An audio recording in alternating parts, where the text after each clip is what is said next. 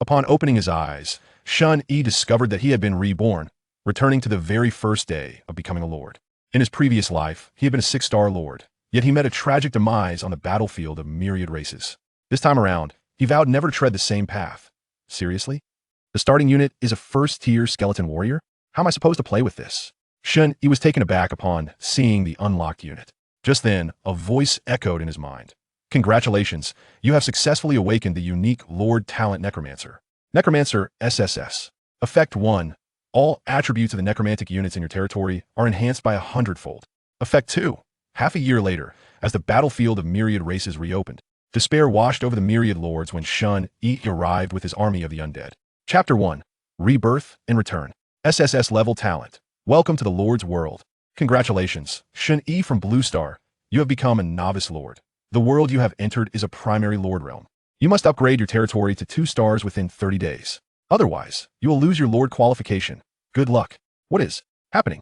Shen Yi's eyes widened in confusion as he heard a familiar yet strange notification sound. Soon, a torrent of memories and information flooded his mind, causing him to gasp in astonishment. Wait, am I reborn? And on the very first day of becoming a novice lord? Shen Yi murmured, surveying his surroundings. He found himself in a vast plain, with a small wooden house of 30 square meters not far away. This humble abode was the initial territory belonging to a novice lord. He was not unfamiliar with it, as this was his second time stepping into the role of a novice lord. In the year 3333, Blue Star entered the Age of Lords. From that year onward, every human upon reaching the age of 18 would be transported to a world that fused game and reality, becoming a lord. Upon becoming a lord, one could acquire a territory in this alternate realm, unlocking various units and heroes. With these units and heroes, lords must constantly explore the world, gather resources, and develop and upgrade their territories. As their territories flourished, the lords themselves could gain extraordinary powers, ultimately achieving the status of supreme deities. Once a deity, they would attain unparalleled strength and eternal life. In his previous life, Shen Yi also became a novice lord and managed to upgrade his territory to 2 stars within 30 days, successfully entering a higher level world. After entering this advanced realm, his journey as a lord was remarkably smooth, allowing him to develop his territory to 6 stars despite starting from nothing. Among the numerous novice lords, he was indeed in a league of his own. However, he never anticipated that a cataclysmic event would soon unfold. That on that fateful day, the Age of Lords on Blue Star officially transitioned into a new epic. A realm known as the battlefield of myriad races opened, drawing all lords into its depths. This vast expanse was a meeting ground for hundreds of civilizations that had entered the Age of Lords, where billions of lords vied for supremacy. It was a world wrought with blood and fire, where war raged incessantly. To survive in this battleground, there was but one method. To grow stronger, one must vanquish every opponent faced, continually develop their territory until they became an invincible lord, unafraid of any enemy. However, upon his arrival in the battlefield of myriad races, Shen Yi's luck took a turn for the worse as he encountered a top-tier 6-star lord. Ultimately, his forces were defeated, and all of his heroes perished in battle. As a lord, Shen Yi met his end, consumed by resentment and indignation. After death, his consciousness was enveloped in endless darkness. Yet, to his astonishment, upon reopening his eyes, he found himself reborn on the very first day of becoming a lord once more. Reborn and time reversed. What on earth is happening? Shen Yi approached the small wooden house, still grappling with disbelief. Although he had been a 6-star lord in his past life, having witnessed countless extraordinary phenomena, the concept of resurrection and time reversal remained unfathomable to him. I need to check what the starting units are. Taking a deep breath, Shen Yi suppressed his confusion. With a thought, he adeptly summoned the Lord panel. Upon becoming a lord, one would randomly awaken an initial unit and receive 3 free summons as a former 6-star lord. Shen Yi understood the critical importance of the initial unit for territorial development. A powerful initial unit could expedite the growth of the territory. The faster one ascended to a 2-star lord, the greater the advantage gained in a higher world.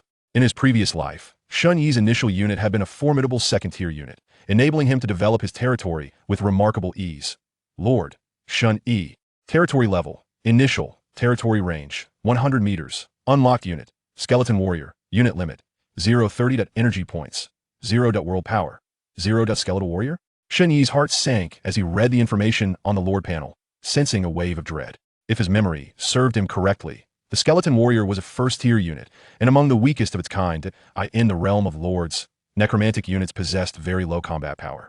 Among the weakest 3 beings of the same tier, one would invariably find a necromantic unit. Summon Skeleton Warrior. Shen Yi issued the command. In the next instant, a beam of white light descended from above, and a figure appeared. It was a skeleton warrior, standing at around 1.6 meters tall, with grayish-white bones that appeared frail. The hollow eye sockets flickered with an eerie green flame that seemed ready to extinguish at any moment, exuding an aura of fragility. Skeleton Warrior. Tier. First, Physique. 2. Mentality. 1. Skills. Bone Dagger. Charge. Indeed, a first-tier unit. How weak can it be? It's even weaker than I am.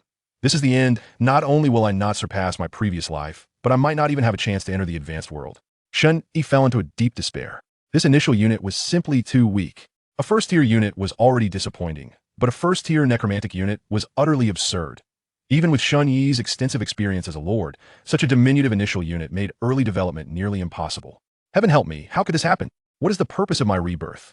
Shen Yi sighed deeply, feeling utterly helpless. Just then, an unexpected change occurred. A brilliant golden light suddenly descended from the heavens, enveloping Shen Yi entirely. Congratulations, Lord Shen Yi. You have successfully awakened the SS level Lord Talent Necromancer. Wait a minute, a Lord Talent? And it's SS level. The notification sound rang in his ears once more, jolting Shen Yi back to reality. He had never anticipated that such joy would arise in this moment. However, not everyone possesses the ability to awaken the Lord's Talent. According to statistics, the probability of awakening Lord's Talent is merely around 1 in 1,000. This implies that among 1,000 Lords, only one individual can achieve such an awakening. The SS level Lord's Talent has seemingly never appeared in Blue Star. At this moment, Shen Yi was filled with immense joy.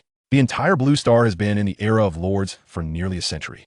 Historically, the most formidable Lord's Talent that has been awakened is merely at the S level. Many have even believed that the S level represents the pinnacle of Lord's Talents. Yet, it is astonishing to discover that the legendary SS level Lord's Talent truly exists within the realm of Lords. Taking a deep breath, Shen Yi swiftly calmed his emotions. Subsequently, he focused his thoughts and began to examine the information regarding the Lord's Talent. Chapter 2. The Necromancer. 100-fold Attribute Boost. Talent. Necromancer. Rank. SSS. Effect 1. All soldier types and hero units within the territory will transform into undead. Effect 2. Undead units in the territory ignore unit cap. Effect 3. All undead units in the territory receive a 100-fold increase in their base attributes. 3 effects. Goodness. These effects are astonishing. Ignoring unit cap and receiving a 100-fold boost to base attributes. At this moment, Shen Yi was utterly astounded. In his previous life, he had heard of the formidable power of an S-rank Lord Talent. Yet, in comparison to the Necromancer, it seemed trivial, truly deserving of its SSS rank. It was simply terrifying. As a former 6-star Lord, Shen Yi naturally understood the magnitude of the enhancement brought by a 100-fold attribute boost. With this augmentation, even a feeble skeleton warrior would become immensely powerful. At that moment, Shen Yi abruptly turned around to reassess the attributes of the skeleton warriors. Skeleton Warrior. Rank. First tier. Constitution. 200. Spirit. 100. Skills. Bone Dagger. Charge. As expected, the attributes of the skeleton warriors had already been enhanced by the effects of the Necromancer. Their base attributes surged dramatically, with Constitution reaching 200 and Spirit climbing to 100.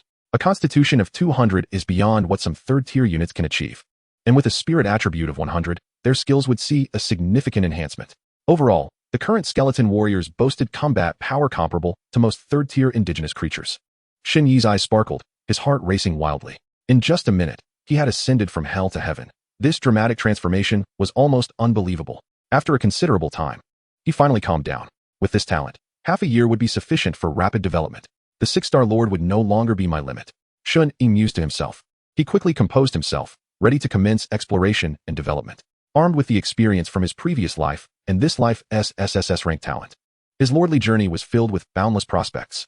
Shen Yi focused his thoughts and summoned 2 more skeleton warriors. He had now utilized all 3 of his free summoning opportunities. To summon again would require the expenditure of energy points. Subsequently, he activated an ethereal light screen. The screen displayed a topographical map centered on his territory, extending 10 kilometers outward. It was identical to his previous life's location. It seems that time has truly reversed. This allows me to explore based on my past memories, saving a considerable amount of time. Shen Yi exclaimed joyfully. He meticulously examined the map, confirming that his current position mirrored that of his previous life. Thus, he swiftly devised his first exploration plan. Not far to the east of the territory lay a dense forest teeming with monsters and resources. In his previous life, Shen Yi had first explored this very forest. He was well acquainted with the distribution of resources within it. Off we go. Shen Yi gestured grandly. leading his 3 skeleton warriors toward the eastern forest. Moments later, the quartet entered the heart of the forest. The lush trees formed a thick canopy, casting shadows that cloaked the surroundings in dimness, accompanied by a cool breeze. Howl. After a few steps, a resounding howl echoed nearby. Suddenly, a creature burst forth from the underbrush. This beast resembled a wolf, its fur as black as ink, with blood-red eyes radiating malevolence. It crouched low, baring its ivory fangs, poised to pounce. Mutated demon wolf. Rank, 1st tier. Constitution, 9. Spirit, 2. Skills, claw, frenzy. Shen Yi recognized this creature immediately. According to his previous memories, the primary monster inhabiting this forest was indeed the mutated demon wolf. If it were the pre-boosted skeleton warriors, even a 1-on-3 encounter would pose a significant challenge. But now attack. Shen Yi commanded. One skeleton warrior sprang into action. It slightly raised its right hand, and a gleaming white bone dagger materialized with haste. Following that, with a charge, the skeleton warrior darted forth like a cheetah, swiftly reaching the front of the mutated demon wolf. Whoosh! The white bone dagger sliced through the air, producing a sonic boom. Thud! The colossal wolf's head soared into the air, its headless body crashing to the ground in a bloody mess. The skeleton warrior had effortlessly slain the mutated demon wolf. How powerful! Shen Yi marveled. The skeleton warriors, empowered by a 100-fold attribute boost, exhibited a tremendous increase in combat prowess. Despite lacking combat finesse, they could annihilate their opponents purely through overwhelming attributes. Your troops have slain a mutated demon wolf. You have gained 10 energy points. With the demise of the mutated demon wolf, its body quickly transformed into a wisp of fluorescent light before dissipating. A faint glimmer surged forth, entering Shen Yi's body. Simultaneously, a system notification echoed in his ears. A 1st-tier demon wolf has yielded an income of 10 energy points. The summoning cost for one skeleton warrior is precisely 10 energy points. Shen Yi continued onward with his skeleton warriors. According to his memories, there was an energy mine near the forest's periphery. Indeed, after delving another 500 meters, a mine radiating brilliant blue light came into view. Meanwhile, 6 mutated demon wolves prowled nearby. Eliminate them all. Shen Yi commanded with a flourish of his hand. In the next instant, 2 skeleton warriors dashed forward like phantoms. Whoosh! The sharp bone daggers cleaved through the air, instantly decapitating 2 of the mutated demon wolves. Almost immediately, the 2 skeleton warriors activated their charge skills, their speed surging within a second as they swiftly approached the remaining wolves. With a flourish of their bone daggers, they severed the last 2 wolves at the waist. Grr! The bisected wolves collapsed to the ground, blood spilling forth and entrails scattered about, clearly beyond saving. Within mere breaths, for mutated demon wolves had perished. The remaining 2 wolves howled in terror, slowly retreating, fear evident in their eyes. With Shen Yi's command, the skeleton warriors would not let them escape. Whoosh! Whoosh! 2 bone daggers flew through the air, piercing the skulls of the last 2 mutated demon wolves, claiming their lives. Thus, the battle concluded. The 6 first-tier mutated demon wolves were vanquished in an instant. Your troops have slain a mutated demon wolf. You have gained 10 energy points. 5 system notifications rang in his ears.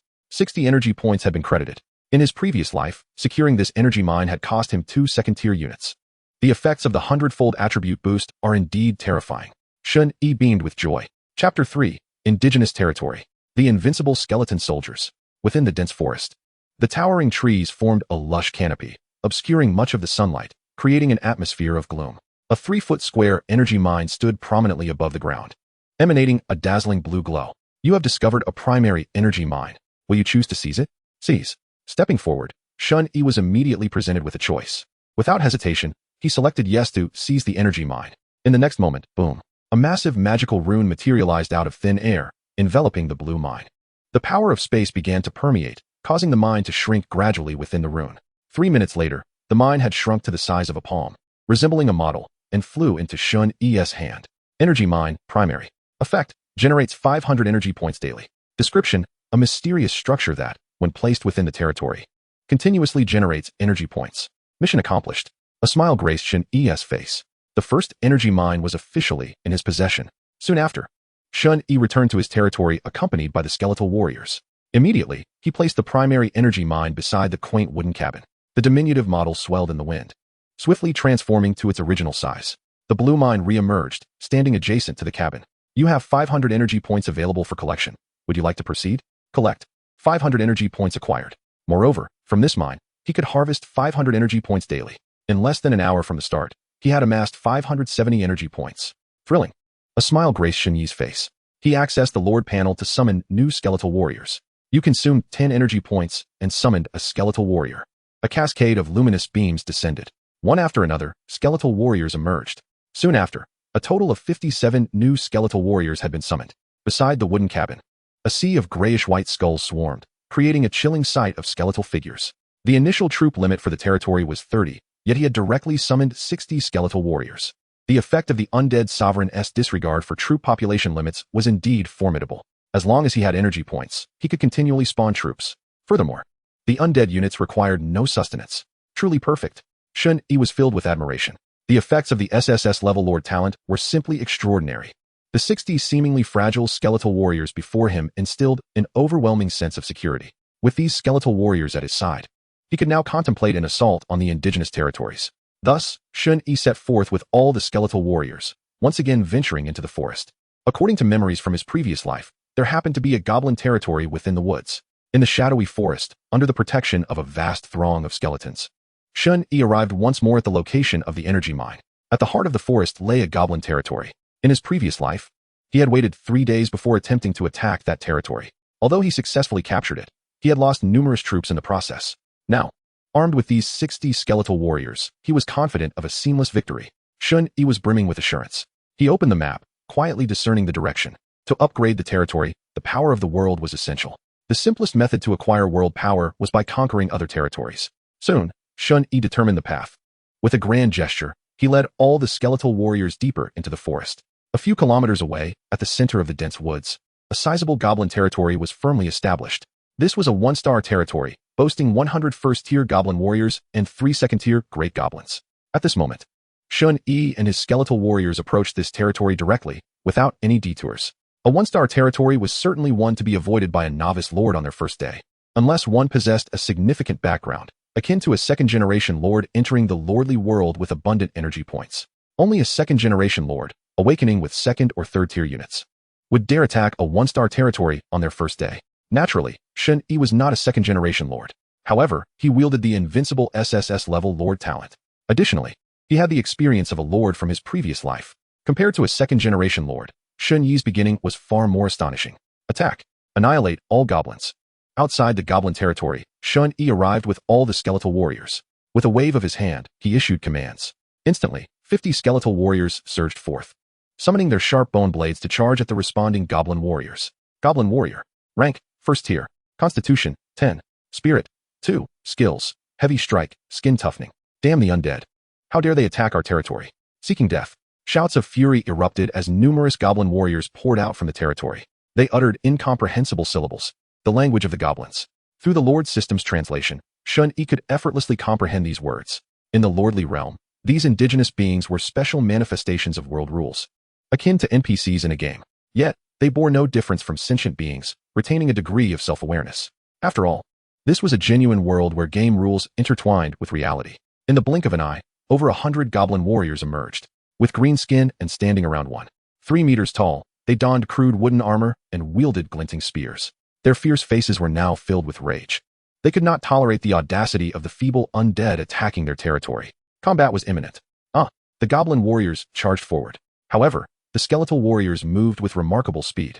Arriving ahead of them, the sharp bone blades sliced through the air, producing a violent sonic boom as if splitting the very fabric of space.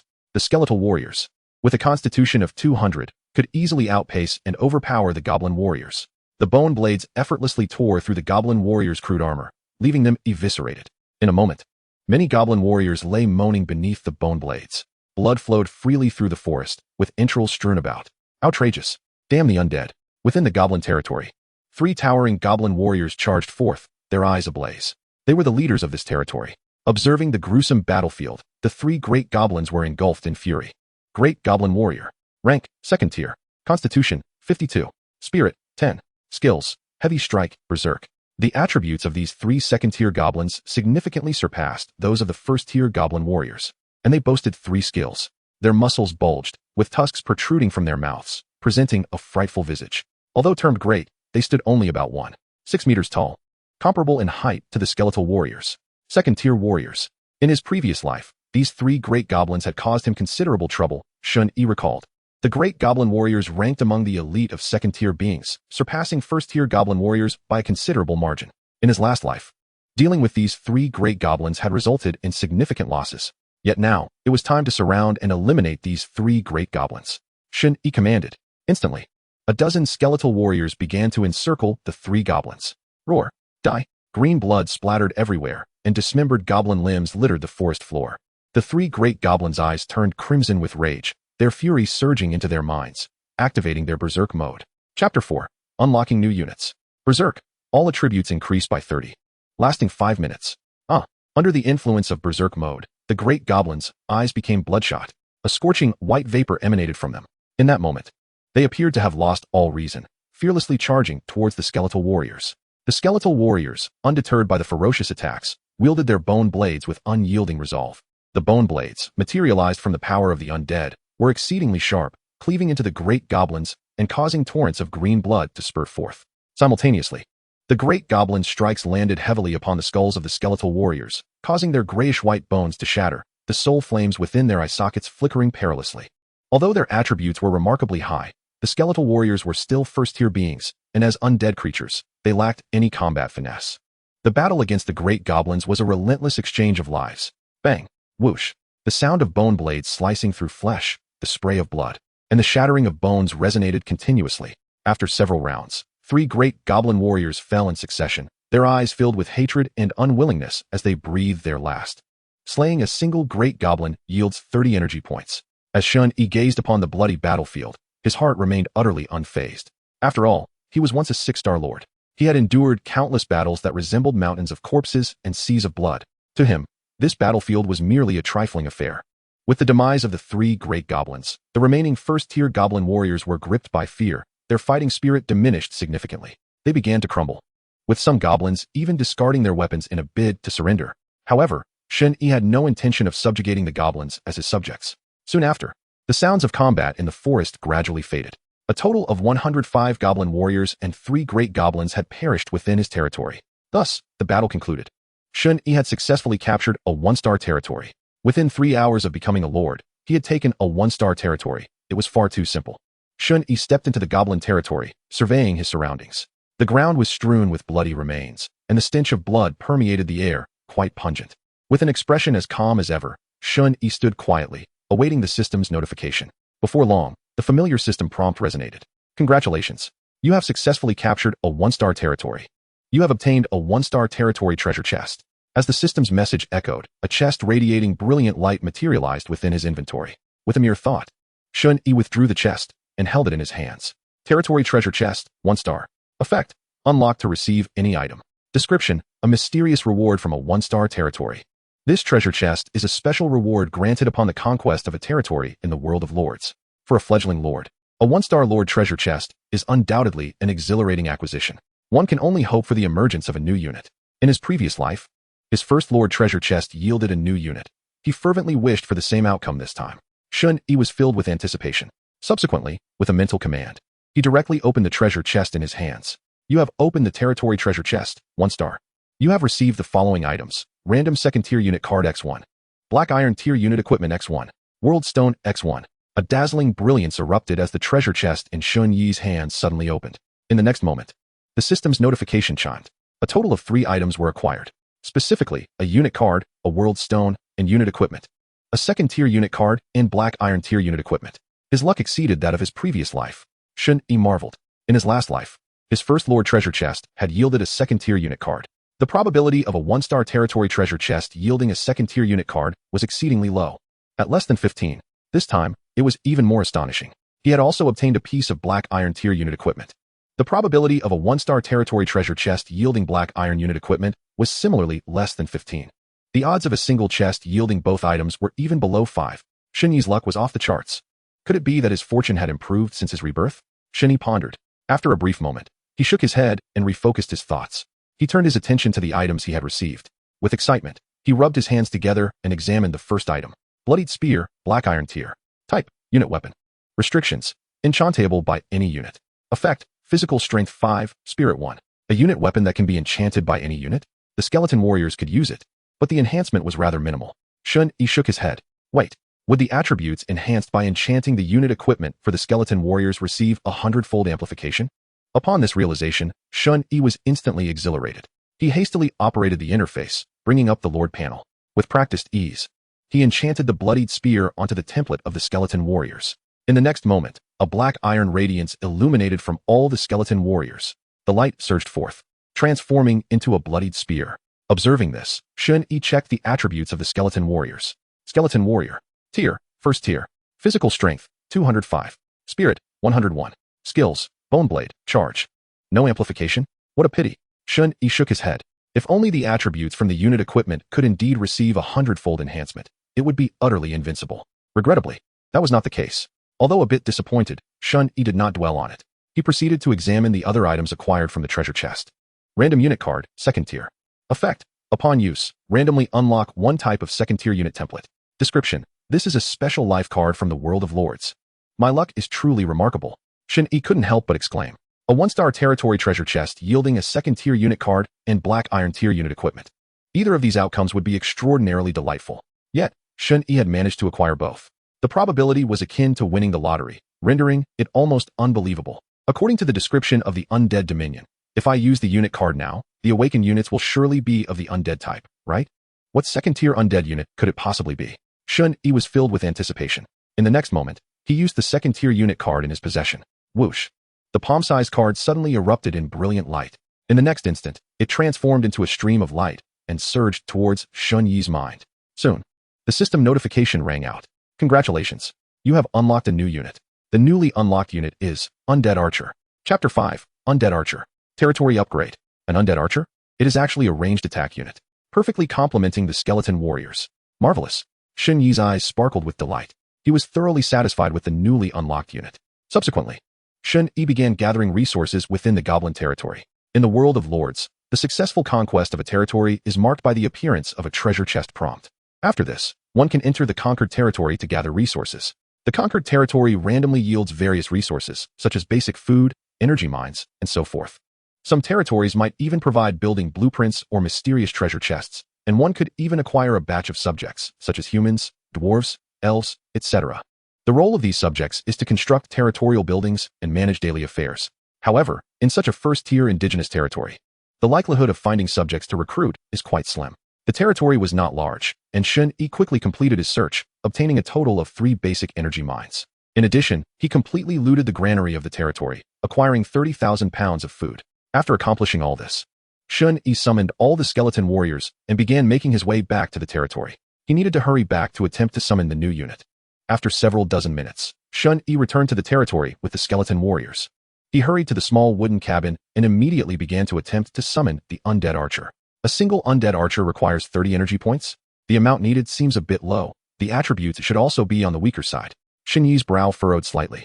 Generally speaking, the more energy points required for summoning, the stronger the attributes of the summoned unit. The Undead Archer, being a second-tier unit, required only 30 energy points for summoning, which was undoubtedly at the bottom tier among second-tier units. In his previous life, the second-tier unit he awakened at the start required a staggering 60 energy points. That was twice the amount needed for the Undead Archer. In the next moment, Shen Yi expended 30 energy points to summon a spectral archer. With a swift motion, a radiant white beam, approximately 2 meters in diameter, descended from the heavens. A figure emerged, pallid and devoid of vitality, clad in tattered armor, wielding a longbow. The spectral archer. Rank, second tier. Constitution, 3000. Spirit, 1600. Skills, critical strike, rapid fire. With a constitution of 3000 and an impressive spirit of 1600. These attributes were typically characteristic of 5th-tier units. The 100-fold enhancement was indeed formidable. Despite having anticipated this, Shen Yi found himself profoundly astonished. A second-tier unit possessing attributes surpassing even the mightiest 4th-tier creatures, rivaling that of 5th-tier beings. Anyone in his position would be equally astounded. The spectral units were undeniably weak. Fortunately, the 100-fold enhancement compensated for the spectral archer's otherwise lackluster attributes among second-tier entities. Shen Yi couldn't help but comment. With a constitution of merely 30 and a spirit of 16, these attributes rank at the bottom among second-tier beings. Thankfully, the 100-fold boost from the Necromancer elevated these values. Shen Yi mused, the SSS Grade Lord's talent is truly remarkable. After vanquishing 105 Goblin warriors and 3 Great Goblins, he accumulated a total of 1,140 energy points. Furthermore, with the acquisition of 3 newly obtained primary energy mines, he could garner an additional 1,500 points. This would allow him to summon 80 spectral archers, with the remainder dedicated to summoning skeletal warriors. Shen Yi quickly resolved his upcoming summons. He first positioned the 3 newly acquired primary energy mines to collect the 1,500 points. Subsequently, he accessed the Lord's panel and adeptly initiated the summoning of units. Swiftly, beams of white light descended one after another. One spectral creature after another was summoned. Before long, a total of 80 spectral archers and 20 new skeletal warriors had been conjured. Thus, Shen Yi's forces were as follows: 80 first-tier skeletal warriors and 80 second-tier spectral archers. The total number of units reached 160. Ordinarily, only a 1-star territory could boast a unit population exceeding 100.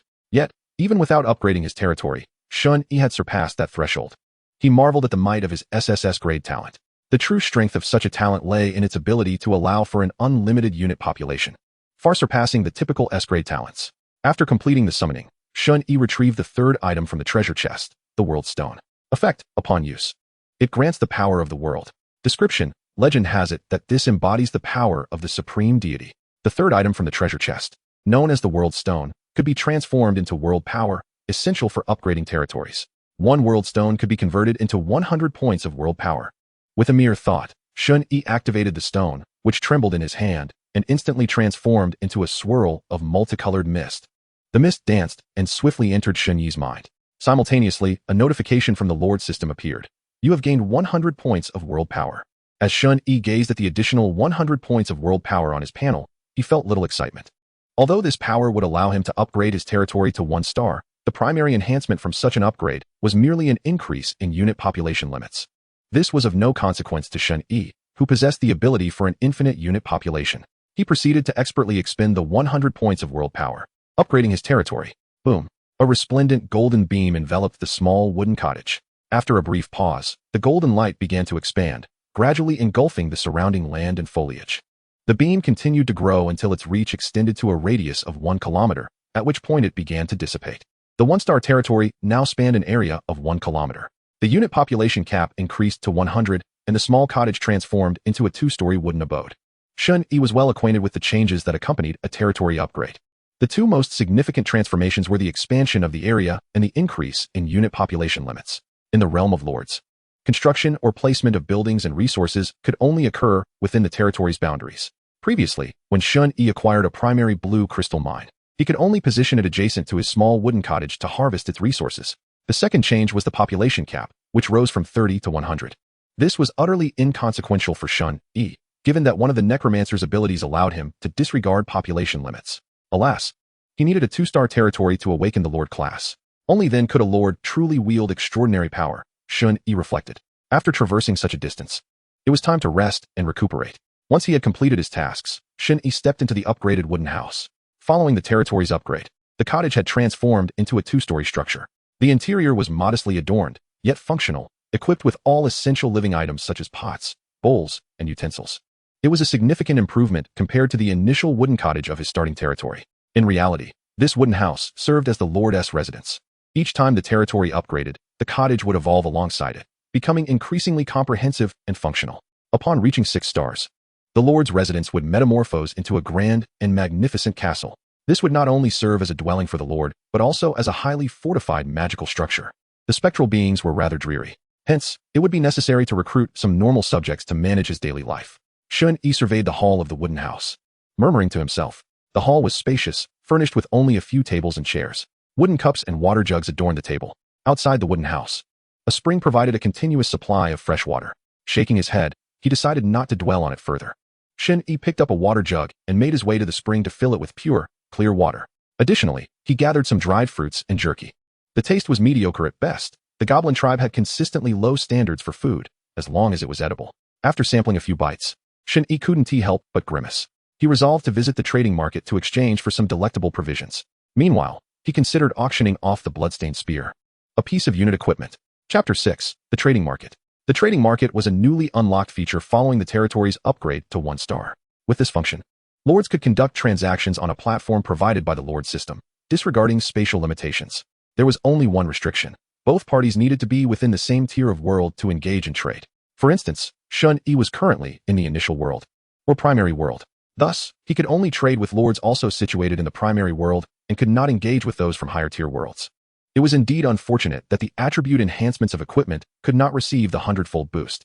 Consequently, black iron grade unit equipment seemed somewhat redundant for him. Trading it away for energy points was undoubtedly the best option. Shen Yi contemplated. For a novice lord, a piece of black iron grade unit equipment represented a significant enhancement. After all, under normal circumstances, such equipment could elevate the combat power of a first-tier unit by over 40. Even second-tier units could benefit from a substantial boost. However, for Shen Yi, whose units enjoyed a 100-fold attribute enhancement, the benefits of black iron grade equipment were trivial. Thus, he resolved to place the acquired black iron grade unit equipment in the trading market for sale. A piece of black iron grade military equipment holds immense market demand at the onset of the initial trials. Shen Yi has already made up his mind. In the next moment, he opens the trading market panel. First, he lists all the food he has confiscated from the Goblin territory, a total of over 30,000 pounds. The listing price is 1 energy point for every 100 pounds of food, which serves as the base price in the trading market. Gourmet food items would command a slightly higher price, while foods imbued with extraordinary powers would be even more expensive. In truth, food has always been in high demand in the Lord's market. Despite being summoned beings, military units also require sufficient sustenance. This is due to a debuff present in the Lord's world, hunger. Effect: all attributes decrease by 20.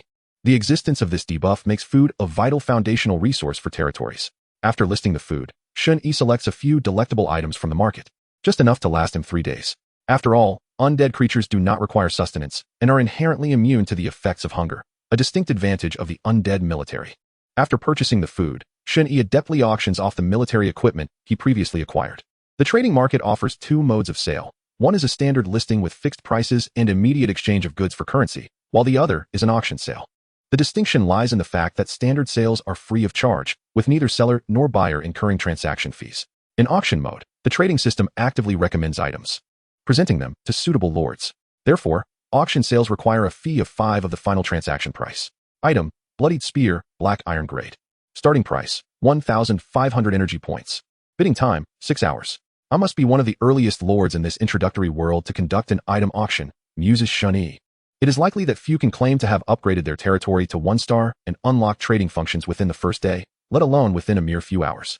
Most are second-generation lords or members of super alliances who set their auction prices in advance. Shen Yi whispers to himself, establishing the starting price of the listed equipment at 1,500 energy points. This figure is astonishing for an ordinary novice who has just become a lord. However, he is not concerned about a lack of bids. After all, for second-generation lords, this amount of energy points is mere trifling. How enviable it is for those second-generation lords, who need not worry about energy shortages. Entering the Lord's world for them is akin to truly playing a game. Shen Yi reflects on a sensational piece of news he learned in his previous life. Li Tianming, a member of a superlord family, awakened with a top-tier second-grade unit, the Black Armored Warrior, and received a family grant of 100,000 energy points. When this news broke, countless novice lords were left astounded. Envy and jealousy filled the communication channels. Shen Yi felt a pang of jealousy at that time. Starting with 100,000 energy points. What difference is that from cheating? At this thought, Shen Yi couldn't help but chuckle. Now, he too possesses an advantage. His SSS grade Lord talent, the Undead Sovereign, is indeed an extraordinary existence. In fact, if the attributes of this talent were revealed, it would send shockwaves throughout the entire Lord's world. Even 9-star lords would be shaken. As time progresses, the effects of the Undead Sovereign talent will become increasingly astonishing. Just imagine how terrifying the attributes of a 10th tier unit would be after receiving a 100-fold enhancement. The mere thought is exhilarating. Shen Yi's eyes shimmer with excitement. After arranging the equipment for sale, Shen Yi closes the trading market. He steps out of the wooden cabin and opens the map. After a brief determination of direction, he gathers all his units, preparing to commence his conquest once more. The initial small world spans approximately 100 square kilometers, within which lies several indigenous territories. Most are 1-star territories, while 3 are 2-star territories. To upgrade a territory to 2 stars, one must conquer at least 11 1-star territories or 2 2-star territories. In his previous life, Shen Yi spent about 7 days conquering 11 1-star territories, successfully elevating his territory to 2 stars, after which it ascended to a higher-level world. The disparity in strength between 1-star and 2-star territories is immense. 5 1-star territories cannot contend with a single 2-star territory. Simultaneously, the treasure rewards from 2-star territories are exceedingly generous. It is truly a pity that he could not capture a 2-star territory in his previous life. This time, I shall seize all 3 2-star territories. Shen Yi's gaze is resolute. Given the current combat strength of his forces, 1-star territories do not pique his interest. His goal is simple: to conquer all indigenous 2-star territories. Several hours later, Shen Yi, accompanied by all his military units, traverses forests and crosses a vast expanse of grassland. successfully approaching the first 2-star territory. If memory serves, this one belongs to the werewolves. Shen Yi gazes into the distance at the territory. Although he did not attack any 2-star territories in his previous life, he had conducted distant reconnaissance. A novice lord leading troops to assault a 2-star territory on the very first day? It seems almost incredulous. Even the wealthiest second-generation lords would hesitate to attempt such a feat. Shen Yi reflects, for despite their wealth, second-generation lords are still constrained by population limits. A 1-star territory can summon a maximum of 100 units, even with 100 of the finest second-tier units. It would be challenging to conquer a 2-star territory filled with monsters. Since Blue Star entered the era of lords, very few lords have managed to capture a 2-star territory during their novice phase. Only those who unlock powerful initial units and awaken formidable lord talents can accomplish such a feat. Furthermore, no lord has ever breached a 2-star territory on their first day. Now, Shen Yi aims to shatter this record. Chapter 7, 2-star Indigenous Territory. Amidst the vast emerald grasslands stands a territory spanning over 3 square kilometers. This is a 2-star werewolf territory, undeniably the ruler of this expanse. Within the territory, rugged stone structures lie scattered haphazardly, devoid of any semblance of planning. Here, over 300 powerful second-tier werewolves reside. At this moment, a squad enveloped in a thick aura of death emerges several hundred meters from the werewolf territory. Following Shen Yi's command, this force, numbering just over 100, launches an assault on the nearby territory. 80 skeletal warriors and 80 undead archers advance in formation towards the werewolf territory. Shen Yi follows closely, shielded by the undead archers. A woo, growl, enemy attack. The werewolf territory swiftly detects the encroaching undead forces. Howls and roars erupt, resonating through the air, and in an instant, the entire werewolf stronghold trembles. A surge of malevolence fills the atmosphere. Over 50 wolf-headed creatures charge forth from the territory. Hundreds of eyes, filled with fury and bloodlust, fixate on the undead forces, exuding an overwhelming pressure. The demonized werewolves. Tier, 2nd. Physique, 91. Spirit, 26. Skills, Claw, Bloodthirst, Frenzy. The demonized werewolves are among the most formidable second-tier creatures. This territory is considered exceptionally strong, even among 2-star territories. Shen Yi surveys the advancing werewolves. In the Lord's world, werewolves are categorized into different types. The demonized werewolves of this territory are among the most powerful existences within the second-tier realm. In the realm of second-tier beings, without any enhancements, the pinnacle of attributes is capped at 99. The transformed wolfman boasts an impressive constitution of 91, placing it at the apex of its kind. A low growl reverberated through the ground as a relentless tide of werewolves surged forth from their territory. In the blink of an eye, nearly 200 werewolves emerged into view, their howls echoing in a tumultuous crescendo as they charged ferociously towards the undead army. In an instant, dust billowed into the sky. The werewolves, with their cruel and bloodthirsty eyes locked onto the undead forces, were determined to rend these intruders asunder. Kill. Shen Yi observed this scene, his heart remarkably calm. He had complete faith in the undead army, augmented 100-fold. The next moment, the skeletal warriors and undead archers sprang into action. The skeletal warriors surged forward with a velocity that surpassed even that of the werewolves. The undead archers swiftly followed suit, and as the werewolves entered their range, they unleashed a barrage of arrows. Whoosh, whoosh, whoosh, whoosh, whoosh. The seemingly pale and feeble undead archers nimbly drew their bows. Ethereal energies surged forth as arrows imbued with necromantic power rapidly took shape, soaring into the air. The air was filled with the sharp sounds of their flight. The arrows struck true, piercing through the advancing werewolves. Thud. In the next moment, numerous werewolves collapsed to the ground. Those who were struck could not even let out a cry before falling lifeless. The undead archers dispatched each transformed werewolf with lethal precision. Such strength. Shen Yi marveled. Truly deserving of attributes that rival those of 5th-tier beings. The ability of 2nd-tier archers to eliminate top-tier beings of the same rank was simply astonishing. Yet, before Shen Yi's undead archers, this was a commonplace occurrence. After all, the undead archers possessed a constitution and spirit of 3,000 and 1,600 respectively. In the Lord's world, constitution generally signifies life force, stamina, speed, and similar attributes, while spirit typically denotes magical strength, mana, and attack power. The attributes of the undead archers far exceeded those of the werewolves by several multiples. Thus, their capability to slay their foes was hardly surprising. You have slain one transformed werewolf, earning 120 energy points. Simultaneously, system notifications continued to chime in. Each transformed werewolf killed yielded 120 energy points. In just a few breaths, thousands of energy points had been amassed by Shen Yi. Roar. Damn these undead. I shall tear your filthy bodies to shreds. The deaths of their comrades did not deter the werewolves. Rather, it ignited their furious wrath. One by one, they entered a frenzied state, their attributes surging. Their speed increased. and they charged through the rain of arrows to close in on the skeletal warriors. However, the terrifying arrows of the undead continued to rain down, like sides of death, swiftly claiming the lives of the werewolves. Only a handful managed to leap over the bodies of their fallen kin. With razor-sharp claws, they aimed to shred the foremost skeletal warrior. Yet the skeletal warriors, undaunted, swung their bone blades with ferocity, meeting the werewolves head-on. Swish! The bone blade cleaved through, severing the werewolf's claws. The injured werewolves could not even scream in agony before they were overwhelmed and dispatched by the skeletal warriors. In a mere minute, nearly 200 werewolves lay slain upon the grasslands. Blood flowed, staining the earth a deep crimson. The frenzied aura dissipated, leaving behind a heavy scent of blood. A chorus of howls erupted from the werewolf territory, filled with seething rage. In the next moment, over 100 transformed werewolves surged forth once more. Leading the pack were 3 particularly large and robust werewolves, towering above their brethren. Transformed werewolf, elite. Rank, 2nd tier.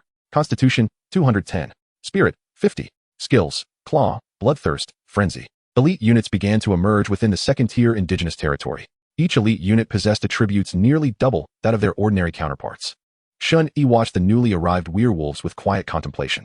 Among them, the 3 towering figures were elite units. In the Lord's world, indigenous creatures include unique entities akin to boss units, classified into elite units, commanding units, sovereign units, and tyrant units, among others.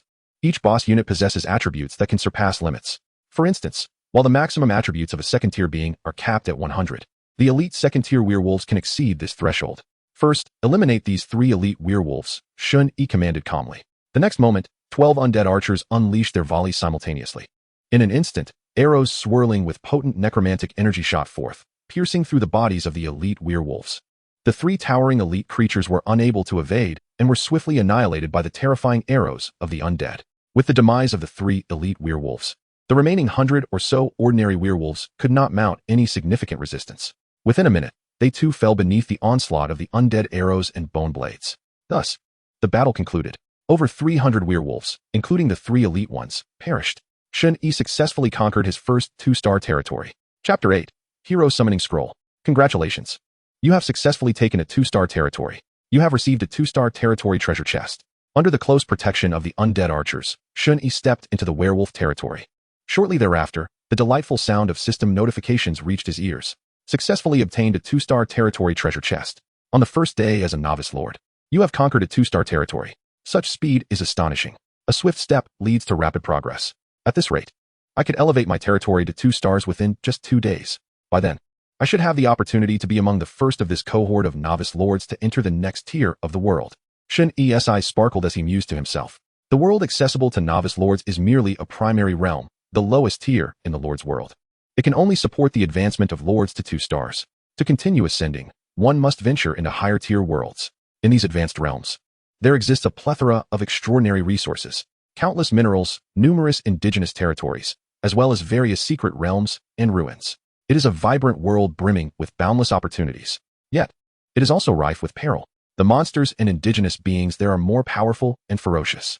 Moreover, there are other lords who have successfully advanced, gathering as one. In the vast expanse of the intermediate world, fierce competition among lords will ensue. This time, Shen Yi was eager to elevate his territory to 2 stars and swiftly enter the higher echelons of the Lord's world.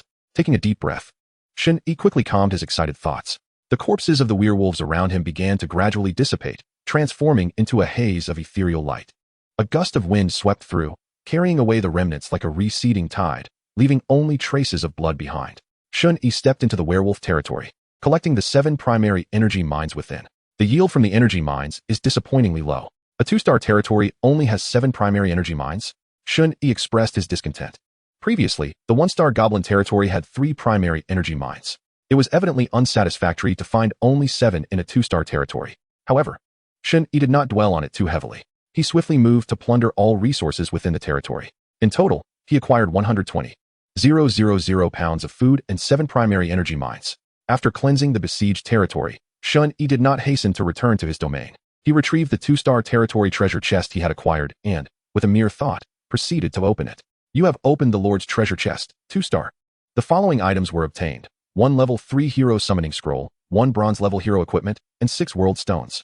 With a brilliant golden light bursting forth, the treasure chest was successfully opened, yielding a total of 3 items. First, there were 6 world stones. Each world stone could be converted into 100 points of world power. To elevate the territory to a 2-star rating, 1,000 points of world power are required. With these 6 world stones, Shen Yi had already completed half of the conditions necessary for the promotion to a 2-star territory. The level 3 hero summoning scroll, and another piece of bronze level equipment. What a jubilant occasion indeed. Having been reborn with an SSS level Lord talent, and now opening 2 treasure chests in quick succession, my luck is simply unparalleled. Shen Yi's heart raced with excitement. The 2-star territory treasure chest was undoubtedly precious. Yet the simultaneous unveiling of a level 3 hero summoning scroll and bronze level equipment was a feat of staggering rarity, particularly the level 3 hero summoning scroll, whose probability of being drawn was less than 5. Shen Yi first examined the properties of the bronze level hero equipment. Wood Spirit Necklace, bronze level. Type, hero accessory. Restrictions, usable by any hero or lord unit. Effect 1, Constitution 80, Spirit 20.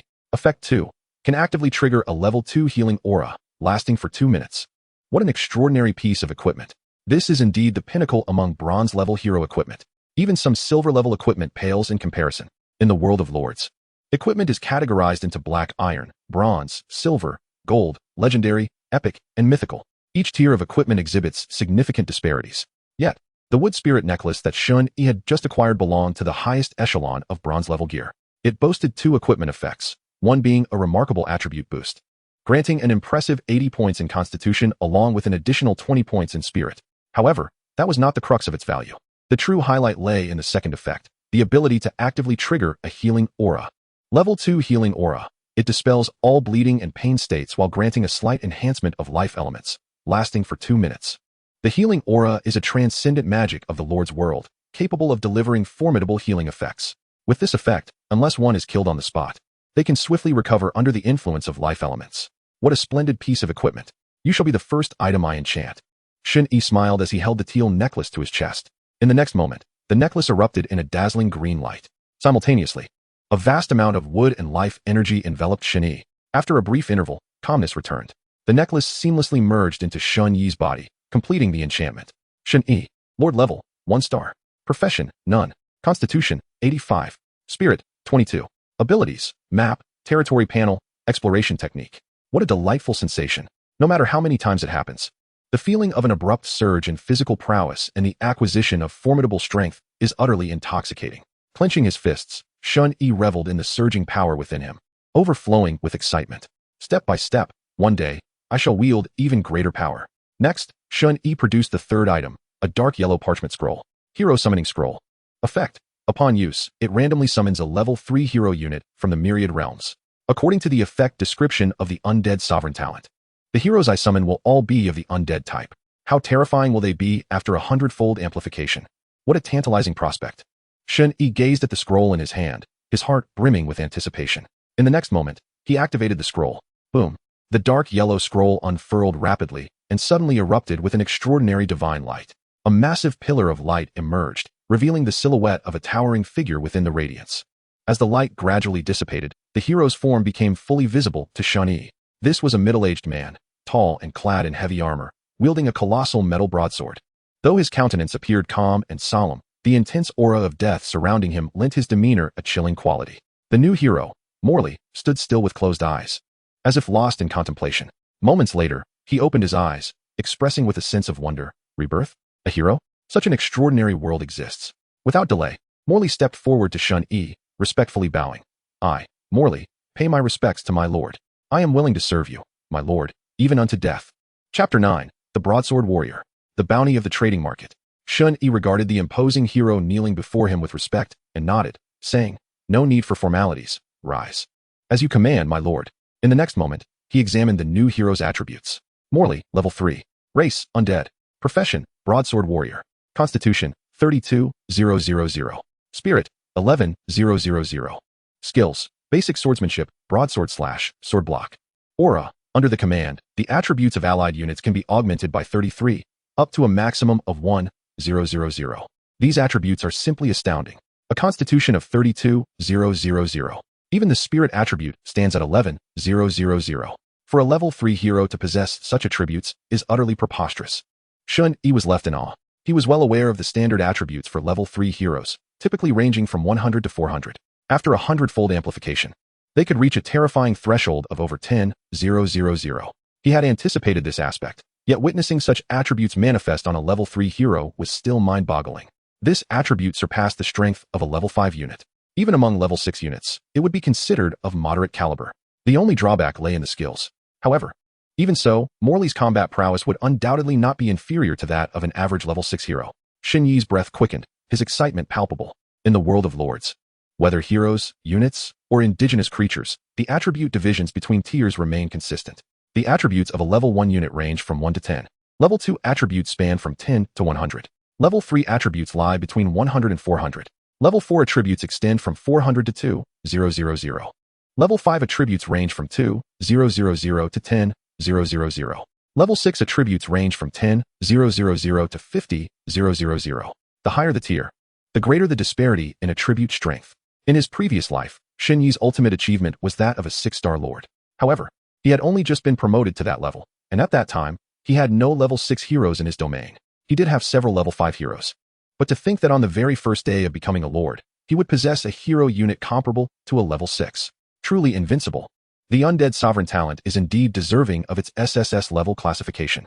So formidable. Shen Yi had harbored some concerns that the 100-fold amplification effect of the Undead Sovereign might diminish with the rising tiers of units and heroes. In his previous life, he had gathered considerable information about lord talents, and such a scenario was not unfathomable. After all, the same 100-fold attribute amplification could yield vastly different results when applied to heroes of varying tiers. The 100-fold attributes of a level 1 unit could not be equated with those of a level 9 unit, could they?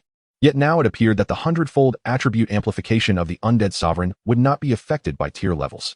Simply multiply by 100. Commanded Shen Yi to Morley. First, establish the aura connections among these units. After that, return to the territory and summon new skeleton warriors, ensuring they are directly linked until the limit is reached. Yes, my lord, Morley replied respectfully, bowing his head. Without hesitation, he commenced his task. A multitude of barely perceptible, ethereal tendrils erupted from his being, swiftly weaving themselves like spider silk to connect with all the skeleton warriors. Simultaneously, a notification echoed in Shen Yi's ears. Your hero unit Morley is attempting to connect with 75 skeleton warriors. Do you consent? Agree. Shen Yi confirmed. In that instant, the luminous connections between Morley and the skeleton warriors flared brilliantly before fading into obscurity, vanishing completely. Thus, the 75 skeleton warriors were officially imbued with the aura of the 3rd-tier greatsword warrior, their vitality instantly augmented by 33 points. Each unit could only receive a single hero aura enhancement. Regrettably, this enhancement could not trigger the 100-fold amplification effect. Shen Yi glanced at the new attributes of the skeleton warriors, shaking his head in mild disappointment, but he chose not to dwell on it.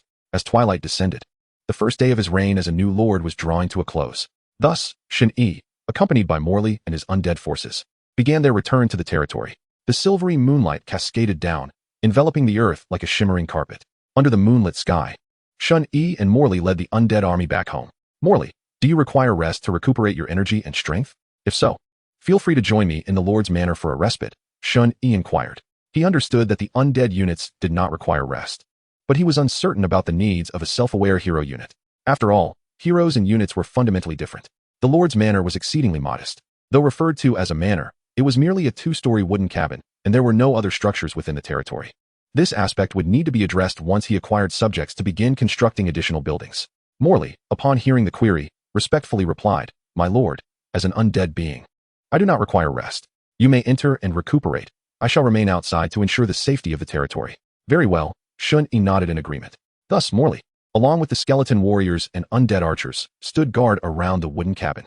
The night breeze whispered gently, and the moonlight draped the surroundings in tranquility. Shen Yi stepped into the cabin. Having fused with a piece of bronze-tier hero equipment, his vitality had received an enhancement of 80 points, significantly boosting his physical condition. Consequently, after a day of exertion, he felt little fatigue. However, according to the rules of the Lord's world, all beings, except for special races, were required to rest to restore their state. This was akin to stamina in game mechanics. When stamina diminished to a certain level, time was necessary for recovery. Prolonged periods without rest could trigger a weakened buff, drastically impairing combat and mobility. Thus, even though he did not currently feel fatigued, Shen Yi resolved to take a rest. After all, the Lord's world was ultimately a realm where game mechanics intertwined with reality. Chapter 10, The Lord Alliance. At the summit of the peaks, once seated in the hall, Shen Yi poured himself a glass of clear spring water and drank it eagerly. Then, with a mere thought, He activated the trading market to review the auction status. Several hours prior, he had initiated an auction for equipment intended for his units. Now, the auction should have concluded. Your listed item, the Bloodstained Spear, Black Iron Grade, has been successfully auctioned. The final transaction price is 10,000 energy points. The bidder is 1-star Lord Li Tianming. Note, you are required to pay 500 energy points as an auction fee. Goodness. A Black Iron Grade unit equipment fetching 10,000 energy points? These individuals are exceedingly affluent. Shen Yi exclaimed in astonishment. What was merely a piece of black iron equipment had ultimately sold for a staggering 10,000 energy points. Typically, such equipment would command a maximum of about 3,000 energy points. How absurd. Li Tianming, wasn't he the scion of the Li family, who received an initial support of 10,000 energy points? Shen Yi mused, stroking his chin in recollection. The Summit of the Peaks was the name of a Lord Alliance, renowned as one of the most formidable alliances on Blue Star. In the Lord's world, upon obtaining a special item, the Alliance token, one could establish an alliance. Forming an alliance would yield various benefits, including exclusive buffs for its members. Additionally, alliances were stratified into ranks, from 1 to 5 stars. The Summit of the Peaks stood as one of the only 3 4-star alliances within the Blue Star Lord alliances. The Li family was also a core family of this alliance, as one of its founders was the current elder of the Li family. Based on the information Shen Yi had gathered in his previous life, that elder had already attained the status of a 9-star lord prior to the commencement of the myriad races battlefield. Undoubtedly one of the most powerful lords on Blue Star. How fortunate it is to have such backing. There is no need to worry about a deficit of energy points. Shen Yi felt a tinge of envy. In the entry-level world, new lords could not trade for equipment or items from established lords. However, they could utilize the communication channel to add friends and directly receive energy point support from veteran lords. Shaking his head, he dismissed the thought. In the next moment, Shen Yi opened the communication channel. This channel consisted of 3 functions. A private channel where lords could chat and transfer energy points after adding each other as friends. A world channel that announced special lord events. And a regional channel that became available upon entering the Foggy World. In the Foggy World, the vast territories were divided into distinct regions, each with its own independent regional channel for communication among lords within the same area. Friend requests? Upon opening the communication panel, Shen Yi noticed a flurry of glowing points in the private channel at the bottom. Entering it, he discovered dozens of new friend requests. Were these lords attempting to add me as a friend following the auction? To add each other as friends, lords needed to possess the other's lord number, which could typically be discerned from messages posted by the lord. However, Shen Yi had not posted any messages on the public screen, so these requests evidently originated from the trading market. He opened the friend requests, and unsurprisingly, they were all from lords who had participated in the recent auction. Wow, impressive. Selling unit equipment on the first day? Let's be friends. I am a member of the Blue Ocean Alliance. Let us connect and discuss matters privately. Let us trade privately. I'll offer 3,000 energy points. Did you conquer a 1-star territory? To capture a 1-star territory so swiftly, have you awakened your lord talent? I have awakened my lord talent too. Let us be friends and exchange insights. Shen Yi merely glanced at a few before deciding not to add any friends. Subsequently, he paid the 500 energy points fee and successfully acquired the 10,000 energy points from the auction proceeds. Subsequently, I accessed the listing page and extracted the energy points acquired from the sale of food. Although the energy points obtained from selling food were minimal, amounting to only around 308 points, even the smallest mosquito is still considered meat. After extracting the earned energy points, Shen Yi proceeded to list the newly acquired 120,000 pounds of food, maintaining the ratio of 1 energy point for every 100 pounds. Once the listing was completed, Shen Yi closed the trading market. The conquest of the werewolf territory had yielded 40,000 energy points, coupled with the 10,000 from the trading market that amounted to 50,000 energy points. Wait, there are also 7 new energy mines. With this thought, Shen Yi exited the wooden cabin and placed the 7 newly acquired primary energy mines. After the placement was completed, he extracted 500 energy points. With this additional 500 points, the total soared to over 53,000 energy points. Tomorrow, he could initiate a massive recruitment of troops. Shen Yi's face lit up with excitement. To amass over 50,000 energy points in just one day was indeed exhilarating. As day transitioned into night, the realm of the Lord experienced its cycle of day and night. After a restful night, Shen Yi felt rejuvenated. After a modest meal, he stepped out of the wooden cabin and began summoning troops. At this moment, Shen Yi held over 53,000 energy points. Remarkably, this was merely the dawn of the second day for the new Lord. With a flourish, the summoning lights flickered continuously. New troops emerged, one after another.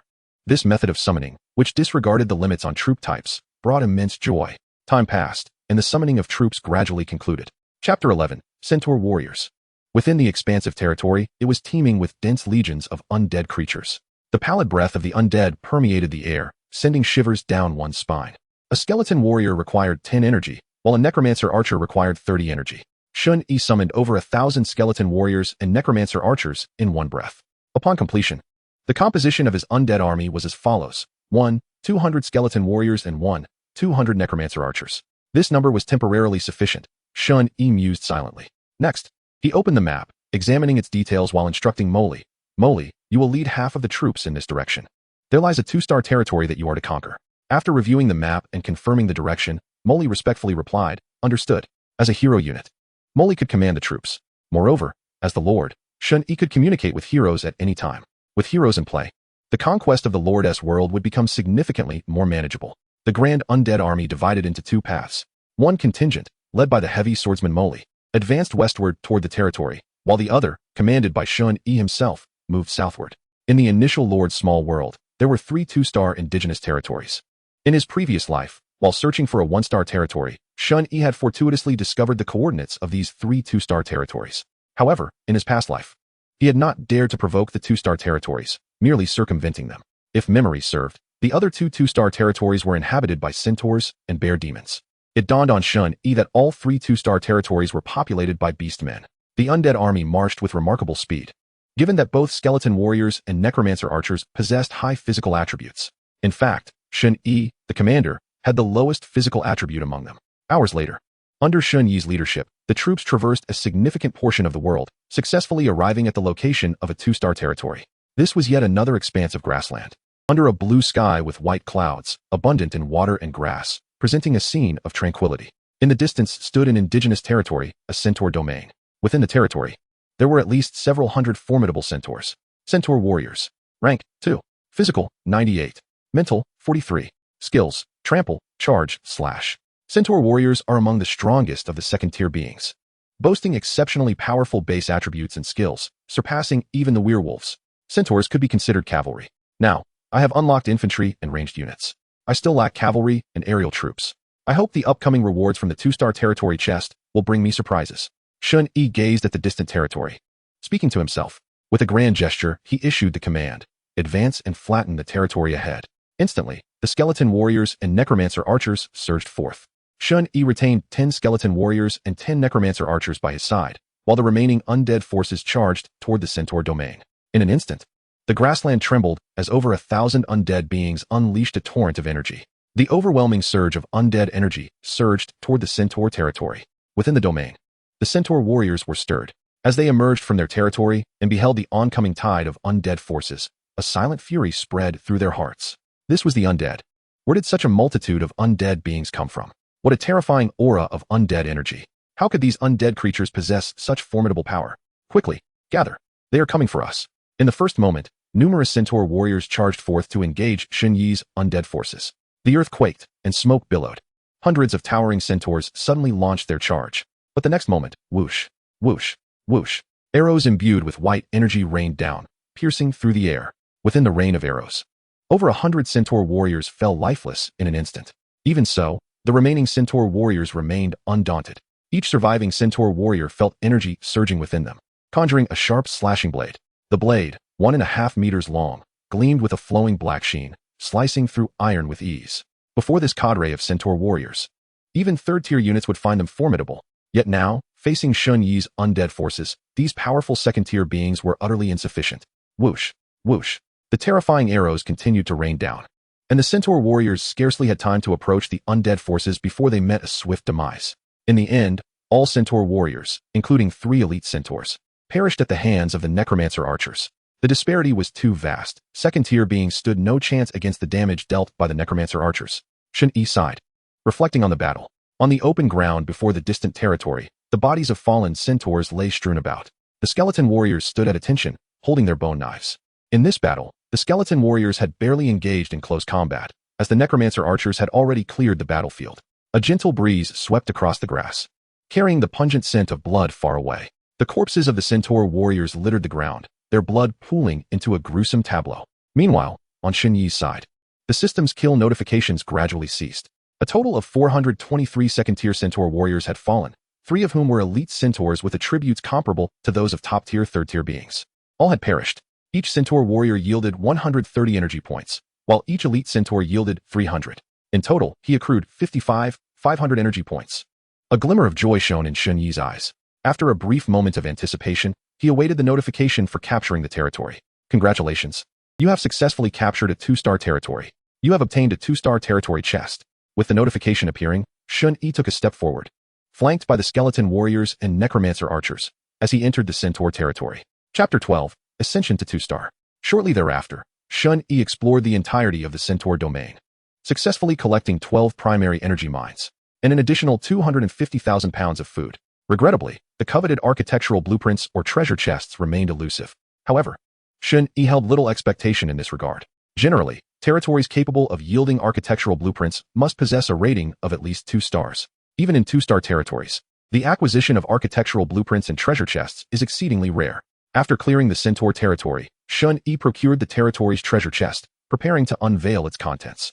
At that moment, a notification indicating the successful conquest of the territory reappeared. Shortly thereafter, the hero, Morley, transmitted a message. My lord, I have successfully captured the 2-star Bearman Demon territory. Please provide your instructions.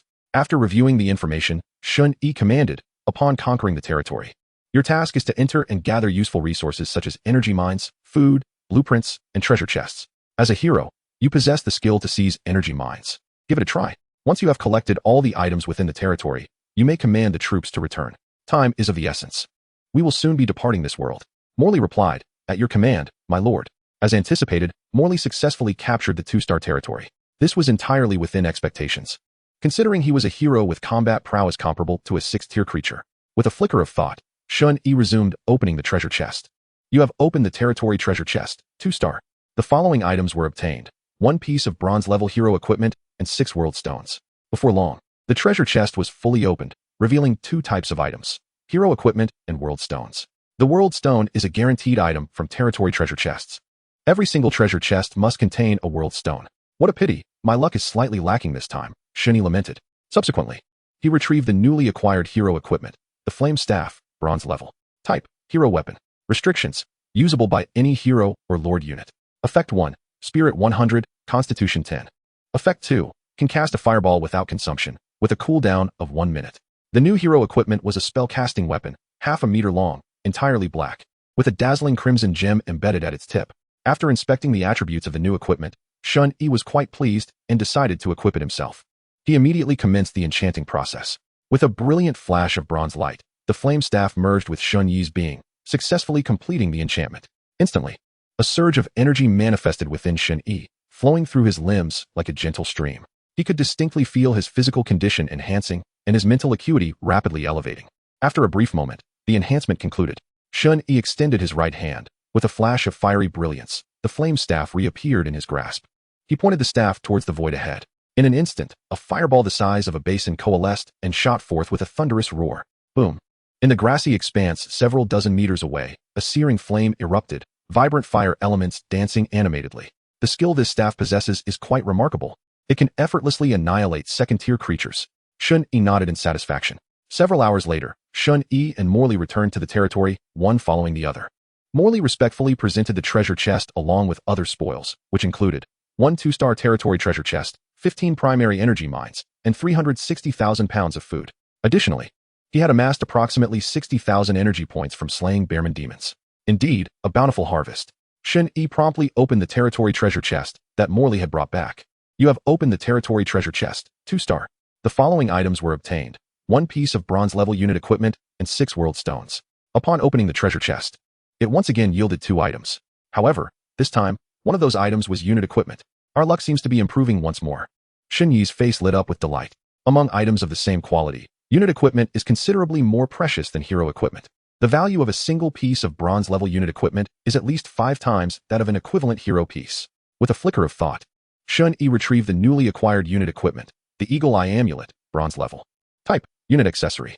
Restrictions, can be enchanted by any unit. Effect 1, Spirit 60, Constitution 50. Effect 2, attack speed increased by 30. The Eagle Eye Amulet. This is a premier bronze equipment. Shen Yi's eyes sparkled with excitement. The newly acquired unit equipment is renowned among bronze-level gear, standing as one of the finest in its class. Highly satisfied, Shen Yi enchanted this new piece of equipment for the undead archers. Consequently, the attributes of the undead archers received a substantial boost, most notably a 30 increase in attack speed. As a ranged unit, this enhancement significantly augments the combat prowess of the undead archers. Next, Shen Yi prepared to upgrade the territory to 2 stars, paving the way towards the next world. He gathered all the world stones, converting them entirely into world power. Elevating a 1-star territory to 2 stars requires 1,000 points of world power. At that moment, Shen Yi possessed 1,800 points of world power, more than sufficient for the upgrade. The speed at which we are advancing to a 2-star territory by tomorrow is astonishing, Shen Yi couldn't help but exclaim. With another flick of thought, he initiated the territory upgrade. The next moment, a surge of invisible pressure descended, enveloping the surroundings instantaneously. Divine light surged upward, and the ethereal power of the laws flowed, consuming the surrounding space in an intangible grasp. The entire territory began to expand. Chapter 13. Shen Yi awakens his profession. A mysterious light of law enveloped the entire territory. After an indeterminate amount of time, this enigmatic radiance gradually dissipated. Shen Yi's territory had successfully advanced to 2 stars. Lord, Shen Yi. Territory tier, 2 stars. Territory range, a radius of 3 kilometers. Unlocked units, skeleton warriors, undead archers. Unit cap, 1,000. Energy points, 1,350,000. World power, 800. The promotion to 2-star territory brought about significant changes. Firstly, the range expanded to a radius of 3 kilometers. Henceforth, Shen Yi possesses a private domain of 3 kilometers within the Lord's world, according to information he gleaned from his previous life. Such a private domain is of paramount importance in the later stages of the Lord's journey, seemingly connected to the legendary divine kingdom. In addition to the expanded territory range, the second crucial enhancement is the increase in the unit population cap. The cap for a 2-star territory's unit population has risen from 100 to 1,000. This enhancement is considerable, yet it holds little significance for Shen Yi, given his innate ability to support an unlimited number of units. A 2-star Lord is reputed to be a watershed moment in the early stages of the Lord's journey, for after ascending to this tier, the Lord will officially unlock their profession. I wonder what my profession will be in this life. Shen Yi mused with anticipation. Thereafter, with another flick of thought, he opened his attribute panel. Shen Yi, Lord level, 2 stars. Profession, awakenable. Constitution, 95. Spirit, 122. Skills, map, territory panel, scout. Upon examining the profession attribute section, the words awakenable appeared. Shen Yi was no stranger to this concept. With a mere flick of his mind, touching upon this attribute, he could instantly awaken an extraordinary profession. If I awaken a necromantic profession, might I also receive a 100-fold attribute increase? Shen Yi speculated inwardly. In the next moment, he focused his attention and chose to awaken. In that instant, a shimmering golden light materialized out of thin air, enveloping Shen Yi entirely. Within the radiant glow, Shen Yi distinctly felt the surge of special energy particles entering his body, a plethora of sensations, warmth, cold, agitation, and stillness, flooding his consciousness, creating an extraordinarily complex array of realizations. A mysterious force is transforming his body, propelling his constitution toward the extraordinary realm. After approximately 10 minutes, the ethereal golden light gradually dissipates. He has successfully awakened his vocation. Shen Yi slowly opens his eyes, a glimmer of golden light flickering within them. Simultaneously, a formidable aura surges within him, exuding an overwhelming presence. Is this awakening process not a tad prolonged? Moreover, this power feels as though I could obliterate a mountain with a single punch. Shen Yi clenches his fists in astonishment. Subsequently, he attempts to concentrate, invoking his mental energy to harness the extraordinary power. In an instant, a tremendous surge of necromantic energy erupts around him. I have awakened to a necromancer vocation, and indeed, I have received a 100-fold attribute enhancement. Shen Yi's pupils constrict sharply. He quickly opens his attribute panel once more. Shen Yi, Lord level, 2 stars. Profession, Necromancer. Constitution, 16,095. Spirit, 50,122. Skill 1, Map, Territory Panel, Detection. Skill 2, Curse, Life Drain. Shen Yi has acquired the vocation of Necromancer. Clearly, this is a necromantic profession. Consequently, he has also gained a 100-fold attribute enhancement.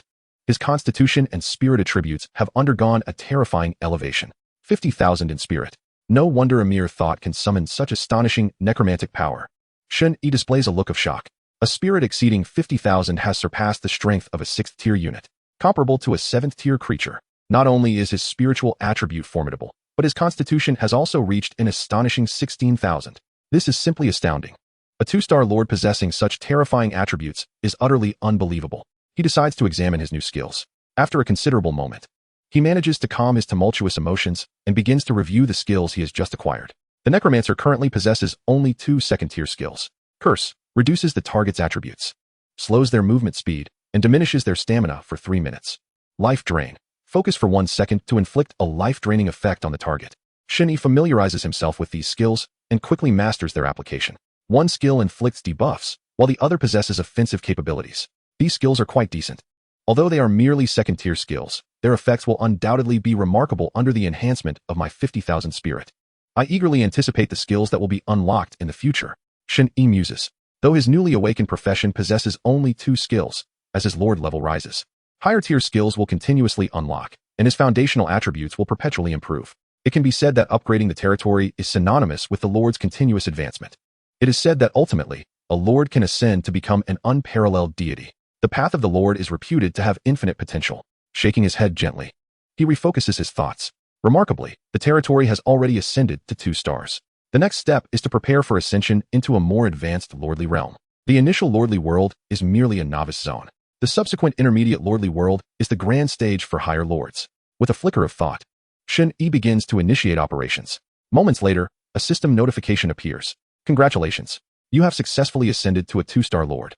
There are 28 days remaining in the countdown for novice lords. Do you confirm your entry into the next lordly world? Yes, he decisively confirms. In the next moment, a mysterious will descends, locking onto Shen Yi and his territory. A terrifying pressure envelopes Shen Yi. Although his spiritual attribute now surpasses that of an average 6th-tier creature, he still feels utterly powerless and unable to move. Soon after, a gentle breeze sweeps by, and in an instant, the entire territory, including Shen Yi, vanishes without a trace. As if the brushstrokes on a canvas have been erased, leaving no remnant behind. Chapter 14. The Misty World. Shen Yi tightly shuts his eyes, remaining motionless. As his consciousness appears to be suspended, a dense, mysterious energy envelopes him. This is the power derived from the lordly heavenly system, carrying him and his territory into oblivion. Countless bizarre images flash through Shen Yi's mind. At this moment, it feels as though he is traversing through an endless expanse of time and space alongside his territory. Uncertain of how much time has passed, the surrounding images begin to slow. Shen Yi gradually opens his eyes and moves his fingers, realizing he is regaining control of his body. Whoosh! In the midst of a dense forest, a radiant light curtain suddenly descends. As the light dissipates, a territory spanning 3 kilometers in circumference abruptly emerges within the forest. The territory is barren, with all the trees and flora of the area having vanished. At the center of the territory stands a 3-story building with a pointed roof. Surrounding the building are over 30 energy mines emanating light. Apart from this, no other structures exist within the territory. Whoosh, whoosh, whoosh. Columns of light descend densely, revealing a throng of beings, Shen Yi, along with his heroes and necromantic army. Returning to the intermediate lordly world is truly nostalgic. Shen Yi surveys his surroundings. He promptly opens the map and, after a quick glance, exclaims in astonishment, "This is the Misty World? I never imagined that the intermediate lordly world I entered would be the same as in my past life." In my previous life, Shen Yi remained in the novice lordly world for 7 days before ascending to 2 stars. This time, he achieved 2 stars on the 2nd day. Initially, he thought that this would lead to a different intermediate lordly world, yet it turns out to be the very same. There are 5 intermediate lordly worlds available for lords of 2 to 5 stars on the blue star: Mist, Shadow, Icefire, Storm, and Thunderstorm, 5 grand realms. Each intermediate lordly world boasts vast territories. For instance, the Misty World, which Shen Yi entered for the 2nd time, encompasses an area comparable to that of 20 Eurasian continents. Among the lords of the blue star, all lords from 2 to 5 stars will develop within the intermediate lordly world. This signifies that from this point onward, conflicts between lords will officially commence. Shen Yi begins to place the 27 new primary energy mines. Soon, the placements are completed. Consequently, the total number of primary energy mines in his territory has reached an astonishing 38. These energy mines alone can yield 19,000 energy points daily. He collects the first wave of energy points. Next, Shen Yi begins to summon troops. Whoosh, whoosh, whoosh, whoosh.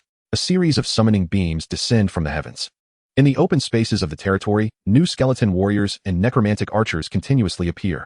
After a full hour, the troop summoning is finally completed. Shen Yi has raised the numbers of both types of troops to 5,000. The total troop count has successfully surpassed 10,000. On the 2nd day of becoming a lord, achieving a troop count of 10,000. Who would believe such a tale? Shen Yi surveys his surroundings, witnessing a dense array of necromantic troops. The chilling aura of the undead permeates the air, causing the surrounding temperature to drop significantly. After summoning the troops, he opens the map once more. I am currently at the southern edge of the arcane forest. This forest spans over 1,000 kilometers and is rich in resources. I must hasten to develop, for the members of that alliance may come knocking at any moment. Shen Yi muses, his mind drifting back to memories. According to his recollections from his past life, this arcane forest was occupied by a lordly alliance that enforced a stringent blockade. Such a blockade entails that certain lordly alliances tyrannically seize a region, forbidding other lords from exploration. Within the occupied areas, all native territories and resources are regarded as their private property. Should any rogue lord dare to intrude, once discovered, they shall face their merciless retribution. With this thought, a cold glint flashed in Shen Yi's eyes. 30 years in the east, 30 years in the west. In this lifetime, he would never flee in disgrace again. After determining his position and direction, Shen Yi closed the map and commanded Morley, saying, Morley, lead 2,000 skeletal warriors and undead archers to explore northeast. Clear the indigenous territories within a 30-kilometer radius. However, if you encounter a 4-star territory, refrain from attacking. Note the coordinates and inform me.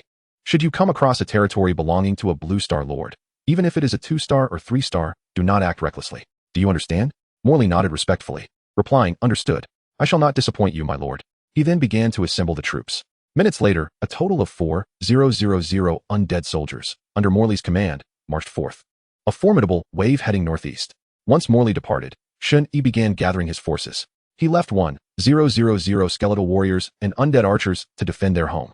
After all, it was a mid-level territory, and precautions were necessary to prevent unexpected incursions, Shen Yi mused. Although his territory was currently quite rudimentary, consisting only of the Lord's manor and 38 basic energy mines, it appeared there was little to worry about. However, this was still a mid-level Lord's world. Should other lords invade, they could plunder his territory. If they successfully completed the plunder reading, Shen Yi would lose his lordship and be unable to upgrade further. This was an eventuality that required vigilance. With 1,000 skeletal warriors and undead archers left behind, it was sufficient to guard the territory. Shen Yi and Morley's subsequent exploration would not stray too far, remaining within 30 kilometers of their territory. This way, they could return swiftly should any trouble arise. Set forth. He issued a simple command to the 2,000 remaining undead soldiers. Then, Shen Yi gathered the rest of his troops and headed north towards the territory. Chapter 15. 3-star Indigenous Territory. Specialty Winged Beings. The Arcane Forest. This is a colossal forest within the Misty world, spanning approximately 1,200 square kilometers. The forest is lush with foliage, each tree remarkably sturdy, emanating a peculiar energy fluctuation. These are extraordinary trees, resilient in life, with trunks and branches as tough as iron. They serve as excellent building materials. Once the territory acquires dwarven craftsmen or similar denizens, this wood can be utilized to construct territorial edifices. Shen Yi, accompanied by 4,000 undead soldiers, advanced northward. The sheer number of troops slowed their march. The 4,000 undead beings formed a grand tide of necromantic energy, surging deeper into the forest. Half an hour later, Shen Yi and his troops found themselves several kilometers away, discovering the first mid-level energy mine upon entering the arcane forest. Energy mine mid-level. Effect: generates 5,000 energy points daily. Description: a mysterious structure placed within a territory, continuously yielding energy points. It was a mine radiating a brilliant blue glow. A mid-level energy mine produces 5,000 energy points daily, 10 times that of a basic energy mine. At this moment, surrounding the solitary mid-level energy mine, several massive monsters loitered. 4 dark blue-furred tiger-like ferocious beasts, with sharp protruding fangs and large, menacing eyes filled with malice. Azure Magic Tigers. Rank: Tier 3. Constitution: 320. Spirit: 150. Skills: King of the Forest, Critical Strike, Bloodthirst. The Azure Magic Tiger, a Tier 3 creature, boasts a remarkable constitution of 320 and possesses 3 skills. Among these, the King of the Forest skill is particularly formidable. King of the Forest. In the forest, stamina recovery is increased by 20, speed is enhanced by 20, and damage taken is reduced by 10. Within the forest, the Azure Magic Tiger's combat prowess ranks among the elite of Tier 3 creatures. Just these 4 monsters would pose a significant challenge for most novice lords. Yet, before Shen Yi, the situation was different. He summoned 300 undead archers to act simultaneously. Whoosh, whoosh, whoosh. A flurry of arrows pierced through the air, swiftly annihilating 3 of the Azure Magic Tigers. 1 remained, which Shen Yi intentionally spared to test his skills.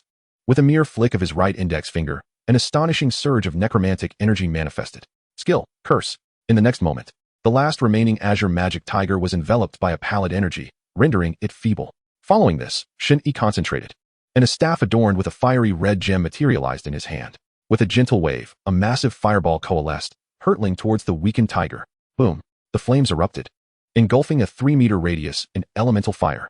The fierce tiger was hurled away, its fur singed black. However, the damage was evidently limited. After all, it was merely a bronze tier weapon, and the fireball spell was unlikely to pose a lethal threat to a premier tier 3 creature.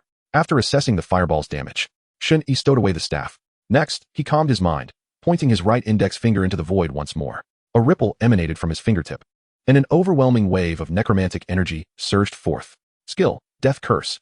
In the next second, the ferocious tiger, located over 100 meters away, seemed to have its pupils contract as if struck by a fatal blow. Its eyes lost focus, and its body collapsed with a thud, devoid of life. One cast of Death Curse had silently dispatched the Tier 3 Azure Magic Tiger. However, this outcome was anticipated. After all, Shen Yi's current spirit attribute exceeded 50,000 points. Not to mention Tier 3 creatures. Even Tier 4 beings would succumb to his Death Curse. The 4 magic tigers were effortlessly vanquished, and Shen Yi took the opportunity to test his skills further. Slaying one Tier 3 Azure Magic Tiger yielded 400 energy points. Thus, 4 Azure Magic Tigers amounted to a total of 600 energy points. Subsequently, Shen Yi approached the mid-level energy mine to seize control, successfully acquiring the model for the first mid-level energy mine. A mid-level energy mine's daily energy yield is equivalent to that of 10 basic energy mines. Continuing onward, he hoped to soon encounter a territory, preferably a 3-star one, as the energy mines within would offer substantial rewards. With a wave of his hand, he issued the command to advance. In the next moment, the undead troops pressed deeper into the forest. Hours later, Shen Yi had ventured nearly 30 kilometers into the arcane forest. Along the way, he had collected several energy mines guarded by wild monsters, 8 basic energy mines, and 1 mid-level energy mine. Regrettably, he had yet to discover any indigenous territory. It appeared that this region I had descended upon was too marginal, or perhaps the nearby indigenous territories had all been besieged by other lords and were currently in their cooldown period. Nearly 30 kilometers in, not a single territory had been encountered.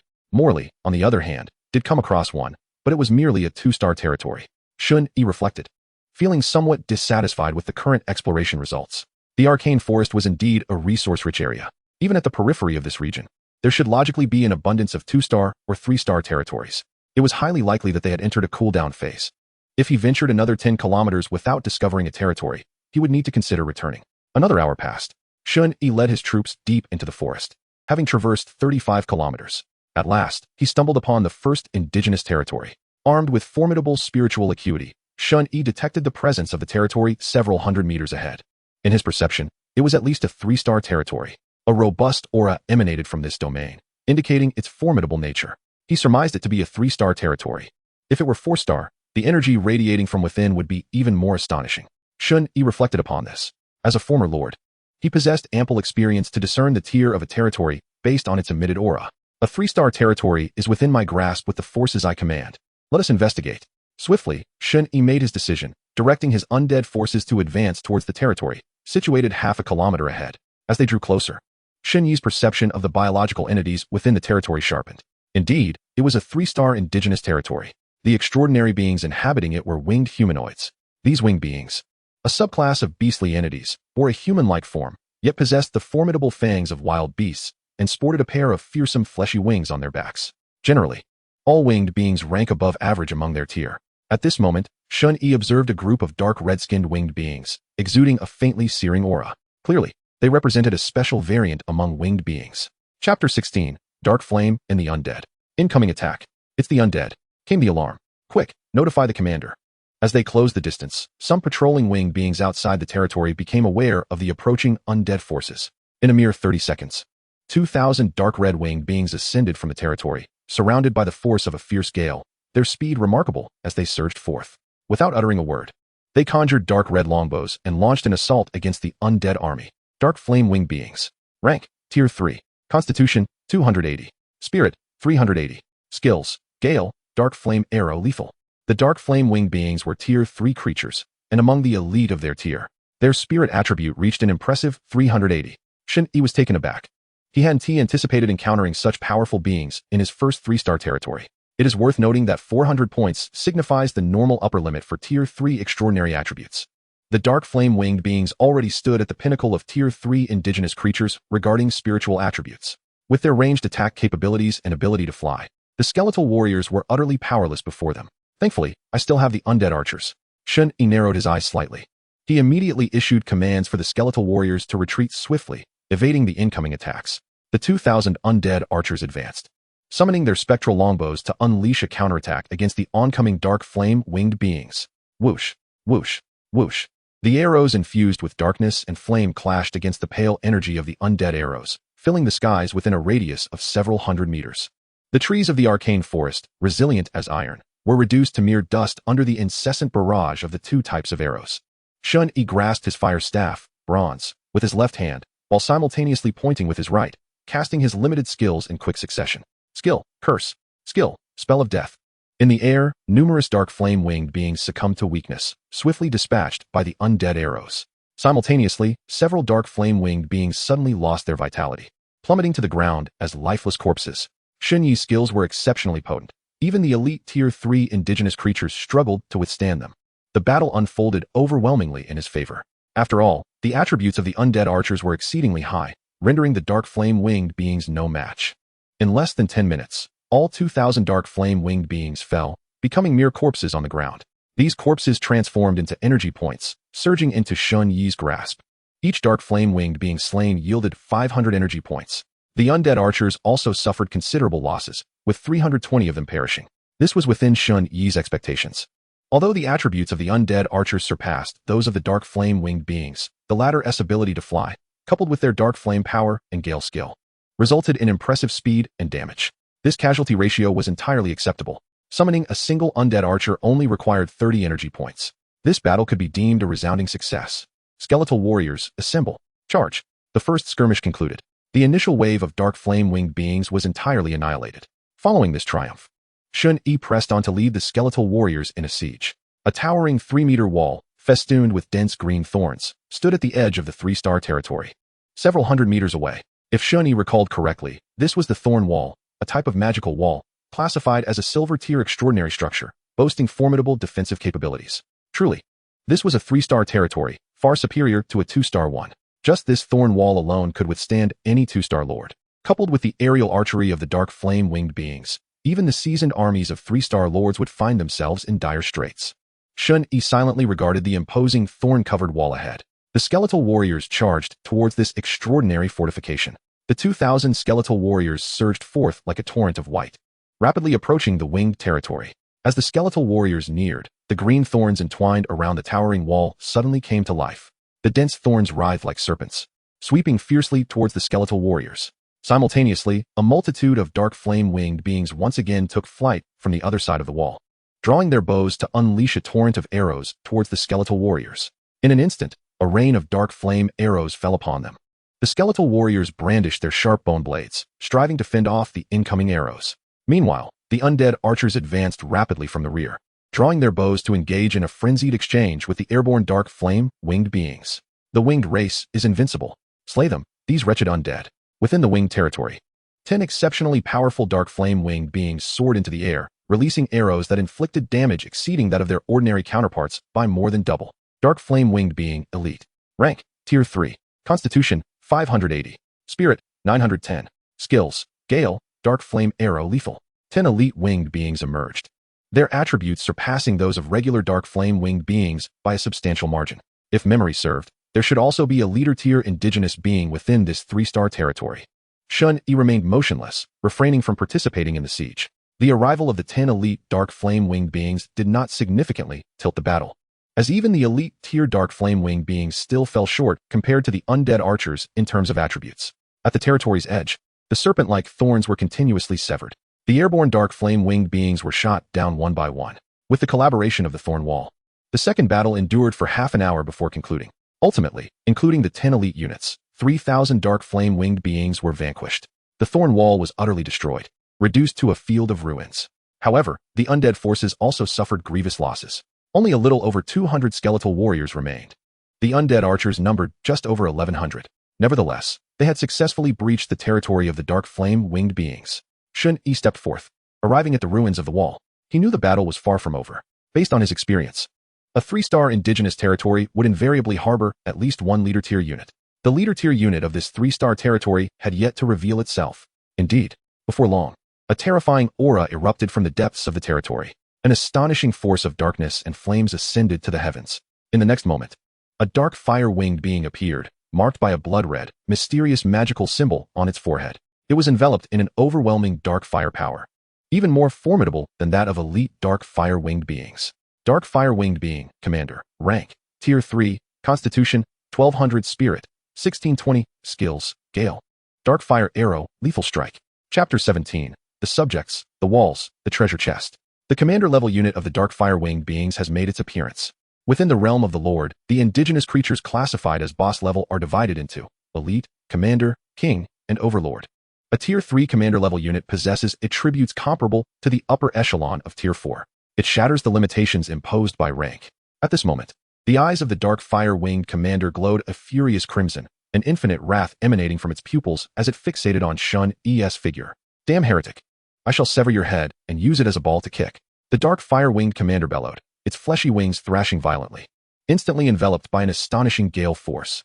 Subsequently, it darted towards a position 200 meters from Shen Yi. A magnificent dark fire longbow materialized in its hand, and it drew back the bowstring, launching an arrow imbued with potent dark fire power straight towards Shen Yi's heart. Shen Yi moved with remarkable speed, easily evading the arrow.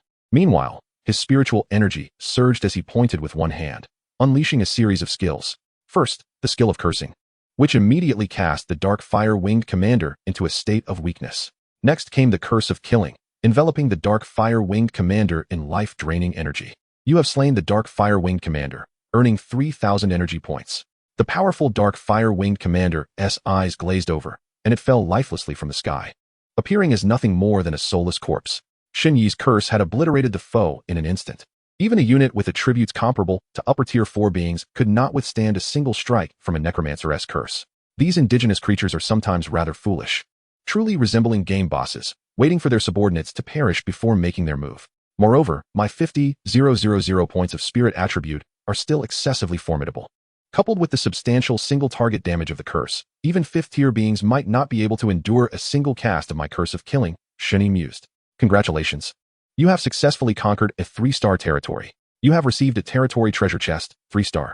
With the demise of the final Dark Fire-winged being, this 3-star indigenous territory was entirely captured. The Lord System's notification chimed in. This marked Shen Yi's first conquest of a 3-star territory. Shen Yi, along with his necromantic forces, surged into the territory, commencing a thorough sweep of the indigenous land spanning over 6 kilometers. Food, energy mines, various blueprints, and more awaited as targets of acquisition. Shen Yi followed closely behind, seizing one energy mine after another. In this sprawling wooden complex, he stumbled upon 300 trembling gray-skinned dwarves. Gray dwarves, race, dwarves, constitution, 5, spirit, 3, skills, gathering, lumberjacking, construction, forging. Soon after, a system prompt appeared, allowing Shen Yi to decide whether to accept these dwarves as subjects of his territory.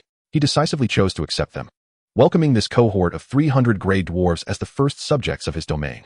Following that, he continued to explore the winged being territory. To his delight, he discovered a building blueprint, a delightful surprise. Not long after, Shen Yi found a parchment radiating a soft glow. Thorn wall, rank, silver, type, building, effect. Upon use, a 3-meter-high thorn wall will rise along the edges of the territory. Description: the thorn wall is an extraordinary structure. When enemies approach, the thorns will awaken, attacking and impeding them. What a splendid find, the blueprint for the thorn wall. This is excellent. Now the territory's walls have a promising upgrade. Shen Yi exclaimed. A silver-grade extraordinary wall guarantees formidable defense. If a territory possesses such a wall, any attempt to breach it would necessitate the destruction of the wall first.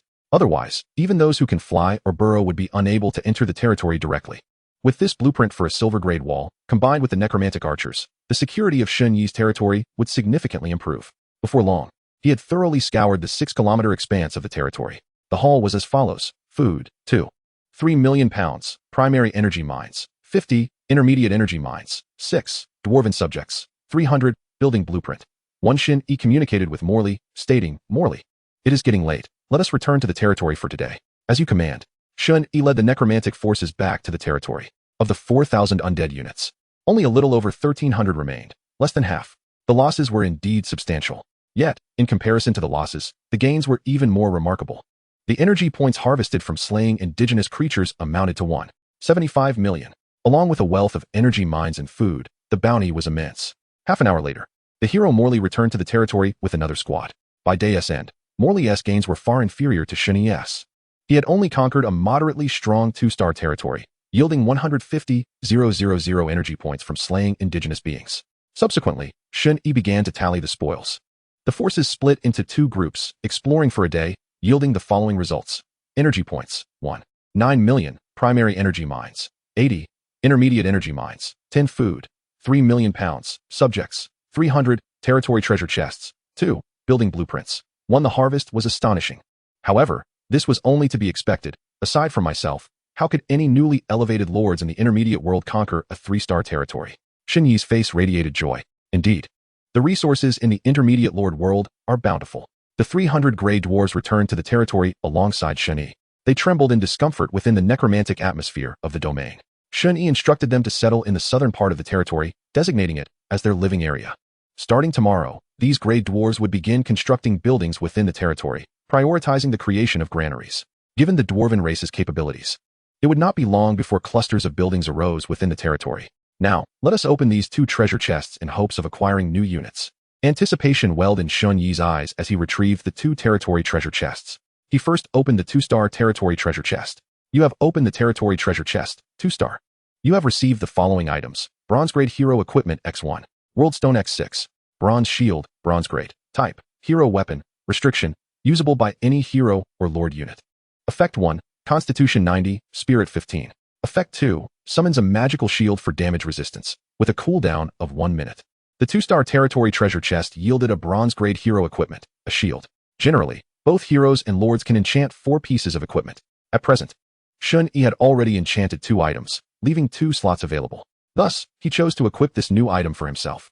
With a swift motion, radiance flickered, and soon Shen Yi fused with the new equipment, successfully enchanting it.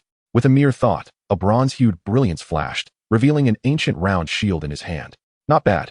If I were to take this to the trading market, it could easily fetch several thousand energy points. Shen Yi nodded in satisfaction. He chose not to sell this new equipment at the trading market. Firstly, because his current stock of equipment was insufficient, and secondly, he was not in immediate need of energy points. When the time comes that I possess an excess of preparations, it shall not be too late to sell off these lower-tier equipment. Chapter 18, The Legendary Secret Realm. You have unlocked a territory treasure chest, 3 stars. You have obtained the following items. 1 silver grade building blueprint, 12 world stones. The second territory treasure chest has been opened. This is a 3-star chest, and it is the first 3-star chest that Shen Yi has acquired in this lifetime. Shen Yi was somewhat astonished. Another silver grade building blueprint? The Flame Tower. Tier, silver. Type, building. Effect, upon use, it grants a formidable magical defense tower infused with fire elements. Description, the Flame Tower is categorized as an extraordinary defensive structure, boasting exceptional magical attack capabilities, capable of annihilating most Tier 3 creatures in an instant. The Flame Tower. What splendid fortune to have opened this chest. Shen Yi gazed at the parchment scroll emanating a faint silver glow and couldn't help but smile. He was quite familiar with the Flame Tower, as it belongs to the realm of defensive structures. Its damage output is exceedingly high, ranking among the top in silver-grade offensive buildings. With the Thorn Wall and the Flame Tower, the defensive capabilities of the territory have undergone a qualitative transformation. Shen Yi's eyes sparkled with excitement. He then retrieved the blueprint for the Thorn Wall and proceeded to construct the magical wall. Ding! The blueprint for the Thorn Wall is usable. Do you wish to confirm usage? Yes. The system prompt appeared, and Shen Yi decisively confirmed. The parchment in his hand transformed into a stream of light that soared into the sky. The luminous stream shot upwards and then dispersed like fireworks. It raced towards the edges of the territory. After a brief moment, the gray-black walls erupted from the ground at the perimeter of the territory. In the blink of an eye, a 3-meter-high wall encircled Shen Yi's territory. The walls were adorned with green thorns, identical to those of the previous Darkfire-winged people's territory. This silver-grade wall alone is sufficient to keep all Tier 2 creatures at bay. Even some Tier 3 creatures would find it challenging to breach the Thorn Wall. Coupled with the Flame Tower and the Undead Archers, I can boast that my current territorial defenses are as solid as a fortress. Shen Yi ascended the Thorn Wall and surveyed the surroundings, wearing a look of satisfaction. The 3-meter-high wall effectively separated the 3-kilometer radius from the arcane forest, finally imparting a sense of territory to this area. Currently, there is only one defensive tower, and the northern side is most likely to face an assault. Therefore, I shall construct the Flame Tower near the northern gate. Shen Yi descended the wall and chose to erect the Flame Tower adjacent to the northern gate. Boom! A massive beam of light materialized, and a pitch-black magical tower rose from it. The tower stood 10 meters tall, with a fiery red mysterious rune suspended at its apex. A wave of searing heat surged forth, enveloping the surroundings in a rich aura of fire magic. The silver-grade flame tower has an attack range extending 3 kilometers. It can unleash a fire spell every 3 seconds, capable of obliterating any Tier 3 indigenous creature in an instant, withstanding a direct hit. Even Tier 4 creatures would be gravely wounded. If only I could acquire a few more. Shen Yi felt a surge of anticipation within. In the trading market, defensive tower blueprints are the most sought-after architectural designs, without exception. Often, defensive tower blueprints are in high demand but low supply in the trading market. After all, once lords acquire defensive tower blueprints, they typically opt to utilize them within their own territories. Shaking his head, he dismissed such thoughts. Next, Shen Yi retrieved the newly acquired energy mines and began placing them one by one. After placing them, he proceeded to collect the energy points. A primary energy mine yields 500 energy points, while a medium-grade energy mine provides 5,000 energy points. In total, he amassed 90,000 energy points. Consequently, Shen Yi's energy points surpassed 2 million. As night fell, Shen Yi entered the Lord's Manor, where several female gray dwarves were preparing dinner for him. The gray dwarves were evidently ill-suited for this task.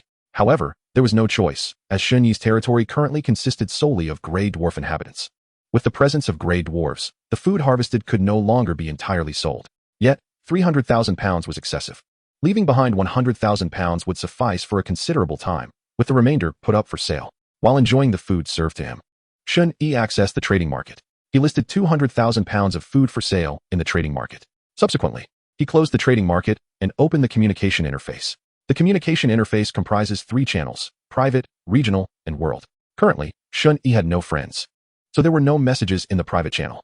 The world channel was quiet, as there were no lord tasks available at the moment. Only the regional channel was bustling with activity, with messages continuously popping up. The regional channel is a platform where all lords within a certain area can send messages.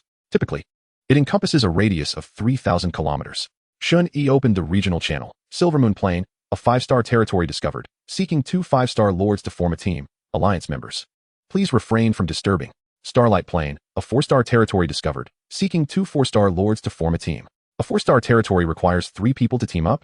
Is there enough resources to distribute after the conquest? What does it matter to you?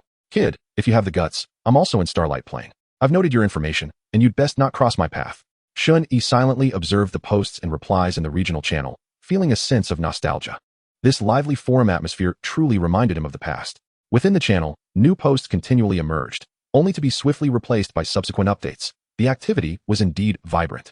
After all, there are at least tens of thousands of lords in a regional channel.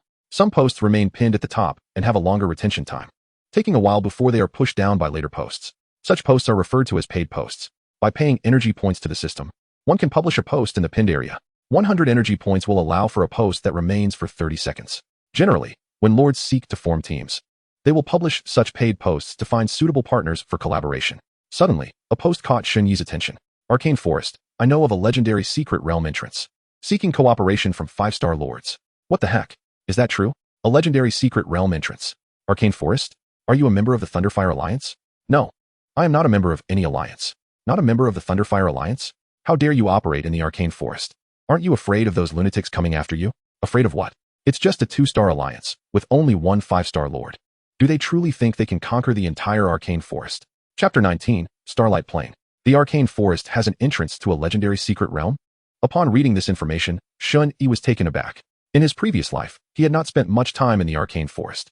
At that time, his territory had only recently arrived in the Arcane Forest, and during his exploration, he was discovered by the troops of the Thunderfire Alliance. Unsurprisingly, he faced a brutal assault. After a fierce skirmish, a substantial number of his troops and heroes perished, leaving him with a staggering loss. Ultimately, with the sacrifices of his heroes and troops as cover, Shen Yi managed to escape back to his territory. He then hastily relocated his territory before the enemy could come knocking. In a critical moment, he successfully seized a glimmer of hope. In the Lord's world, lords can relocate their territories, but this incurs a cost of world power. Shen Yi moved his territory several hundred kilometers away to the neighboring Starlight Plain. The area of Starlight Plain is roughly 10 times larger than that of the Arcane Forest, with even more abundant resources. The core region is occupied by a well-established 3-star alliance. Due to the vast expanse of Starlight Plain, that 3-star alliance cannot maintain comprehensive control and has no choice but to abandon the peripheral areas of this region. The newly appointed lord found a rare opportunity for respite and development in this place. Fortunately, Shen Yi steadily progressed in the Starry Plains, eventually ascending to a 6-star lord after 6 months, thus entering the realm of advanced lords. The Thunderfire Alliance, a 2-star Lord coalition, boasted a seasoned 5-star Lord among its ranks, alongside 8 4-star Lords. This alliance had only recently emerged over the past 6 months. Shen Yi's gaze turned frigid as he recalled the information he possessed about the Thunderfire Alliance. In his previous life, after evolving into a 5-star Lord, he had attempted to return to the Arcane Forest to exact revenge. Regrettably, by that time, the Thunderfire Alliance had grown significantly stronger. At that juncture, there were 3 5-star Lords in the Arcane Forest alone, with their leader having ascended to 6 stars, stepping into the Advanced Lord domain. Shen Yi's ambitions to invade the Arcane Forest for vengeance were thus rendered exceedingly difficult. Ultimately, after experiencing considerable growth and successfully upgrading his territory to 6 stars, he had to abandon this pursuit in order to seize resources in the Advanced Lord world. This time, I shall not falter. I will conquer the Arcane Forest first, Shen Yi declared coldly. Regardless of the 2-star Alliance or the 5-star Lords, he intended to sweep them all aside. After dinner, Shen Yi closed the communication channel and saved a post regarding the discovery of a legendary realm entrance. While the information within that post was not guaranteed to be accurate, what if it were true? Once he fully occupied the Arcane Forest, he could explore it thoroughly, given a little time to develop, and armed with his SSS level Lord talent. If a legendary realm truly existed, it would be within his grasp. The legendary realm represented the pinnacle of realms that could appear in the intermediate Lord world, brimming with extraordinarily abundant resources. Shen Yi sincerely hoped that the Arcane Forest indeed harbored an entrance to such a legendary realm. The night passed without incident. As dawn broke the following day, Shen Yi awoke, having perfectly restored his physical and mental vigor. Rising early, he prepared to embark on exploration at the break of day. After a brief wash and a hearty breakfast, he exited the Lord's mansion, opened the Lord panel, and began to summon troops. With 2 million energy points at his disposal, he first summoned the number of undead archers to 30,000. Although the skeletal warriors had average combat prowess, they were economical, allowing him to summon another 30,000. Soon, Shen Yi made his decision. The summoning commenced. Whoosh, whoosh, whoosh, whoosh. Brilliant pillars of light cascaded down as one undead unit after another materialized. After a considerable duration, the summoning was complete. The numbers of undead archers and skeletal warriors stood at a full 30,000 each. Within the territory, a dense throng of undead exuded an astonishing aura. Viewed from the skies, it resembled a pallid sea of the undead. 60,000 troops. This number would suffice for now. Nearly 1 million energy points remained, which could be reserved for summoning new units.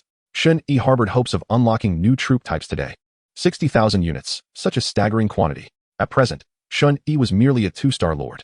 It was worth noting that even 5-star Lords had a troop population cap of merely 50,000. Ordinarily, only 6-star Lords could command such a vast army. This underscored the formidable nature of the SSS level talent of the Undead Sovereign. Not only was the 100-fold attribute amplification effect remarkable, but the infinite undead units effect was equally astounding. Next, Shen Yi began to divide his forces. The 60,000 units were split into 3 paths, with each contingent comprising 10,000 undead archers and 10,000 skeletal warriors. Shen Yi and the hero, Morley, would each lead one squad into exploration, leaving the remaining squad to guard the territory. Morley, continue exploring in yesterday's direction. Capture any 3-star or lower indigenous territories outright. However, do not engage with those above 3 stars. Notify me first. If you encounter a blue star Lord's territory, refrain from acting rashly, regardless of its level. Understood? Understood. Before departing the territory, Shen Yi reiterated his instructions to Morley. Given Morley's current troop size, he could easily sweep through 3-star indigenous territories. Even 4-star indigenous territories could mostly be conquered, albeit with some difficulty. In the world of Lords, as star levels rose, the strength of indigenous territories underwent dramatic transformations. The disparity in quality between 4-star and 3-star territories was significant. As for the Blue Star Lord's territory, Shen Yi feared it might alert others. If a member of the Thunderfire Alliance were to signal, his territory could be exposed, leading to an imminent and overwhelming assault. He needed more time to develop before he could withstand the Thunderfire Alliance's onslaught. All right, everything is ready. Let us depart. With a grand gesture, Shen Yi led his 20,000 undead units forth from the territory, heading northwards. They marched swiftly, having ventured more than 30 kilometers north the previous day. Shen Yi arrived again near the territory of the Darkfire Winged Ones about an hour later and continued his exploration deeper into the forest. The arcane forest sprawled over an area exceeding 1,000 square kilometers, making it quite expansive. In this intermediate Lord world, it was classified as a medium-sized region. It was conservatively estimated that there were no fewer than 1,000 indigenous territories within. Typically, the deeper one ventured into the forest, the greater the likelihood of encountering higher-level indigenous territories. Yet, perhaps due to the barren nature of the area Shen Yi occupied, after half a day's search, Having delved over 60 kilometers into the forest, he had yet to find a second indigenous territory. Instead, he stumbled upon several energy mines. Had this area indeed been recently cleared by the Thunderfire Alliance's lords? Shen Yi frowned in contemplation. After a significant portion of the day had passed without discovering a single indigenous territory, Shen Yi felt a growing sense of frustration. This was unexpected. Suddenly, a message from Morley arrived. My lord, I have discovered a Blue Star Lord's territory. Preliminary exploration indicates it is a 3-star territory. A 3-star Lord's territory?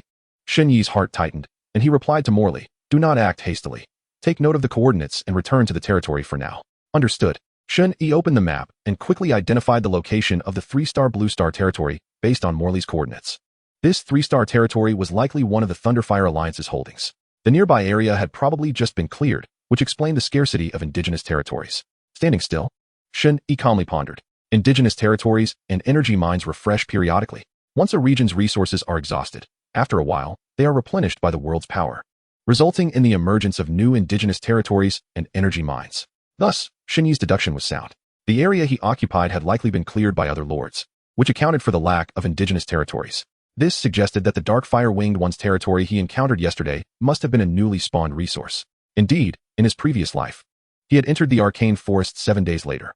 In this life, however, he had arrived here on the second day of being a new lord. This meant that the resources in the vicinity had only recently begun to refresh. Shen Yi took a deep breath, feeling somewhat helpless. If that were the case, it was indeed quite unfortunate. It's just a minor setback. I'll keep searching. If all else fails, I can head to the Starry Plains tomorrow. Shen Yi quickly gathered his spirits, burying any negative emotions deep within. He continued his exploration with his troops in the vicinity. Given that a territory of the Darkfire-winged people had previously manifested, it is plausible that other indigenous territories have also emerged. Sure enough, after more than an hour, Shen Yi, accompanied by his undead legion, traversed a forest stream. 2 kilometers across the stream, he stumbled upon an indigenous territory. What a vibrant aura of life. At least 4,000 units. This should be a 3-star territory. Shen Yi extended his mental energy, meticulously perceiving his surroundings, and discovered a second 3-star indigenous territory. Without a moment's hesitation, he gestured grandly and directed his undead forces straight towards the territory's location. Moments later, the dense thicket before him dissipated, revealing an expansive clearing. As far as the eye could see, the forest within a 10-kilometer radius had been utterly felled. In the center of the clearing stood a territory, its imposing dark turtle-colored walls enclosing it. In the middle of the walls, a massive gate swung wide, and a multitude of formidable cavalry surged forth. The knights, clad in ebony armor and wielding crescent blades wreathed in brown flames, mounted colossal steeds, evidently of no ordinary breed, exuding an aura of ferocity. 3-tiered beings, the Inferno Knights. One of the most powerful 3-tiered entities. Shen Yi's face lit up with excitement. He recognized these indigenous beings. Inferno Knights, Tier 3, Constitution 399, Spirit 350, Skills, Flame Body. Fire Resonance, Infernal Slash. Fortune favors the diligent. He had encountered a 3-star territory of Inferno Knights. Generally, in the realm of lords, the mightier the indigenous creatures within a territory, the more bountiful the spoils upon conquering it. This 3-star indigenous territory would undoubtedly yield bountiful rewards for Shen Yi. As for the difficulty of breaching this territory, he dismissed it entirely. Any 3-star territory was no challenge for him. With a decisive command, Shen Yi issued the order to attack. The Undead Legion immediately commenced their assault. A swarm of skeletal warriors charged forth, and the power of the undead surged, manifesting sharp bone blades. Following closely were the undead archers, their longbows, conjured from the essence of the undead, poised and ready to unleash their arrows. 20,000 undead units surged forward, the terrifying force of the undead crashing toward the territory like a tsunami. Boom, boom. The earth trembled, dust billowing into the sky. Outside the dark turtle walls, 2,000 Inferno Knights had gathered. Undeterred by the oncoming horde of undead, they stood resolute, their fiery crescent blades blazing, their steeds whinnying fiercely. In an instant, the 2,000 Inferno Knights charged forth as well. The battle was imminent. Whoosh, whoosh. 1,000 undead archers unleashed a staggering barrage of arrows, raining down upon the Inferno Knights. The power of the undead erupted, and the robust vitality of the Inferno Knights swiftly waned, extinguished in an instant. In the blink of an eye, countless Inferno Knights fell lifelessly. By the time the two forces clashed, the number of Inferno Knights had drastically diminished. Only a scant few managed to reach the skeletal warriors' front lines. Kill! Charge! They roared, their flaming crescent blades cleaving through the skeletal warriors before them. Yet, in swift retaliation, the remaining skeletal warriors unleashed a frenzied counterattack. Within mere moments, the dwindling Inferno Knights were all vanquished. Press on, charge, and flatten the territory ahead. Shen Yi stood amidst the throng of undead archers, calmly directing the assault. Coordinating 20,000 undead units posed some difficulty, but excessive precision was unnecessary. With his current troop count and combat strength, a straightforward advance would suffice. The relentless wave of skeletal warriors surged forward, swiftly reaching the base of the Dark Turtle territory. Within, thousands of Inferno Knights surged toward the walls, pouring out through the grand gates and engaging fiercely with the skeletal warriors below. Filthy undead creatures, prepare to die. The spirit of the knights is eternal. Charge. The resounding battle cries reverberated throughout the territory. In an instant, the Inferno Knights' morale surged. A cadre of exceptionally powerful Inferno Knights emerged, orchestrating a counteroffensive.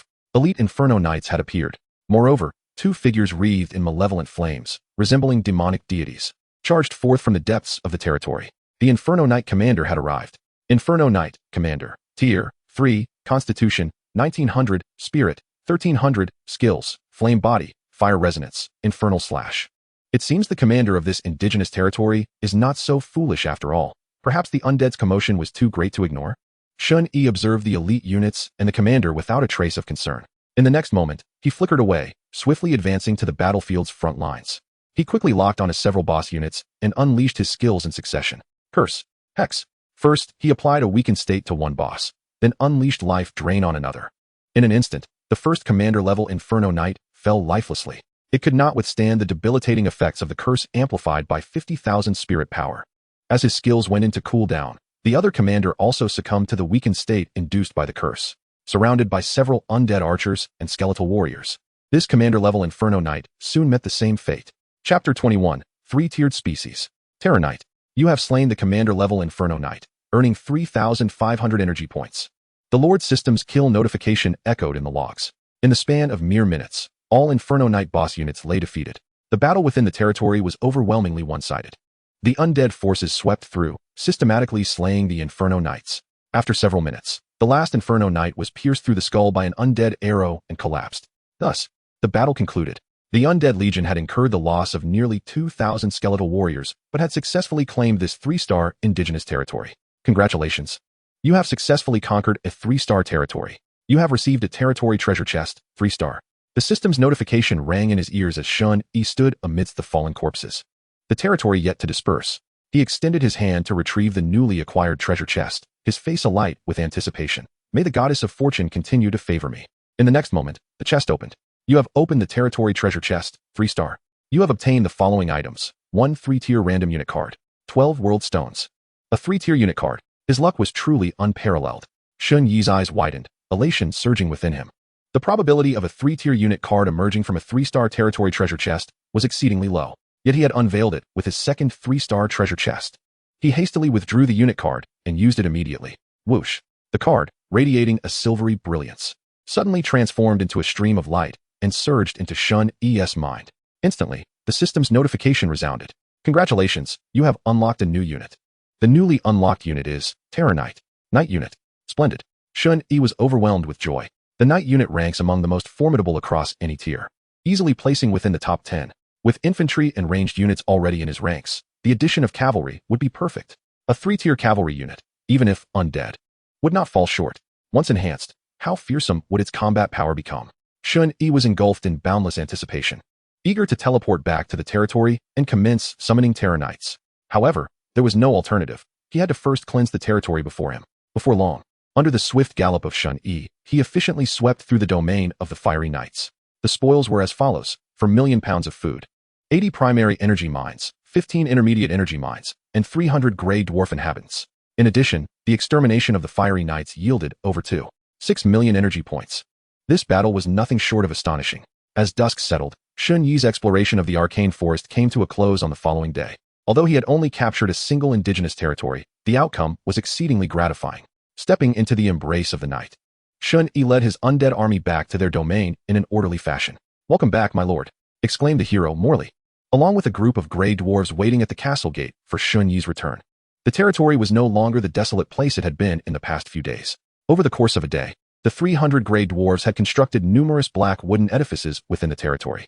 Several bonfires burned brightly, radiating warmth and light, dispelling the chill brought by the undead soldiers.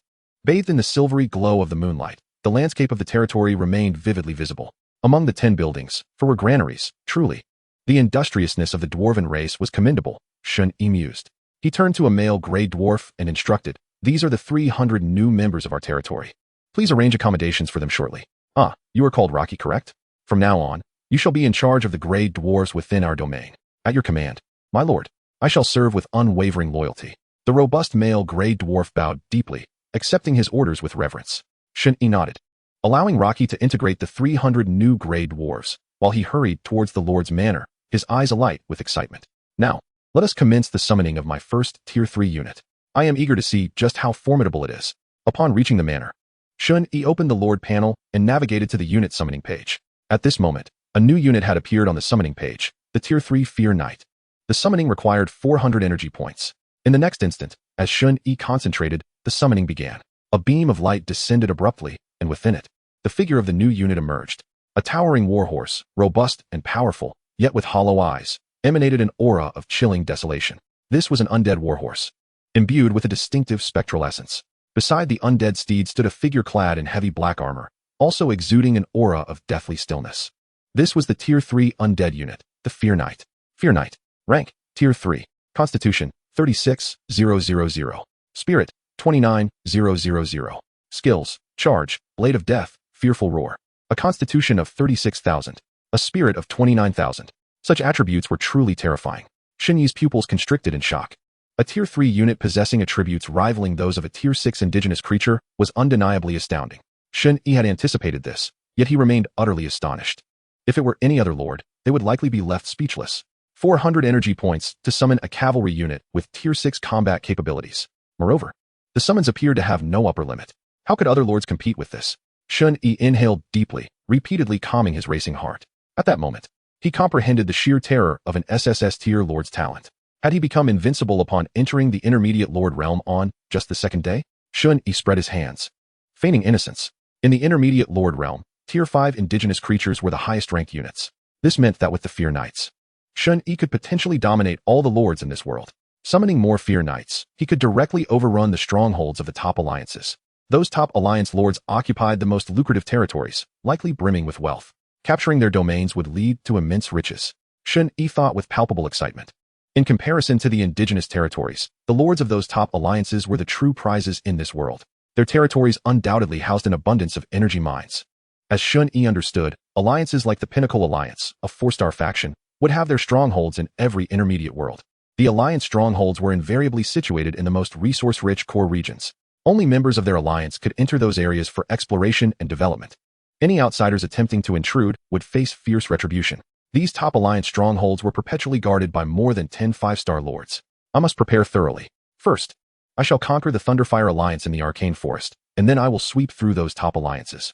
Shen Yi's eyes gleamed with cold determination, as he formed a preliminary plan in his mind. Next, he retrieved the energy mines acquired today and began placing them one by one, including the gains from Morley. He had amassed a total of 92 primary energy mines and 16 intermediate energy mines today. Thus, the count of energy mines in Shen Yi's territory now stood at 210 primary energy mines and 26 intermediate energy mines. With these energy mines, he could harvest 35 million energy points daily. Chapter 22, The Assault on the Tier 3 Lord's Territory. Tonight, I shall complete the summoning of my units, and tomorrow at dawn, I will seize that Tier 3 Lord's territory. From this moment onward, even if the Thunderfire Alliance discovers my presence, I shall not be concerned. Shen Yi prepared to initiate the summoning of his units. Casting a glance at his current energy points, which stood at 367 million, he noted that while skeleton warriors were inexpensive, their combat effectiveness was becoming insufficient. He decided to prioritize summoning Fear Knights and supplement them with some undead archers. Thus, the summoning commenced. Beneath the luminous moonlight, the territory was enveloped in tranquility. Beams of summoning light erupted one after another, shattering the calm atmosphere. After an indeterminate amount of time, the summoning concluded. Including the first Fear Knight previously summoned, a total of 9,000 Fear Knights were summoned, along with an additional 2,000 undead archers. Consequently, the inventory of units within Shen Yi's territory now included Fear Knights, 9,000, undead archers, 320,000, skeleton warriors, 280,000, nearly 700,000 undead units filled the expansive territory. A dense aura of necromancy permeated the air, casting a somber atmosphere over the entire domain. Shen Yi commanded the units to spread to the edges of the territory. With so many units, commanding them became somewhat cumbersome. He realized the urgent need to recruit more heroes. Observing the retreating undead units akin to the receding tide, he felt a pressing desire to summon several more heroic units. As he walked towards the brightly lit Lord's Manor at the center of the territory, he opened the trading market. A Tier 3 hero scroll priced at 2 million energy points? How outrageous. Even more absurd was the Tier 4 hero scroll priced at 10 million energy points. Forget it. I won't buy it. I'll rely on my own efforts. Shen Yi closed the semi-transparent panel before him, resolutely abandoning the idea of purchasing hero scrolls through the trading market. The prices for hero summoning scrolls were simply exorbitant. He still believed it would be more beneficial to obtain new heroes through treasure chests. Returning to the Lord's Manor, he enjoyed some food while browsing the chat channel. Half an hour later, as night deepened, Shen Yi quickly refreshed himself and prepared for rest, needing to rejuvenate for the battles and explorations that awaited him the following day. As the sun and moon cycled, daybreak arrived. This marked Shen Yi's third day in the intermediate Lord realm. Rising early, he had fully restored his vigor after a night's rest. After partaking in breakfast, stepping out of the Lord's Manor, he promptly commenced the summoning of the undead troops. Accompanied by all the Fear Knights, he set forth to conquer the 3-star territory. Moly, you shall remain to oversee the territory, coordinating the troops within, commanded Shen Yi, after confirming their direction and closing the map. Gripping his heavy sword, Moly respectfully responded, "As you command, my lord." Soon, the assembly of 9,000 Fear Knights was complete. Shen Yi mounted one of the Fear Knight steeds, instructing the rider to stay behind in the territory. With a grand gesture, he led the Fear Knights out of the territory, heading swiftly northeast. The march of the Fear warhorses was remarkably swift. In less than half an hour, Shen Yi and his formidable army of Fear Knights arrived near the 3-star territory. Indeed, it was the domain of a 3-star lord. Could this be the very territory of the lord who hunted me in my previous life? Shen Yi pondered as he gazed at the distant stronghold. Approximately half a kilometer away, a dense forest opened up to reveal a large expanse, within which stood the territory. Towering walls encircled the domain, constructed of silver-grade materials. Behind the walls, several lofty defensive towers loomed, primarily bronze-grade arrow towers, alongside a few silver-grade frost towers. Moreover, 2 types of troops patrolled the walkways atop the walls, tasked with keeping watch. Upon a brief glance, Shen Yi recognized these 2 troop types, the Ironclad Warriors and the Gale Archers. The former was a Tier 2 unit, while the latter was a Tier 3 unit. This must be the very territory that pursued me in my last life. A glint of cold light flashed in Shen Yi's eyes. Among the forces that hunted him previously were indeed these 2 troop types. Prepare 3,000 Fear Knights for the first wave of assault, Shen Yi commanded, as the 3,000 Fear Knights stepped forward to serve as the vanguard of the siege. Charge! With a flick of his right hand, the Fear Knights surged forward, racing toward the territory ahead. The ground trembled as the resilient black trees that obstructed their path were shattered in an instant. In the blink of an eye, the 3,000 Fear Knights reached the very gates of the territory. Enemy attack. Alarm. There are intruders. The patrolling troops atop the walls of the territory swiftly raised the alarm upon spotting the assault of the Fear Knights. In the next moment, a multitude of Tier 3 Gale Archers hastily ascended the walls, unleashing a barrage of arrows upon the Fear Knights. Whoosh, whoosh, whoosh, whoosh. A deluge of arrows sliced through the air, imbued with the potent power of the Gale, raining down mercilessly upon the Fear Knights. The Gale Archers were among the elite of Tier 3 units, their attack damage exceptionally formidable. It was evident that the Gale Archers in this territory had enchanted more than one piece of equipment. Thus, their damage had even surpassed the bounds typical of Tier 3. This was indeed the core unit of this territory. However, despite the onslaught of arrows soaring towards the Fear Knights, they failed to inflict substantial harm. Enveloped in a shroud of pale necromantic energy, the 3,000 Fear Knights conjured blades of death in their hands, effortlessly shattering the incoming arrows. Even when some arrows struck the Fear Knights, they could not cause significant damage. Behind the walls, the towering defensive towers also initiated their assault. Heavy iron arrows were launched at high velocity from several towers, producing a resounding sonic boom in the air. Ice blue magical spheres followed closely, bursting midair, and a thick wave of icy elements instantly spread over a wide area. Alas, these defensive towers still could not inflict considerable damage upon the Fear Knights. They merely impeded their advance slightly. In a flash, the Fear Knights, braving the rain of arrows and magical attacks, reached the base of the walls. Chapter 23, The Formal Clash. At that moment, a towering figure engulfed in flames appeared atop the walls. With a booming voice, he unleashed a surge of fiery energy, conjuring a flaming longsword that he hurled down toward the Fear Knights below. Immediately, he commanded a legion of ironclad warriors to charge out from the walls and engage the Fear Knights. They were prepared to sacrifice their troops to thwart the Fear Knights' assault on the walls. Simultaneously, more Gale Archers arrived on the walls. Furthermore, a graceful female figure emerged, her beauty striking, with pointed ears adorning her head. This was an elven hero unit. With a pale blue bow in hand, she relentlessly targeted the Fear Knights below. The pale blue arrows flew forth continuously. 2 hero units? Let me discern their classes. In the distance, Shen Yi peered, catching sight of the 2 hero units on the walls. With a flicker of thought, he activated the basic skill, Appraisal, to examine their attributes. Satyr, Tier 3. Race, Human. Class, Fire Warrior. Constitution, 510. Spirit, 230. Yuli, Tier 3. Race, Elf. Class, Jungle Hunter. Constitution, 230. Spirit, 480. The appraisal skill revealed the attributes of the 2 heroes without obstruction. One was a melee hero, and the other ranged. Both were Tier 3. Yet their attributes surpassed the limits of that tier, likely enchanted with at least 3 pieces of hero-grade equipment. If I can eliminate these 2 heroes, perhaps one will drop a summoning scroll. Anticipation gleamed in Shen Yi's eyes. The Lord's territory was also referred to as the Chosen Territory, as the Lords were all chosen ones, favored by the realm of Lords. Thus, their domains were known as Chosen Territories.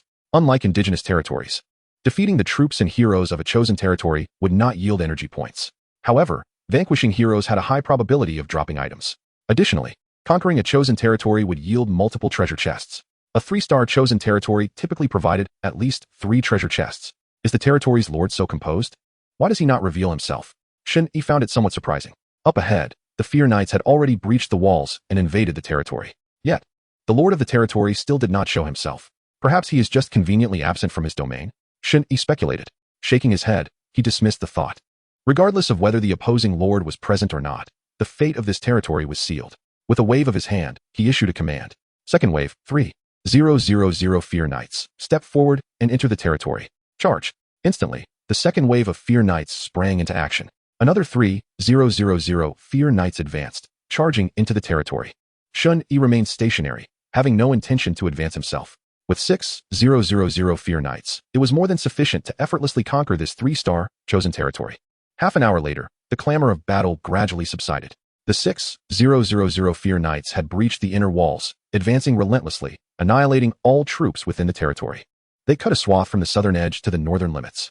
The territory, spanning 6 kilometers, was littered with dismembered limbs and corpses. The 2,000 troops within the territory had all perished. Blood flowed freely upon the ground, the stench of carnage overwhelming. Yet, it would not be long before this brutal scene vanished. The ruling power of the Lord's world would soon descend, erasing every trace. Shen Yi, expressionless, treaded upon the blood and remains. Arriving at the spot where the 2 heroes had fallen, these 2 Tier 3 heroes possessed combat prowess comparable to Tier 4. Yet, evidently, they were no match for the Fear Knights. Ultimately, they met a tragic end beneath the blades of death wielded by the Fear Knights. At that moment, a scroll was suspended above the corpse of one of the heroes. The scroll emanated a faint glow, infused with a mysterious energy that swirled around it. It was an hero summoning scroll. Effect: upon usage, it allows for the random summoning of a 3rd-tier hero unit from the myriad realms. A scroll for summoning a 3rd-tier hero. A smile graced Shen Yi's face as he reached down to pick up the scroll, not in haste to commence the summoning. Subsequently, he made his way to the center of his domain, arriving at the entrance of a quaint manor. This manor served as the Lord's residence and was the cornerstone of the chosen territory. It seemed fortuitously unoccupied at the moment. Shen Yi extended his senses and confirmed that no lord was concealed within the manor. However, this did not impede his intention to seize the territory. With a flicker of thought, he initiated the skill to usurp the Lord's estate. The system prompt promptly appeared. You are about to take possession of a 3-star chosen territory. Would you like to proceed immediately? Yes. Upon Shen Yi's confirmation, a soft golden radiance began to rise from the manor before him. A countdown materialized, 0029. As long as the countdown concludes without interruption over the 30-minute usurpation process, this chosen territory will be successfully claimed by Shen Yi. In the Arcane Forest, the core region, a 4-star indigenous territory was under siege. The attackers consisted of a force led by a 4-star lord, alongside 4 3-star lords. These 5 lords were all members of the Thunderfire Alliance. Such coordinated assaults on high-star territories were commonplace in the realm of lords. The battle raged with unparalleled ferocity. The creatures defending the 4-star indigenous territory were immensely powerful, far surpassing those of the 3-star territories. Yet, faced with the onslaught of 5 lords, the fall of this 4-star territory was merely a matter of time. Suddenly, one of the 3-star lords turned pale, exclaiming in horror, "This is bad. My lord has come under attack. The enemy is pressing hard, and the city walls are on the verge of collapse. Zhou, what should I do?" A young man, upon hearing this, furrowed his brow and reassured him, "Do not panic. Your troops are suited for defense and will not fall easily. Lao Zhang is nearby. I will notify him to send reinforcements." The 3-star lord's expression eased slightly, but soon, it shifted back to one of alarm as he cried out, "It's over. The 2 heroes I left behind in the territory have perished. I can no longer receive news." No. At this proclamation, the other lords of the Thunderfire Alliance were utterly astonished. How could this be? How long has it been? Weren't those 2 heroes both 3rd tier? This is impossible. Your Windrunners are the best suited units for defense. What on earth happened? Could it be that a 5-star lord's forces have intruded into the arcane forest? Who have you offended recently? No way. A 5-star lord's forces could not have taken your territory so swiftly. In the midst of the turmoil, Zhou Mingrui, a 4-star lord of the Thunderfire Alliance, wore a grim expression and spoke with a grave tone. Retreat. This situation is dire. It is likely that another alliance is encroaching upon us. Yet, they had already committed to the assault.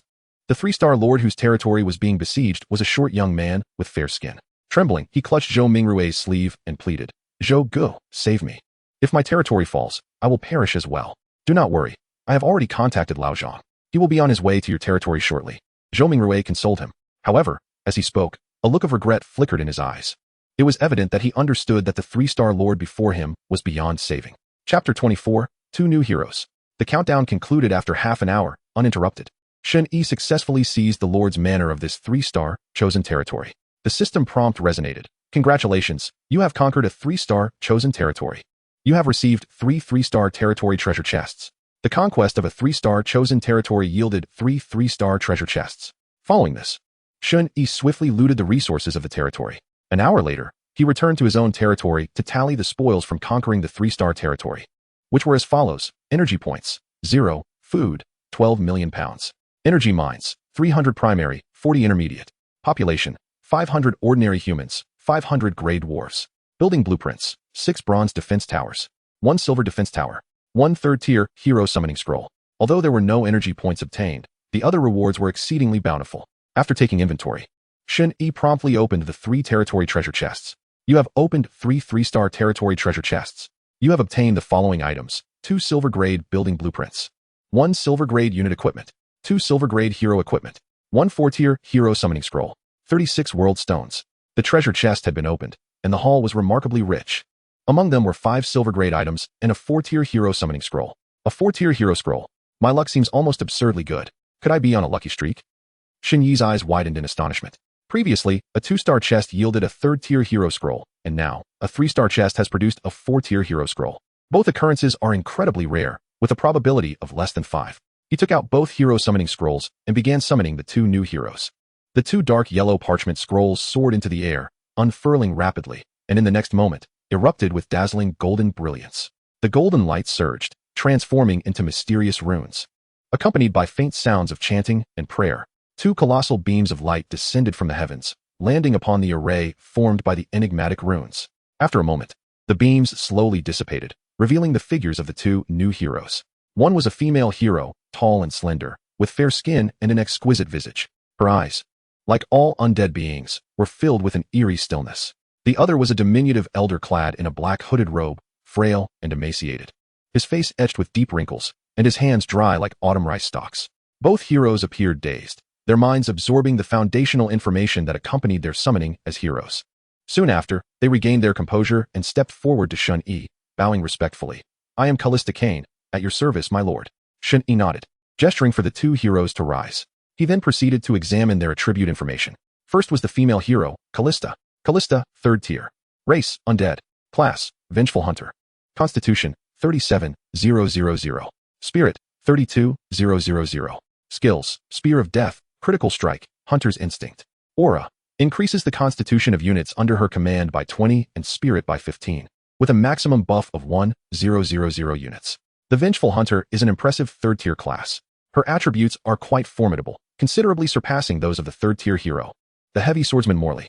Shen Yi nodded in satisfaction. As a 3rd-tier hero, Callista, the Vengeful Hunter, undoubtedly stands out among her peers, with a 100-fold attribute enhancement. Her stats have now surpassed 30,000. Consequently, her combat power can reach an upper level of the 6th tier, effortlessly overwhelming the heroes of other intermediate lords. Next was the 2nd hero, Kane, 4th tier. Race, undead. Class, Netherfire Mage. Constitution, 450,000.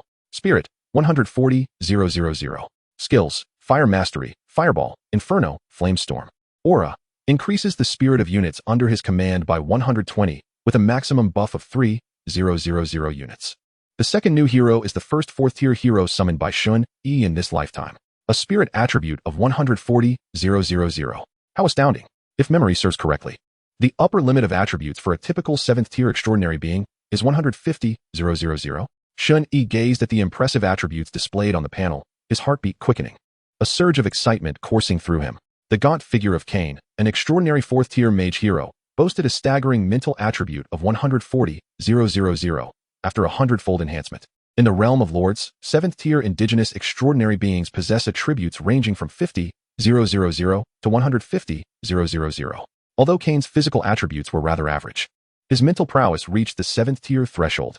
As the tiers ascend, the disparity among extraordinary beings becomes increasingly pronounced. A mental attribute of 140,000 places him among the strongest echelon of 7th tier beings.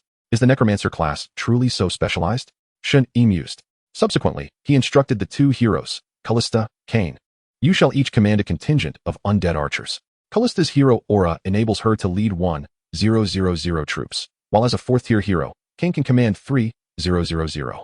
Soon, the connection was established, and the 4,000 undead archers received the boon of the hero's aura. Although the attribute enhancement was modest, it was better than nothing. Next, Shen Yi continued to examine the treasures yielded from the chest. 5 silver grade items, 2 hero equipment pieces, 1 troop equipment, and 2 building blueprints. He first inspected the 2 hero equipment items. Mystic bracelet, silver grade. Type, hero accessory. Restrictions, usable by any hero or lord unit. Effect 1, physical 50, mental 350. Effect 2, when utilizing extraordinary skills, gain an intensity boost of 8. Guardian armor, silver grade. Type, hero apparel. Restrictions, usable by any hero or lord unit. Effect 1, physical 350, mental 20. Effect 2, upon receiving damage, trigger the Silver Guardian's power. Chapter 25, Promotion. 3-star territory. 2 pieces of hero equipment. 1 accessory and 1 garment. Could it truly be the Mystic Bracelet? Among the 2, the accessory Mystic Bracelet is an exceptionally formidable piece of gear. Despite being silver grade, it is incredibly rare. One of its effects enhances the intensity of extraordinary skills by 8. Even for 9th tier units, this equipment provides a remarkable boost. Normally, silver grade hero equipment is priced between 100,000 and 200,000 in the trading market. However, the Mystic Bracelet's value is likely to double that, rendering it a true rarity. The other item, the Guardian armor, is also commendable. It serves as a powerful silver grade defensive equipment. The Silver Guardian's power can absorb the impact of 3 attacks with extraordinary strength at the 3rd tier. Shen Yi intended to enchant this silver grade equipment for himself, as one can only enchant 4 pieces. Thus, he removed a previously enchanted bronze grade item. He then proceeded to enchant the Mystic Bracelet and the Guardian armor for himself. Boom. Boom. The enchanting process was swiftly completed.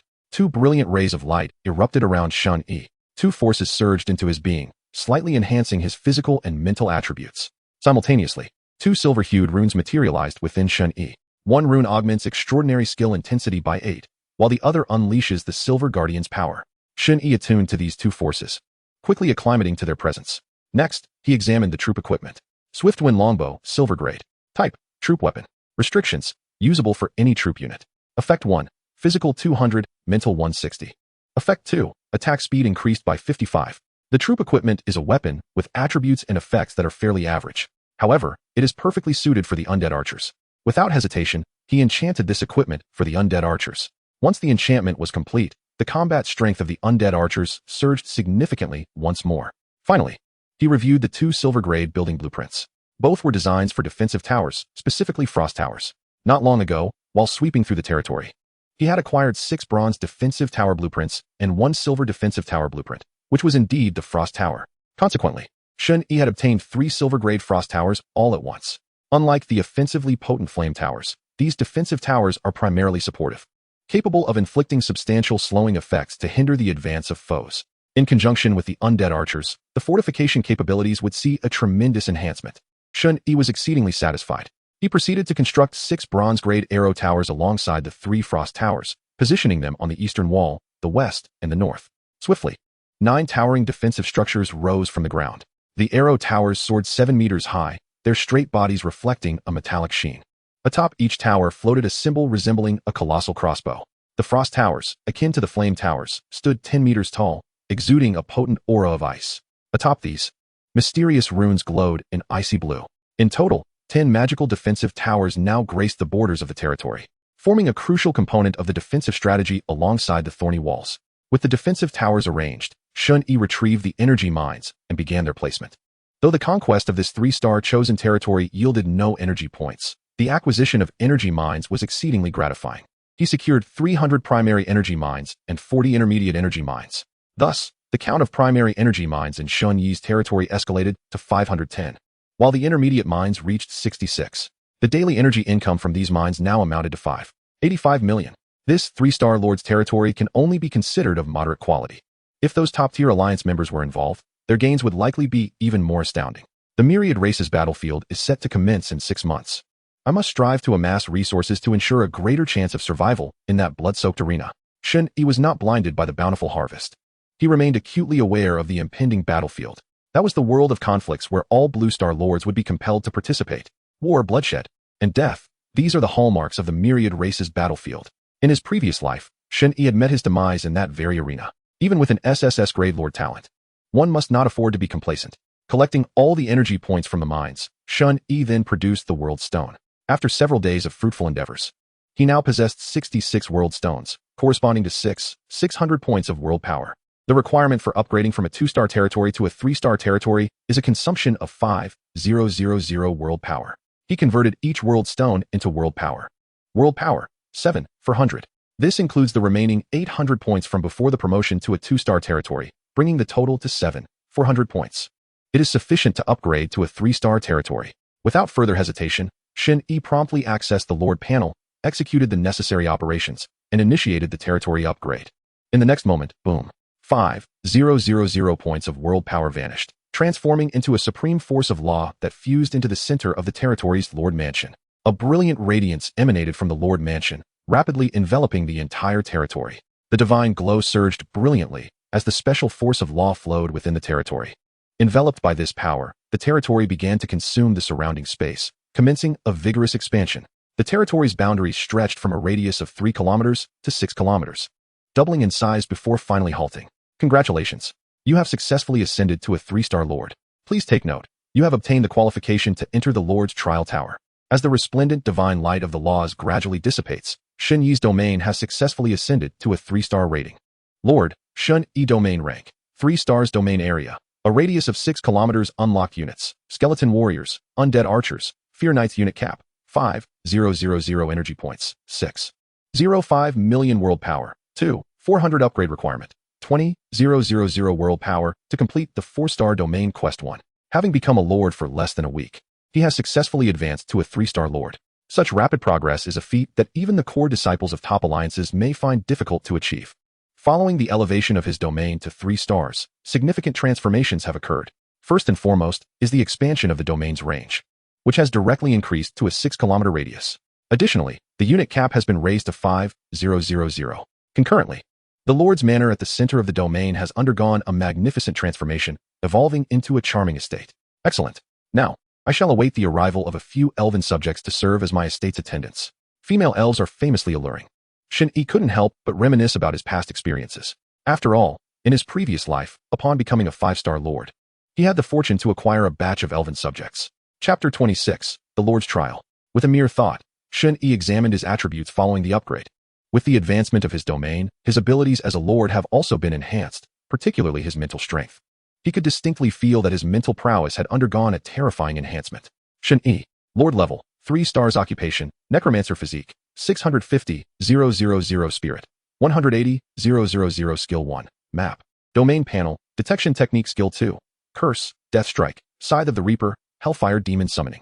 Indeed, following the domain upgrade, as a lord, he could enhance his fundamental attributes.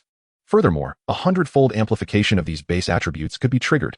With a physique of 650,000 and a spirit of 180,000, Shen Yi was utterly astounded. Such a terrifying enhancement from a single domain upgrade is evidently the result of the SSS level lord's innate talent manifesting its 100-fold attribute effect. Although the attribute boosts from equipment enchantments do not receive the 100-fold amplification, the attribute enhancements resulting from domain upgrades clearly benefit from this amplification effect. An impressive spirit of 180,000 is a trait typically possessed by 8th tier beings. Those who reach the 8th tier are often referred to as demigods, among the pinnacle of extraordinary beings. And here I am, a mere 3-star lord. wielding power comparable to that of a demigod. Shen Yi's heart raced with exhilaration. While he may possess the extraordinary 8th-tier mental attribute, his skills and other aspects still require improvement. Nonetheless, this realization stirs a profound excitement within him. The sensation of wielding such formidable power is simply sublime. In his previous life, even as a 6-star lord, he had never attained such a level of strength. Taking a deep breath, Shen Yi sought to calm his emotions. Soon, his thoughts returned to tranquility. He then began to explore his newly acquired skills. Scythe of the Reaper summons a Scythe of the Reaper to strike a single target. Hellfire Demon Summoning, chanting the words of the undead, subsequently summons a Hellfire Demon for a duration of 5 minutes. These two newly acquired 3rd-tier skills are exceptional. One serves as a powerful single-target burst attack, while the other is a summoning skill capable of calling forth a Hellfire Demon from the realm of the undead. Both skills are remarkably potent, falling among the most formidable 3rd-tier abilities. Within the power system of the Lord's world, the stronger the mental strength, the more effective the skills. With Shen Yi's current spirit of 180,000, casting these two skills will undoubtedly exceed the intensity of ordinary 3rd-tier abilities. Before long, Shen Yi became familiar with the two new skills. He then opened the Lord's panel and clicked on the 4-star domain quest section. 4-star domain quest. Content: conquer 5 3-star domains within 120 days. Countdown: 120 days. Note: if the quest is not completed by the end of the countdown, the domain task will refresh. Oh, this quest.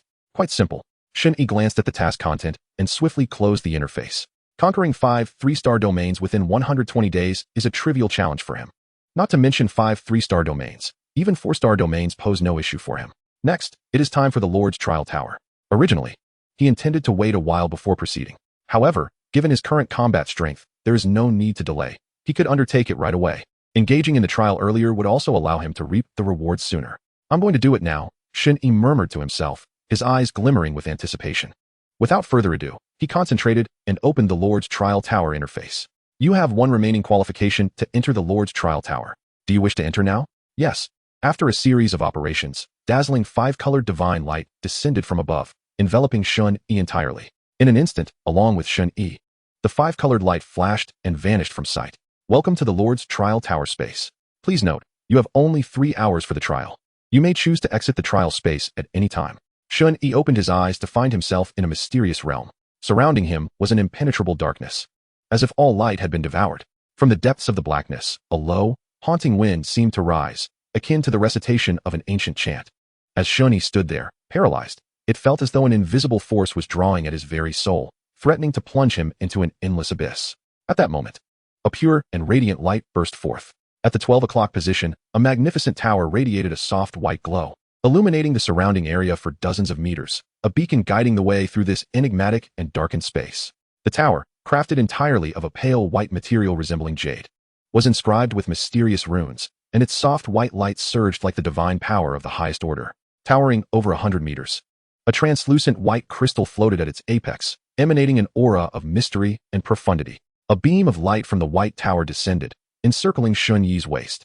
In an instant, he felt his body regain sensation and the ability to move freely. Following the silken thread of light, he stepped toward the tower. Upon entering the illuminated area of the tower, more radiant light surged toward him, enveloping him entirely. A warm and pure energy flowed into his being, eradicating all negative states afflicting Shen Yi. If memory serves, the highest record for the Lord's Trial Tower is conquering the 7th level, achieved by 5-star lords utilizing their final trial opportunity. I wonder how many levels I can surpass with my current strength. Shen Yi raised his head, gazing at the mysterious and towering edifice before him, and spoke softly to himself. He had entered this place more than once and knew well that this was the fabled Lord's Trial Tower. Upon entering, he would unlock the trials exclusive to intermediate lords. In the realm of intermediate lords, any lord who has successfully ascended may earn an opportunity to enter the Lord's Trial Tower. The Lord's Trial Tower does not permit the entry of heroes or troops. It is a solitary endeavor reliant solely on the Lord's own strength. The trials consist of 9 levels, with escalating difficulty. Each level conquered yields corresponding rewards. Since the inception of the Lord era in Blue Star, countless intermediate lords have emerged. Countless 3 to 5-star lords have entered the Lord's Trial Tower and participated in its trials. The finest record achieved thus far is merely the completion of the 7th level. The 8th level has never been conquered, let alone the ultimate 9th level. However, at this moment, Shen Yi brims with confidence, convinced that he can shatter this record. He envisions himself as the first lord to triumph over the trial tower entirely. Although his current capabilities may seem insufficient, he is afforded 2 more opportunities. His intention for entering now is merely to claim the rewards from the earlier levels. With just a little more time to develop, bolstered by his SSS level lordly talent. He is certain he will succeed. Time is limited to 3 hours. Shen Yi does not hesitate. After a brief adjustment of his breath, he steps forward into the trial tower. In the next instant, a radiant light envelopes him, and he vanishes from his original position. Transported into the realm of the trial tower. The lordly trial has officially commenced. Chapter 27. The trial begins. The space within the trial tower is vast, akin to the cosmos itself. The trial tower of the Misty world presents a colossal battlefield set against a backdrop of dusk. The so-called 9-level trial does not imply trials in 9 distinct spaces, but rather 9 progressively more challenging levels within this singular space. Upon entering, Shen Yi finds himself in a corner of the battlefield. The lofty sky is tinged with a dim orange hue from the setting sun, while the distant mountains are outlined in undulating silhouettes. The ground is shrouded in smoke. The air thick with the scent of blood and the remnants of countless corpses scattered across the earth. A fierce wind stirs the tattered battle flags, their rustling accompanied by a pungent aroma of gore. Before long, a prompt from the Lord system appears. The first level of the trial is about to commence. Please prepare yourself. Shen Yi's expression remains serene. This is not his first foray into the lordly trials. In his previous life, after ascending to the rank of 5-star lord, he successfully navigated the 5th level of the trial tower. While this achievement may not place him among the strongest lords of Blue Star, it is nonetheless commendable. After all, in his former life, he had not awakened any lordly talents nor possessed the backing of a formidable faction. He achieved everything solely through his own efforts. Suddenly, a beam of light descends upon the dusky ground. Moments later, 5 figures materialize before him. 5 ogre goblins, second-tier extraordinary beings. Armed with spiked clubs, they chattered and charged toward Shen Yi. Unfazed, he extended a finger toward one of the ogre goblins and gestured into the void. The spell of death was triggered. In an instant, the life force of that particular ogre goblin was entirely siphoned away, leaving it lifeless on the ground. Subsequently, a shield manifested in Shen Yi's hand. With a swift twist of his foot, he vanished from sight. In the next moment, he reappeared before another ogre goblin, bringing his shield down with immense force, shattering its skull. The second-tier creatures crumbled before him like fragile tofu, yielding easily to his might. He replicated this feat, swiftly dispatching the remaining 3 ogre goblins with ease. Congratulations. You have successfully cleared the first level. The system announced. You have earned the rewards: 2 pieces of silver-grade hero equipment and 4 silver-grade defensive tower blueprints. You may choose to commence the next level of the trial at any time. In less than 10 seconds, Shen Yi had triumphed in the first level of the trial. While the initial level was simple, the rewards were undeniably substantial. 2 pieces of silver-grade hero equipment, coupled with 4 blueprints for silver-grade defensive towers, made the rewards from this first level exceedingly generous compared to the challenges faced. In the realm of intermediate lords, it is widely acknowledged that the first level of the lordly trial serves as a benevolent offering. Proceed to the next level, Shen Yi declared. In an instant, light enveloped him, and he was transported across the dusky battlefield by the mysterious power of time and space. It is unclear how long he traversed this ethereal realm. When Shen Yi reappeared, he found himself once again amidst the carnage and chaos of the battlefield. Moments later, a radiant light swiftly descended upon the ground ahead. 10 arachnid creatures materialized. The second level of the trial begins, and this time, the number of creatures has escalated to 10. Moreover, they are all 3rd-tier beings. The 4-eyed spider demon. Tier 3. Stamina, 360. Intelligence, 200. Skills, Frenzied Strike, Bloodthirsty Venom, Dark Armor. This creature, draped in shades of gray and black, with 8 legs and 4 blood-red eyes, is known as the 4-eyed spider demon. A formidable 3rd-tier extraordinary monster. As the 10 spider demons, each exceeding 1 meter in length, emerged, they swiftly charged toward Shen Yi. Their 8 steel-like legs propelled them forward with astonishing speed, closing the distance in an instant. Shen Yi stood resolute. Reciting an arcane incantation, his right hand lifted slightly. In the next moment, a torrent of necromantic energy surged forth before him. Skill, Hell Summoning. Boom. Complex and esoteric runes materialized, and the void suddenly split open, revealing a gaping chasm. In the next second, a terrifying figure erupted from the rift. The Hellfire Demon. A dreadfully powerful undead entity. Towering at 4 meters, its form is massive and distorted, with a ghastly visage shrouded in blazing hellfire, striking terror into all who behold it. It boasts a pair of decayed, immense wings that, with each flap, unleash waves of scorching heat. Roar. The Hellfire Demon bellowed at the 4-eyed spider demons. Its killing intent palpable. The pitch-black hellfire dripped from its form, scorching the ground and filling the air with the pungent scent of sulfur. In the next moment, it surged forward, vanishing from sight. When it reappeared, it stood before one of the 4-eyed spider demons. Boom. With a fist engulfed in hellfire, it struck down, obliterating the 4-eyed spider demon, while also causing the ground to sink several decimeters. Kill, kill, kill. The hellfire demon roared, its massive frame moving with astonishing swiftness, dispatching the 4-eyed spider demons with ease. Summoned with 180,000 intelligence, the Hellfire Demon's combat prowess rivals that of a 7th tier being. This is merely a 3rd tier skill. A typical 3-star Lord utilizing this skill would likely summon a Hellfire Demon of comparable strength to a 4th tier being.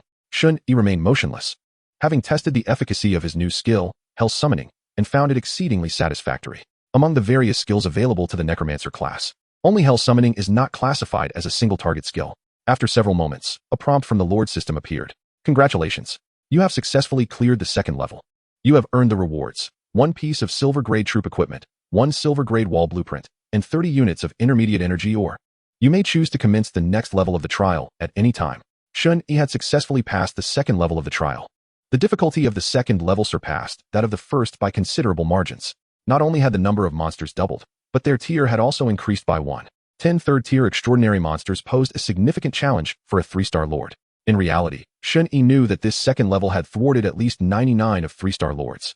Only those who had ascended to 4-star lord status possessed a reasonable chance of conquering the 2nd level. I already possess a silver grade thorn wall, and the silver grade wall blueprint holds little value for me.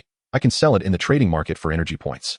However, the silver grade troop equipment will prove useful for the time being, Shen Yi contemplated. With a flick of his mind, he retrieved the newly acquired troop equipment and examined its attributes. Earth bracelet, silver grade. Type, troop accessory. Restrictions, enchantment available for any troop unit.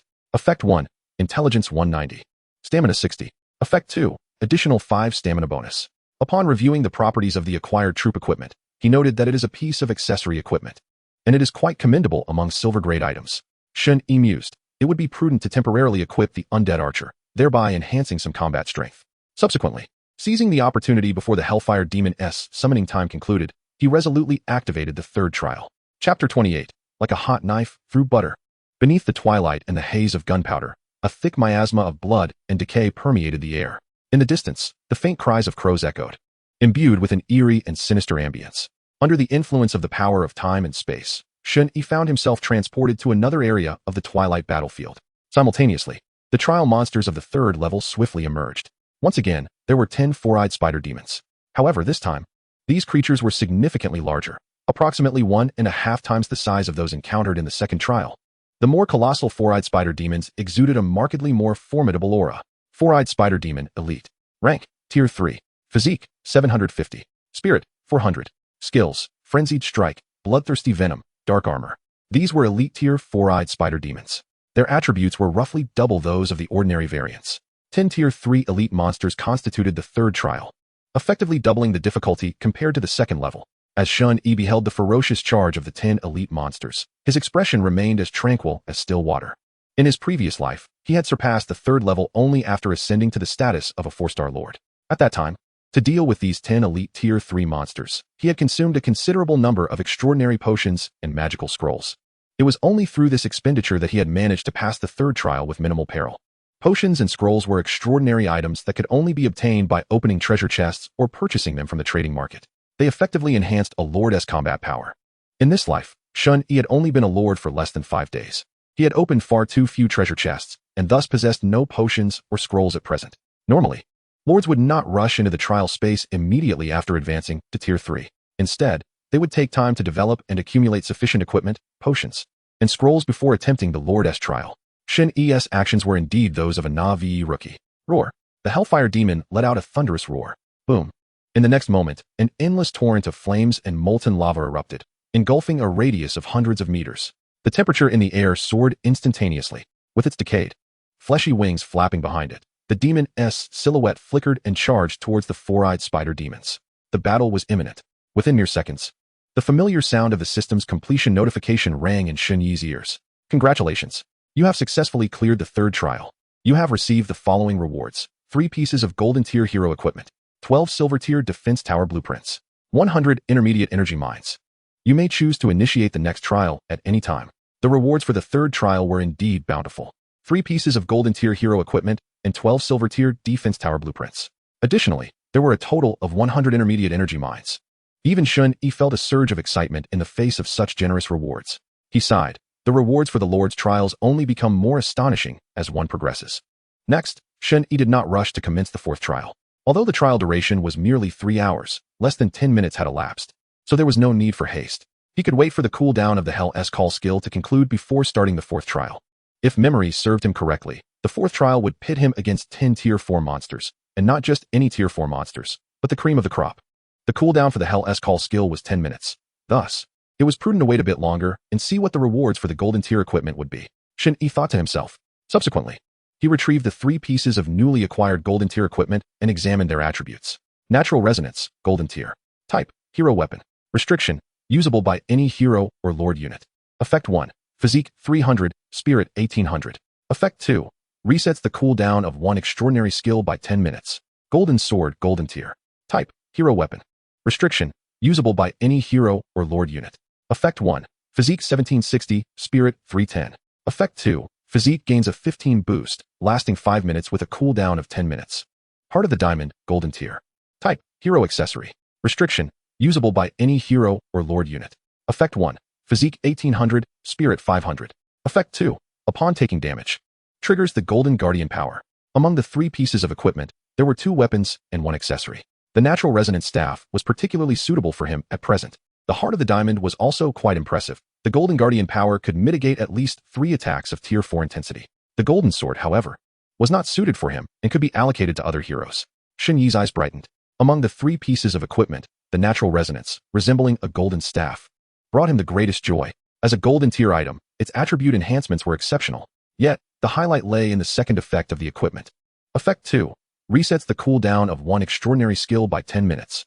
With this equipment effect, Shen Yi could utilize the Hell's Call skill twice in succession every 10 minutes. For him, who was currently short on skills, this was akin to a timely boon.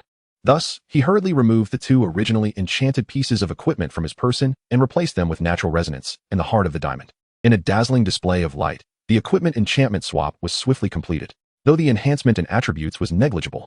The boost in combat power provided by the equipment effects was undeniably remarkable. A smile graced Shen Yi's face. Soon after, the skill cooldown concluded. He decisively activated the fourth trial. Chapter 29, Advanced Energy Mines. Robe of Life. A wind stirred from afar, carrying a cloud of dust. Shattered battle flags were skewed in the earth, fluttering ominously.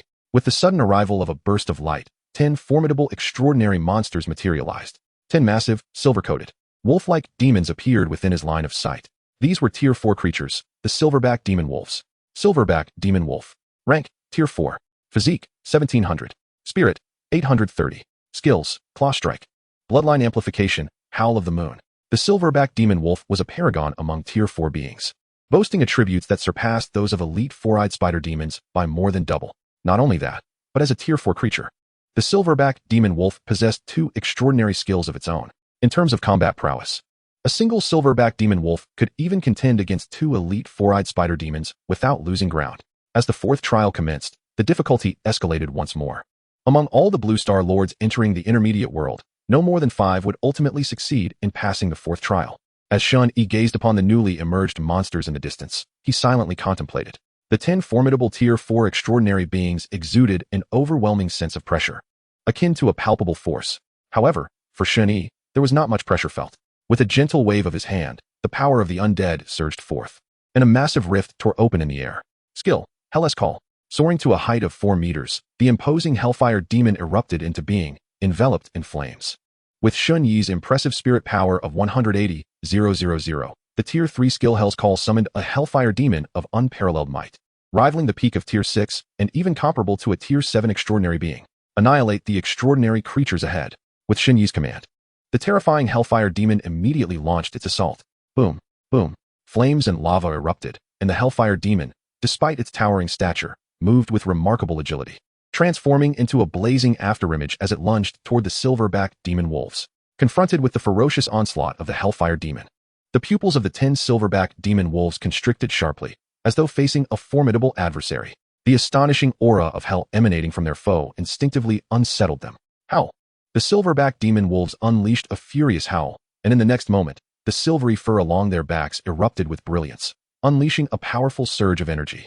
A vaporous essence ascended from their bodies, while their blood surged rapidly. In an instant, the Silverback Demon Wolves summoned their skills, bracing themselves to confront the onslaught of the Hellfire Demon. Bang! Howl!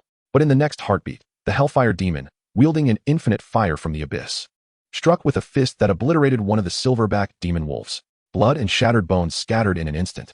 igniting in the air and transforming into a cloud of ash. A swift annihilation. As a being whose combat prowess rivaled that of a 7th-tier extraordinary demon, it effortlessly dispatched a silverback demon wolf. Meanwhile, Shen Yi, standing at a distance, also initiated his assault. Skill, curse. Skill, hex. 2 spells were unleashed in succession. In the next moment, one silverback demon wolf instantly became listless, while another succumbed entirely, collapsing to the ground. Mere seconds later, as the final silverback demon wolf was struck down with a single blow, all monsters were eradicated. Thus, the 4th trial was successfully completed. The passage was nearly as fluid as flowing water. Congratulations, you have successfully passed the 4th trial. You have received the following rewards: Golden Tier Unit Equipment X1. Advanced Energy Mine X10. You may choose to initiate the next trial at any time. The notification from the Lord's system resonated, and the rewards were dispensed. This time, the reward consisted of a piece of Golden Tier Unit Equipment and a new type of Advanced Energy Mine. 10 in total. Advanced Energy Mine. Effect: generates 100,000 energy points daily. Description: a mysterious structure that continuously provides energy points when placed within the territory. The Advanced Energy Mine represents the pinnacle of energy resources in the extraordinary world. Each Advanced Energy Mine yields an income of 100,000 energy points per day. 10 Advanced Energy Mines signify a daily influx of 1,000,000 energy points to the territory. As the territory level increases, the utility of energy points will expand significantly. Summoning units, purchasing buildings, potions, scrolls, and equipment all require energy points. This is the foundational resource of the Lord's world. Particularly for Shen Yi, the significance of energy points is magnified.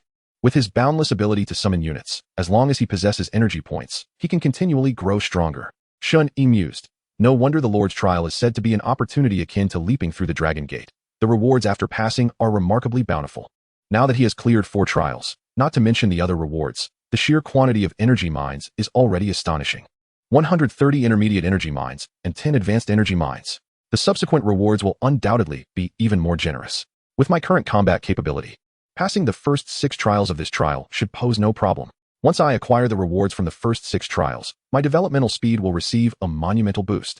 I estimate that within a month, I shall ascend to a 5-star lord. Shen Yi's eyes sparkled with brilliance, his heart swelling with anticipation.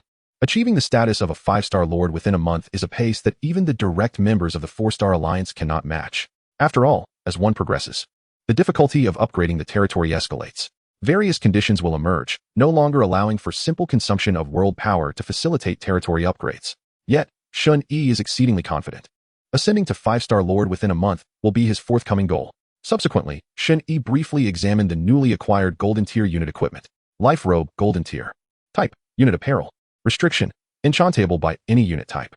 Effect 1. Constitution 1100, Spirit 350. Effect 2. Can actively trigger a 4th-tier healing aura effect, lasting 3 minutes. This new equipment, named Life Robe, primarily enhances the Constitution attribute. Shen Yi's eyes lit up, exclaiming, "Quite impressive. It can trigger the 4th-tier healing aura." Equipping this on the undead archers would significantly bolster their combat prowess, even after a 100-fold enhancement. The combat capability of the undead archers is still merely marginally superior to that of 4th-tier creatures, as they are, after all, a relatively weaker 2nd-tier unit. In comparison to equipping the Fear Knight, the cost-effectiveness of this Golden Tier Unit Equipment for the undead archers is higher. The attributes of the Fear Knights are on par with those of a mid-level 6th-tier extraordinary being. Thus, the enhancement from Golden Tier equipment is not as pronounced. Next, seizing the opportunity while the summoning time of the Hellfire Demon had not yet expired, Shen Yi decisively initiated the 5th trial. In this round, the Lord must confront 10 elite 4th-tier creatures, along with 1 commander-level 4th-tier creature. The difficulty has skyrocketed. Throughout the nearly century-long history of the Blue Star Lord era, fewer than 1 Lord has successfully passed the 5th trial. Chapter 30. 3 Legendary Tier Equipments. On an ancient, desolate battlefield, a deathly stillness pervaded the surroundings. Shen Yi stood upon the parched earth, embarking on the 5th trial of the Tower of Trials. With the descent of a radiant pillar of light, the 5th trial's challenges materialized. In his past life, Shen Yi had successfully passed the 5th trial during his final opportunity within the Lord's Tower. Yet, this became his ultimate achievement. He could not pass the subsequent 6th trial. Nevertheless, this accomplishment remains remarkably impressive, for fewer than 1 Lord in Blue Star has succeeded in the 5th trial. As the transporting light gradually dissipated, 11 extraordinary monsters emerged simultaneously. All were silverback demon wolves. Unlike the silverback demon wolves encountered in the 4th trial, those appearing now emanated an even more astonishing extraordinary aura, particularly the one standing at the center, whose size was more than 3-fold that of an ordinary silverback demon wolf. Silverback Demon Wolf, Elite. Tier, 4th. Constitution, 3500. Spirit, 1800. Skills, Savage Claw Strike, Bloodline Amplification. Howl of the Moon. Silverback Demon Wolf, Commander. Tier, 4th. Constitution, 7200. Spirit, 3600. Skills, Savage Claw Strike, Bloodline Amplification, Howl of the Moon. The attributes of elite monsters receive a twofold enhancement. Commander-level monsters benefit from a fourfold enhancement to their attributes. 4th-tier extraordinary monsters with fourfold attribute enhancements are capable of tearing apart the majority of 5-star lords. In his previous life, to pass this trial, Shen Yi expended a vast number of energy points, preparing an abundance of high-tier potions and scrolls. With the aid of these high-tier resources, he ultimately managed to pass through the brink of life and death. However, this time, it will undoubtedly be far less arduous. Go! Shen Yi gestured grandly, sending the Hellfire demons surging forward, pouncing fiercely upon the formidable pack of silverback demon wolves. Boom! Boom! A torrent of fiery breath erupted. Faced with the elite silverback demon wolves, the Hellfire demon continued to dominate effortlessly. Howl! The piercing howl of the wolves resonated in all directions. The colossal silverback demon wolf commander, exuding the most potent aura, let out a skyward wail. Immediately, silvery lunar power surged within it, causing its size and aura to escalate dramatically.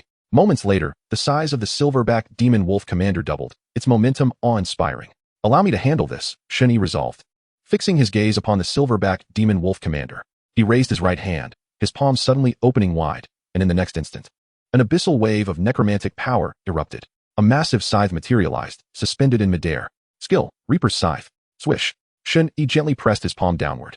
In an instant, the enormous scythe flew through the air, cleaving forcefully towards the silverback demon wolf commander. The scythe soared through the air with remarkable speed, striking the colossal silverback demon wolf leader before it could even react. With a resounding thud, the massive wolf's body was cleaved in two, and in an instant, its bloodied carcass began to decay and wither away. One strike, and a 4th-tier extraordinary creature was vanquished in a heartbeat. A look of satisfaction graced Shen Yi's face. The attack power was formidable, at least rivaling that of a 7th-tier burst skill. A formidable monster that had required a desperate struggle to defeat in his previous life was effortlessly dispatched in this one. This prompted Shen Yi to reflect once more on the sheer terror of an SSS-level lord's talent. 2 minutes later, all 10 elite silverback demon wolves lay slain. Thus, the trial of the 5th level concluded. The system's prompt soon echoed. Congratulations, you have successfully passed the 5th level. You have received the following rewards: 3 pieces of legendary hero equipment, 12 blueprints for golden-level defensive towers, 20 advanced energy mines. You may choose to commence the next trial at any moment. With the difficulty of the 5th level significantly heightened, the rewards had also been exponentially increased. This time, Shen Yi had obtained 3 pieces of legendary hero equipment, 12 blueprints for golden-level defensive towers, and a staggering 20 advanced energy mines. In the realm of lords, there exists a saying: any lord who can conquer the 5th level of the trial tower is destined to ascend to a 6-star lord and enter the advanced lord realm. This statement holds considerable merit, for the rewards from the 5th level are indeed exceedingly generous. Any lord receiving such a boon would experience a dramatic enhancement in their territory's power. First, let us examine the equipment. This is legendary gear, a rarity among lords in the intermediate world. Having only been a lord for 5 days, the pace of my advancement is astonishing, surely. Word of this would strike fear into the hearts of many. As Shen Yi began to unveil his new equipment, he could not help but mutter to himself. Having once toiled in the world of lords, he was all the more astounded by the speed of his current development. Such rapid and effortless progress was almost beyond belief. Without further ado, Shen Yi scrutinized the attributes of the 3 pieces of legendary equipment. Bracelet of Luminescence, legendary. Type: heroic accessory. Restriction: usable by any hero or lord unit. Effect 1. Constitution 2000. Spirit 9000. Effect 2. When utilizing extraordinary skills, gain an 18-point increase in strength. Unyielding battle armor, legendary. Type: heroic attire. Restriction: usable by any hero or lord unit. Effect 1. Constitution 9200. Spirit 1500. Effect 2. Constitution increase of 25, lasting 5 minutes with a 10-minute cooldown. Blessing of the Earth, legendary. Type: heroic accessory. Restriction: usable by any hero or lord unit. Effect 1. Constitution 6000. Spirit 6000. Effect 2. Triggers a 5th-tier healing aura, lasting 3 minutes with a 30-minute cooldown. The 3 pieces of equipment comprise 1 attire and 2 accessories, all of the highest legendary caliber. The Bracelet of Luminescence, in particular, offers an 18-point boost to skill strength, making it exceptionally suitable for Shen Yi. The other 2 pieces are also quite impressive. One temporarily enhances Constitution by a quarter, while the other triggers a 5th-tier healing aura. Regrettably, He could only enchant 4 pieces of equipment. The silver-level Mystic Bracelet enhances skill strength by 8, and given his spirit attribute, this enhancement is substantial, so it must remain equipped for now. The golden-level Nature's Resonance refreshes skills and cannot be replaced either. Shen Yi felt somewhat vexed. A single individual could only enchant 4 pieces of equipment, necessitating some difficult choices. After contemplating for a moment, he ultimately decided to forego the unyielding battle armor in favor of equipping the Bracelet of Luminescence and the Blessing of the Earth.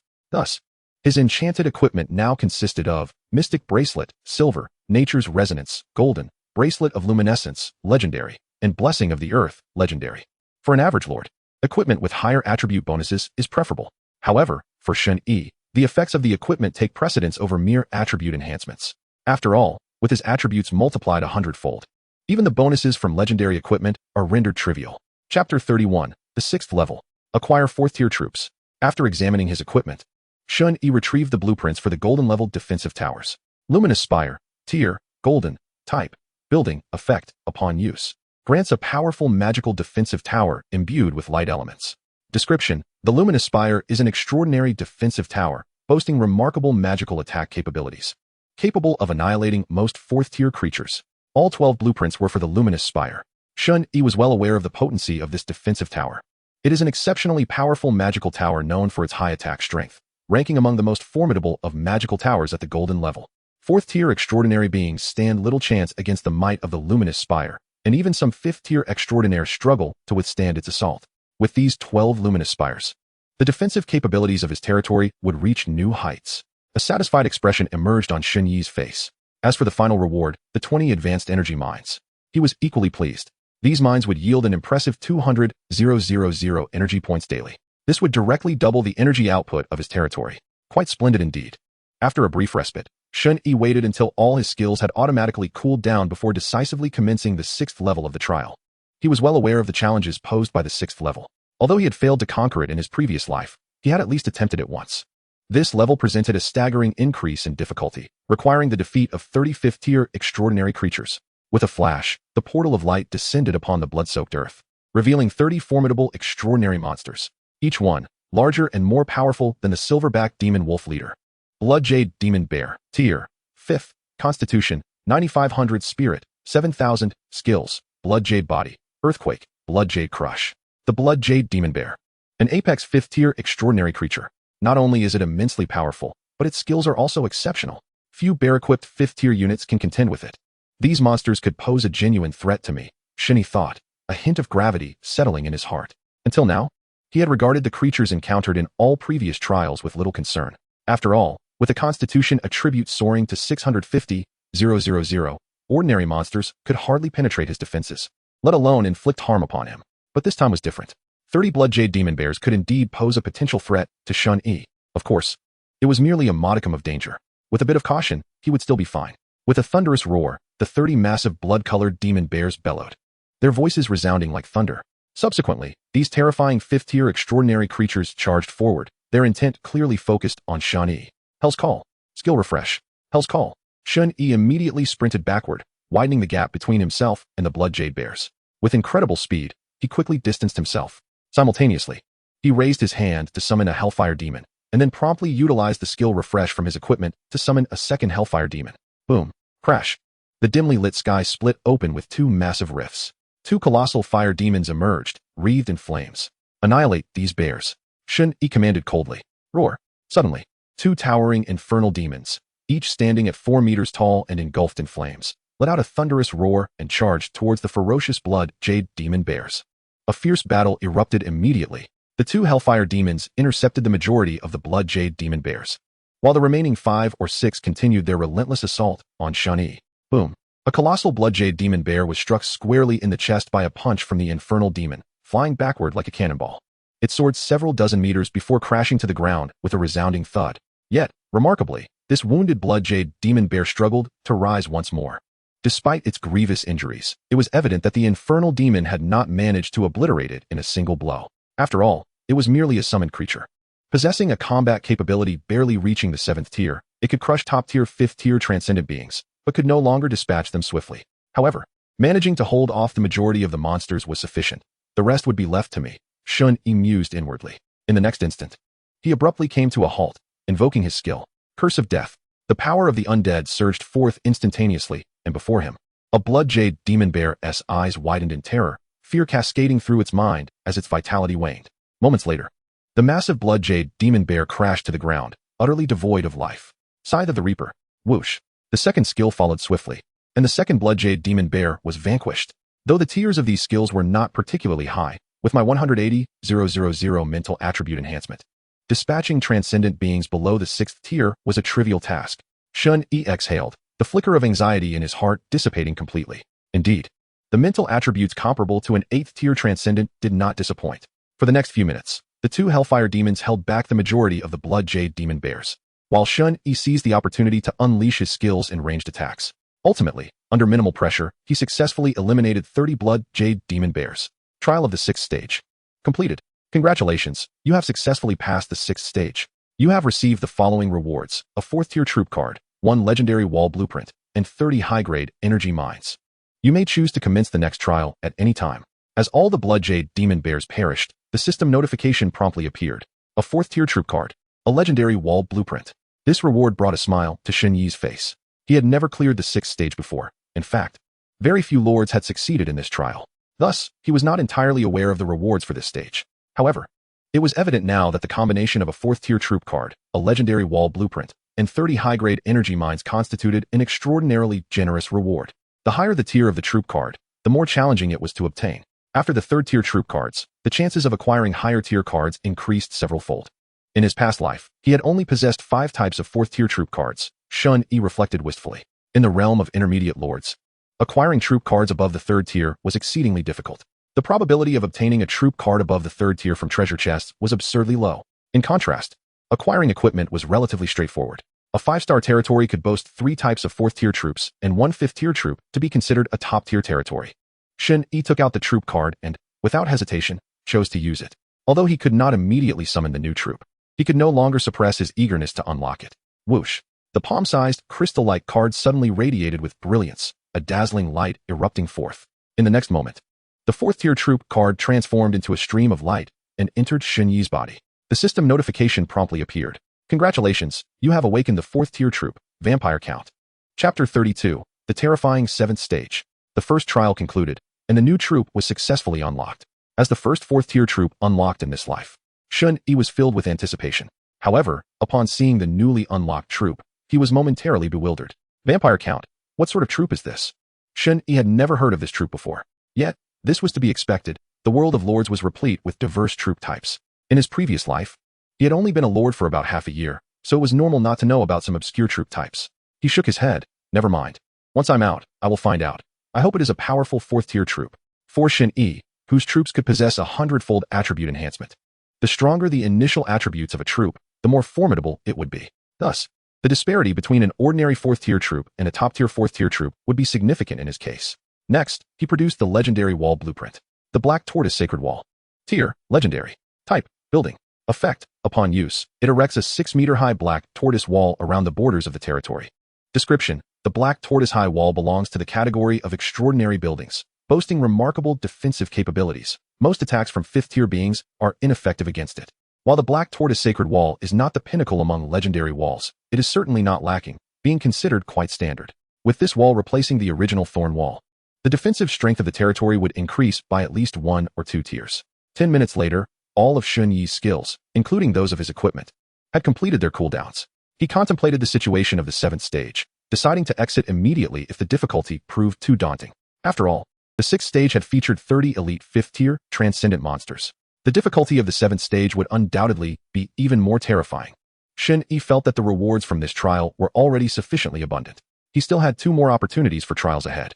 Therefore, he had no intention of taking unnecessary risks. Should the difficulty of the 7th stage be too great, he would promptly conclude this trial. In the next moment, Shen Yi declared, "Commence the next trial." As his voice fell, the Lord system immediately responded. Before long, Shen Yi was transported to the designated location. The monsters of the 7th stage soon manifested. 51 massive blood-red creatures appeared, a fierce and violent aura instantly pervading a radius of several hundred meters. 50 elite blood jade demon bears. Additionally, one was of the commanding level. Is this the difficulty of the 7th stage? No wonder fewer than 10 lords have been able to pass this stage thus far. Shen Yi's eyes narrowed slightly. The blood aura surged like a pillar, the frenzied atmosphere wreaking havoc. For the first time, he felt a profound sense of crisis. He decisively chose to end the trial. In the next moment, whoosh. A flash of teleportation light flickered, and Shen Yi's figure vanished without a trace. Indeed, it was a trial that only a handful could overcome. Could a typical intermediate world lord truly achieve this? Those who had succeeded in this trial must, like him, possess lordly talents. At the very least, an S-tier lord talent would be necessary to have a chance of passing this stage. On the southern edge of the arcane forest, a beam of teleportation light descended from the heavens, returning Shen Yi to his territory. He was immensely satisfied with the results of this trial. Clearing 6 stages in one go and the rewards obtained would significantly accelerate the development of his territory. In 6 months, the perilous battlefield of myriad races would commence. Before that, as a novice lord, Shen Yi needed time to develop swiftly and fulfill the potential of his SSS tier lord talent. Thus, the quicker the development, the better.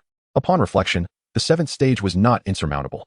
However, there was no need to take risks. With these resources, it wouldn't be long before he could advance to 4 stars. And passing the 7th stage would no longer be a problem.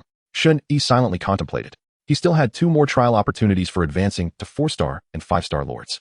By then, with the enhancement of his combat strength, he would undoubtedly be able to effortlessly deal with the monsters of the 7th stage. Finally, he decided to check the attributes of the newly unlocked troop. Subsequently, with a thought, Shen Yi opened the troop panel. He then summoned the new troop. As a 4th-tier troop, the energy points required for summoning reached an astonishing 4,000. Whoosh! A beam of white light descended from above. After a brief interval, a new soldier, towering at approximately 1.8 meters, made his entrance. This was a male of strikingly pale skin, adorned with an exquisitely chiseled visage and sharp fangs. Clad in an opulent black robe, he exuded an aura of elegance and authority. Could this be the Vampire Count?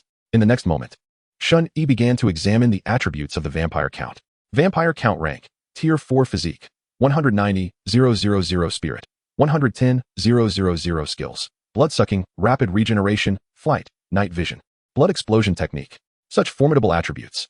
His physique astonishingly surpassed the upper limit of Tier 7, reaching the extraordinary level of Tier 8. This Vampire Count's combat prowess even eclipsed that of the Hellfire Demon. Shen Yi's expression was one of shock. Clearly, the Vampire Count represented the pinnacle of Tier 4 soldiers. Before any enhancements, his physique was already the strongest within the Tier 4 category. After receiving a 100-fold augmentation, he soared to new heights, breaking through the Tier 7 limit and achieving an astounding 190,000. Was this a melee soldier? Indeed, he would serve perfectly for eliminating skeleton warriors. Shen Yi nodded slightly, a look of satisfaction gracing his features. Subsequently, he set about placing the energy mines acquired from the trial into his territory. This trial had yielded a substantial quantity of energy mines, 130 intermediate energy mines and 60 advanced energy mines, nearly 200 in total. With a mere thought, the dense cluster of energy mines ascended and swiftly landed on the vacant grounds of the territory. The placement of almost 200 energy mines was completed in rapid succession. Following this, he conducted a unified energy point collection. Ding. You have acquired 500 energy points. Ding. You have acquired 5,000 energy points. Ding. You have acquired 100,000 energy points. He collected the entirety of the energy mines within the territory in one go. In the end, he amassed over 7.2 million energy points. Currently, he could expect an influx of over 700 energy points daily, with 600,000 of that stemming from the advanced energy mines. In terms of long-term development, the most valuable reward from the trial was indeed the advanced energy mines. Shen Yi mused. Chapter 33, The Onslaught of the Thunderfire Alliance? A refreshing breeze swept in from the distance, causing the surrounding flora to rustle. After placing the energy mines, Shen Yi commenced the summoning of soldiers. Each Vampire Count required 4,000 energy points, and he summoned 1,000 in one breath. Additionally, he summoned a significant number of Tier 3 Fear Knights and Tier 2 Undead Archers. Ultimately, the number of Fear Knights reached 18,000, while the Undead Archers totaled 50,000. With the summoning complete, he was left with scant energy points. Next, Shen Yi produced 2 new pieces of soldier equipment, the Earth Bracelet, silver, and the Life Robe, gold. Both pieces were enchanted for the Undead Archers, as they provided the greatest enhancement to them. Upon completion of the enchantments, the combat power of the 50,000 Undead Archers experienced a significant boost.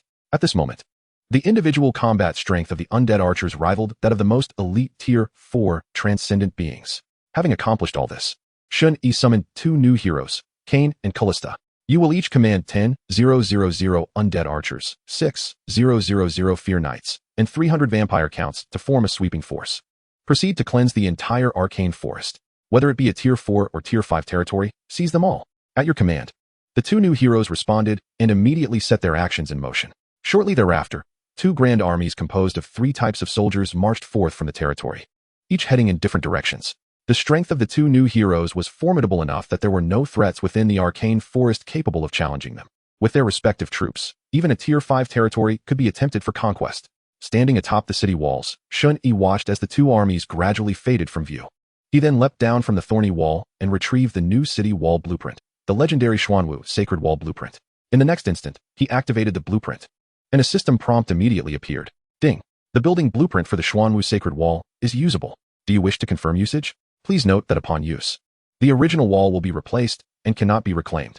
Without hesitation, Shen Yi confirmed decisively. Instantly, the legendary city wall blueprint transformed into a stream of light, soaring skyward. It surged toward the edges of the territory. Under the resplendent glow, a magnificent new wall replaced the original thorny wall, standing tall at the territory's perimeter. During this time, Shen Yi was not idle. He retrieved all the defense tower blueprints from the trial rewards and constructed them. In total, he erected 16 silver-grade defense towers and 12 gold-grade defense towers. The silver-grade towers comprised magical high towers of fire and frost, while all the gold-grade towers were radiant magical high towers. Shen Yi murmured to himself, with the legendary city wall and these defense towers, along with Morley and the undead troops, we shall be well equipped to safeguard the territory's security. He summoned the hero Morley, instructing him to remain in the territory, commanding 20,000 undead archers, 100 vampire counts, and all the skeleton warriors. Meanwhile, Shen Yi, along with a troop of equal scale to the other two heroes, joined the operation to sweep the arcane forest. The underbrush was dense, and the majority of the arcane forest comprised impenetrable woodlands. Shen Yi and the two heroes split their forces into 3 routes, officially commencing their attempt to occupy this resource-rich area spanning 200 square kilometers. Generally speaking, in the world of lords, areas abundant in resources are invariably occupied by the top-tier alliances. Although the arcane forest may not be as rich as those areas dominated by the top alliances, it still offers considerable resources. Historical records indicate that within the arcane forest, there are over 20 refresh points for Tier 4 native territories and more than 3 for Tier 5 native territories. As for the refresh points for Tier 3 and Tier 2 territories, there are even more. Each native territory refresh point signifies a wealth of energy points, energy mines, treasure chests, populace, food, and other resources. The major top-tier alliances of Blue Star maintain their dominance in the intermediate Lord world by occupying regions rich in high-tier territory refresh points. Once these top alliance lords ascend to Tier 6, they will transcend into the advanced world. Upon entering the advanced Lord world, they can no longer interfere in the affairs of the intermediate Lord world. This is a fundamental rule of the Lord world. Thus, to maintain their transcendent status, the lords of various alliances refrain from simultaneously ascending to Tier 6. They take turns to ensure that a sufficient number of Tier 5 lords are stationed in the intermediate world at all times. The Thunderfire Alliance within the Arcane Forest is merely a newly emerging alliance. This alliance boasts only one Tier 5 lord, their leader. A few months prior, this Tier 2 alliance had just begun to occupy the core area of the Arcane Forest. They sought to establish dominance over the Arcane Forest and use it as a springboard to gradually encroach upon other areas. I must make the most of this SSS level talent's effects. At the very least, I need to accumulate a sufficient number of energy mines and unlock at least 3 types of Tier 5 soldiers before entering the advanced world. Shen Yi contemplated silently. The battlefield of myriad races would commence in 6 months. He had half a year to harness the formidable power of the Undead Sovereign, this SSS level talent, to elevate the strength of his territory to its utmost potential. Even within the forested terrain, the advance of the undead army was not sluggish. Half a day passed, and Shen Yi, along with his troops, had marched over 200 kilometers, despite occasionally encountering territories along the way. In the territories encountered, there exist both indigenous inhabitants and lordly domains, yet all are merely rated 2 or 3 stars. Without exception, these territories have been swiftly overrun by the forces of the undead. Not a single one has managed to withstand the onslaught of the undead army for more than 10 minutes. Regrettably, I have yet to encounter a 4-star or 5-star territory. Suddenly, a message arrives from the 4th-tier hero, the Necrophire Mage, Kane. My lord, I have encountered a force consisting of 7,000 3rd-tier and 3,000 4th-tier soldiers, totaling 10,000 troops, commanded by 2 4th-tier heroes. I have annihilated them all. Upon receiving this news, Shen Yi raised an eyebrow and murmured to himself. A force of 10,000? It must belong to the Thunderfire Alliance. Are they seeking me out? After the disappearance of a 3-star territory, they actually dispatched a contingent of 10,000 troops, including 3,000 4th-tier soldiers.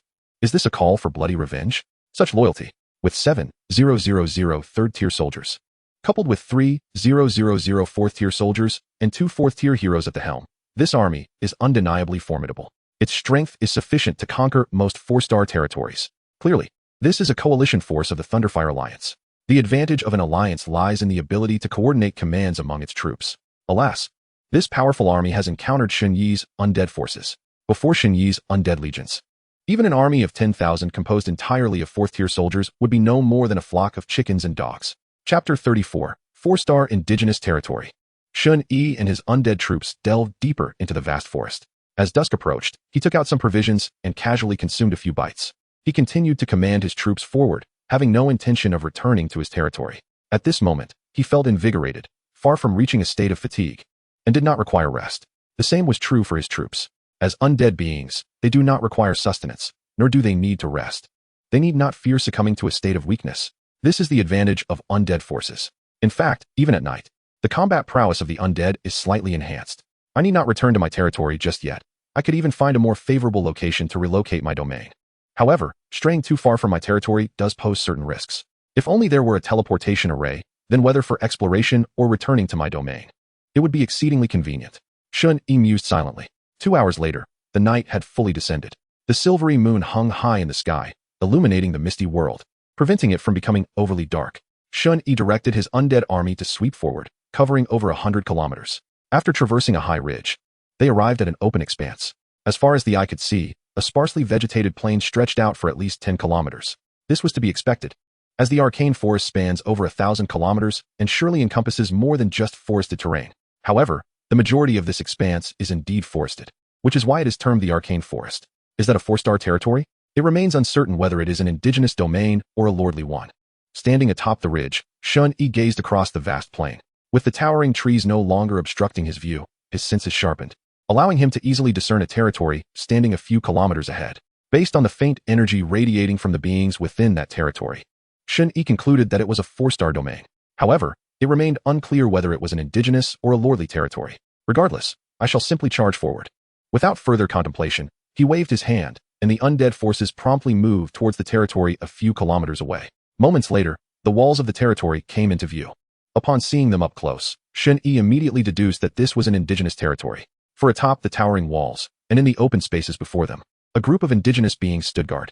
They were darkfire-winged beings and fiery knights, familiar foes he had recently vanquished in their own territory. A 4-star indigenous domain typically harbors more than one type of creature, with at least 3 distinct species stationed therein, and it is certain to include 4th-tier beings. It is uncertain which 4th-tier beings they are. I suspect they are not weak, given that both the darkfire-winged beings and fiery knights are elite 3rd-tier creatures.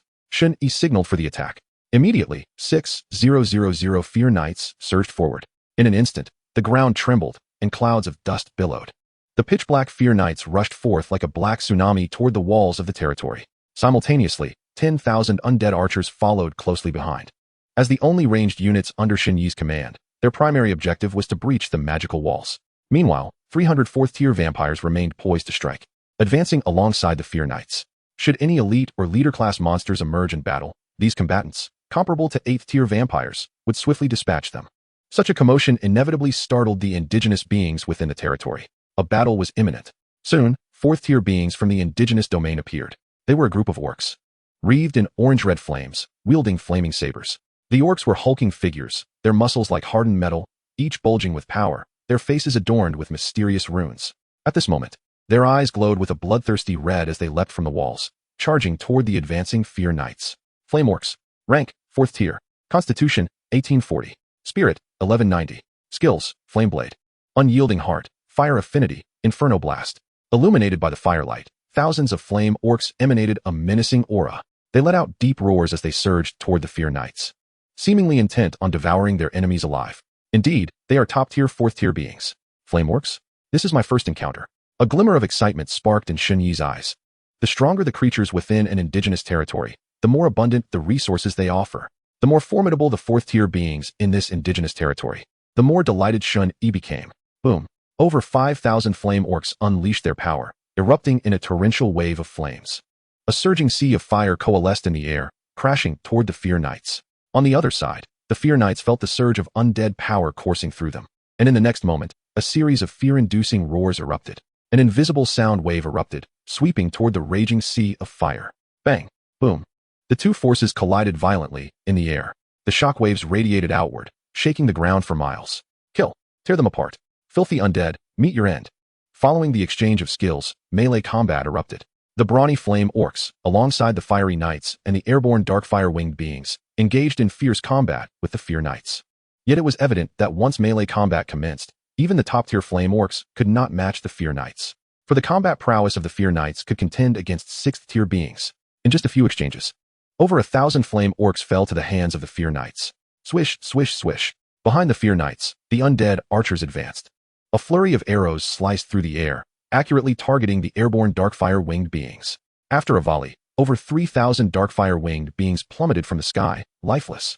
Subsequently, the undead archers adjusted their aim and unleashed a full-scale assault on the infernal knight. This was a display of Shen Yi's meticulous control as he directed the troops from the rear of the undead forces. In less than 10 minutes, the battlefield was littered with the corpses of over 10,000 indigenous creatures. The Fear Knight had already advanced to the very base of the territory's walls. Pierce through this wall, Shen Yi commanded. Whoosh, whoosh, whoosh. 10,000 undead archers unleashed a barrage toward the towering golden-grade walls of the territory. A dense array of ripples appeared on the wall's surface. 30 seconds later, boom.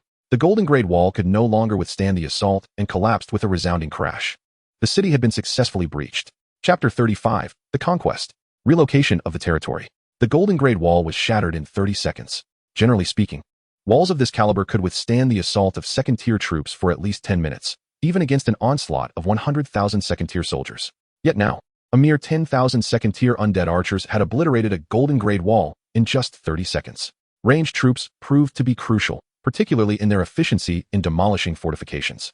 Shen Yi contemplated the need to unlock higher-tier ranged units, as the second-tier undead archers still felt somewhat lacking, even with a 100-fold enhancement to their attributes. Their combat prowess was comparable only to that of a 4th-tier extraordinary being. Even with several decent pieces of enchanted equipment, their strength merely matched the top-tier 4th-tier extraordinary units. Thus, Shen Yi eagerly anticipated the unlocking of higher-tier ranged troops. As the territory's walls crumbled, the Fear Knight and the undead archers surged into the territory, making subsequent combat far simpler. The undead forces steamrolled through, eliminating virtually all extraordinary creatures within the territory in under an hour. This 4-star indigenous territory housed a total of 20,000 creatures, among which approximately 10,000 were fire orcs. In this siege, half of the fire orcs had already perished. Among the remaining orcs, despite the presence of over 100 elite-level warriors and 5 commanding officers, they fell swiftly to the onslaught of the vampire count. Often in mere moments, the attributes of the vampire count rivaled those of 8th-tier beings, and its combat strength was no joke. Even top-tier 4th-tier extraordinary creatures struggled to withstand its terrifying damage. As the flames of battle subsided, the stench of blood permeated the air, marking the demise of 20,000 extraordinary beings. Although these corpses would soon dissipate with the passage of time, the scene at that moment resembled a hellish expanse of blood. Over 3,000 grey dwarves had been herded together in the open, trembling in fear. Simultaneously, a system prompt echoed in Shen Yi's ears. Congratulations. You have successfully conquered a 4-star indigenous territory. You have received the reward, 4-star territory treasure, chest X1. As Shen Yi scoured the territory for resources, he mused that this plane's location was quite advantageous for relocating his territory. At this moment, he found himself over 300 kilometers away from his original domain. Furthermore, he would need to delve deeper into the unknown, further distancing himself from his initial territory. Relocating the territory was an essential step to facilitate his impending conquest of the arcane forest. This spot is excellent. I shall relocate the territory here. Thus, after thoroughly pillaging the 4-star indigenous territory, Shen Yi decisively initiated the relocation process on an adjacent open space. Territory relocation was one of the fundamental abilities of a lord. A lord could opt to move to another unoccupied area at any time, provided their territory had not been attacked. In his previous life, upon entering the intermediate lord world, Shen Yi had relied on this ability to escape the arcane forest. Naturally, this process required the consumption of a certain amount of world power. The higher the tier of the territory, the farther the relocation distance, and the greater the consumption of world power. He arrived at a location 2 kilometers away from the 4-star indigenous territory and then opened the Lord panel, swiftly locating the option for territory relocation. Ding! Your territory is 350 kilometers away. You may proceed with the relocation. This relocation would consume 1050 points of world power. Do you wish to confirm? Shen Yi's face broke into a smile as he remarked, 1,050 points of world power? That is not much. After a day of conquest in the arcane forest with 3 battalions acting independently, Shen Yi had accumulated a considerable amount of world power. For him, Over 1,000 points was merely the spoils of conquering a 3-star territory. With determination, he confirmed the action. Ding. You have successfully consumed 1050 points of world power. Your territory will immediately commence relocation.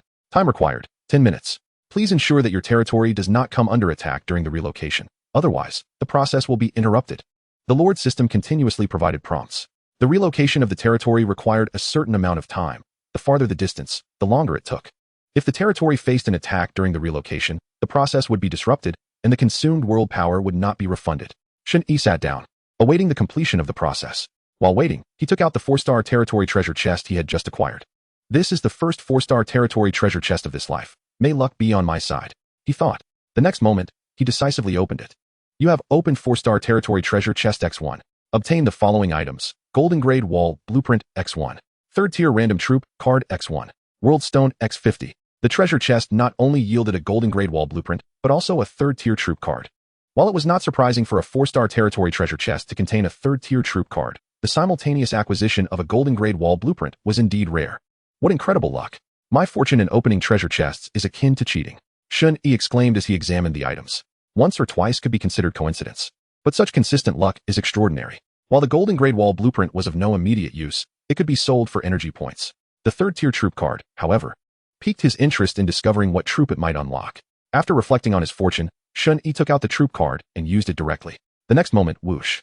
The troop card transformed into a stream of light, merging into Shen Yi's being. A system prompt promptly followed. Congratulations, you have awakened the 3rd tier troop, Death Knight. Death Knight? Another Knight type troop? This is of no use. Shen Yi lamented. He already possessed the Fear Knight, a 3rd tier troop that was among the elite of its tier. If he required a 3rd tier Knight, summoning the Fear Knight was more than sufficient. There was no need to summon another type of 3rd tier Knight. He had initially hoped to unlock a 3rd tier ranged troop, but this turn of events felt like a blunder. I might as well sell it for energy points. Shen Yi grumbled. Of course, this was merely a moment of regret. He would never truly sell the 3rd tier troop card, as no one could predict what type of troop a random card might unlock. What if it actually unlocked a ranged troop? Ultimately, Shen Yi could only accept this misfortune with a sigh. 5 minutes later, the countdown concluded, with a brilliant flash of teleportation light descending from above. Shen Yi's territory leaped over 300 kilometers, relocating to this open space deep within the arcane forest. Chapter 36, The Reluctant Thunderfire Alliance. Rocky, please organize these new Grey Dwarves and ensure that the food is stored in the warehouse, Shen Yi instructed, calling upon a Grey Dwarf. This particular dwarf was the leader he had previously appointed, tasked with overseeing all the Grey Dwarves within the territory. He could be considered the grand overseer of the Grey Dwarves in Shen Yi's domain.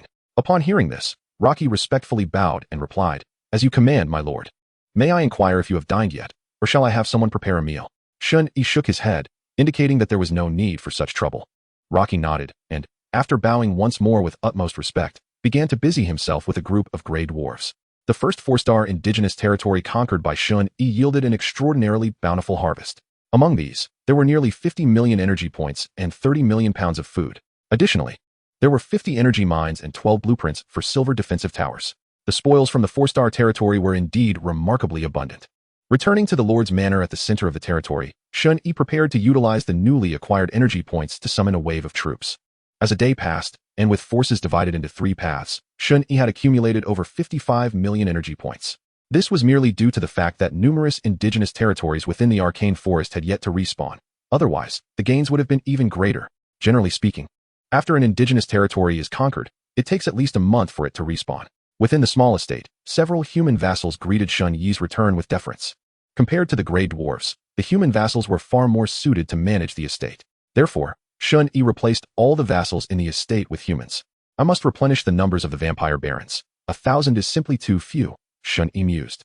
Thus, with a thought, he summoned the Lord's function panel and began to summon troops. As a 4th-tier troop, summoning a single vampire baron required 4,000 energy points. This time, Shen Yi boldly summoned 10,000 all at once. Whoosh, whoosh. In the open space outside the small estate, columns of summoning light descended in succession, bringing forth one noble-looking vampire after another. The summoning of 10,000 vampire barons consumed a staggering 40 million energy points. However, this was an incredibly worthwhile investment. For these 10,000 vampire barons represented a terrifying force of 10,000 8th-tier combatants. Indeed, considering this, spending 40 million energy points felt almost like a mere trifle. Shen Yi couldn't help but express his amazement. Though he had never possessed 8th tier troops in his previous life, he was well aware of the summoning cost. Typically, summoning even the most ordinary 8th tier troop required at least 80,000 energy points. Such exorbitant prices were indeed staggering. As the tiers increased, the cost for summoning troops skyrocketed exponentially. With just these 10,000 vampire barons, I could confidently conquer a 6th tier territory. Watching the formidable troops continuously being summoned, Shen Yi felt an immense surge of confidence. Soon, the summoning of the 10,000 vampire barons was completed.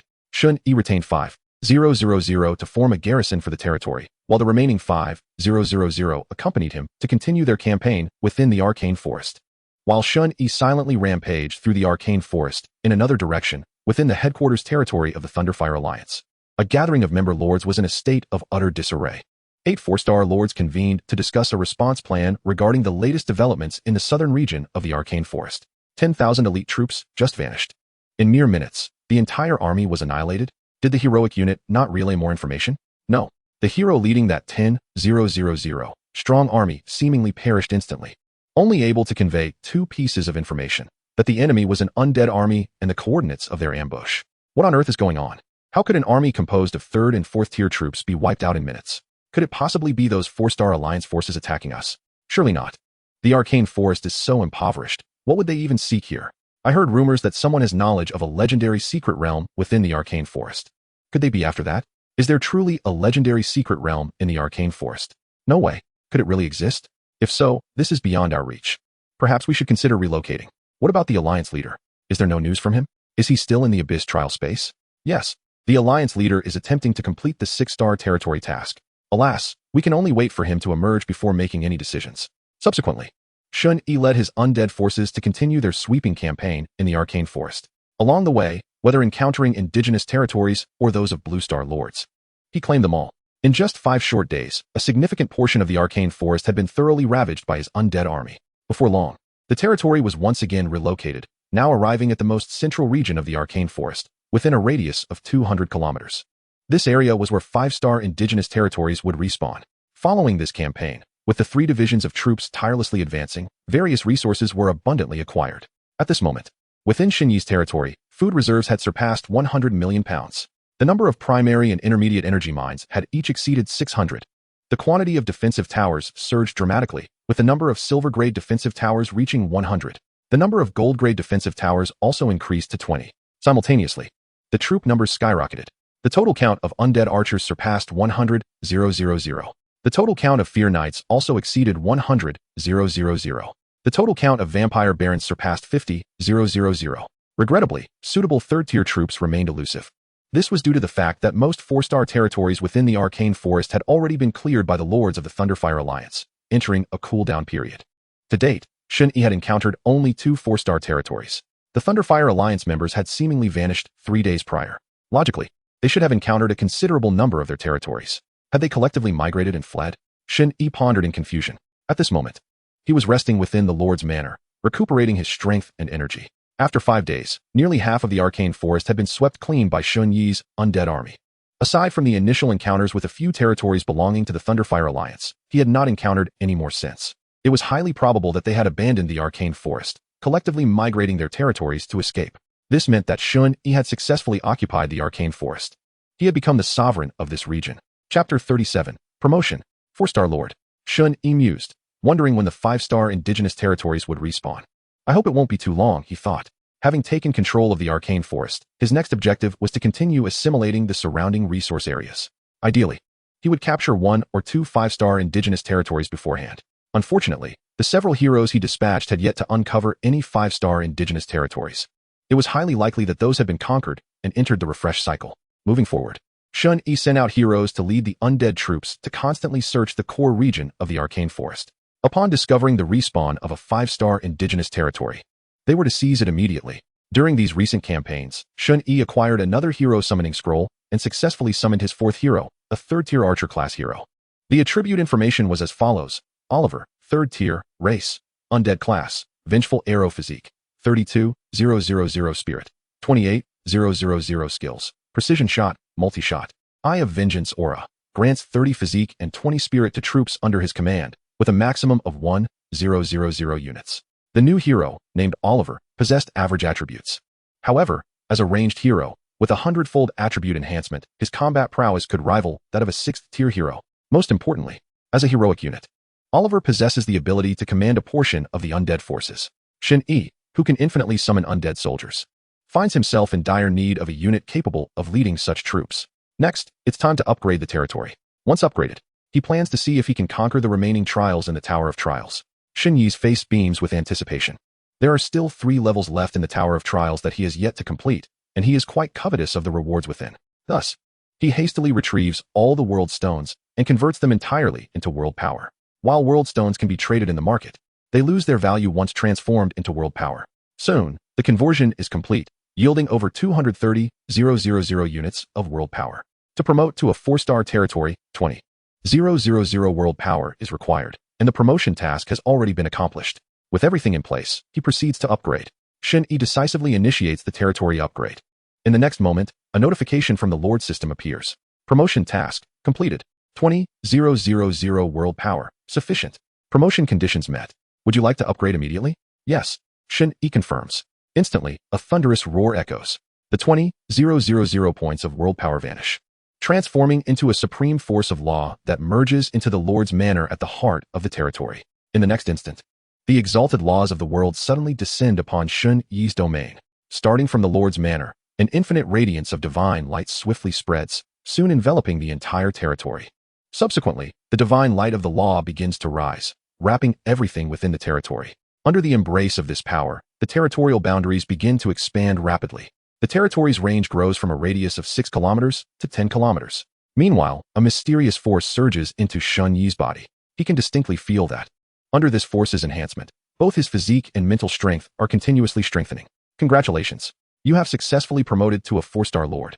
Please note, you have gained a qualification to enter the Lord's Tower of Trials. After an unknown duration, the power of the world laws gradually dissipates. Shen Yi's territory successfully completes its promotion. It has ascended from a 3-star to a 4-star territory. Lord, Shen Yi. Territory rank, 4 stars. Territory range, 10 kilometers in radius. Unlocked units, skeleton warriors, undead archers, fear knights, death knights, vampire barons. Unit cap, 150,000. Energy points, 12 million. World power, 3,450. Required for upgrade, 60,000 world power to complete the 5-star territory task 1. With the successful promotion of the territory to 4 stars, the first noticeable change is the expansion of its range, growing from a 6-kilometer radius to 10 kilometers. Next, the unit cap triples, increasing to 150,000. While this enhancement holds little significance for Shen Yi, for other lords, this upgrade represents the most substantial improvement in promoting to a 4-star territory. The next promotion requires 60,000 world power, which is a minor issue. However, he hopes the 5-star territory task won't be one that demands an excessive amount of time. Shen Yi muses. In the next moment, he examines his 5-star territory task. 5-star territory task. Content. Survive for 90 days in the Intermediate Lord world or conquer 2 5-star indigenous territories. Countdown, 90 days. Note, after the countdown ends, if the task is not completed, the territory task will refresh. Is this really the task? Shen Yi exclaims in surprise. This 5-star territory task can be considered a coveted goal for many 4-star lords. It only requires survival for 90 days to complete. Compared to other tasks that demand conquering a certain number of indigenous territories, unlocking a certain number of 4-tier units, or summoning a specific number of heroes, this task is practically devoid of difficulty. Fortunately, aside from surviving for 90 days, there is a second path to completion. Merely conquering 2 5-star territories is simple. Shen Yi breathes a sigh of relief. He would much rather choose to conquer 2 5-star indigenous territories than merely survive for 90 days. After all, he estimates that by the end of those 90 days, he will likely be rampaging through the advanced Lord world. He certainly does not wish to squander so much valuable development time. After reviewing the territory task, Shen Yi approaches the newly established Lord's Manor. At this moment, the Lord's Manor has undergone a significant transformation. It has evolved from a small estate into a grand manor. A magnificent and elegant estate, imbued with an air of antiquity, unfolds before him. The entire estate spans over 100,000 square meters, with a grand entrance crafted from heavy timber, intricately etched with exquisite patterns. Upon stepping through the grand entrance, the first sight that greets him is a pathway paved with white jade, leading to stunningly ornate structures at its end. In just a span of 10 days, he has regained such a splendid Lord's Manor. Reflecting on his previous life, he recalls the arduous trials he endured to attain such a status. Shen Yi's expression is one of contemplation. In merely 10 days, He has ascended from a novice lord to a 4-star lord. Such rapid development is truly astonishing. Chapter 38, Re-entering the Trials. After quietly contemplating for a moment, Shen Yi quickly regains his focus and begins to examine his attribute changes. Shen Yi, Lord level, 4 stars. Profession, Necromancer. Physique, 110,000. Mental strength, 320,000. Skill 1, Map, Territory Panel, Detection Technique. Skill 2, Curse, Spell Kill Technique, Grim Reaper's Scythe, Hell Call, Blood Explosion, Netherfire. With the promotion of his territory, Shen Yi's foundational attributes have received a considerable boost. Now, under the effect of a 100-fold attribute increase, his mental strength has reached an astonishing 320,000. This enhancement is truly terrifying. Shen Yi cannot help but exclaim. Just a single promotion from 3 to 4 stars has directly elevated his mental attribute by 140,000. Not only that, but his physique has also increased by 550,000. And this is the effect of an SSS level Lord talent. It is indeed fearsome. Observing the 2 newly acquired 4th-tier skills, Shen Yi quickly familiarizes himself with them.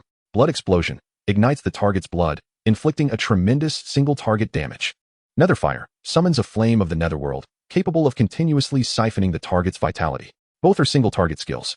Shen Yi quickly masters these 2 new skills. He murmurs, in terms of sheer skill strength, 4th-tier skills surpass 3rd-tier skills by 50. With these 2 new skills, I now possess a total of 6 extraordinary skills. The remaining 3 trials should pose no challenge at all. Thus, Shen Yi immediately takes action, preparing to enter the Tower of Trials for the 2nd time.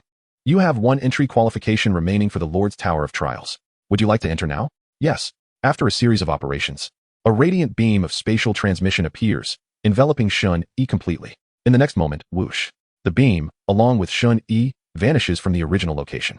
Welcome to the Lord's Tower of Trials. Please note, you only have 3 hours for this trial. Please note, you can choose to exit the trial space at any time. Opening his eyes, Shen Yi finds himself once again at the entrance of the mysterious Tower of Trials. Surrounding him is still a pitch-black void, obscuring all sight. Only a white jade tower ahead radiates light. Shen Yi approaches the tower and swiftly enters the trial space. Upon reappearing, he finds himself on an ancient battlefield at dusk. Shen Yi stands upon the bloodstained ground, awaiting the commencement of the trial. Soon, a system prompt appears. The 7th trial is about to begin. Please prepare yourself. Whoosh whoosh, whoosh. A cascade of radiant beams descended from the heavens. Subsequently, 50 elite Blood Jade Demon Bears and 1 commanding Blood Jade Demon Bear emerged. A terrifying aura instantly enveloped the surroundings. Under the weight of this invisible pressure, the very fabric of space around them subtly trembled. Blood Jade Demon Bear, Elite. Rank, Tier 5 Physique, 20,000 Spirit. 1, 460 Skills. Blood Jade Form, Earthquake, Blood Jade Crush. Blood Jade Demon Bear, Commander. Rank, Tier 5 Physique, 410,000 Spirit. 30,000 Skills. Blood Jade Form, Earthquake, Blood Jade Crush.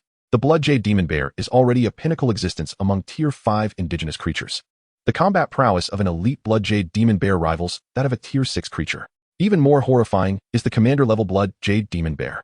Its physique attribute has surpassed 40,000 points, bringing its combat strength perilously close to the pinnacle of Tier 6. The 7th trial is indeed formidable.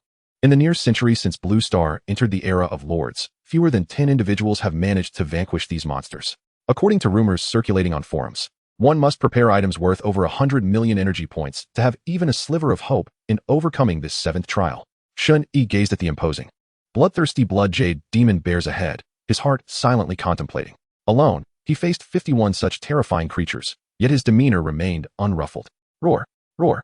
The earth began to tremble violently as all the Blood Jade Demon Bears charged towards Shen Yi with ferocious roars. Swiftly and decisively, Shen Yi raised one hand, and in an instant, a torrent of necromantic energy surged before him.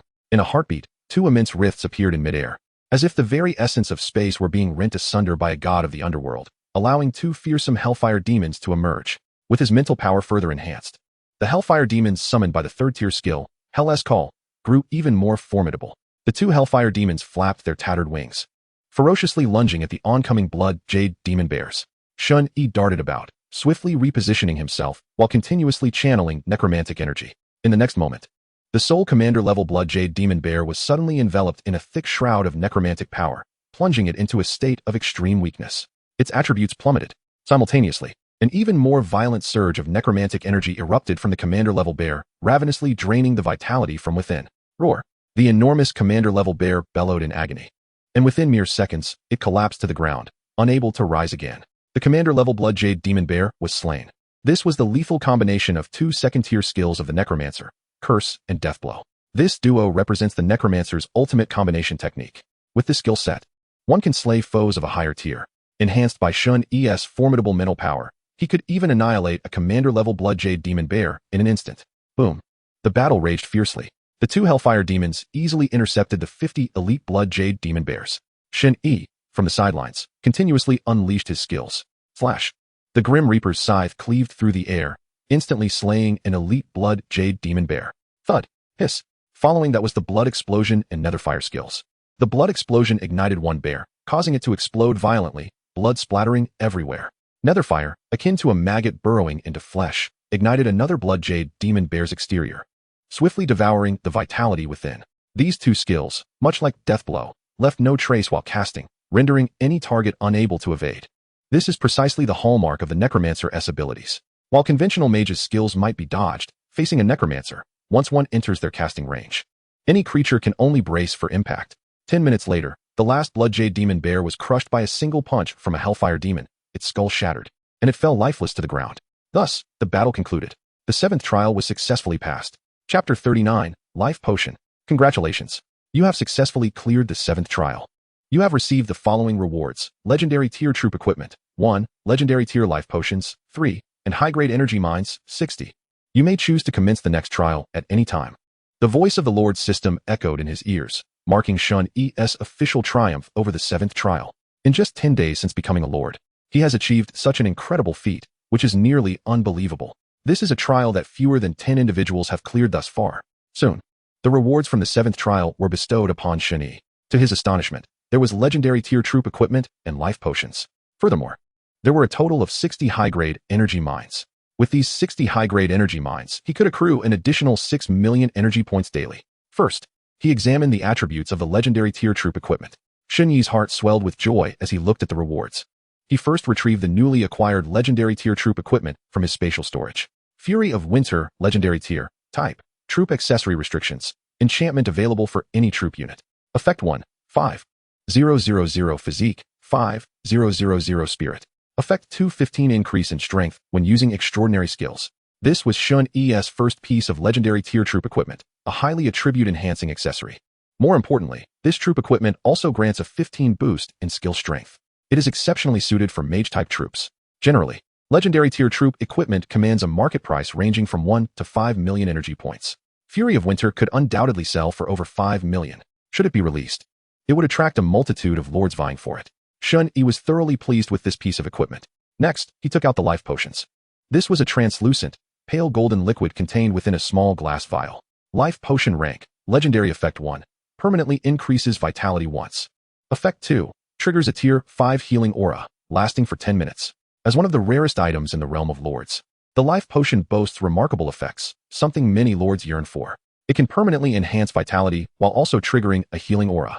The so-called enhancement of vitality is akin to increasing the health bar of units in a game. The higher the rank of the life potion, the more potent the effect on vitality enhancement. A legendary tier life potion can at least double the vitality of a tier 4 creature. With these 3 legendary tier life potions, my vitality will increase by at least twofold. This perfectly compensates for my high physique and low health bar deficiencies. Shen Yi exclaimed with delight. He immediately consumed all 3 life potions. Gulp gulp. As the 3 life potions coursed through him, an overwhelming surge of life energy surged within Shen Yi. He began to radiate light from within, feeling an unparalleled sense of comfort. Minutes later, the luminescence within Shen Yi gradually subsided, and the rich life energy vanished. He slowly opened his eyes and murmured, "This is utterly exhilarating, 1,000 times better than a massage." Then, he immersed his consciousness within, immediately sensing an incredibly potent life force circulating within him. At that moment, his vitality was at least 25 times more vigorous than before. Such a treasure, but alas, there are only 3 bottles, Shen Yi lamented. He then began to anticipate the forthcoming rewards. If the 7th trial yielded 3 legendary tier life potions, what might the 8th trial offer? Would there be an even more superior life potion as a reward? After consuming the 3 legendary tier life potions, Shen Yi's combat strength surged. He felt fully confident in overcoming the 8th trial. Minutes later, all his skills had cooled down completely. In the next instant, he decisively activated the 8th trial. The 8th trial, a formidable challenge that no lord has ever conquered. The sheer scale of the monsters in the 7th trial was already astounding. What, then, could one expect from the 8th? The dim, waning sun resembled the weary gaze of a dying man, feebly casting its light upon the blood-soaked earth, nearly saturated with crimson. The interplay of the dusky hue and the sanguine tint clashed violently, akin to two cornered beasts making their final struggles, creating an atmosphere of oppressive foreboding. As if the apocalypse were nigh, rendering breaths heavy and labored. Suddenly, without warning, piercing columns of teleportation light descended with a thunderous roar, shattering the surrounding silence. With the emergence of these radiant pillars, the true, fearsome visage of the monsters in the 8th trial was finally unveiled. In an instant, a chilling force, potent enough to make one's very soul tremble, surged forth like a tempest, sweeping across the land with overwhelming might. This power seemed to be the wrath of a winter deity unleashed, causing the temperature within hundreds of meters to plummet dramatically, akin to a free fall. The once blood-warm earth, under the relentless assault of this icy aura, rapidly crystallized into a thin layer of ice, visible to the naked eye. This layer shimmered like a massive piece of glass, reflecting a cold and eerie light, as if it were foretelling the imminent danger. Upon closer inspection, 50 colossal scorpion-like monsters, the ice storm demon scorpions, appeared majestically within Shen Yi's field of vision. Tier 6. Constitution 42,000. Spirit 35,000. Skills: Ice Storm Claw, Venomous Shot, Ice Demon Blade. These were elite 6-tier monsters, the Ice Storm Demon Scorpions. Their bodies, a crystalline blue, glimmered ominously in the dim light, resembling mysterious guardians from the depths of the icy plains. Each Ice Storm Demon Scorpion stood over 4 meters tall, their massive pincers resembling sharp guillotines, emitting a chilling clicking sound as they opened and closed, as though death itself were rapping upon the door of life. Their tails arched high, glistening with a ghostly blue light, a harbinger of lethal venom. Upon landing, the 50 Ice Storm Demon Scorpions wasted no time. Like arrows released from a bow or fierce beasts unleashed from their cages, they charged furiously towards Shen Yi's position. The ground trembled beneath their powerful footsteps, raising clouds of dust, reminiscent of smoke rising from a battlefield. Shen Yi gazed at the oncoming tide of ice scorpions, a swell of unease rising within him. He had anticipated that the 8th trial would feature 6-tier monsters, but he had not foreseen their formidable strength. Could other lords truly have a chance to prevail against such overwhelming odds? 50 elite 6-tier monsters. How could the lords of the mid-tier world possibly contend? Defeating even one would be a feat of extraordinary prowess. With no time to ponder further, Shen Yi cast aside all distractions. He needed to summon every ounce of focus. There could be no room for carelessness. Although his constitution and spirit were formidable, and he had just consumed 3 bottles of legendary life potions to bolster his vitality, facing such top-tier 6 monsters left room for peril with even the slightest misstep. Chapter 40. Victory. Astonishing rewards. A resounding boom echoed, akin to the very heavens fracturing, as if the world itself trembled in response. At Shen Yi's command, 2 massive hellfire demons appeared abruptly, engulfed in roaring black flames, intertwined with sinister dark red patterns, emanating an aura that inspired dread. Without hesitation, they charged towards the formidable Ice Storm Demon Scorpions, instantly engaging them in battle. The clash of flames and ice produced hissing sounds, mist enveloping the battlefield as if a heavy fog were rising. Witnessing this, Shen Yi immediately joined the fray. With keen focus, he deftly maneuvered along the battlefield's periphery, utilizing his immense physical attributes to weave and strike. Powerful skills erupted in rapid succession, mercilessly harvesting the lives of the Ice Storm Demon Scorpions. Cursing. A surge of potent necromantic energy enveloped one Ice Storm Demon Scorpion, halting its movements and rendering it weak. Then, another wave of invisible necromantic force erupted from Shen Yi, fiercely draining the life force from the now weakened scorpion. The Ice Storm Demon Scorpion emitted piercing cries, and within moments, it succumbed, crashing to the ground, lifeless. With one Ice Storm Demon Scorpion dispatched effortlessly, Shen Yi wasted no time and continued his slaughter. The Scythe of Death. The necromantic energy surged forth, materializing a colossal black scythe that sliced through the air, imbued with an essence of unending death, aimed at an approaching Ice Storm Demon Scorpion. With a thunderous crash, the massive creature exploded into fragments. One hit, one kill. Skills rained down like a tempest upon the Ice Storm Demon Scorpions, each strike landing with precision, unleashing devastating damage.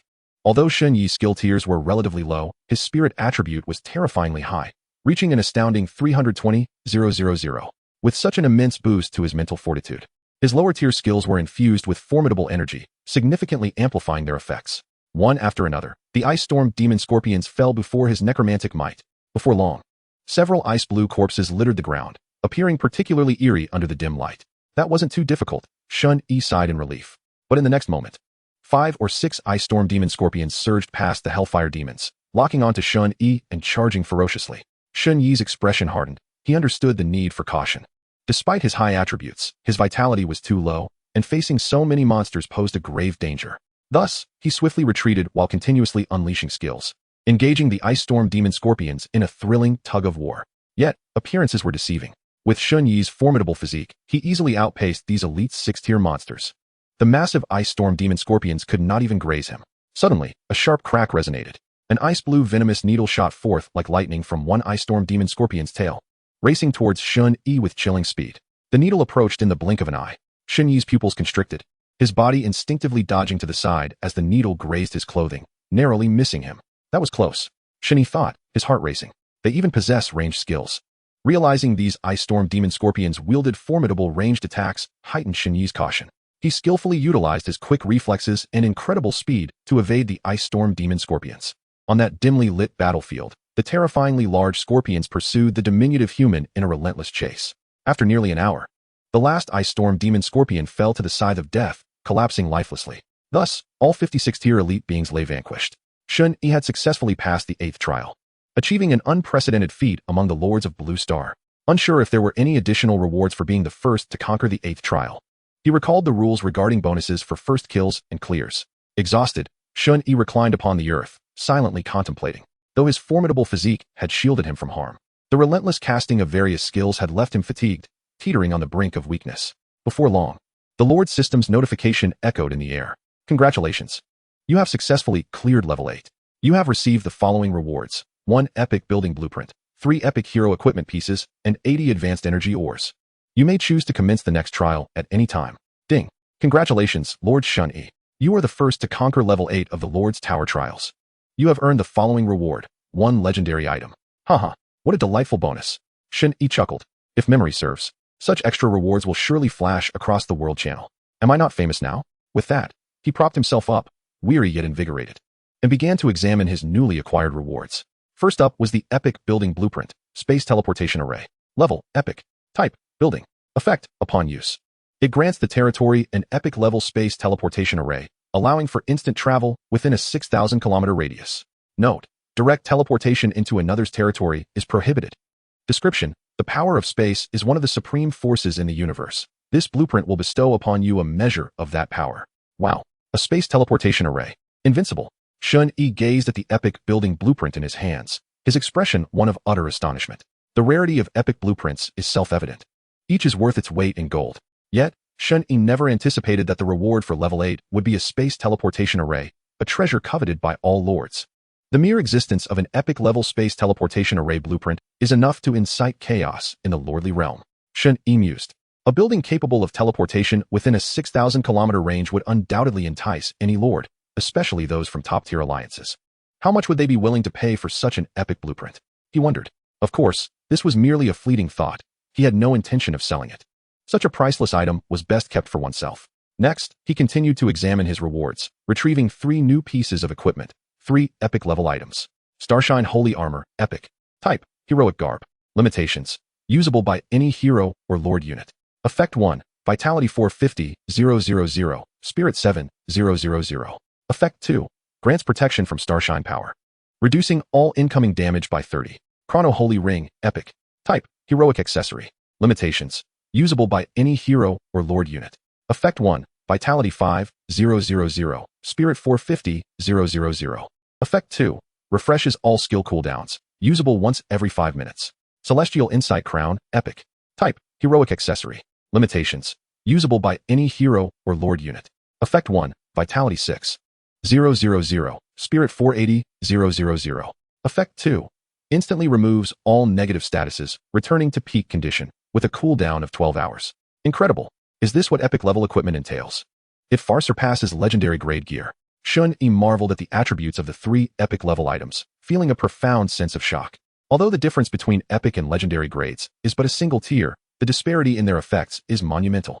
With the elevation of tier, the gap between equipment will only widen. The same holds true for troops and heroes, he reflected.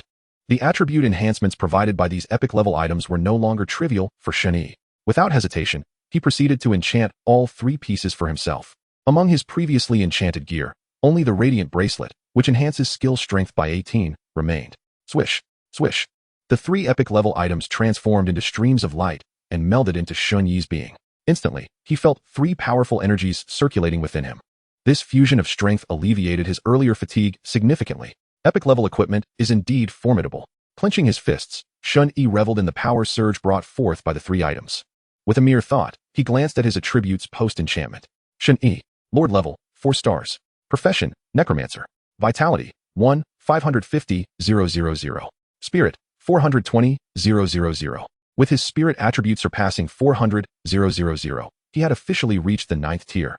This would undoubtedly result in a considerable enhancement of his skill strength. How satisfying. Shen Yi remarked.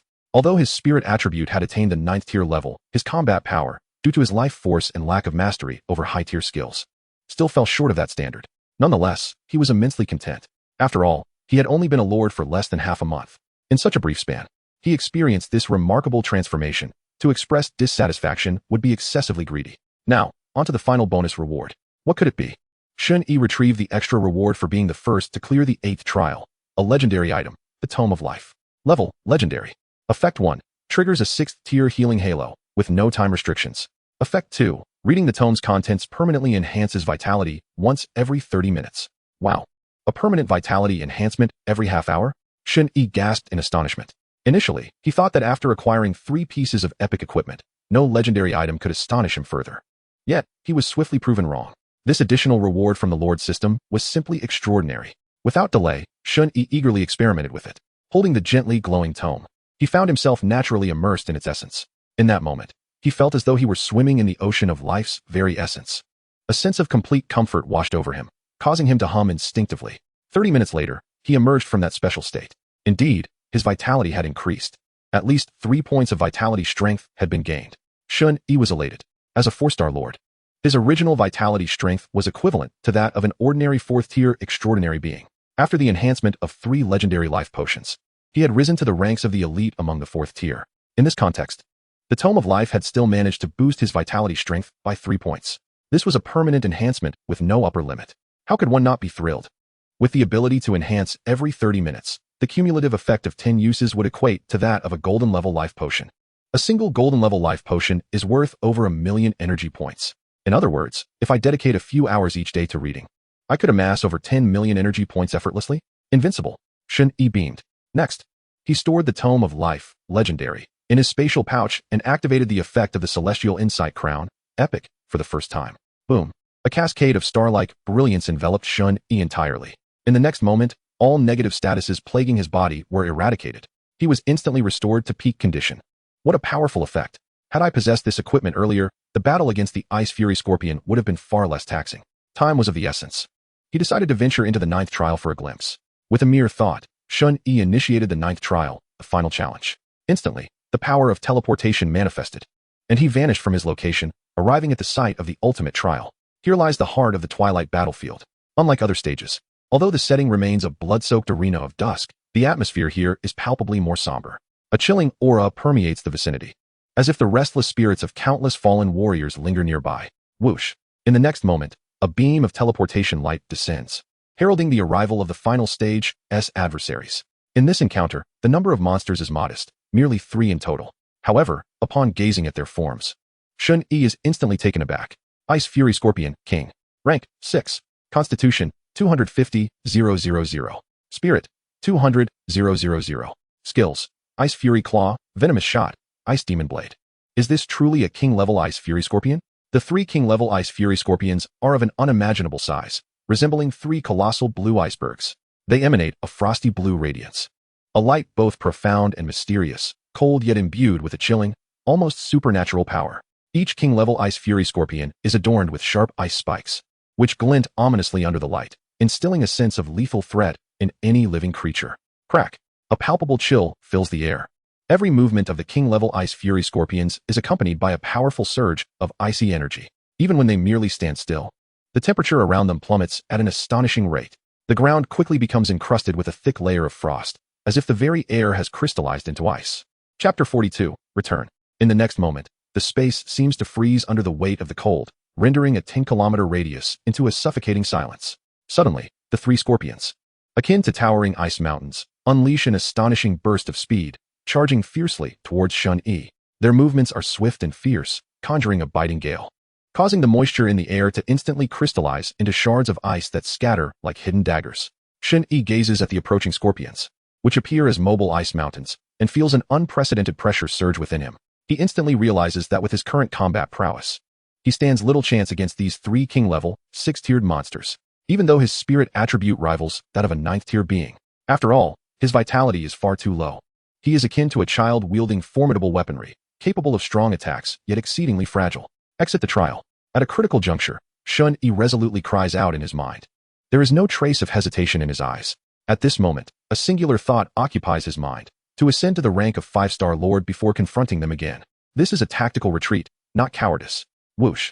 A surge of teleportation energy envelopes Shen Yi instantly. In an instant, his figure becomes obscured by the light, and then, like a wisp of smoke, he vanishes from his original position. The 3 king-level Ice Fury scorpions leap forward with all their might, yet grasp at nothing but air. Their massive bodies, propelled by inertia, surge forward several meters, carving deep furrows into the ground. In that moment, the battlefield, shrouded in chilling air, erupts with a deafening roar. The sound is filled with rage and defiance, as if it seeks to shatter the very world itself. In the core area of the arcane forest, within Shen Yi's domain, a beam of teleportation light abruptly descends. Shen Yi has successfully exited the trial space, returning to his territory. The king-level Ice Fury scorpions are far too terrifying. Shen Yi reflects with lingering trepidation. The 9th level of the trial tower, and there are 3 king-level Ice Fury scorpions. These are top-tier 6-tier monsters, beings of king-level status. Their combat power comparable to true 8th-tier entities. As king-level units, their foundational attributes are formidable, and their vitality and resistances are truly fearsome. They are the epitome of boss-level units. 3 king-level 6-tier monsters. Are we certain this is a trial for intermediate lords? Even in the advanced lord realms, few could emerge victorious. Right. Shen Yi cannot help but scoff. At this moment, he feels a twinge of anxiety, pondering whether he can indeed handle those 3 king-level Ice Fury scorpions after becoming a 5-star lord.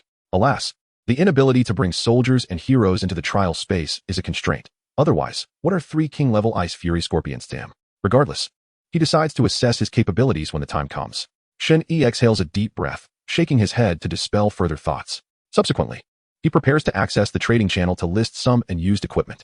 Simultaneously, he plans to purchase some hero summoning scrolls. His next strategy is to launch a substantial offensive on the surrounding core resource zones. For this, he requires sufficient heroes to command his forces. Acquiring hero summoning scrolls on his own is too slow. Thus, Shen Yi opts to spend some energy points to purchase them from the trading market. For mere command purposes, 3-tier heroes will suffice. He'll forego the 4-tier scrolls. They are prohibitively expensive. Soon, Shen Yi successfully purchases 5 3-tier hero summoning scrolls from the trading market, expending a total of 5 million energy points, an average of 9 million per scroll. Upon acquiring the scrolls, he immediately chooses to use them. In the tranquility of his domain, the air seems to quiver slightly. In the next moment, whoosh, whoosh, whoosh. A rapid and rhythmic sound shatters the silence. 5 ancient parchment scrolls, drawn by an invisible yet potent force, slowly rise into the air. These scrolls emit an aura of mystery, with ancient runes and patterns inscribed upon them shimmering faintly in the dim light, as if recounting tales of ancient history and formidable power. As they ascend, the scrolls begin to radiate a dazzling brilliance, illuminating the surrounding space like the first rays of the sun. Within this light, threads of time-space energy pulse and intertwine, weaving a vibrant symphony of magical resonance. Moments later, the resplendent glow begins to gradually fade. Subsequently, 5 imposing hero units materialize before Shen Yi. Each exudes a similar aura, a potent essence of the undead, as if they are emissaries from the underworld, enveloped in an icy chill. After a brief pause, the 5 hero units regain their composure, stepping forward in unison to kneel on one knee, their voices resonating with respect. "We greet you, Lord." Their voices are firm and powerful, echoing throughout the space. "Arise." Shen Yi nods, then examines the attributes of these 5 new heroes. Upon review, he nods in satisfaction. Although all 5 heroes are 3-tiered, their attributes have reached the 6th-tier level after a 100-fold amplification. However, due to slightly lacking skills and vitality, their overall combat power is approximately on par with top-tier 5-tier units. In the intermediate lord world, they represent the pinnacle of hero strength. As commanders of the undead army, they are more than sufficient. Familiarize yourselves with this world first, and then use your aura abilities to bolster some of the troops in the territory. Understood. The void in the command of the undead army is filled. Next, Shen Yi proceeds to a clearing in his domain, retrieving the high-level energy mines awarded from the trial. Preparing to place them one by one, he has acquired a total of 140 high-level energy mines, combined with the previous 60. The total number of high-level energy mines within Shen Yi's territory has reached a staggering 200. From these, he can harvest 20 million energy points daily. Familiar with the task, Shen Yi swiftly places all the energy mines. In one corner of this territory, a breathtaking sight unfolds before his eyes. The energy mines, dense and numerous, were scattered throughout the area like a myriad of stars, closely aligned and extending to the very limits of one's vision. Each mine radiated a soft azure glow, dazzling and enigmatic. These pale blue luminescences intertwined and merged, coalescing into an expansive sea of light. A gentle breeze wafted through, causing ripples to dance across the luminous expanse. Chapter 43, Invasion. You have acquired 100,000 energy points. Shen Yi stood before this breathtaking spectacle. With a mere thought, he extracted 14 million energy points. The number of undead archers and dread knights was already sufficient. It was time to stockpile energy points for higher tier units, Shen Yi mused. Currently, his forces comprised 100,000 undead archers and dread knights each, along with 50,000 vampire barons. This scale of troops was indeed formidable, especially considering he was merely a 4-star lord. Typically, a territory at this rank would have no more than 15,000 units. Next, Shen Yi made his way to the other side of the territory, preparing to construct a spatial teleportation array. As the first special building within his domain, he positioned the epic tier teleportation array beside the Lord's manor. With a swift gesture, a half-meter-long gray scroll unexpectedly materialized in his hand. The edges of the scroll were faintly yellowed, as if having withstood the test of countless ages, and it emitted an elusive aura of magical energy. In the next moment, with a crisp sound that shattered the surrounding tranquility, the gray scroll, seemingly drawn by some mysterious force, floated into the air. It slowly rotated before gradually unfurling.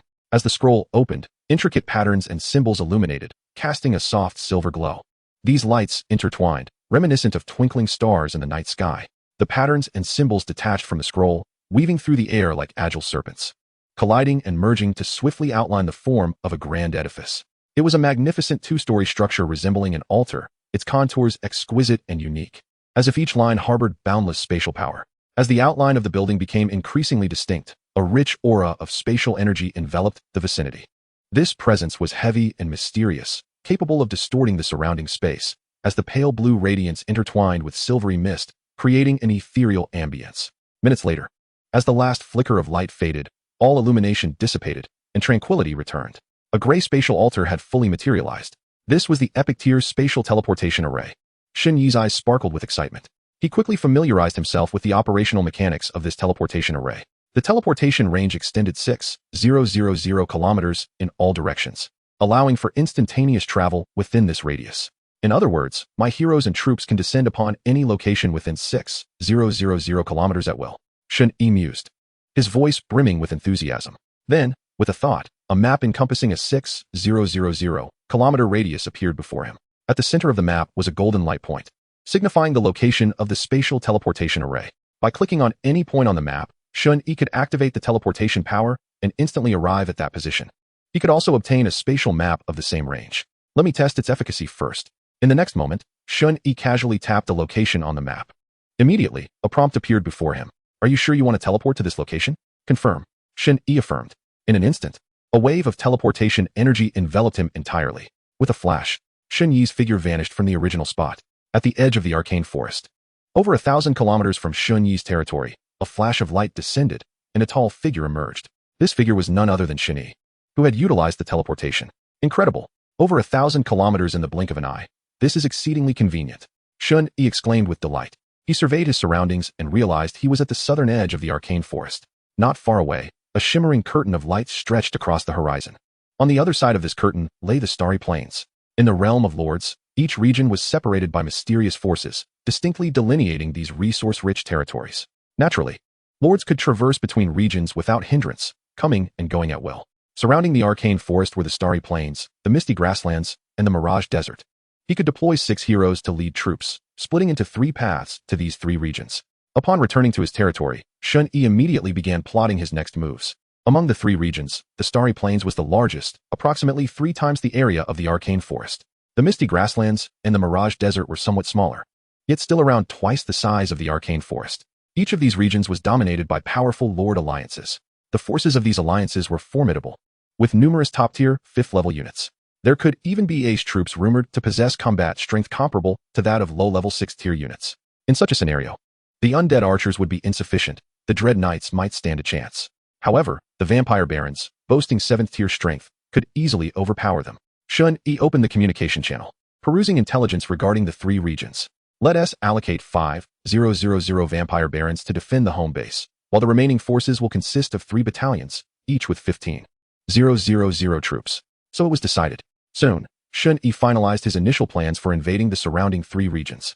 Consequently, the 6 third-tier heroes received their orders and swiftly summoned the undead forces. Due to the overwhelming number of undead units, Shen Yi typically stationed them in the forests outside the territory, as the sheer presence of so many undead would be intolerable for the residents if they remained within the territory for extended periods. Before long, the vast horde of undead was divided into 3 groups, gathering in 3 open spaces outside the territory. Moments later, whoosh, whoosh, whoosh, 3 beams of teleportation light suddenly flared, enveloping these 3 groups of undead. In the next instant, the light flickered and vanished, and the undead forces along with the 6 heroes disappeared from their original locations. It was likely that the undead army would soon stir up a considerable uproar, was it not? Would the lords in the Misty world unite to form a resistance alliance against the undead? Shen Yi pondered silently as he watched the 3 undead battalions vanish. Shaking his head, he dismissed the thought. In just a few days, once he had gathered sufficient resources, the scale of the undead army would expand once more. By then, even if the lords of the entire Misty world joined forces, they would not be able to raise a significant wave. Their fate would simply be to submit beneath the feet of the undead calamity. Chapter 44. Assault on the 5-star indigenous territory. In the communication interface, within the world channel, a message quietly appeared, swiftly attracting the attention of numerous lords. Lord Shen Yi has successfully cleared the 8th level of the trial tower. What is this? Someone has actually passed the 8th level of the trial tower. Goodness. This must be the first clear of the 8th level, right? Which alliance does Shen Yi belong to? The Pinnacle of Peaks? Or the Arcane Palace? I suspect it must be the Alliance of the Gods. According to rumors, half a year ago, a member of theirs awakened an S-rank Lord talent, and he has just about developed to his full potential now. It is highly plausible. I heard that the Alliance of the Gods provided this S-rank talent Lord with a complete set of legendary hero equipment. This person must be the Lord Shen Yi. But wait, I am a member of the Alliance of Gods, and our coalition does not have a lord by the name of Shen Yi. Huh, where did this person come from? Shen Yi was the first to surpass the 8th trial, earning an additional reward. While the world channel of the communication interface pinned this news for 3 hours, this immediately sparked intense reactions among all the lords. While everyone was astonished, they began speculating about which top-tier alliance Shen Yi belonged to. After all, in the perception of most ordinary lords, only members of top-tier alliances could possibly possess such power. In response to this, Shen Yi paid no heed whatsoever. At this moment, a day had passed since the 3 undead legions departed from the territory. During this time, he remained within the Lord's manor, quietly engrossed in his studies. Sitting cross-legged on the ground, a tome exuding a rich aura of life floated before him. An endless stream of life energy surged from the golden tome into Shen Yi's body, continuously elevating his life force limit. In gaming terms, this was akin to steadily increasing his health points. His physique and mental attributes were exceptionally high, comparable to an 8th-tier creature, yet his life force was still too low. Given his rank, his initial health was merely equivalent to that of an ordinary 4th-tier creature. After the enhancement from 3 bottles of legendary potions, he currently matched the level of a top-tier 4th-tier being. In just a few more hours, my health points will officially reach the 5th-tier threshold. Truly, the effects of legendary items are remarkable. Shen Yi felt an immense satisfaction as he sensed the continuous enhancement of his life force within. This gradual process of self-improvement was utterly intoxicating. If given the chance, he wished to remain immersed in this extraordinary sensation forever. At that moment, news arrived from Hero Kane. My lord, a 5-star native territory has refreshed in the Arcane Forest. Moments ago, in the verdant heart of the Arcane Forest, located over 100 kilometers from Shen Yi's territory, a subtle distortion occurred in the vast space of that region. In the next instant, a violent wave of spatial energy erupted, akin to ripples spreading across a tranquil lake after a boulder is cast into it, rapidly radiating outward. Accompanying this spatial ripple was the sudden emergence of a colossal territory spanning 15 square kilometers, as if it had traversed from another mysterious dimension. At the edge of this territory stood an imposing legendary-level city wall. The wall towered 8 meters high, constructed from massive black stones, tightly interlocked as though bound by a mysterious force. The wall was adorned with intricate patterns, shimmering with a faint glow, exuding an aura of mystery and weightiness. Kane, standing 2 kilometers away, appeared as a frail old man, skin stretched taut over bones, emaciated beyond belief. He was the first to notice the anomalies in this area, discovering the freshly spawned 5-star native territory. With a flash, a beam of light descended from the heavens. In the next moment, Shen Yi, accompanied by a cadre of vampire barons, teleported in. Greetings, my lord. Kane approached Shen Yi and respectfully bowed. Shen Yi waved his hand and replied, no need for formalities. Tell me about the situation regarding this territory. As you command. 5 minutes ago, I detected abnormal spatial energy fluctuations in this region and immediately rushed over to investigate. Upon my arrival, the territory had just refreshed, appearing here out of thin air. Based on my observations, it is a native territory with a legendary level city wall, approximately 15 square kilometers in area. I deduced that this is indeed a 5-star native territory. Kane recounted diligently. After listening, Shen Yi nodded and then concentrated his mind, carefully sensing the situation of the territory ahead. With a legendary level city wall and a plethora of 5th-tier creatures' auras, it was undoubtedly a 5-star territory. Fortune favors us. The cooldown period for the 5-star native territory in the Arcane Forest was not excessively long, Shen Yi remarked with satisfaction. In the realm of intermediate lords, every 5-star native territory is an invaluable resource. However, their refresh zones are almost entirely secured by various alliances. In ordinary regions like the Arcane Forest, which possess a couple of 5-star native territories, a 2-star alliance typically holds sway, and one can only imagine the situation in other areas. In his previous life, Shen Yi had only conquered 6 5-star native territories over nearly 6 months. Prepare for an assault. Let us seize this first 5-star native territory swiftly, Shen Yi instructed Kane. As you wish, my lord. Kane nodded in acknowledgement. He then began organizing the undead forces, readying them for the impending attack. A 5-star native territory typically boasts at least 2 types of 5th-tier creatures, numbering approximately 50 to 70,000. Seizing such a territory is no small feat. Most lords opt to team up for the endeavor. Shen Yi had done the same in his previous life. However, in the present, there was no need for alliances. His own forces were more than sufficient to claim victory. After a day's time, Shen Yi's territory summoned a considerable number of new troops once again, particularly the vampire barons, of which he had summoned 10,000. Soon, a legion of 50,000 undead troops was assembled. Among them were fearsome knights riding on jet-black undead steeds, composed undead archers wielding longbows, and elegantly robed vampire barons. A chilling aura of death emanated from the gathering of 50,000 undead soldiers. This army comprised 20,000 fearsome knights, 20,000 undead archers, and 10,000 vampire barons. Such a formidable force was more than adequate to conquer a 5-star native territory. Advance, Shen Yi commanded.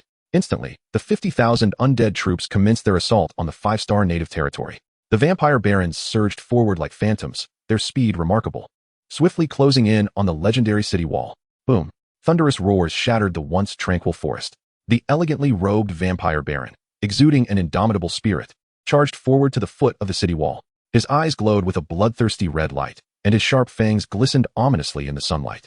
As a surge of astonishing undead power erupted forth. In the next moment, the vampire baron unleashed his entire reservoir of undead power through his outstretched hands.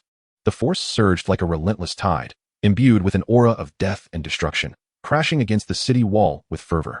Each strike reverberated through the air, creating a deep, resonant sound that echoed throughout the heavens and earth. Under the vampire baron's frenzied assault, visible ripples rapidly manifested on the towering city wall.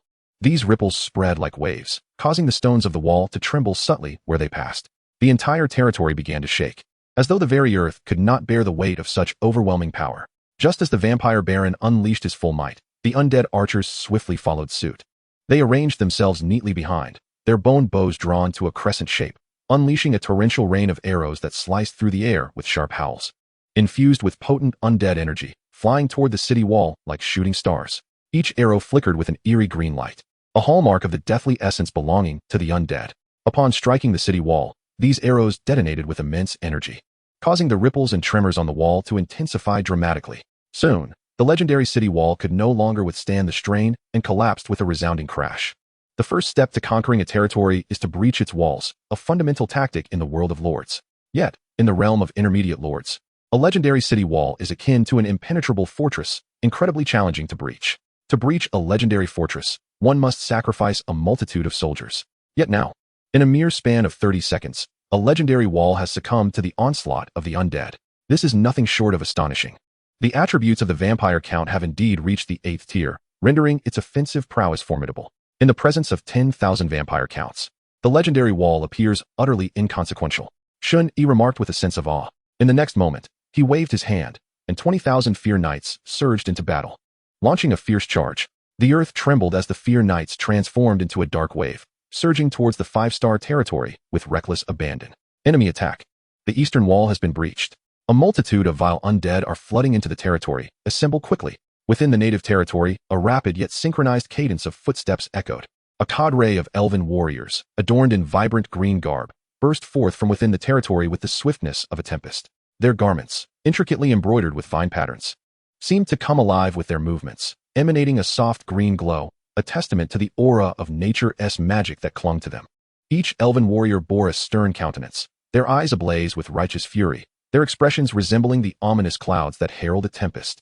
Armed with glistening black blades, they were filled with unquenchable rage against the invading undead. In the next instant, all elven warriors charged headlong into the fray. Their momentum was akin to surging waves, intent on engulfing their foes entirely. Concurrently, a faint vibration of bowstrings resonated from behind, as a squad of elven archers, wielding exquisite longbows, hastened to the battlefield.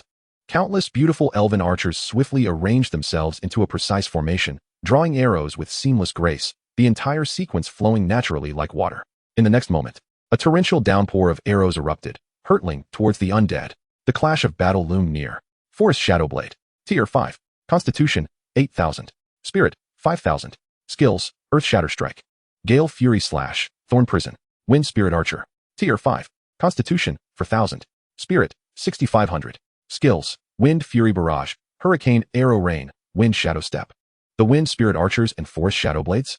It appears they are merely typical representatives of the 5th tier. Their capabilities seem rather unremarkable, incapable of unleashing any significant turbulence. Shen Yi stood atop the battlefield, his gaze sharp as an eagle, surveying the entire conflict. Upon observing the attributes of the two native 5th-tier beings, he felt a wave of relief wash over him. As 5th-tier entities, the Wind Spirit Archers and Forest Shadowblades possessed combat prowess that was decidedly mediocre, presenting no substantial threat to the undead forces. Victory in this battle was assured for Shen Yi's undead army. Within the native territory, over 40,000 5th-tier elves surged forth, fervently engaging the encroaching undead, and more kept arriving in a steady stream. Kill. The lithe Forest Shadow Blades exuded an intimidating aura, their voices resounding with fury and animosity towards the undead. Gripping their sharp blades, runes flickering along the blades emitted an eerie luminescence. With each swing, the space around the blades seemed to be cleaved by an invisible force, producing a hissing sound. Visible black sword energy whistled from the blades, slicing towards the enemy with reckless abandon. The momentum was awe-inspiring. Whoosh. Behind them, the beautiful elven archers formed ranks. With fluid grace, they notched arrows, each arrow imbued with potent natural magic, glowing a vibrant green. Countless arrows rained down upon the undead, each imbued with tremendous impact and magical energy, striking true. Instantly, a multitude of undead archers were engulfed by the sudden deluge of arrows, suffering grievously. Some were pierced through the chest, while others were violently thrown back by the force of magic, resulting in a staggering number of casualties among the undead archers. Nonetheless, the undead archers were but weak 2nd-tier entities, and even a 100-fold enhancement of their attributes could not withstand the 5th-tier damage. Yet, such attacks were effortlessly deflected by the Fear Knights and Vampire Counts. On the battlefield, the dense aura of necromantic power swirled like thick smoke, saturating the air with a heavy, oppressive atmosphere. The Fear Knights and Vampire Counts retaliated ferociously, charging through the ranks of their foes like wild beasts, crashing into the enemy with overwhelming force. The Fear Knights, mounted on colossal steeds with glowing green eyes, reared their powerful hooves and trampled down with ferocity. With a resounding crack, a Forest Shadowblade warrior, caught unaware, found his chest crushed beneath a hoof, ribs splintering, blood erupting from his mouth as he crumpled to the ground like a rag doll. The Vampire Counts were even more terrifying, their speed blinding. In an instant, they closed in upon the elven archers. With claws as sharp as hooks, they delivered a devastating blow that penetrated the chest of a beautiful elven archer, swiftly extracting her beating heart. With a swift motion, they crushed it in their grasp. The scene was grotesquely bloody and merciless, the pungent scent of blood saturating the air. Infused with the essence of death, this was not a fierce battle, but rather a one-sided massacre. Chapter 46. 5th-tier Heroes and 5th-tier Soldiers. An hour later, the sounds of battle began to wane. The 5th-tier beings proved insufficient against Shen Yi's undead forces. The native territory had unleashed a staggering 60,000 Wind Spirit Archers and Forest Shadowblades, with an additional 3,000 elite units and 5 commanding units appearing. Yet, even so, they could not alter the tide of battle. Congratulations. You have conquered a 5-star native territory. You have received a 5-star territory treasure chest. The notification from the Lord's system resonated, signifying the official conquest of this 5-star native territory. This marked Shen Yi's first acquisition of a 5-star Lord treasure chest in this life. Cain, you shall be responsible for scavenging the resources within. Yes, my lord. With a flash of teleportation light, Shen Yi found himself back within his territory, with a hero unit present. There was no need for him to personally oversee the scavenging of resources. He returned to the Lord's manor and then produced the newly acquired 5-star territory treasure chest. He opened it without hesitation. You have opened a 5-star territory treasure chest.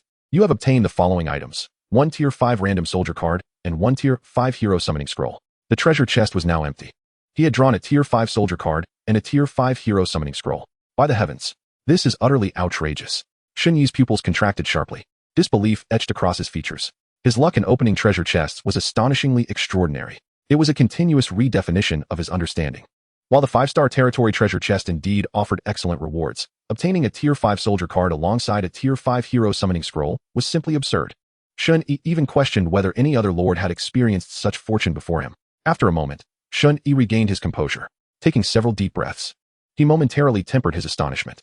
He then retrieved the tier 5 hero summoning scroll and activated it directly. Swish! A burst of light flickered, runes materialized, and a mysterious force began to converge. In the next instant, a column of summoning light descended from the heavens. Amidst the radiant beam, a towering figure gradually emerged. It was a robust male hero, standing at approximately 2 meters tall, resembling a formidable mountain. Every muscle on his body was pronounced, exuding sheer strength. His skin bore a pale, ashen hue, reminiscent of ancient rocks eroded by the passage of time, exuding an air of cold severity and majesty. Only the potent aura of death that enveloped him like a swirling black mist allowed one to truly grasp that he was a hero of the undead. He stood motionless, his expression impassive, eyes tightly shut, as he absorbed the information flooding his mind. Moments later, he emerged from his reverie. The realm of lords? To think that I might be granted a second chance at life, albeit in the guise of an undead, mused the new hero with a hint of sentiment. He then hastened to kneel before Shen Yi, respectfully proclaiming, "I, Gray, am at your service, my lord, ready to brave fire and water for you." "Rise," Shen Yi gestured, signaling him to stand. Subsequently, he examined Gray's attributes. Gray, 5th tier. Race, undead. Class, harbinger of death. Physique, 900,000. Spirit, 750,000. Skills, death strike, bone barrier. Realm of the fallen, soul piercing. Aura, enhances the physique of troops under his command by 500 and spirit by 100, with a maximum boost to 6,000 troops. Such terrifying attributes. Shen Yi gasped inwardly, awestruck.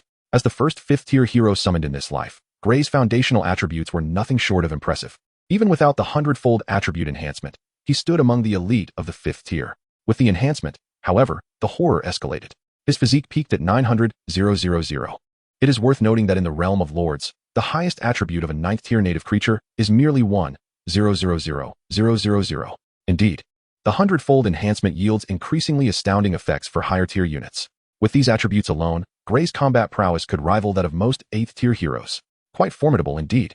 Shen Yi was overwhelmed, though he maintained a composed exterior, knowing he must uphold a certain dignity in front of a hero. Familiarize yourself with your heroic identity first, and then select 6,000 vampire barons as your aura effect targets. Understood. After issuing his orders to the new hero, Shen Yi retrieved another treasure from the 5-star territorial chest, a random 5th-tier troop card. A transparent card, emanating a faint golden glow, slowly materialized in his palm. The card was merely half the size of a palm, adorned with mysterious patterns that shimmered in and out of visibility, exuding an ineffable aura of mystery. Shen Yi gazed at the card, anticipation swelling within him. He murmured to himself, "What will the first 5th-tier troop card reveal?" In the next moment, he applied a slight pressure with his finger. Instantly, the seemingly tranquil transparent card appeared to awaken a long-dormant power, erupting into a dazzling golden radiance. The golden light, like countless vibrant threads, wove together to create a resplendent veil of luminosity, expanding outward with an unstoppable force. After a brief period of unchecked brilliance, the veil, as if drawn by some mysterious force, surged rapidly into Shen Yi's mind. 2 seconds later, the Lord System's notification chimed. "Congratulations. You have successfully unlocked the 5th-tier troop, Shadowbone Archer." Shadowbone Archer? By its name, it appears to be a ranged unit. Perfect, it can replace the undead archers. Shen Yi's face lit up with excitement. He quickly summoned the Lord panel, preparing to call forth the new troop. Each Shadowbone Archer required 10,000 energy points. A bit pricey, but this is a good sign. The higher the cost, the greater the combat potential. In the next instant, Shen Yi expended 10,000 energy points to summon a Shadowbone Archer. Chapter 47, Secret Realm. Swish. In the open space outside the Lord's manor, a beam of summoning light descended from the heavens. Moments later, the light slowly dissipated, revealing a figure imbued with a deathly aura. It was none other than the 5th-tier undead unit, the Shadowbone Archer. His form was tall and slender, draped in a tattered black cloak that fluttered gently in the breeze, beneath which lay his skeletal physique. His face was devoid of color, with deep-set eyes that burned with two balls of ghostly green flames, imparting an exceedingly chilling impression. His fingers were long and curved, resembling gnarled branches, as he tightly gripped a massive bone bow that radiated a potent aura of death. Shadowbone Archer. Tier 5th. Physique 400,000. Spirit 350,000. Skills: Stealth, Cursed Arrow. Shadow Prison. These attributes are absolutely staggering. One might argue that even the most elite 8th-tier extraordinary beings possess foundational attributes akin to these. Shen Yi was once again shaken. The attributes of the new unit, Shadowbone Archer, were terrifyingly formidable. With a physique of 400,000 and spirit of 350,000. It is worth noting that the limit for 8th-tier attributes stands at 400,000. For a 5th-tier unit to possess such attributes, its combat power could at least rival that of the very top 7th-tier beings. Ranged units are particularly fearsome when there is a significant disparity in combat strength. The Shadowbone Archer would undoubtedly dominate all other units within the Intermediate Lord realm. Next, he resolved to allocate all forthcoming energy points towards forming an elite army composed of Shadowbone Archers and Vampire Barons. Gray would command this elite force. Shen Yi pondered with enthusiasm. Each Shadowbone Archer required 10,000 energy points. He planned to primarily summon Shadowbone Archers with the energy points he would collect next, swiftly assembling a formidable undead army that would crush all opposition. A few hours later, Kane returned from looting the 5-star native territory, reporting back to Shen Yi. The spoils from the 5-star native territory were as follows: intermediate energy mines, 500. Food, 300 million pounds. Elf subjects, 5,000. Blueprints for golden grade defensive towers, 50. However, these gains were not the highlight. The most astonishing aspect was the energy points obtained from defeating the 5th-tier native creatures. Shen Yi calculated that the 60,000 5th-tier beings had granted him a staggering 400 million energy points. Such a frightening sum. Shen Yi immediately utilized this batch of energy points to fervently summon Vampire Barons and Shadowbone Archers. 3 days swiftly passed. By this time, Shen Yi's undead army had reached a truly terrifying scale. Shadowbone Archers, 50,000. Vampire Barons, 200,000. Fear Knights, 200,000. As for the undead archers and skeleton warriors, they had been officially phased out. These eliminated units were deployed to patrol near the territory, serving as an additional line of defense beyond the territory walls. The elite army of the territory had also been formed, led by the 5th-tier hero Gray, comprising 20,000 Vampire Barons and 10,000 Shadowbone Archers. In the 3 major areas surrounding the Arcane Forest, Shen Yi's undead army rampaged, instilling a sense of dread among the populace. A day prior, the overlord of the Spirit Mist Prairie, the Star Alliance of the 3-Star League, could no longer tolerate the situation and dispatched an elite force to encircle Shen Yi's undead army. This elite force was composed of 50,000 5th-tier units, all top-tier beings, each equipped with 4 pieces of golden grade gear. Furthermore, it included 5 heroes whose combat prowess rivaled that of 6th-tier extraordinary beings, commanding the elite troop. This was indeed an army capable of dominating the Intermediate Lord realm. Alas, they encountered Shen Yi's undead army. At that moment, Shen Yi decisively dispatched Gray and the elite undead force. Elite against elite. That battle concluded in less than 10 minutes. Shen Yi's elite undead army descended like the Grim Reaper, overwhelmingly crushing the opposition. Within the core area of the Spirit Mist Prairie, amidst the vast expanse of land, a sprawling large territory stood proudly. Within the territory, various edifices stand tall and arranged with meticulous precision, resembling a silent, yet vibrant forest of steel. At the edge of the domain, a magnificent legendary wall rises majestically, akin to a serpentine dragon sprawled across the earth, safeguarding this enigmatic realm. Upon the battlements, formidable units march in synchrony, patrolling with an air of dominance.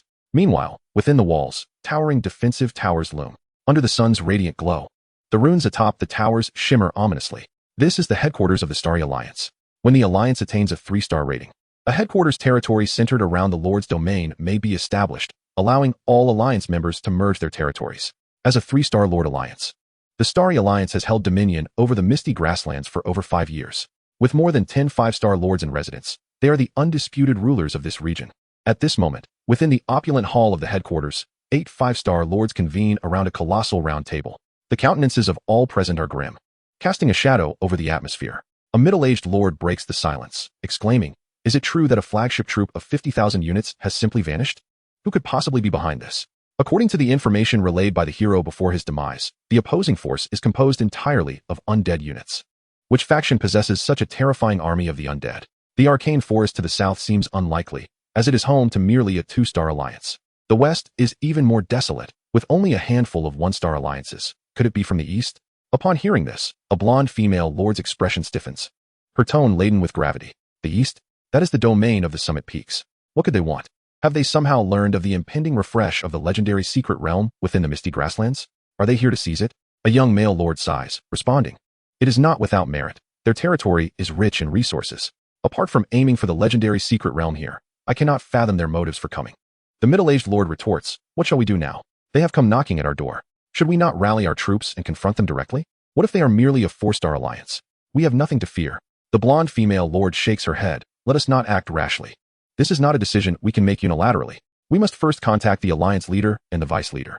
However, they are currently attempting to ascend to 6 stars in the abyss and may not be reachable in the short term." As night falls, within the lord's estate, Shen Yi sits cross-legged on a mat, having just concluded a study of the life sacred text. Feeling the surge of life force within him, he murmurs, "My health has now reached the 5th tier. Soon, I shall ascend to a 5-star lord. I merely require a 5-star native territory to elevate my status. I wonder how much my combat prowess will increase upon becoming a 5-star lord. Will I be capable of dealing with those 3 king-level Froststorm scorpions? It should pose no significant challenge. Worst case, I will prepare some high-tier potions and items. If I succeed in overcoming the trials, the rewards will undoubtedly be worth it. Alas, no need to dwell on this. A bath is in order." With that, Shen Yi stows the life sacred text and rises, making his way to the bathroom. 2 beautiful elven maidens promptly approach to assist him in disrobing. Just then, a message from the hero Callista suddenly arrives. "My lord, I have discovered an entrance to a secret realm." Chapter 48, Entering the Legendary Secret Realm. A secret realm entrance? Shen Yi exclaims in surprise, swiftly pushing aside the 2 elven maidens. He quickly dresses and utilizes the spatial teleportation array to hasten his arrival. In a certain part of the misty grasslands, a throng of undead creatures congregates, the air thick with a chilling aura of death. Amidst these undead beings, a faintly glowing vortex gate hovers in the air. Suddenly, a beam of light descends from the heavens, revealing a slender figure who has rushed from thousands of miles away. None other than Shen Yi. "Greetings, my lord." Callista bows respectfully before him. Shen Yi glances at her, nodding, before striding towards the vortex gate several meters away. On the verdant grasslands, a gentle white mist wafts, creating an atmosphere of tranquility and peace. A luminous gate, 3 meters tall and 2 meters wide, stands quietly upon the grass. The gate radiates rippling spatial fluctuations, as if passing through it would lead to distant, mysterious realms. In the next moment, a message appears before Shen Yi's eyes. Phantom Spirit Valley. Tier, Legendary. Closure countdown, 101 hours. Restrictions, only 5 lords, 5 heroes, and 30,000 troops may enter simultaneously. Indeed, a legendary secret realm. Shen Yi's face lights up with delight, the irritation from being interrupted evaporating instantly. In the intermediate lord world, every secret realm is categorized into 2 tiers, golden and legendary. Thus, a legendary secret realm represents the pinnacle of tiered realms in the intermediate lord world. In contrast to native territories, secret realms are the true treasure troves of resources within the lord world. Each secret realm brims with a wealth of various resources, particularly potions and scrolls. In the trading market, most potions and scrolls derive from secret realm outputs. After all, relying on the production from native territories yields far too few resources. Even Shen Yi, who has conquered numerous native territories thus far, has yet to acquire a single item or scroll. Of course, this might also be due to his fortuitous luck, as the treasures unearthed from his territory chests have consistently been of superior quality. In any case, secret realms represent a more prestigious source of resources than native territories. The timing and location of secret realm refreshes are unpredictable, and with a countdown in place, it is fortunate that Callista managed to locate it amidst the vast grasslands. Her luck is truly commendable. I shall reward her by prioritizing one of the hero equipment I obtain after I eliminate her competition. Shen Yi muses internally. However, outwardly, he maintains an air of composure befitting a lord, upholding his dignity before the heroes. He sends the coordinates of his location to the 5-star hero Gray, instructing, "Bring the flagship troops here immediately." He then turns to Callista, who trails behind him, and states, "Well done. I will enter this secret realm with Gray. Guard this area with your troops. If an overwhelming number of enemies approach, notify Kane in the territory and have him bring reinforcements." Callista nods in response, respectfully replying, "As you command, my lord." Before long, Gray arrives with a contingent of 30,000 elite undead troops. "My lord," he begins, stepping towards Shen Yi to offer his respects. Shen Yi waves his hand dismissively. "No need for formalities. Join me in entering this secret realm." "Understood, my lord." In the next moment, Shen Yi approaches the secret realm gate, extending his right hand to touch its surface. Ding! A secret realm gate has been discovered. Would you like to enter immediately? Please note that this secret realm gate permits the concurrent entry of only 5 lords, 5 heroes, and 30,000 troops. Enter. Boom. As Shen Yi makes his choice, the secret realm gate erupts with a blinding light, illuminating the surrounding landscape. In the next instant, a deep rumbling sound resonates as the 2 ethereal doors begin to open slowly, akin to ancient giants awakening from slumber. The surging force of space begins to swirl violently, causing the air around them to churn wildly. Gray takes the lead, stepping boldly through the secret realm gate. Shen Yi follows closely behind, accompanied by 20,000 vampire dukes and 10,000 shadow bone archers as they enter. Upon stepping through the portal to the secret realm, it was as if time and space had shifted, transporting Shen Yi instantaneously into the enchanting Spirit Valley. This was a legendary secret space of extraordinary repute. As Shen Yi surveyed his surroundings, he was greeted by a lush expanse of greenery, teeming with life. A profoundly potent aura of mysterious energy enveloped him. Simultaneously, it felt as though the whispers of countless ancient souls echoed in his ears, inducing a sense of disorientation. The air around him was infused with a delicate mist, glimmering with iridescent hues under the sunlight. A winding path appeared a few hundred meters ahead, its end obscured from view. Towering stone pillars flanked the path, reaching towards the heavens, their surfaces adorned with enigmatic runes and archaic patterns that radiated a faint glow, while the designs seemed to pulsate with a vivid historical mystique. This was, indeed, Shen Yi's first venture into a legendary secret realm, he mused internally. In his previous life, although he ascended to the rank of 6-star lord and soared into the world of high lords, his power at that time was merely average. He had ascended due to a stroke of luck. During nearly 6 months in the intermediate lord world, he had never once entered a legendary secret realm. The reasons were twofold. First, he was lacking in strength and had not joined any alliances. The refresh points for legendary secret realms were predominantly located in core areas of various maps, which were largely dominated by major alliances, thus monopolizing access to these realms. Second, it was a matter of luck. A small number of legendary secret realms could appear outside the core areas, yet Shen Yi had never encountered one. Having failed to find one in 6 months during his past life, he now stumbled upon one merely days after his rebirth. Indeed, the greatest difference after his reincarnation was his fortuitous luck, Shen Yi reflected. Whether it was awakening the SSS level Lord talent on the first day, opening treasure chests, or now discovering the entrance to a legendary secret realm, all signified a stroke of extraordinary fortune. At that moment, the ground trembled slightly. Gray gazed intently down the path and declared, "My lord, a horde of monsters approaches us." Shen Yi nodded in acknowledgement, stating, "This should be the first wave of monsters from the secret realm. We must defeat them to delve deeper into the next layer of the realm. Prepare yourselves for a swift resolution. Unforeseen events may arise outside the realm." "As you command," Gray responded promptly. In the next instant, Gray began commanding the troops. 20,000 vampire dukes formed the front line, poised for a charge. Behind them, 10,000 shadowbone archers readied their bows, prepared to unleash their arrows. Chapter 49. The terrifying Fifth Order Undead. The sound of rapid footsteps transformed from a murmur to a cacophony. Shen Yi perched upon a branch of a towering tree, peering ahead with a commanding view. In a golden-level secret realm, the monsters were typically of the Fourth Order. Thus, it was reasonable to assume that in a legendary secret realm, they would be of the Fifth Order. Surely, they could not be of the Sixth Order. If so, few lords would be capable of handling them. Soon, the silhouettes of the monsters began to emerge within his line of sight. There were 2 types of creatures. One scuttled rapidly across the ground, while the other soared through the sky. In an instant, Shen Yi assessed the attributes of these 2 species. Phantom Mist Poison Spider. Rank, 5th Order. Constitution, 8,000. Spirit, 7,000. Skills, Web Prison, Phantom Mist Cloak, Venomous Stab. Shadow Wraith Bat. Rank, 5th Order. Constitution, 7,800. Spirit, 7,100. Skills, Shadow Assault, Sonic Wave Resonance, Dark Concealment. Indeed, both were formidable 5th Order monsters. The airborne creature, known as the Shadow Wraith Bat, resembled an oversized black fan, its wings spanning 2 meters. Cloaked in glossy black fur, its eyes glinted with an eerie green luminescence, and its sharp fangs gleamed ominously in the shadows. The ground-bound creature, the Phantom Mist Poison Spider, was colossal, the size of a grinding stone. Its body was adorned with vividly colored, mesmerizing fur, while its 8 long legs were both agile and powerful. The 2 powerful 5th Order monsters exhibited base attributes surpassing those of most 5th Order beings. Countless of these creatures poured forth from the horizon, a veritable sea of them, at least numbering in the tens of thousands. Truly, as expected of a legendary secret realm, this wave of monsters alone was enough to instill dread in the hearts of the majority of 5-star lords. Shen Yi narrowed his eyes. In the next moment, Gray bellowed, "Commanding, ranged units, unleash your full might and eliminate them." With the command given, the 10,000 Shadowbone archers sprang into action, executing a swift and coordinated attack. Their movements were precise and practiced, as if honed through countless drills. In an instant, arrows imbued with a chilling aura of death coalesced within their grasp. These arrows emanated an ethereal glow, forged from pure death energy. Then, the Shadowbone archers unleashed their arrows with tremendous force. Countless black streaks sliced through the air, accompanied by a howling wind, racing towards the oncoming horde of monsters. In that moment, the very earth trembled.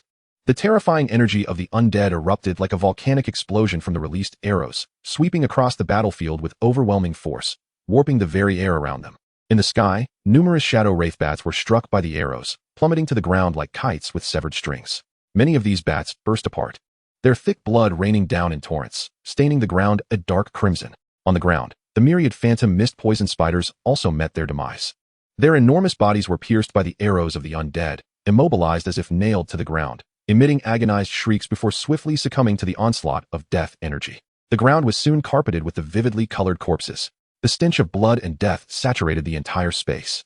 5 minutes later, nearly 100,000 Fifth-Order monsters lay vanquished, utterly defenseless. The Shadowbone archers were nothing short of terrifying. At the horizon, a handful of monsters still surged forth. With a single command from Grey, the vampire dukes surged forward, dispatching the remaining 1,000-odd monsters in mere moments. A thick layer of corpses blanketed the ground ahead. This scene was reminiscent of an abyssal hell, utterly horrifying. Too simple, Shen Yi remarked as he leaped down from the tree branch to join Grey. At that moment, a system notification resounded. You have successfully slain 120,000 Secret Realm monsters. You have received the following rewards: 1 billion energy points and 10 legendary Secret Realm treasure chests. Good heavens, the rewards of a legendary Secret Realm are indeed remarkable. Shen Yi's eyes sparkled with excitement. A full 1 billion energy points and 10 legendary Secret Realm treasure chests. The bounty from the legendary Secret Realm was astonishing. This was merely the first wave. Following the pattern of golden-level Secret Realms, there should be at least one more wave to come. Indeed, this is the apex of resources in the intermediate world. A reputation well-deserved. Next, Shen Yi retrieved the 10 legendary Secret Realm treasure chests and began to open them one by one. You have opened legendary Secret Realm treasure chest 1. You have obtained the following items: 3 legendary life potions and 5 legendary healing potions. You have opened legendary Secret Realm treasure chest 2. You have obtained the following items: 1 legendary guardian orb and 5 legendary fire scrolls. In a single breath, Shen Yi opened all 10 legendary treasure chests. His luck with treasure chests remained explosively fortunate. The haul was bountiful. He acquired various legendary potions and scrolls, all of which were extraordinarily precious items in the intermediate Lord world. For instance, the life potion he had previously received as a trial reward was a remarkable item capable of permanently enhancing vitality. Others were newfound treasures, such as the Fire Scroll, a powerful damage-dealing item. Fire Scroll. Rank: Legendary. Effect 1. Unleash a 6th-tier fire-based extraordinary skill. In addition to damaging items, there are also life-saving treasures, such as the Guardian Orb. Guardian Orb. Tier: Legendary. Effect 1. Triggers the legendary protective power once, capable of withstanding all damage below the 7th tier for 3 seconds. Regardless of the type, these are items that drive people to madness in the trading market. Life potions are reserved for personal use. Some healing potions and items can be sold. Anything of little use to me can be sold, thought Shen Yi. Then, he spoke to Grey. Grey, continue. Let us proceed towards that small path. As you command. Ahead, the ground was strewn with the corpses of monsters. However, after Shen Yi received the rewards from the Secret Realm, the countless monster bodies suddenly transformed into a mist of light and vanished, as if an invisible hand had swept them away. Shen Yi was no stranger to this phenomenon, as the same had occurred in the Golden Tier Secret Realm. This belonged to the rule of power within the Secret Realm. In the next moment, Grey commanded the undead army to advance along the small path. Shen Yi followed closely behind, moving forward together. Soon, Shen Yi, alongside the undead army, delved deeper into the Secret Realm along the path. Before them appeared a vast lake. The water exhibited a profound blue hue, resembling a colossal sapphire embedded in the earth. The surface of the lake shimmered, occasionally disturbed by peculiar creatures leaping out of the water, radiating a soft glow like stars in the night sky. Surrounding the lake, various exotic flowers and plants flourished, releasing a captivating fragrance. My Lord Danger. Chapter 50. Astonishing Rewards. Grey squinted his eyes, his expression turning slightly solemn as he gazed at the tranquil, mirror-like lake ahead. The surroundings were eerily quiet, with only a gentle breeze stirring. Yet, in an instant, an unprecedented change occurred. Splash! The once serene lake's surface erupted violently. Following this, with a resounding boom, a massive floating island surged forth from beneath the lake, enveloped in a tremendous aura. As the enormous island broke the water's surface, the sight was breathtaking. Golden-hued buildings arose, shrouded in mist. Sunlight cascaded down, gilding every inch of the glazed tiles and intricately carved stone slabs with a dazzling brilliance. Between the flying eaves and bracketed beams, exquisite golden coatings shimmered. The structures arranged in a way that conveyed an ineffable mystery and solemnity, resembling the ruins of an ancient royal court. Quite intriguing. Shen Yi observed this scene with great interest, feeling remarkably composed. It was merely a legendary tier secret realm. What kind of monster could possibly eliminate him in an instant? He calmly addressed Gray. Prepare yourself. The second wave of monsters is approaching. Understood, my lord. Gray nodded, ready to command several vampire dukes to probe ahead. Just then, boom. A tremendous sound reverberated through the air. Following that, the lake's surface rippled violently once more, and streams of golden light ascended from the depths. In an instant, a magnificent golden bridge materialized, resembling a dragon emerging from the sea. The bridge was paved with smooth golden jade, its surface intricately carved with lifelike depictions of bizarre creatures, as if they could spring to life at any moment. It spanned the glimmering lake, akin to a golden ribbon connecting the mysterious floating island with the shore. The next moment, thud, thud, thud, the deep and resonant sound of war drums thundered from the depths of the floating island. The sound seemed alive, pulsating with a heart-stopping rhythm that reverberated throughout the space, causing the very air to tremble. From the depths of the floating island, a large swarm of monsters surged forth like a tidal wave. These monsters were none other than the previously encountered shadow bats and phantom poison spiders. Unlike the first wave, the monsters emerging from the floating island now radiated an unusual golden glow. The brilliance flickered like flowing flames across their forms, bestowing an aura of sanctity upon the originally fearsome creatures. They resembled divine emissaries. Shen Yi raised an eyebrow, his mind stirring as he began to scan the attributes of these floating island monsters. Phantom poison spider, tier 5. Physique, 240,000. Spirit, 210,000. Skills, silk prison. Mist of illusion, venomous strike. Shadow bat, tier 5. Physique, 230,000. Spirit, 210,000. Skills, shadow assault, sonic wave, dark concealment. What is happening? How have the attributes of these monsters surged so dramatically? Shen Yi's pupils constricted in surprise. They were not even elite tier monsters. How could their attributes have tripled? Moreover, elite tier monsters typically only saw their attributes double at most. Could it be due to that layer of golden radiance? Rustle, rustle. A multitude of monsters continued to pour forth from the depths of the floating island, crossing the golden bridge and charging towards the undead army. Their speed was astonishing. Compared to the first wave, these monsters quickly surged to the forefront of the undead forces. Frontline troops, advance. Rear troops, suppress the fire. Gray shouted with fury, the power of the undead surging as he manifested a sharp longsword, commanding the vampire dukes to bravely confront the monsters. 20,000 vampires, clad in resplendent crimson robes akin to nobility, received the command, their eyes turning a deep crimson as they surged forward. Behind them, the shadowbone archers moved even faster, their bone bows drawn, unleashing arrows imbued with terrifying death energy towards the airborne monsters. An intense battle was about to erupt. The monsters, suffused with a sacred golden glow, clashed with the undead troops exuding a miasma of death, as if a confrontation between justice and evil was unfolding. Boom, boom. Deafening explosions erupted, shattering the tumultuous battlefield. In the void, two distorted spatial rifts tore open like gaping, monstrous maws. From within the rifts, a swirling darkness surged violently, resembling a roar from the depths of hell. As the rifts widened, a scorching and malevolent aura surged forth. Soon after, two colossal hellfire demons emerged from the rift, engulfed in blazing flames, causing the ground to tremble beneath their feet. In the next second, the two hellfire demons plunged into the fray, charging into the throng of monsters. This was a result of Shen Yi casually casting two skills, Hell Summon. He wished to ascertain how much the skill's effectiveness had improved following the enhancement of his attributes. Indeed, with the boost to his spirit attribute, the summoning effect of this third-tier skill had notably increased.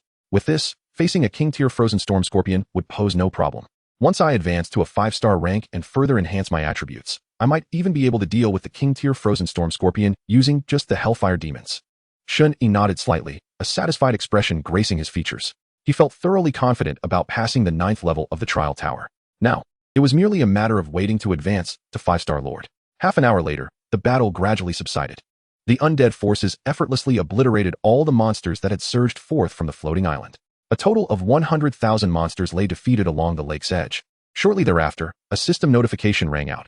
You have successfully slain 100,000 secret realm monsters. You have received the following rewards: 3 billion energy points, 30 legendary tier treasure chests. My heavens, this reward is simply astonishing. Shen Yi marveled.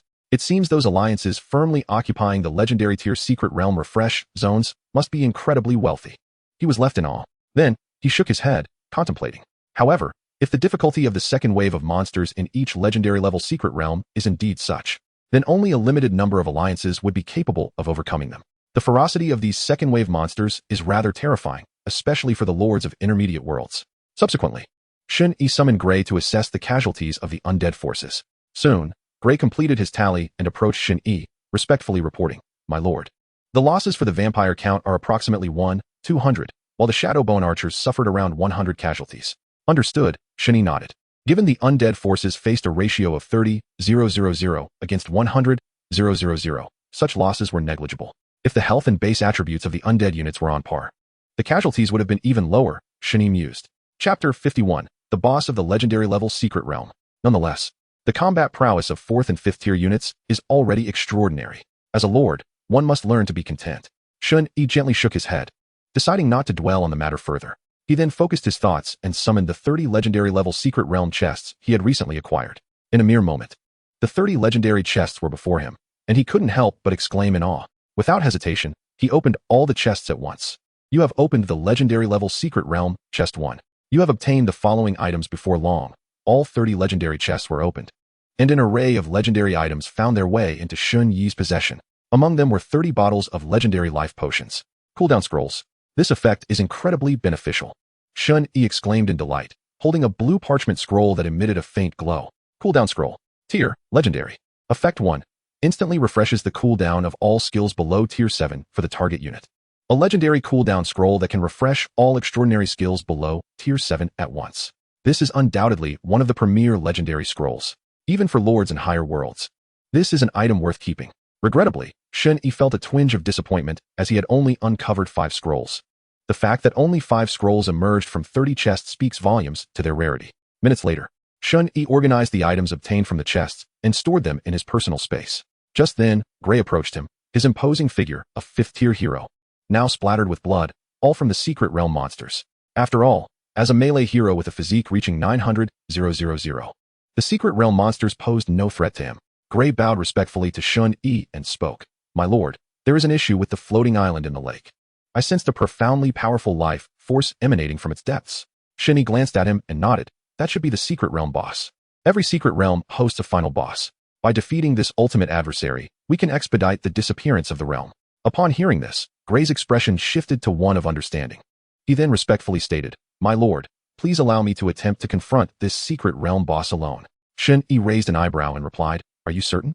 The legendary level secret realm boss may very well be a 6th-tier royal unit." Gray responded earnestly, "Yes, please allow me to try. If I am unable to resolve it within 10 minutes, I implore you to intervene." Shen Yi chuckled, having thought the burly figure would assert his ability to handle it, only to find he had left himself an out. With a smile, Shen Yi nodded. "Very well, you may attempt to gauge the weight of this boss first." Gray and Shen Yi directed the undead forces across the golden floating bridge, arriving at the island. They proceeded directly towards the heart of the golden architectural complex. Along the way, the golden buildings were arranged in a captivating manner, adorned with the marks of time. Shen Yi curiously touched the surface of the golden material of the structures, then shook his head, thinking, this is merely a layer of gold paint, entirely unrelated to the golden radiance of those monsters. Shen Yi was somewhat intrigued by the golden glow on the monsters, as he believed that their enhanced attributes were likely connected to that luminous layer. Before long, the undead forces reached the innermost part of the floating island. A magnificent golden palace stood tall at the island's end.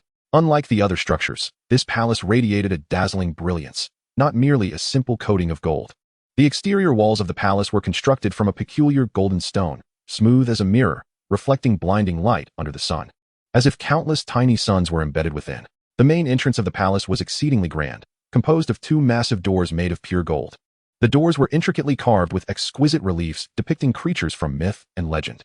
These beings appeared so lifelike, as if they might leap from the door at any moment.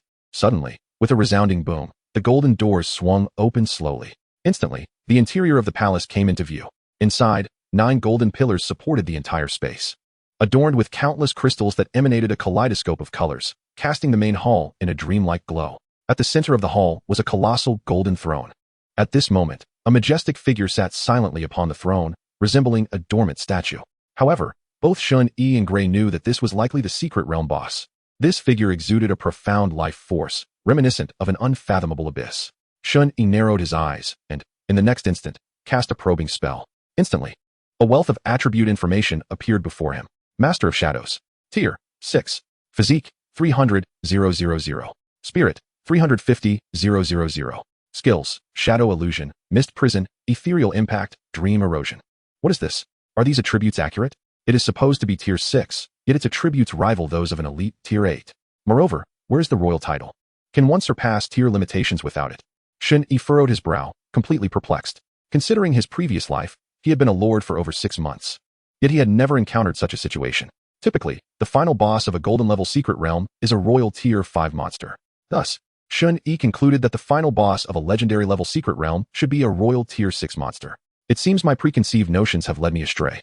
What an overwhelming life force. My lord, is this truly a 6th-tier royal unit? Gray's pupils constricted in shock. While his attributes were high, his vitality was merely at the pinnacle of the 5th tier. In his perception, the creature upon that throne possessed a life force at least 10 times greater than his own.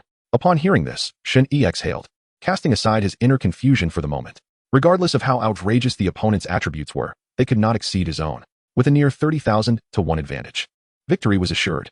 He turned to Gray and stated, "It is indeed Tier 6, but both of its fundamental attributes exceed 300,000. While not surpassing you, they are still quite extraordinary. So, are you certain you wish to engage it alone?" No sooner had he spoken than the robust figure upon the throne stirred slightly. Then, it slowly opened its eyes. Boom. In an instant, a fierce aura erupted, sweeping across all directions, akin to a ferocious deity awakening. Chapter 52, Clearing the Legendary Secret Realm. With a deep, resonating sound, an intangible force surged within the palace, distorting and shaking the surrounding space. Suddenly, a dense black mist enveloped the surroundings. As the legendary realm boss rose slowly from its throne, its towering physique resembled that of a mountain, each sinew seemingly harboring the cataclysmic power to obliterate the heavens and earth. As it stood, the ground beneath shattered into fragments, countless stones flying in all directions. The boss's gaze swept over the main hall and directly fixated on Shen Yi, its enormous eyes as dark as the abyss, profound like an endless black hole. In the next moment, a commanding voice resonated throughout the palace. "Having beheld the divine, why do you not kneel?" Shen Yi raised an eyebrow. "Oh, are you putting on a show? One might mistake you for a mythic-level realm boss." "Gray, attack!" Shen Yi commanded. "At your service." In an instant, Gray's figure burst forth like a cannonball, generating a fierce gust of wind as he charged directly at the formidable realm boss. The air was filled with shrill howls. In a heartbeat, Gray's figure appeared before the realm boss like a wraith, his eyes glinting with a chilling light, radiating an insatiable murderous intent. Armed with a judgment longsword, it exuded a potent aura of death, the blade shimmering with an eerie glow, akin to a scythe of the Grim Reaper. In the next moment, Gray resolutely swung down the judgment longsword. The blade cleaved through the air, tracing a beautiful yet lethal arc, imbued with an unstoppable force that struck mercilessly against the realm boss's mountainous form. A soul-rending scream erupted, echoing throughout the palace. The realm boss's colossal body trembled violently, nearly cleaved in twain by the razor-sharp strike. Ink-black blood gushed forth like a fountain from the wound, painting the air with shocking arcs, instantly staining the ground beneath. With a physical attribute soaring to 900,000, Gray possessed thrice the power of this realm boss. Given such a significant disparity, their combat speeds were not even in the same league. Gray's attacks were ghostly swift, and the realm boss could scarcely react, on the brink of annihilation. At that moment, a brilliant light flickered, and an overwhelming life force erupted from the boss. In an instant, its grievously injured body began to visibly mend, torn flesh healed, and shattered bones reassembled. Such formidable vitality. Yet, the disparity in combat prowess was insurmountable. This boss was hardly a match for Gray. With merely a thicker health bar, it was nothing but a mere meat shield, Shen Yi mused. Before the throne, Gray's relentless assaults left the boss utterly defenseless. The immensely potent life force surged time and again, continuously repairing the realm boss's ravaged body. Shen Yi shook his head slightly, feeling a sense of disappointment towards the realm boss. "Is this all the power you possess? You can't even unleash half of Gray's strength." 2 minutes later, the realm boss's formidable life force had diminished by half. Yet, Gray remained completely unscathed. At this juncture, Shen Yi decided to cease the procrastination. He raised his hand and cast a curse, instantly weakening the realm boss. Then, with a sweeping motion, he summoned 100 spectral archers to join the fray, swiftly depleting the realm boss's remaining vitality alongside Gray. With a thunderous crash, the realm boss's massive form collapsed to the ground, utterly slain. You have successfully defeated the realm boss. You have obtained an epic-level realm treasure chest. Congratulations. You have successfully cleared the legendary realm. the Ethereal Spirit Valley. Additional reward, Legendary Realm Completion Treasure Chest. The system's notification rang out, marking Shen Yi's official victory in a legendary realm. Remarkably, not even an hour had passed. Clearing a legendary realm in such a brief time was practically unfathomable in the Intermediate Lord's world. With a whoosh, the light of teleportation enveloped Shen Yi and the undead troops, and in a flash, they vanished from sight. Outside the realm, on the Spirit Mist Prairie, Shen Yi and Gray, accompanied by the undead troops, materialized. The portal to the legendary realm slowly faded, dissipating into the air. Typically, the countdown for such a realm would not have expired, but due to Shen Yi's direct clearance, this legendary realm disintegrated prematurely. Legendary realms are generally entered multiple times, with each visit yielding certain rewards. Shen Yi's singular clearance was undoubtedly an anomaly. One might wonder if any other lords in the intermediate world have managed to clear a legendary realm in the past century, among the billions of lords. Surely there must be some? Shen Yi speculated inwardly. He then summoned Callista, instructing, continue your exploration in this area. Oh, and take this equipment as a reward for discovering the legendary realm. Upon examining the item Shen Yi presented, Callista was taken aback. Is this truly a legendary grade equipment? My lord, I cannot accept this. It is better suited for you. The item bestowed upon Callista was indeed the legendary grade gift of the earth, a remarkable defensive piece of gear. Accept it. This is your reward. Shen Yi insisted, this is of no use to me. He had better options. With a flash, the light of teleportation descended upon the territory. Shen Yi returned to the Lord's manor with anticipation, retrieving 2 treasure chests, 1 epic level realm treasure chest, and 1 legendary level completion treasure chest. What might they contain? Given my luck with opening chests, it shouldn't be too disappointing, right? In the next moment, the chests opened. First, the epic level realm treasure chest. You have opened epic level realm treasure chest 1. You have obtained the following items: 1 epic level hero equipment, 5 epic level immunity potions. Indeed, my luck is extraordinary. Shen Yi beamed at the items revealed from the first chest, though he was not overly surprised. After all, he had anticipated such outcomes. An epic level hero equipment and 5 epic level potions were invaluable for any lord in the intermediate world. Yet for Shen Yi, they elicited little more than a ripple of excitement. He examined the epic level hero equipment and noted its attributes. Chapter 53, Bloodline Royal Banner. A 300-fold enhancement. Ethereal Spirit Ring, epic level.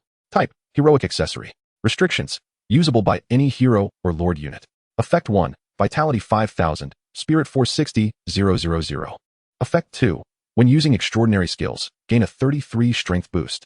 A splendid piece of equipment indeed, perfectly suited to replace the Radiant Bracelet, legendary. With this, all 4 of my enchanted items will be of epic quality. Thus, Shen Yi unbound the original enchanted Radiant Bracelet and proceeded to enchant the new equipment. The new gear was obsidian black, reminiscent of a mysterious star. Its overall design was unique and peculiar, adorned with intricate and exquisite engravings that shimmered with a faint ethereal glow in the dim light, as if alive, gently flowing. Before long, the enchantment was complete. A powerful surge of energy flooded into Shen Yi's body, further enhancing his attributes. More importantly, after enchanting this new equipment, his skills would receive a 33 strength enhancement. After feeling the boost from the new gear, Shen Yi nodded in satisfaction. Continuing on, he examined another item that had been presented, an immunity potion. Rarity, epic. Effect 1, triggers an immunity aura, rendering one immune to all extraordinary negative effects for a duration of 10 minutes. A remarkable find indeed. In the advanced realms, this potion is regarded as a top-tier elixir, highly sought after. Shen Yi scrutinized the pure white vial in his hand, his eyes gleaming with delight. The immunity potion offers protection against all detrimental effects, such as freezing, weakness, poisoning, and more. In the realm of High Lords, a single epic-grade immunity potion can fetch no less than 30 million energy points. Indeed, it is a coveted item. Satisfied, he stowed the potion away. Next, Shen Yi opened the second treasure chest. You have unlocked the legendary secret realm completion, chest 1. You have received the following items. Epic grade unit item 1. To his astonishment, the chest revealed an epic grade item. Moreover, it was a unit item. Could it be that a legendary completion chest can yield epic grade items? Shen Yi mused softly to himself. After all, this is an extra reward for conquering the secret realm, so such an occurrence is not entirely unexpected. Epic grade unit item. Let me see. The Blood Sovereign Flag. Rarity, epic. Effect 1. Increases the base attributes of territory units by 3-fold, with a cap of 100,000 units. Goodness, such an item exists. That's quite formidable. Gazing at the newly revealed item information, Shen Yi could not help but exclaim in awe. Although he had been a lord in 2 lifetimes, this was his first encounter with an epic grade unit item. To think he would acquire something so powerful right from the outset. It enhances the base attributes, which means it can stack with the 100-fold increase. That would result in a 300-fold attribute enhancement. Shen Yi inhaled sharply. This unit item was truly tailor-made for him. No one else would wield its effects as effectively as he could. Regrettably, it could only amplify up to 100,000 units. In that case, I shall forge an elite undead army of 100,000. Shen Yi's heart surged with anticipation. Subsequently, he unsealed the unit item. In his grasp, he held a flag resembling a finely crafted model. With a gentle wave, the diminutive flag gracefully ascended from his hand. In the blink of an eye, an overwhelming golden light erupted, sweeping across all directions. Enveloped in the golden radiance, the small flag began to grow at an astonishing pace. As the golden light shimmered, the flag's contours became increasingly distinct, and with a resonant roar, it transformed into a 5-meter-tall crimson battle flag. The patterns on the flag fluttered in the wind, as if deities were shouting and roaring, conveying boundless majesty and power. The flag's vibrant hue resembled freshly spilled blood, exuding a heart-stirring aura. Ding! You have unsealed the unit item, the Blood Sovereign Flag. You may select the unit to enchant. Current enchantment, 0. The crimson battle flag was planted firmly into the ground of the territory, fluttering in the wind, producing a resonant sound. Shen Yi concentrated and directly chose a shadow bone archer for the enchantment. Instantly, the Blood Sovereign Flag emitted a flash of light, and a strand of mysterious energy surged forth, entering the shadow bone archer's body. In the next moment, boom! An overwhelming aura of death erupted from the shadow bone archer in an instant. Shadow bone archer. Rarity, Tier 5. Physique, 1, 2 million. Spirit, 1, 0, 5 million. Skills, Stealth. Cursed Arrow, Shadow Prison. Indeed, it was as he suspected. The effects could indeed stack with the 100-fold increase. It was astonishing. This attribute had directly surpassed the million mark. The standard limit for Tier 9 units is 1 million. Exceeding that means reaching the realm of gods. A Tier 5 unit's attributes rivaling those of the divine realm? It was simply unbelievable. Shen Yi gazed at the enhanced attributes of the Shadowbone Archer, utterly amazed. A 4-star lord possessing an army of 100,000 units with attributes akin to the divine. Who would not be astounded? After a considerable time, Shen Yi regained his composure. He then began to summon units. This expedition into the legendary secret realm had not only yielded various powerful items, but also amassed a staggering 40 billion energy points. At this moment, Shen Yi's reserves were extraordinarily ample. Thus, he expended 10 billion energy points to summon 100,000 Shadowbone Archers. Once the summoning was complete, he unhesitatingly enchanted all 100,000 of these units with the flag. With attributes exceeding 1 million, having all ranged units posed no issue. With this legion of 100,000, he felt capable of sweeping through the advanced Lord realm. Shen Yi thought excitedly. The Shadowbone Archers, enhanced 300-fold, could only be matched by the most elite Tier 9 units. And the higher the tier of the units, the more challenging they are to acquire. As far as Shen Yi knew, there were scarcely a few lords in the entire advanced Lord realm who possessed Tier 9 units. Next, he could sweep through the Misty world without reservation. In less than half a month, I shall conquer the territories of those top-tier alliances. A cold light flickered in Shen Yi's eyes. Those lords of the top-tier alliances had long occupied resource-rich regions, each one immensely wealthy. The mere thought of this ignited a fervor within Shen Yi. Shortly thereafter, news arrived. The second 5-star native territory had refreshed within the arcane forest. Shen Yi immediately dispatched heroes with a troop to launch an attack. In less than an hour, it was effortlessly captured. Thus, Shen Yi successfully seized 2 5-star native territories. He had completed the task of advancing to 5-star lord. Next, he would first elevate the territory to 5 stars, and then tackle the 9th level of the trial tower. Surely there would be additional rewards for clearing the trial tower?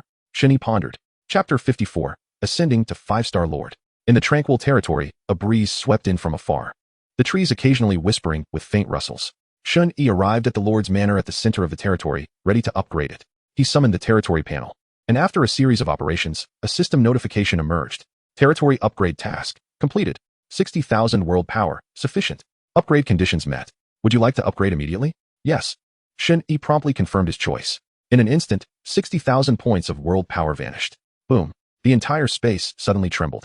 In the next moment, a chilling aura of dominance emanated from the Lord's Manor, forcefully enveloping Shen Yi's territory. A supreme will descended.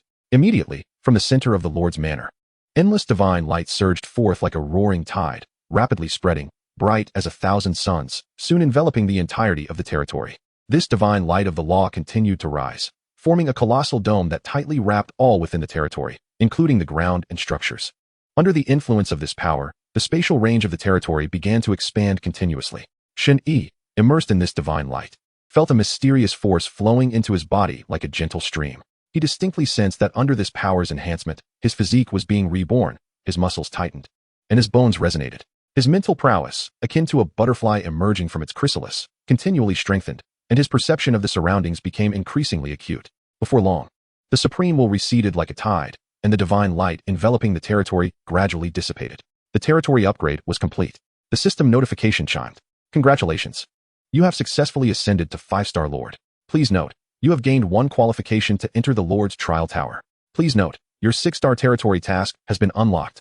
Please note, you have unlocked the passage to the first layer of the Abyss. In less than 20 days since entering the Lord's world, Shen Yi successfully ascended to 5-star Lord. This rate of advancement was utterly unprecedented. After the territory was elevated from 4 stars to 5, it underwent significant transformations. Firstly, its area expanded from a 10-kilometer radius to 15 kilometers. Subsequently, the population cap for military units increased to 50,000. For other lords, this represents the most substantial enhancement associated with ascending to a 5-star Lord. However, for Shen Yi, it was utterly inconsequential. The Lord's Manor also saw an upgrade, evolving from a luxurious estate into a small castle. This castle now spans an impressive area of 2 kilometers, in addition to the changes within the territory. The promotion to 5-star Lord granted Shen Yi the eligibility for a 3rd Lord trial, as well as unlocking 6-star territory tasks and a pass for the first layer of the Abyss. With a thought, Shen Yi checked the status of his 6-star territory tasks. The 6-star territory task reads, travel to the first layer of the Abyss and slay 1,006 tier Abyss creatures. Countdown, 90 days. Note, upon the expiration of the task countdown, if not completed, the territory task will refresh. Slaying 1,006 tier Abyss creatures? To Shen Yi's surprise, this was indeed the most formidable of 6-star tasks. The first layer of the Abyss is a newly unlocked map following the Lord's ascension to 5 stars. Armed with the pass issued by the system, Lords can enter the first layer of the Abyss world at any time. The Abyss is vast and boundless, comparable in size to at least 10 intermediate Lord worlds. Within this layer, a plethora of 4th to 6th tier Abyss creatures reside. Usually, the simplest task for ascending to a 6-star Lord involves slaying a specific number of 4th tier Abyss creatures. A more challenging task entails defeating a certain number of 5th tier Abyss creatures. The most arduous task, which is precisely Shen Yi's, requires the extermination of 6th tier Abyss creatures. Once this task appears, it is nearly impossible for any 5-star Lord to complete. This is due to the extraordinarily formidable combat prowess of Abyss creatures. 6th tier Abyss beings possess strength that can rival that of typical 7th tier entities. If it were another 5-star Lord confronted with the task of slaying 6th tier Abyss creatures, they would already be contemplating the new tasks awaiting them in 90 days. Yet, for Shen Yi, this posed no difficulty whatsoever. The reason he took nearly half a year to ascend to a 6-star Lord in his previous life was due to the task requiring the slaughter of 5th tier Abyss creatures, which prolonged the process significantly. To his astonishment, the difficulty in this life was even greater. Fortunately, everything is different now. Even the most challenging tasks cannot impede my progress toward ascension. A look of ease crossed Shen Yi's face. Thereafter, he began to explore the transformed Lord's Manor while simultaneously reviewing the changes in his attributes following his promotion. Shen Yi, Lord level, 5 stars. Profession, Necromancer. Constitution, 300,000. Spirit, 950,000. Skill 1, Map, Territory Panel, Exploration Technique. Skill 2, Curse, Spell Kill Technique, Grim Reaper's Scythe, Hell 3-Headed Snake, Bone Prison. With a spirit of 950,000. The enhancement was indeed significant. Alas, his constitution seemed somewhat lacking. The Necromancer profession still did not allow for comprehensive development. However, it sufficed for the time being. Once he enters the advanced world, he will have the opportunity for a second professional transition. Shen Yi pondered silently. The Lord's profession is not fixed. It can undergo a second transition in the advanced Lord world. In his previous life, Shen Yi missed this opportunity because he had just entered the advanced world when the war for supremacy among the myriad races commenced. This time around, he will have ample time to pursue his professional second transition. Bringing his thoughts back, Shen Yi examined the 2 newly unlocked skills, both of which were 5th tier extraordinary skills. Hell Call, 3-Headed Snake. Chant the words of the undead to summon a Hell 3-Headed Snake. Bone Prison. Summon a massive bone cage to imprison the target within it. Another summoning skill. The 5th tier summoning skills will undoubtedly conjure forth hell creatures far superior to those of the 3rd tier. The Bone Prison can be categorized as a spatial confinement skill. The target can only escape by shattering the bone cage. Yet, with the foundational strength of a 5th tier skill, coupled with my spirit attribute enhancement of over 900,000, even a 9th tier creature would find it challenging to break free. Shen Yi quickly familiarized himself with the effects of the 2 new skills. Before long, he had mastered their effects thoroughly.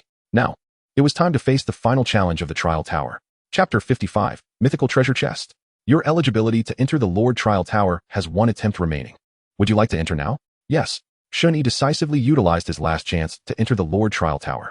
In the next moment, a beam of teleportation light descended, enveloping Shen Yi within. With a whoosh, his figure vanished from the spot. The familiar dusk battlefield.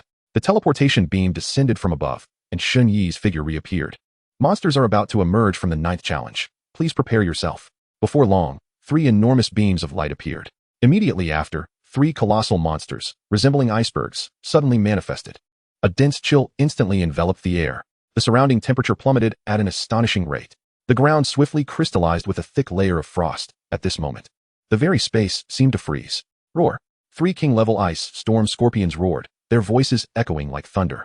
Shen Yi's eyes turned icy. In the next second, he raised one hand slightly, and the power of the undead coalesced in his palm, erupting twice in succession. Deep and terrifying, like an abyss. Skill. Hellcall 3-headed snake. In the next instant, crack. 2 enormous fissures suddenly tore open in the space. From within the gaps, a terrifying aura of the hell surged forth. Following that, 2 3-headed snakes with jet-black skin emerged from the rifts. Roar. 6 fearsome heads howled, announcing their arrival to the world. These were the 2 hell 3-headed snakes summoned by Shen Yi. Their bodies coiled like serpentine black mountains, rough and covered with sharp, backward-facing scales that glimmered with an eerie cold light.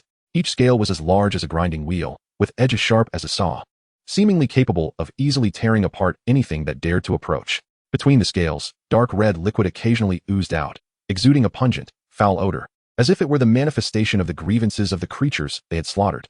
The 3 heads were exceedingly large, their forked tongues constantly flicking, sinister and malevolent, sending shivers down one's spine. With Shen Yi's formidable mental power augmenting them, the summoned hell 3-headed snakes were utterly fearsome.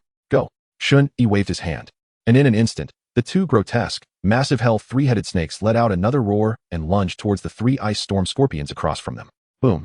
In an instant, the forces of ice and the malevolent power of hell collided, creating violent waves throughout the heavens and the earth. Roar! Roar! The king-level scorpions continued to roar, being relentlessly bitten by the terrifying heads of the hell 3-headed snakes, proving to be no match at all. In the blink of an eye, the ice-blue scorpions were left bloodied and battered, a sight too grim to behold. Watching this scene, Shen Yi lowered his right hand, which had been poised to unleash a skill. They are overwhelmingly powerful. Every hell 3-headed snake I summon is at least comparable to a mid-tier 9th-level monster. These 6th-tier king-level scorpions stand no chance. Boom. Soon, the 3 king-level ice storm scorpions collapsed to the ground, already dead.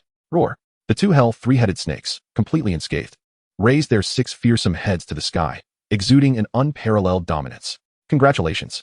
You have successfully cleared the 9th challenge. You have received the following rewards. 1 epic level wall blueprint. 12 epic level defense tower blueprints. 1 5th-tier random unit card.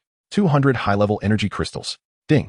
Congratulations, Lord Shen Yi. You have become the first Lord to pass the 9th challenge of the Lord Tower Trial. You have received the following reward. 1 mythical trial treasure chest. With the demise of the 3 king-level monsters, a prompt from the system swiftly materialized. Upon glancing at the notification, Shen Yi was taken aback. Goodness. The additional reward is actually a mythic-level treasure chest, and the reward for clearing the 9th level is exceedingly generous. He never anticipated that the first time he cleared the trial of the 9th level, the reward would be a mythic treasure chest. He had expected, at most, an epic-level reward. Furthermore, in addition to the high-grade energy mines, there were surprisingly 3 other items as well. This was truly delightful. You have successfully completed all the trials of the trial tower. You are about to be transported out of the trial space. In the next moment, a beam of teleportation light appeared, enveloping Shen Yi. Whoosh. With a flash of brilliance, he completely vanished from the trial space. Simultaneously, the 2 hellish 3-headed snakes began to dissipate slowly. Shortly after Shen Yi's departure, the dusk battlefield he had entered fell silent once more. Suddenly, a pair of enormous eyes, obscuring the sky and sun, appeared in the heavens. They silently observed the location where Shen Yi had vanished. A faint voice resonated. In the world number 90-018. A seed has emerged. In the Misty world, within the core region of the arcane forest, Shen Yi returned to his dominion. He stepped inside the castle and, unable to contain his excitement, retrieved the mythic treasure chest. This was the first time he had acquired a mythic treasure chest, while he would eventually obtain one. This first arrival was quite unexpected. A gleam of joy sparkled in Shen Yi's eyes. With eager anticipation, he decisively opened the mythic treasure chest. You have opened the mythic level trial treasure chest 1. You have obtained the following item, mythic level hero equipment 1. Shen Yi's eyes lit up.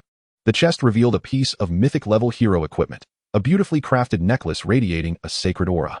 He quickly examined the attributes of the equipment. Embrace of the Sacred Angel, mythic level. Type, hero accessory. Restrictions. Usable by any hero or lord unit. Effect 1. Constitution 50,000, Spirit 120,000. Effect 2. Upon death, can resurrect once. This effect can only be triggered once. Excellent. It seems that even with a mythic level treasure chest, my luck in opening remains unaffected. It actually possesses a resurrection effect. Shen Yi was filled with immense joy. This mythic level hero equipment was truly remarkable. Not only did it provide astonishing attribute bonuses, but it also granted a resurrection buff. With this equipment, Shen Yi essentially possessed 2 lives. In the next moment, he removed the enchantment from one of his 4 epic level pieces of equipment, the Crown of Astral Insight. The primary effect of this equipment was to cleanse a single negative effect, restoring the body to its peak condition. Compared to other equipment, this one was rather average in effect. After dispelling it, Shen Yi proceeded to enchant the new equipment, the Embrace of the Sacred Angel. Whoosh! With a flash of light, the necklace, imbued with a rich sacred aura, suddenly floated into the air and, in an instant, surged into Shen Yi's body. Boom! A surge of formidable energy flooded into his being, and Shen Yi immediately felt a wave of relief. The mythic level accessory granted a staggering 120,000 to his spirit attribute. In that moment, Shen Yi's spirit attribute, already nearing the 9th tier limit, surged past 1 million. Meanwhile, a warm, sacred power lay dormant within him. Should he sustain fatal damage, this power would trigger, granting him a chance at resurrection. Chapter 56. New Unit. Soul Lich. Shen Yi wore a smile. This mythic level hero equipment had exceeded his expectations. Next, he began to examine the rewards for clearing the 9th level. As the final challenge of the Trial Tower, the rewards for the 9th level were extraordinarily generous. There were 200 high-grade energy mines alone. With this, the number of high-grade energy mines in Shen Yi's territory had doubled to 400. Each day, he could harvest 40 million energy points. Coupled with the now significantly increased number of intermediate energy mines, Shen Yi was poised to earn approximately 70 million energy points daily. A typical 5-star lord, even one that had developed for several months, would see daily energy mine revenues of only 20 to 30 million at most. Yet, Shen Yi had only just been promoted to 5 stars. Moreover, he had been a lord for less than 20 days. Developing such a foundation was truly astonishing. Onward and upward. The more energy mines, the better. Shen Yi mused to himself. He then proceeded to examine the information regarding the epic level blueprints for walls and defensive towers. Thunderous Sacred Wall. Tier, Epic. Type, Building. Effect, upon use, creates a 10-meter high magical wall around the edges of the territory. Description, an extraordinary structure with remarkable defensive capabilities.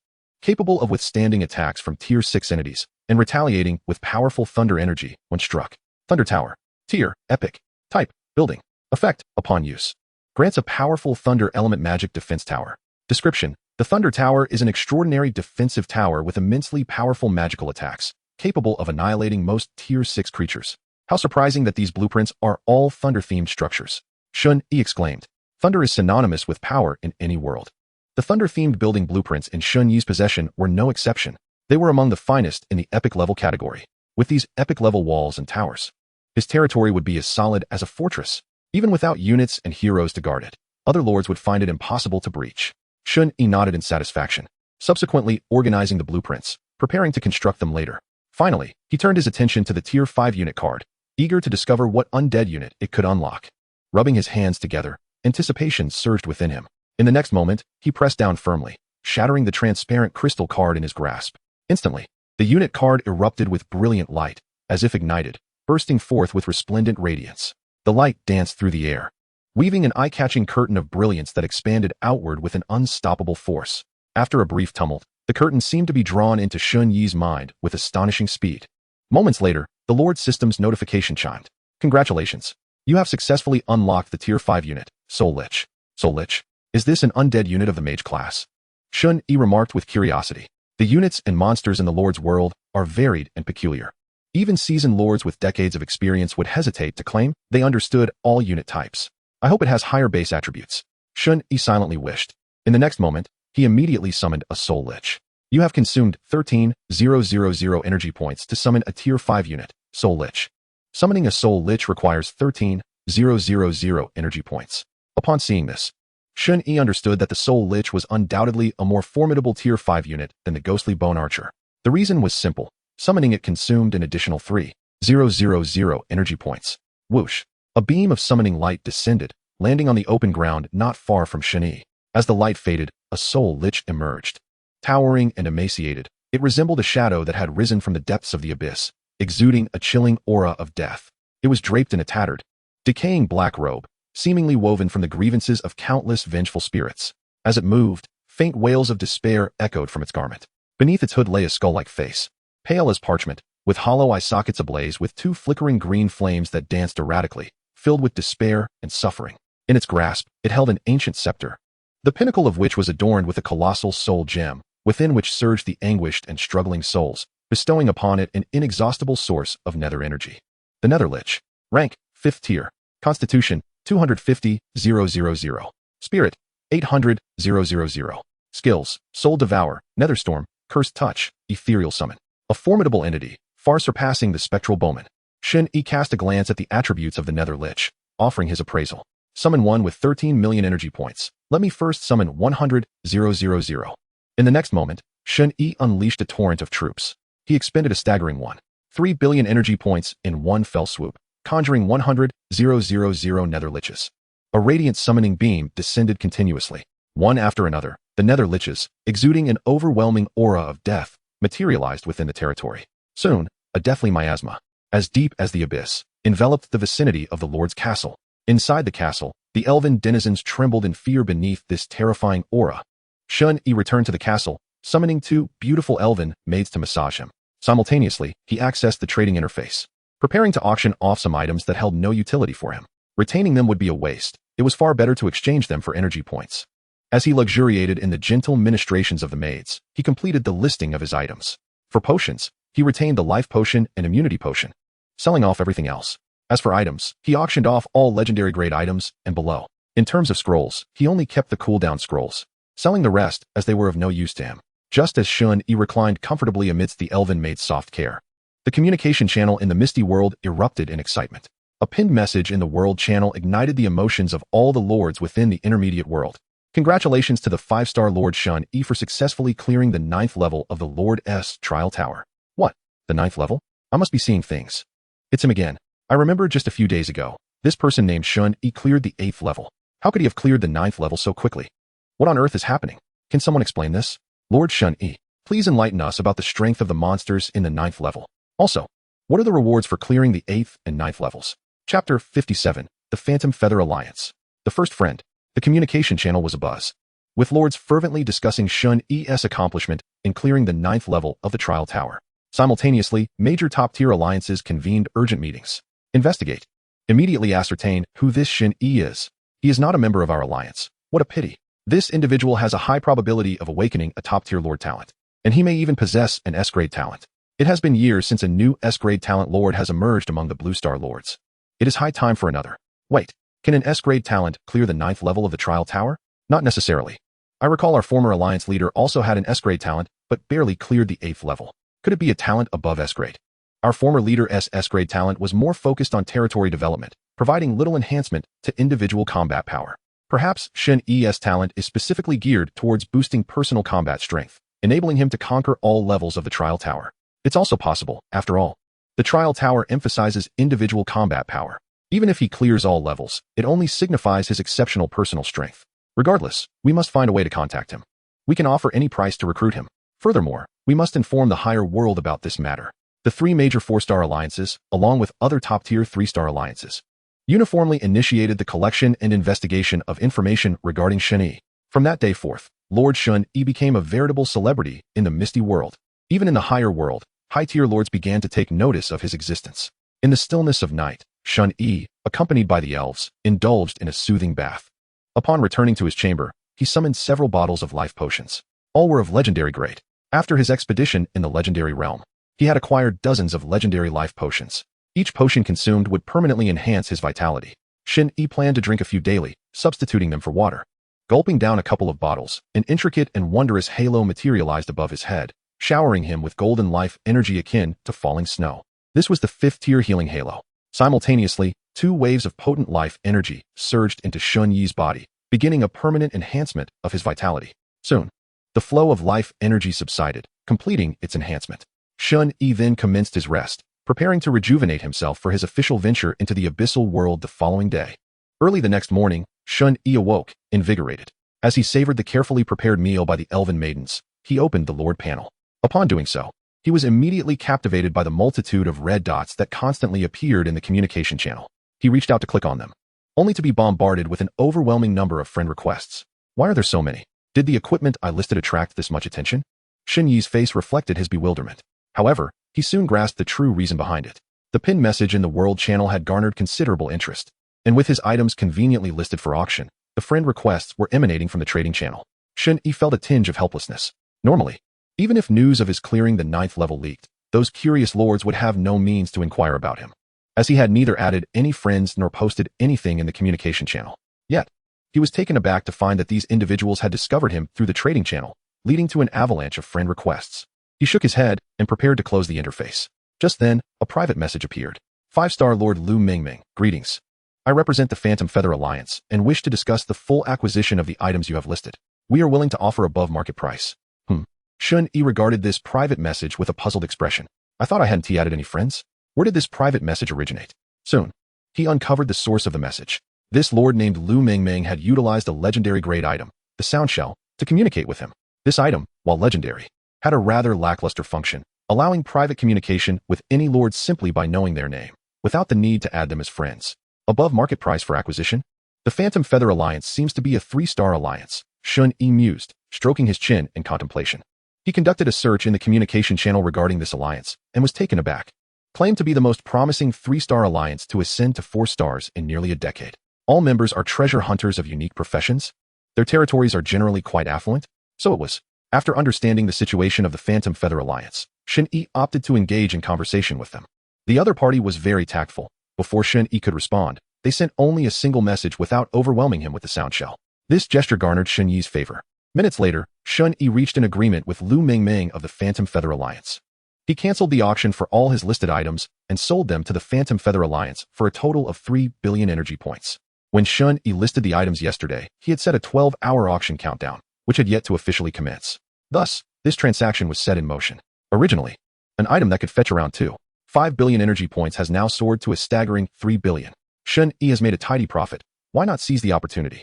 The transaction concluded swiftly, and Shen Yi engaged in a private exchange with the other party, securing 3 billion energy points. Subsequently, the other party sent a tentative request. Lord Shen Yi, may I add you as a friend?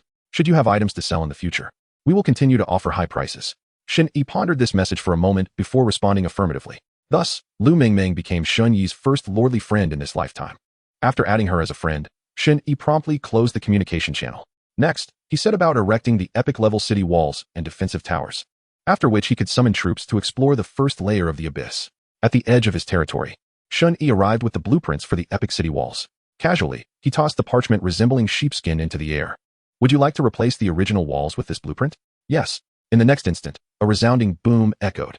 The sheepskin blueprint soared into the sky, unfurling with a brilliant radiance. One profound rune after another floated forth, cascading over the territory's towering walls. Minutes later, the already formidable walls transformed dramatically, rising from 6 meters to 10. Not only that, but the new walls were adorned with mysterious patterns, intermittently crackling with violet lightning. An overwhelming aura of dread and menace enveloped the air. Chapter 58, Entering the Abyssal World. City of Dawn. A new wall has emerged. Following this, Shen Yi constructed 12 epic-level defensive towers, strategically placing them in each cardinal direction of his territory. Consequently, the defensive capabilities of his domain were further enhanced. Even without relying on troops and heroes, no lord in the intermediate realm could breach Shen Yi's territory. The soft light of dawn filtered through the heavy clouds, casting its glow upon Shen Yi's territory, which had begun to take shape. The tranquility of the previous night had yet to dissipate fully, and a chill lingered in the air. Standing atop the high tower of his lordly castle, Shen Yi surveyed the bustling activity below, where thousands of subjects diligently engaged in various constructions. His gaze radiated determination and resolve, as if he could already envision the adventures awaiting him in the abyss. It is time to enter the abyssal world, he murmured, his voice low yet imbued with strength. Clenching his fists, a glimmer sparked in his eyes, and without hesitation, he issued the command, commence troop summoning. In an instant, radiant summoning lights cascaded onto the open ground outside the Lord's mansion. One after another, formidable undead troops were summoned forth. Shen Yi observed the spectacle before him, his heart swelling with satisfaction. The exhilarating sensation of summoning troops without limits was a dream for every lord. He expended 2.6 billion energy points to summon 200,000 soul liches, while simultaneously consuming another 2 billion energy points to call forth 200,000 shadowbone archers. In the first layer of the abyss, each lord could carry a maximum of 3 3,000 troops, or heroes. This time, Shen Yi planned to take 500 soul liches and 500 shadowbone archers with him. The triple attribute bonus effect of the Divine Blood Banner could not be entirely allocated to the shadowbone archers. Half had to be given to the soul liches. Shen Yi mused. The Divine Blood Banner's triple enhancement, coupled with the 100-fold boost from the Undead Sovereign, would amplify the troops' attributes by 300 times. With the augmentation from the Divine Blood Banner, the mental attribute of the soul liches would soar to a terrifying 2/million. With such formidable attributes, Shen Yi was confident he could annihilate everything in the first layer of the abyss. It was said that deep within the abyss lay great terrors, which even lords from higher realms dared not approach. However, according to the nature of the lordly world, such terrors also represented immense rewards. If the opportunity arises, I might just test the waters, Shen Yi mused. He held unwavering faith in his undead army. Yet he was acutely aware of the dangers in the first layer of the abyss and would not treat them lightly. While summoning troops, Shen Yi began to organize various matters within his territory. He gathered several heroes, with Gray taking the lead, and clearly outlined the defensive and developmental tasks for the territory. Following this, a large number of shadowbone archers and soul liches would join the respective battalions. The pace of attacks on other regions needed to accelerate. They would head directly towards the core area. No one would stand a chance against them. During my absence, Gray will be responsible for guarding the Lord's mansion. There can be no slackening of effort, Shen Yi stated earnestly, his eyes conveying an undeniable authority. Understood. The heroes replied respectfully, nodding in agreement. After approximately 2 hours, the troop summoning was finally complete. Shen Yi gazed upon the throng of 5th-tier undead soldiers, his heart brimming with confidence. Next, he enchanted 50,000 soul liches with the Divine Blood Banner. Thus, 50,000 soul liches and 50,000 shadowbone archers became the strongest ace units of the territory. Shen Yi selected 3,000 troops from this elite force. This time, he did not intend to bring any heroes. He would take only troops. After all, aside from the 5th-tier hero Gray, none of the other heroes matched the prowess of the ace units. Taking a deep breath, Shen Yi quickly regulated his breathing. In the next moment, a deep purple card materialized in his hand, as if conjured from thin air. This card emanated a faint glow, adorned with exquisite and arcane patterns, which twisted and intertwined like ancient, mysterious symbols, creating an indescribable beauty. This was the pass to the first layer of the abyss. Only upon becoming a 5-star lord could one obtain such an item. With it, a lord could leave the lordly world and enter the abyss, whose location was unknown. Shen Yi raised the abyssal pass high, chanting incantations, and in the next second, a mysterious light shot forth from the card. Following that, a system notification echoed in his mind. To enter the first layer of the abyss, a consumption of 3,000 points of world power is required. You may carry a maximum of 3,000 heroes or troop units. Please select the units you wish to bring. Without a moment's hesitation, Shen Yi chose the 3,000 elite troops he had just selected. You have chosen 3,000 troop units. Would you like to enter the first layer of the abyss immediately? Yes. In an instant, 3,000 points of world power vanished. A column of purple light descended from the heavens, and after a brilliant illumination, Shen Yi and his 3,000 undead troops disappeared from their location. When Shen Yi opened his eyes again, he found himself in a space utterly distinct from the lordly world. The sky here was shrouded in gloom. Heavy clouds loomed, as if a storm were imminent. The air was saturated with a pungent stench of decay and blood, inducing considerable discomfort. Shen Yi surveyed his surroundings and realized he was standing within a colossal city. The scale of this city was beyond imagination, with countless square plazas, each covering approximately 1 square kilometer. At the heart of the plaza hovered a milky white diamond crystal, emanating a gentle glow and radiating a power of light and purification. The City of Dawn feels somewhat nostalgic, Shen Yi thought to himself. He understood that this was the forward base where lords formerly entered the abyss. Upon arriving in the abyss, lords from intermediate worlds would first enter the City of Dawn. The purpose of this city was to purify the corrupting influence of the abyss. Once lords and their subordinate troops departed the City of Dawn and set foot on the ground of the first layer of the abyss, they would gradually succumb to the encroaching power of the abyss. Should the lord be wholly consumed, they shall irrevocably descend into the abyss, never to return to the realm of lords. Thus, it is imperative for the lords to return to Dawn City prior to their departure from the abyssal realm, undergoing purification at the Dawn crystal situated in the city square, enabling their re-entry into the lordly world. Ordinarily, a 5-star lord can only linger in the abyss for a maximum of 48 hours after departing from Dawn City. If they fail to return for purification within this time frame, the likelihood of being completely eroded by the abyssal forces is exceedingly high. Shen Yi took a deep breath, immersing himself in the essence of Dawn City. He discerned that, while the atmosphere appeared tranquil on the surface, it concealed an undercurrent of tension. Nearby, Other lords occasionally made their entrance, some accompanied by formidable retinues, their eyes brimming with confidence. Others, however, exhibited signs of anxiety and unease, casting wary glances around, evidently first-time visitors. At that moment, an exclusive communication channel of Dawn City materialized before Shen Yi. Within the channel, post-seeking teammates frequently emerged, team forming for Layer 1 of the Abyss. Aiming to slay 4-tier monsters. Novices, please refrain.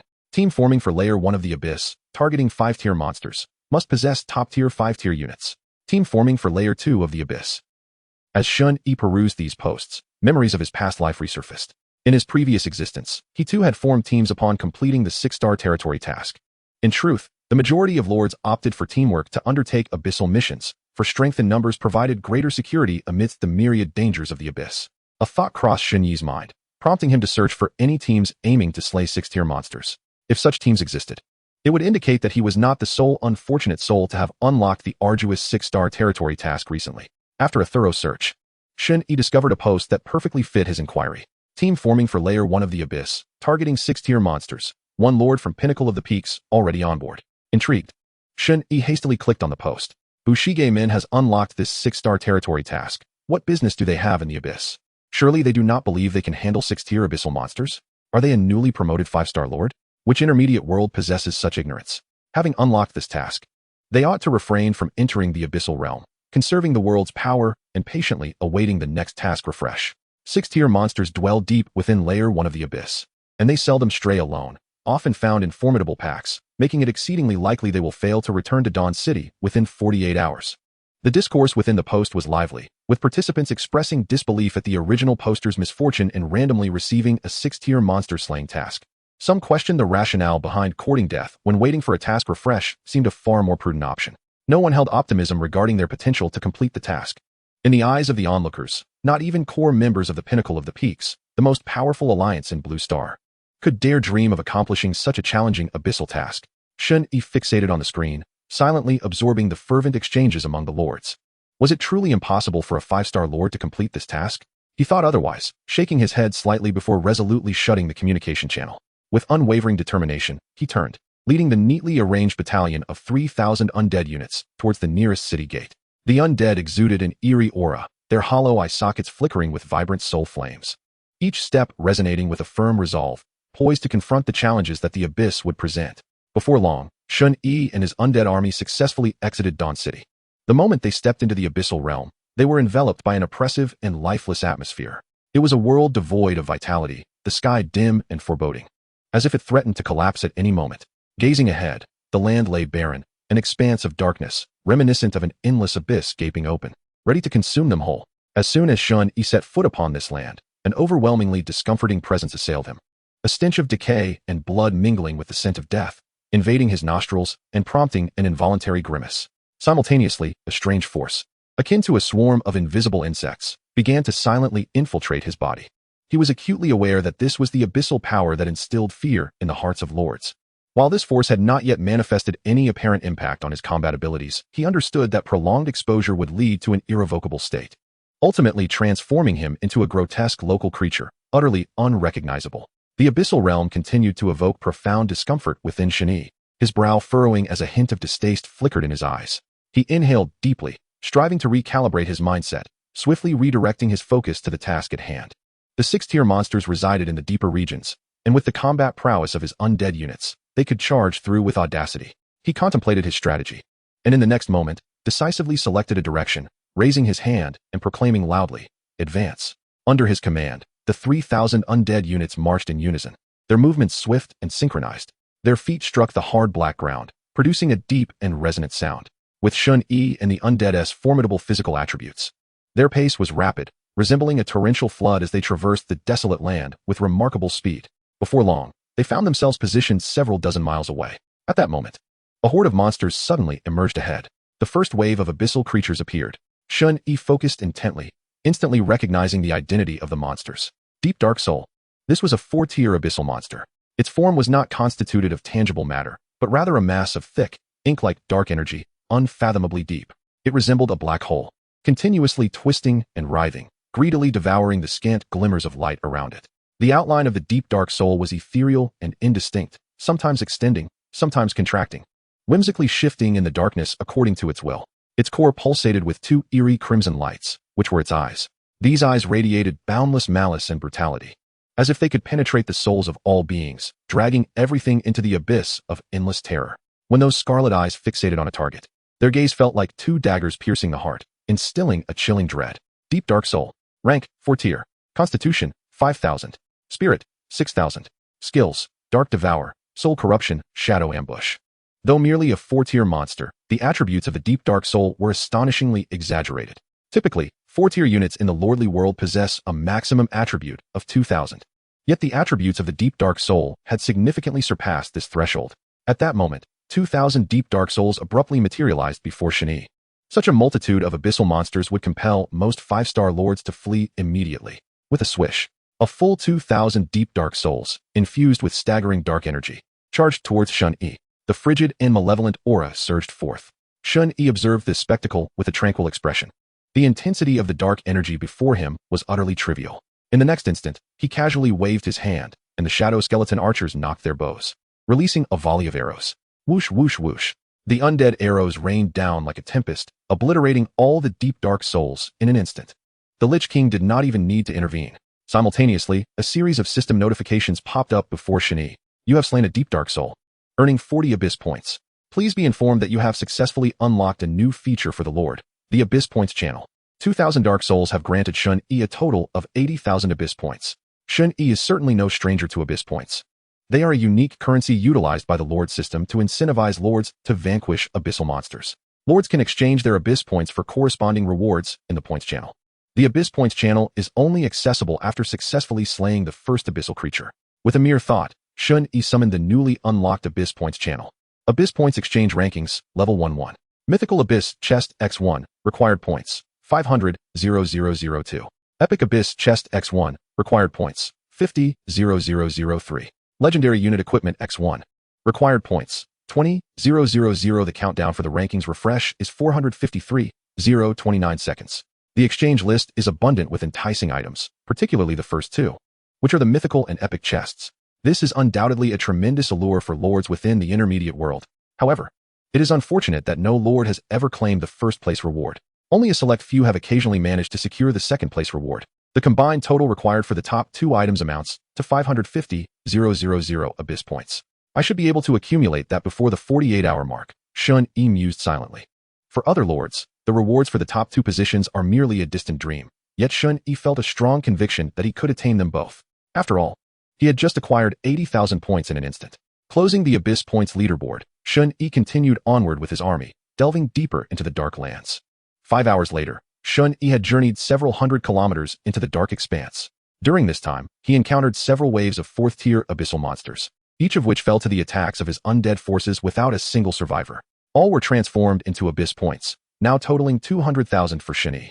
This location should be ripe for encountering 5th-tier monsters, he thought, as he sped up with his undead troops, constantly surveying his surroundings.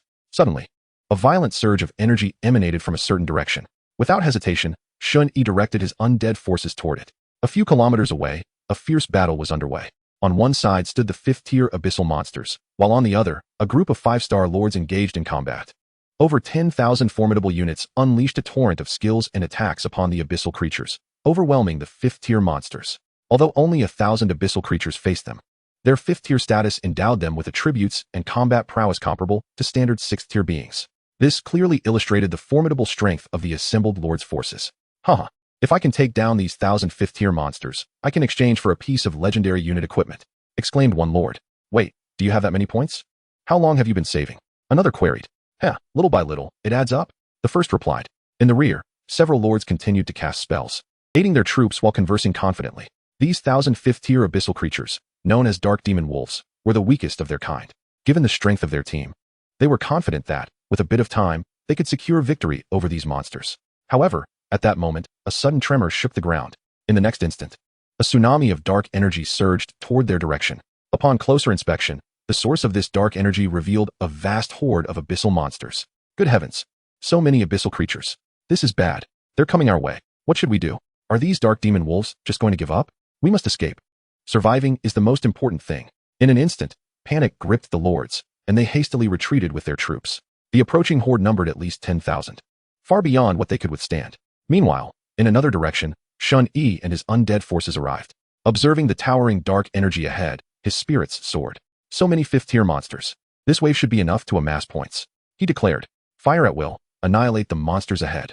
With a grand gesture, Shen Yi commanded the Shadowbone archers and the Wraith Lich to spring into action. A terrifying surge of undead energy erupted, creating a wave even more intense than the dark energy approaching. Boom! The flames of the undead and spectral arrows soared through the air, raining down upon the oncoming monsters. In an instant, a large swath of 5th-tier abyssal creatures was obliterated. You have slain a dark demon wolf, earning 100 abyss points. You have slain a soul-eating wraith, earning 120 abyss points. In the blink of an eye, the tide of dark energy dissipated, replaced by an even more formidable force of undead power. 110,000 abyss points were now in his possession, all thanks to encountering a large number of abyssal monsters to share the points. Shen Yi wore a satisfied expression. He did not linger, quickly leading his undead forces away. In the distance, the fleeing lords halted in their tracks. Having witnessed the recent spectacle, each of their faces bore a look of shock. After a prolonged silence, a blonde-haired lord was the first to regain his composure, his voice trembling as he spoke. "What just happened? Am I dreaming?" The lords regrouped, each wearing expressions of astonishment. That was terrifying. Those must be undead units. But what tier of undead could inflict such devastation? Indeed, so many 5th-tier monsters vanished in an instant. This must require at least 7th-tier units to achieve. Who is this godlike figure? Can such units truly exist in the first layer of the abyss? We must return to the Lord's world and spread the word. This is undoubtedly big news. Chapter 61. Unlocking 7th-tier units. Task completed. Shen Yi continued his quest for abyssal monsters with his undead troops. While on the move, he opened the Abyss exchange rankings and directly redeemed the items for the top 2 positions. In the next moment, a mythical abyss chest and an epic abyss chest materialized in his inventory. With a subtle thought, he retrieved the 2 chests and opened them. You have opened an epic abyss chest X1. You have received the following items: 10 epic teleportation scrolls. Teleportation scrolls. Tier, epic. Effect 1, upon use.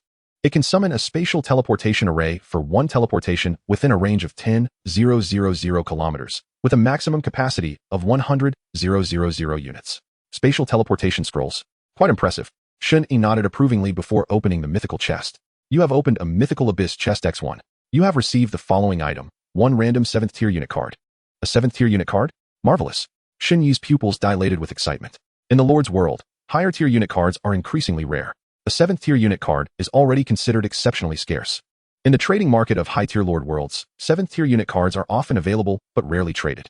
Without hesitation, Shen Yi used the 7th-tier unit card. With a slight pressure of his finger, the transparent crystal card shattered instantaneously. A radiant burst of light erupted and, within seconds, surged into Shen Yi's mind at an incredible speed. Immediately thereafter, the prompt from the Lord system echoed in his ears. "Congratulations. You have successfully unlocked the 7th-tier unit, Wraithbone Dragon." A Wraithbone Dragon? It is actually a dragon-type unit.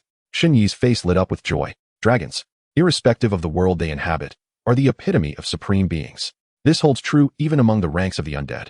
At this moment, although Shen Yi was unable to immediately summon the spectral bone dragon to examine its attributes, there was no need for speculation.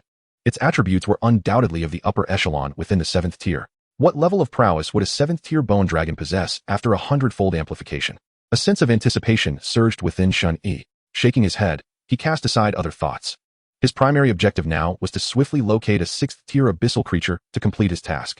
Once he accomplished the 6-star territory mission, he would be poised to enter the advanced Lord world at any moment.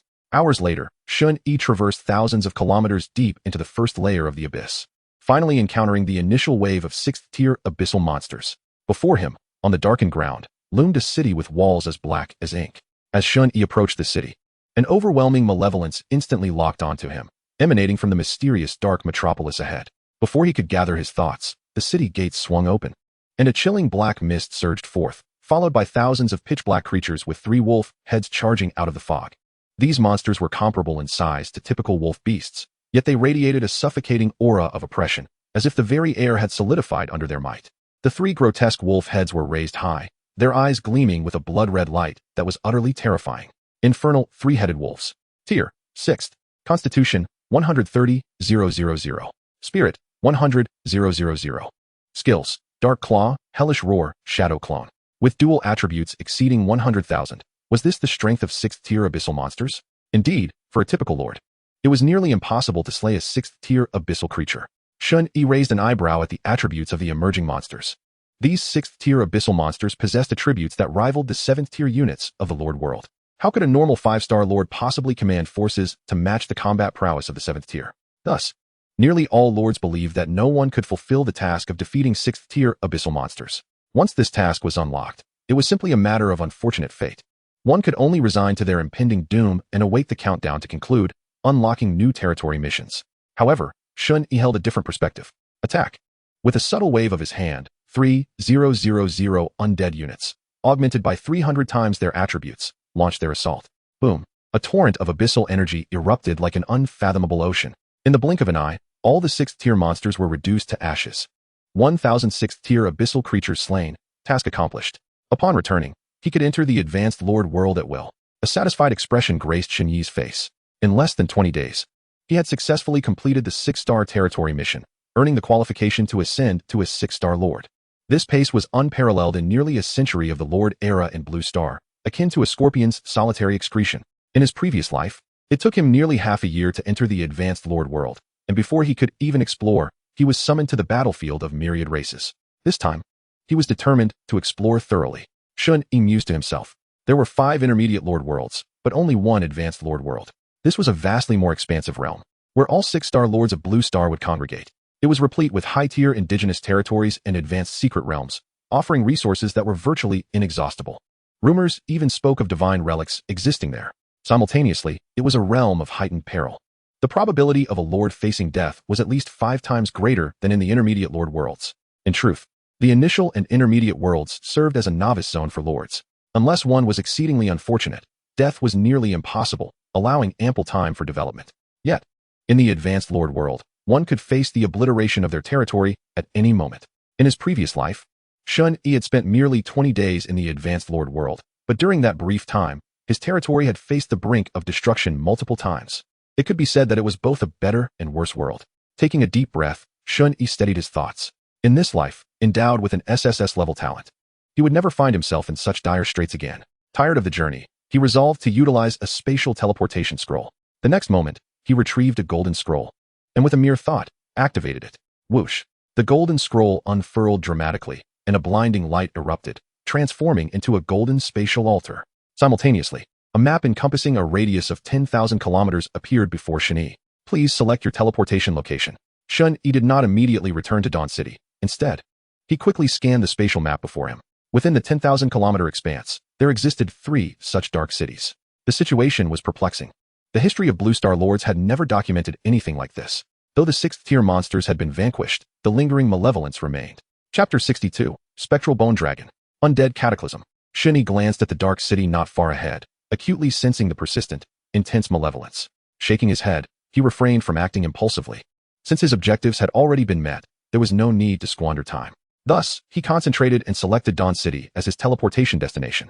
A radiant beam enveloped him and his units entirely. In the next instant, Shen Yi and his undead forces vanished from their original location. As Shen Yi departed, the nearby dark city began to tremble violently. Dark energies surged wildly, but soon, golden chains burst forth from the void, swiftly sealing the entire city. No, outside Dawn City, the teleportation light suddenly descended. Shen Yi and his undead forces reappeared. Nearby Lords, who had just prepared to leave Dawn City to explore the abyssal world, were utterly astonished by the sight. What was happening? Had they just returned via spatial teleportation? Utilizing a spatial teleportation scroll to return to Dawn City? How extravagant! Shen Yi paid no heed to the gazes of the Lords. He led his undead units into the city and proceeded to the nearest Dawn Crystal, harnessing the power of purification to cleanse the abyssal corruption from within him. Swish! Waves of dawn light surged forth, entering Shen Yi and his units. An immensely pure energy, deeply comforting, coursed through their bodies. Simultaneously, dark, worm-like smoke continuously emanated from their surfaces. After a while, the purification concluded. The system's prompt echoed. You have purified the abyssal corruption within you. You will soon be sent away from Dawn City. Countdown commencing. 3, 2, 1. Whoosh.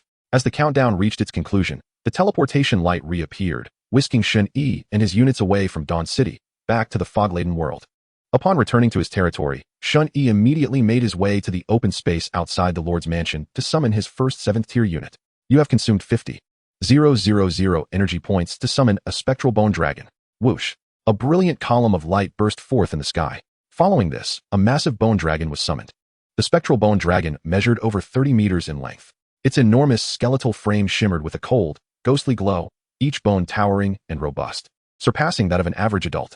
Its wings unfurled, spanning several dozen meters, covered in an array of bone spikes that whistled ominously in the wind, reminiscent of the whispers of death itself. Its head was held high, and within its hollow eye sockets flickered eerie green flames, as if from the depths of hell, capable of consuming all life. A 7th-tier bone dragon requires a staggering 50,000 energy points for summoning. This price is quite acceptable, thought Shen Yi. With his current financial resources, 50,000 energy points is a trivial sum. He then proceeded to examine the attributes of the ghostly bone dragon. Ghostly bone dragon. Tier, 7. Constitution, 14 million. Spirit, 12 million. Skills, death breath, invulnerability, soul annihilation. Over 1 million in attributes. How utterly astonishing. Shen Yi's expression turned to one of shock. Although he had mentally prepared for this, witnessing such attributes manifest in a unit was undeniably overwhelming. The dual attributes exceeding 10 million were nothing short of remarkable. With such strength, even slaying a god would seem plausible, wouldn't it? Summoning a unit capable of god-slaying for merely 50,000 energy points is simply unbeatable in terms of cost-effectiveness. Shen Yi took a deep breath. Next, he checked the number of energy points he currently possessed. To initiate a surge of troops, summoning this 7th-tier bone dragon was all he needed. Its cost-effectiveness outshone all other units by a mile. Let us summon 300,000 first. Shen Yi silently contemplated. Swish, swish, swish. Summoning beams cascaded from the heavens. One after another, ghostly bone dragons materialized. Shen Yi expended 15 billion energy points in one breath, conjuring 300,000 ghostly bone dragons. While the summoning proceeded, he prepared to exhaust the remaining abyssal points to exchange for a batch of equipment and items to acquire more energy points. Before long, he had exchanged for a substantial amount of legendary-grade equipment and items. He then opened the communication channel to contact his soul friend, Lu Mengmeng, to prepare for trading these items. Just then, a striking notification appeared before him. It was a world announcement. Announcement, attention. The world mission to kill the Lord of Mist will commence in 3 days. Please make preparations promptly. What the heck? A world mission? If my memory serves me right, the last time a world mission appeared in the Mist world was 8 years ago. We are truly fortunate to encounter the initiation of a world mission. It is said that upon completion of the world mission, everyone will receive rewards. But let us not get too excited. World missions are not easy to complete. Each time a world mission appears, a multitude of territories vanish without a trace. Immediately, the lords in the communication channel engaged in fervent discussions. Shen Yi gazed at the announcement, his brows slightly furrowed. I remember that in my previous life, the Mist world did not feature a world mission. What could this mean? Has my presence caused a shift in the timeline? Shen Yi pondered. Yet, regardless of the circumstances, this is undoubtedly a fortuitous development. The world mission will offer additional rewards based on contribution, which, for me, is an unexpected boon. Before entering the Advanced Lord world, I hope to gain further enhancement, ideally acquiring high-tier unit cards. Then, Shen Yi opened the communication channel to seek information regarding the Lord of Mist. Half an hour later, after completing his inquiry, he gained a general understanding of the world mission. In essence, once the mission commences, a world boss will randomly appear within the Mist world, and a countdown will begin. The lords must defeat the boss before the countdown expires to complete the mission. Upon completion, all lords in the world will receive generous rewards. Furthermore, the lord system will bestow various additional rewards based on the contribution in slaying the boss. For Shen Yi, this mission could not be more advantageous. He believed that at this moment, no lord in the entire Mist world could rival him for the top contribution in defeating the boss. With 3 days remaining until the world mission begins, Shen Yi did not remain idle. He dispatched his undead army to invade the resource-rich regions surrounding him, especially those territories occupied by high-tier alliances. He commanded an all-out assault without hesitation. The undead units descended like a calamity, sweeping through numerous lord territories with unstoppable force. Particularly, the ghostly bone dragons arrived like the harbingers of death, instilling endless terror in the hearts of those lords. One ghostly bone dragon alone could effortlessly obliterate a 5-star territory. Even the 5-star lords of top alliances were no exception. Shen Yi's forces had truly become a cataclysmic plague of the undead. Chapter 63, The Lord of Mist. 3 days swiftly passed, and the time for the world mission to commence arrived. After these 3 days of development, the number of Shen Yi's undead army had expanded once more. Their total count successfully surpassed 2 million. Among them, the number of the 7th-tier ghostly bone dragons reached 500,000. Now, it was merely a matter of waiting for the appearance of the world boss. I hope it doesn't land too far away. Once we defeat the world boss, we can prepare to upgrade to a 6-star territory and enter the advanced world. As the resources of the intermediate world no longer provide significant enhancement for me, Shen Yi stood atop the castle, surveying the territory below. Thanks to the efforts of the populace during this time, a sizable town had emerged within the territory. Nearly 100,000 citizens resided in this town, the majority being recent conquests from captured territories, comprising humans, elves, and dwarves as the primary inhabitants. In the open space outside the Lord's manor, an army of 100,000 undead, bolstered by the blood of the god's banner, stood ready. This legion comprised entirely of ghostly bone dragons. After receiving a threefold attribute enhancement from the blood of the god's banner, the constitution attribute of these 100,000 ghostly bone dragons had reached a terrifying 40 million or more. Their spirit attribute also exceeded 30 million. Truly fearsome. Though Shen Yi was temporarily unaware of the exact tier of power represented by these attributes, he was certain that no lord in the Blue Star possessed units with such combat prowess. In fact, even among the lords of the advanced lord world, very few could boast of possessing 9th-tier combat units. In other words, Shen Yi's territorial units now towered above all other lords of the Blue Star. Shen Yi composed himself and awaited silently. He did not know how much time had passed when the notification from the Lord's system finally appeared. Attention! The world mission, Kill the Lord of Mist, is about to commence. The Lord of Mist has descended in the luminous mist forest region. Please note, the real-time coordinates map of the Lord of Mist has been activated. Please swiftly defeat the Lord of Mist. Countdown, 72 hours. It has finally begun. The luminous mist forest is quite a distance from the arcane forest. Nearly 200,000 kilometers. Shen Yi opened his eyes, glanced at the system notification, and frowned slightly. However, given the speed of the ghostly bone dragons, they should reach there in just a few hours. During this time, the other lords should have little chance against the Lord of Mist, right? I hope this world boss lives up to expectations. Shen Yi murmured. Meanwhile, within the luminous mist forest, countless fireflies flickered among the twisted trunks, their branches resembling gnarled human fingers trembling. Suddenly, the sky was torn apart by some invisible force, and a piercing metallic screech echoed from the heavens. Immediately after, a colossal figure descended with great force.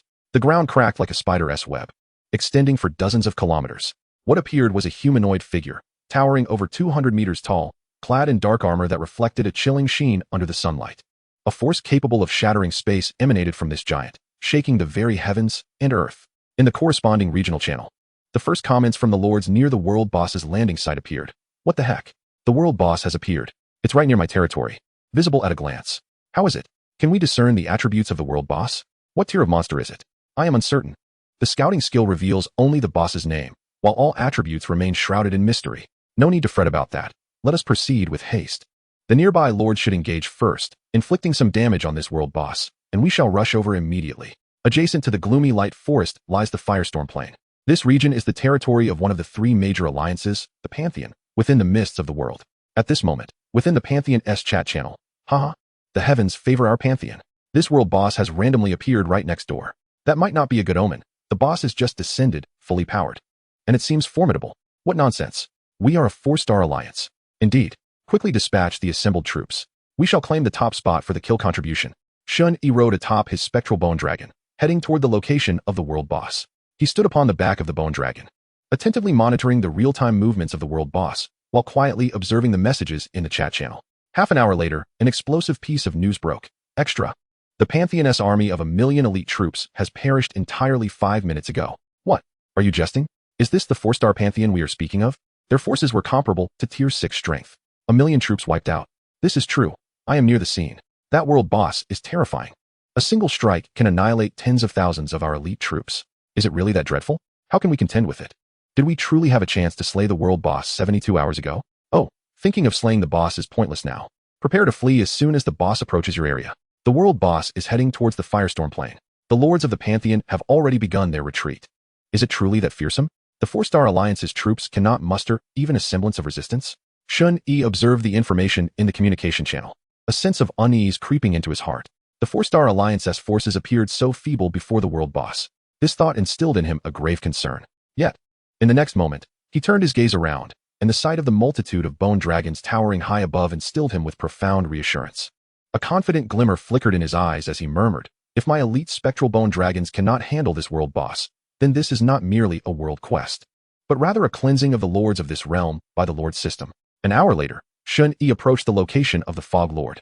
However, before Shen Yi could arrive, another army of 1 million had already reached the scene.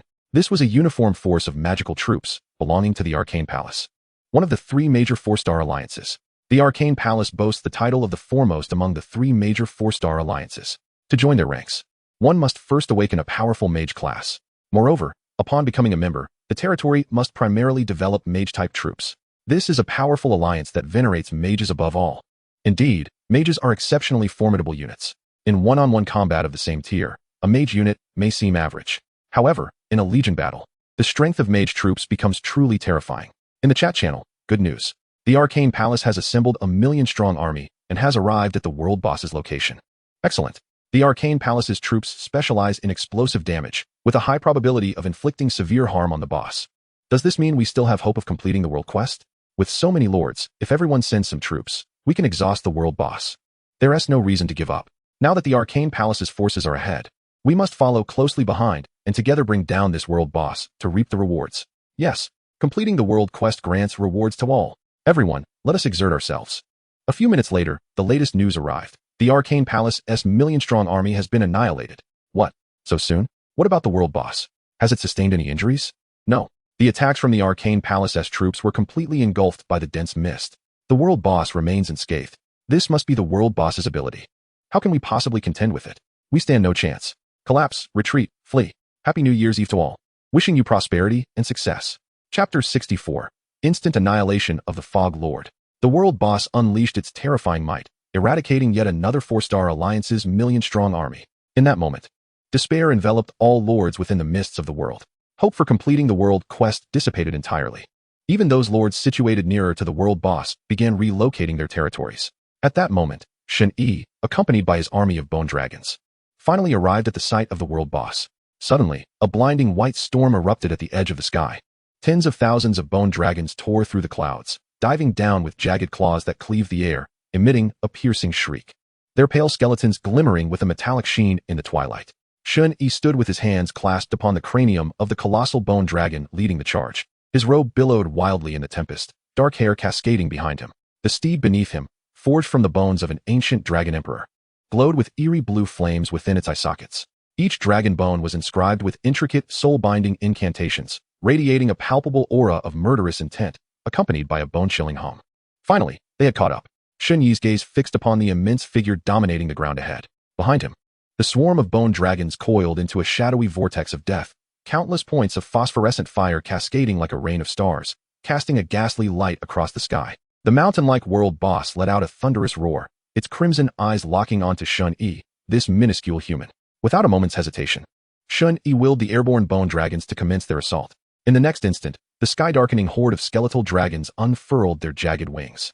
These monstrous beings, seemingly assembled from the bones of ancient divine dragons, surged forward, their hollow eye sockets flickering with ghostly blue flames. Countless abyssal jaws opened in unison, akin to the gates of hell swinging wide. In that heartbeat, a chilling wind, laden with the scent of sulfur, engulfed the heavens and earth. As dark purple energy whirlpools within the dragons' throats collapsed violently, entwining fragments of decayed stars and the wails of the wrongfully deceased, conjuring a tempest of chaos. Countless undead runes emerged from the void, wrapping around the spines of the bone dragons, slicing the entire sky into a bewildering array of arcane sigils. Those energy spheres, containing the essence of annihilation upon formation, caused space itself to emit the sound of shattering glass. Tens of thousands of energy orbs shot forth, all targeting the towering world boss. Boom, boom. In an instant, an explosion of energy akin to the Big Bang erupted. The fabric of reality was instantly riddled with countless fractures, as though it might collapse entirely in the next heartbeat.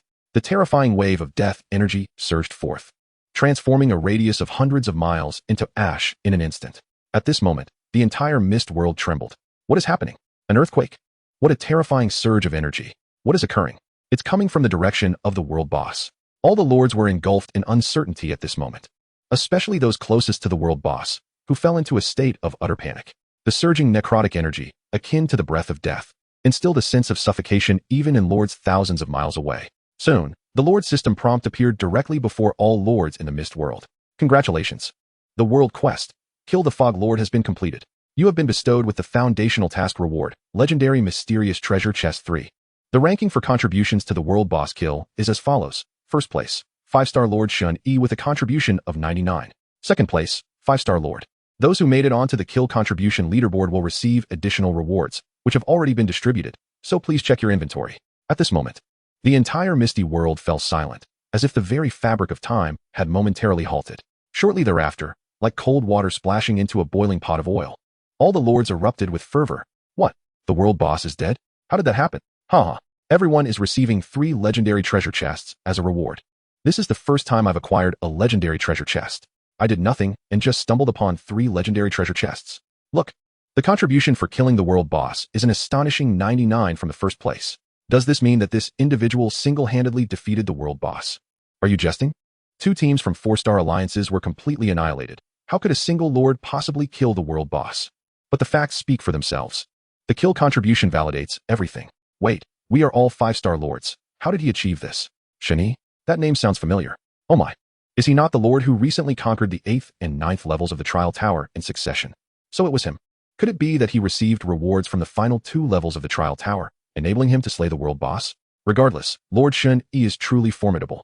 Moreover, it appears he is not from any of the 3 major 4-star alliances. Quickly, express your gratitude to Lord Shen Yi. Lord Shen Yi, are you watching the channel?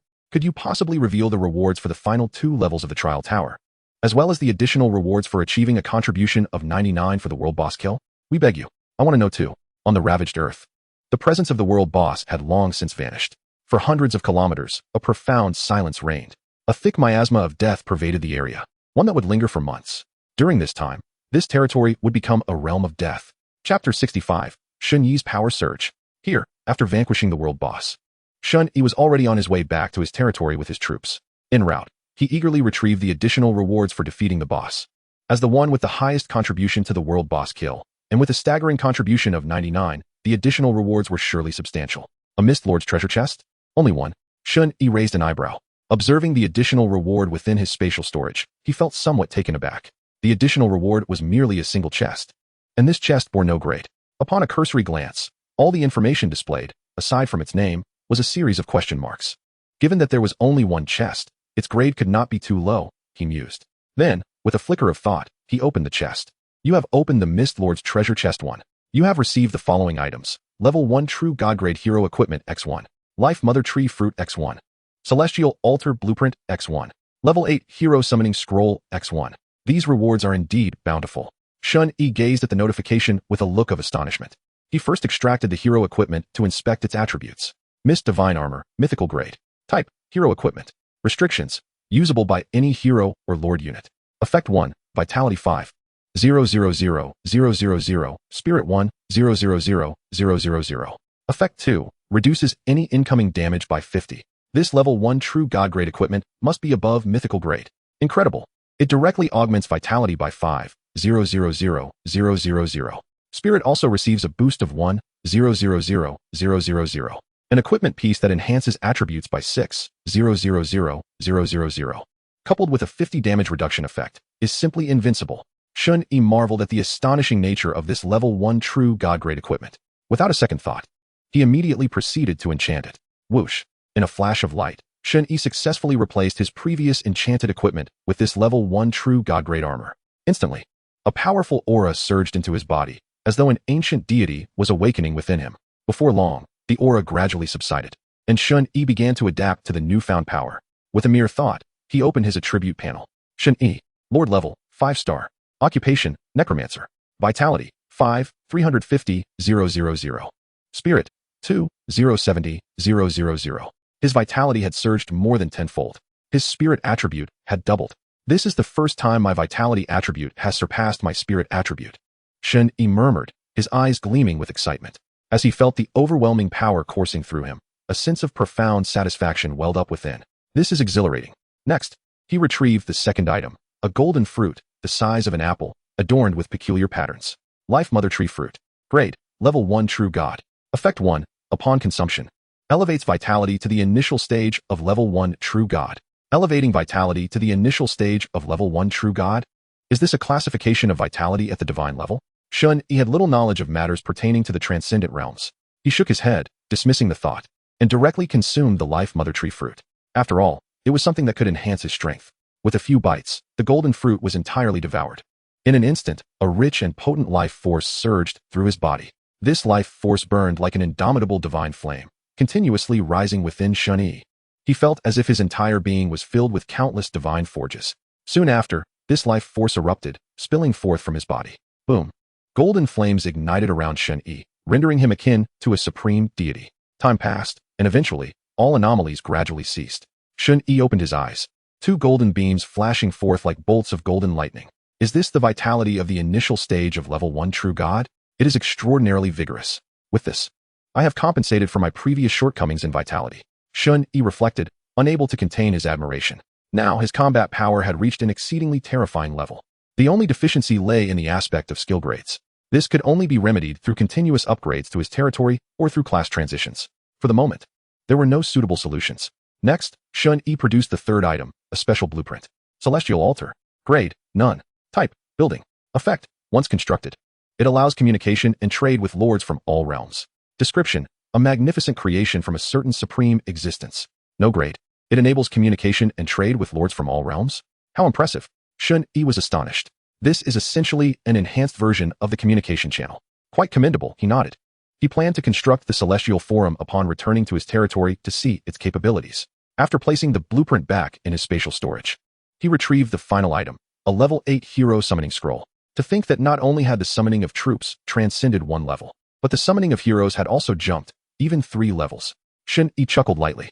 The troop types he unlocked had soared from level 5 directly to level 7. Now, heroes had also leapt from level 5 straight to level 8. One could only say his rate of progress was astonishingly rapid. With a mere thought, Shen Yi activated the level 8 hero summoning scroll. Soon, upon the expansive back of the skeletal dragon, a new hero emerged, summoned from the depths of fate. This was a slender man, clad in an ebony cloak of shadows, whose appearance seemed unremarkable at first glance. Yet, Shen Yi could perceive an aura of deathly energy emanating from him, profound and abyssal, rivaling even that of the 7th-tier skeletal dragon beneath him. It is noteworthy that the skeletal dragon at his feet was enhanced by the divine blood royal banner, granting it a 3-fold attribute augmentation, culminating in a staggering total exceeding 80 million. Shen Yi's eyes sparkled with intrigue as he scrutinized the new hero's information. Theodore, 8th tier. Race, undead. Class, Scythe of the Reaper. Constitution, 37 million. Spirit, 31 million. Skills, Death's Last Slice, Soul Harvest, Shadow Strike, Judgment of the Reaper. Aura, under his command. Troop Constitution increases by 8,000 and Spirit by 5,000. Applicable to a maximum of 50,000 troops. Truly, as an 8th tier entity, his combined attributes approached 70 million. Shen Yi reflected on his own situation. Even with a piece of lower divine equipment adorning him, his total attributes barely reached 10 million. Chapter 66, Ascending to 6-star Lord. My subordinate Theodore pays respects to my lord. The new hero, Theodore, regained his composure and approached Shen Yi, bowing with utmost reverence. Do not rise. Shen Yi replied with a nod, gesturing for him to stand. He then succinctly conveyed the essential information regarding the territory to Theodore, appointing him as the leader of the 100,000 elite skeletal dragons. Having arranged these matters, Shen Yi made his way to an open space within his dominion, retrieving the blueprint for the Celestial Altar and commencing its construction. In an instant, the blueprint transformed into a dazzling stream of light, soaring skyward with breathtaking speed.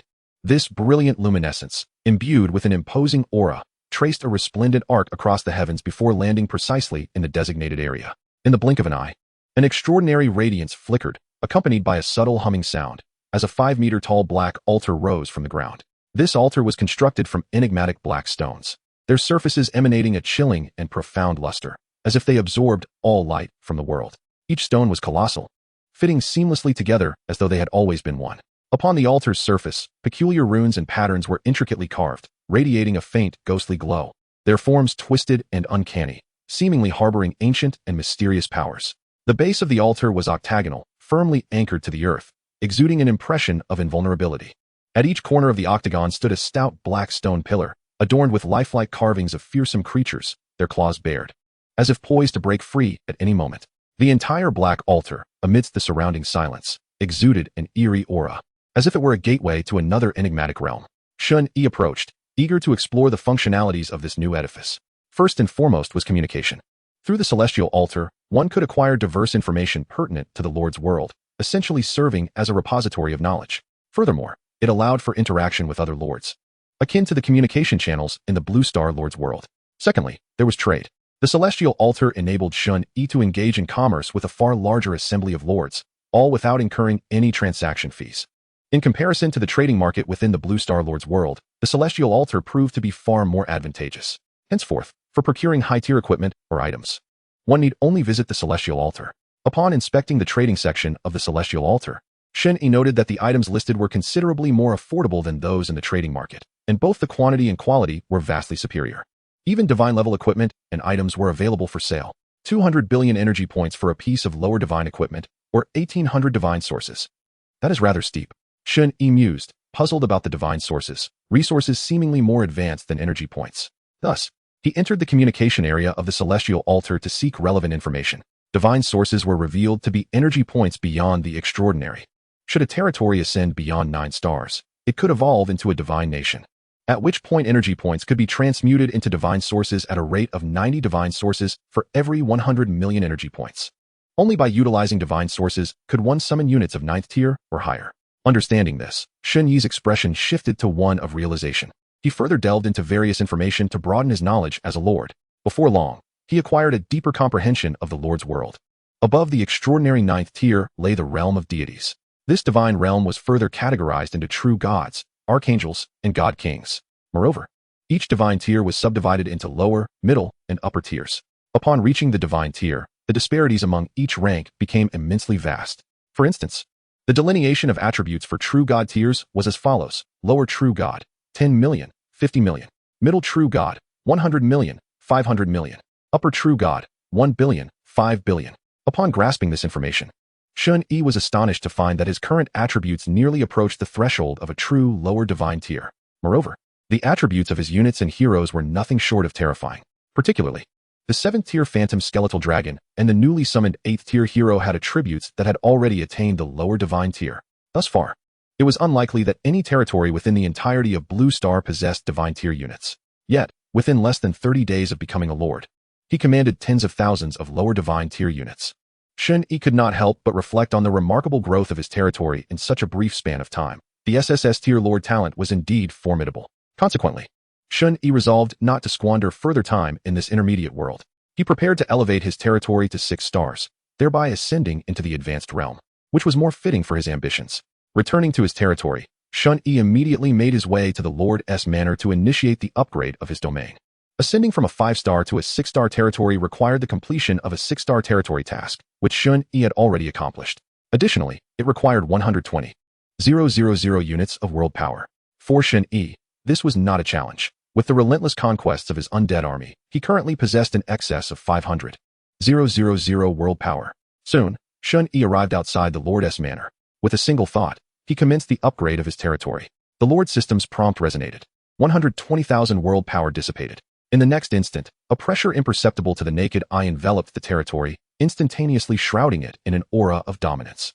Then, a resplendent divine light surged from within the Lord's Manor, a nebulous force of law emanating forth, consuming the surrounding space in an intangible manner. The entire territory began to expand. A mysterious light of law enveloped the heavens and the earth. In that moment, Shen Yi's territory seemed to be suspended in a state of temporal stasis. After an indeterminate duration, the ethereal glow gradually faded. The territory successfully advanced to 6 stars. Lord, Shen Yi. Territory rank, 6 stars. Territory range, a radius of 30 kilometers. Unlocked units, skeleton warriors, undead archers, fear knights, vampire barons. Troop cap, 200,000.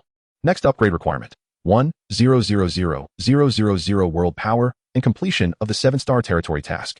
Following the successful upgrade, significant changes unfolded.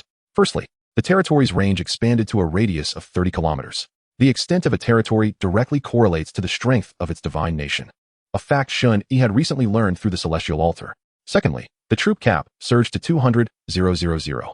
Naturally, this exceeded the previous limit of his territory's unit count. The next ascension would require 1,000,000 world power.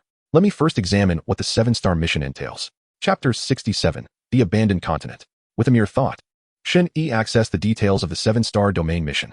7-star domain mission objective: conquer 5 6-star indigenous territories. Countdown, 90 days.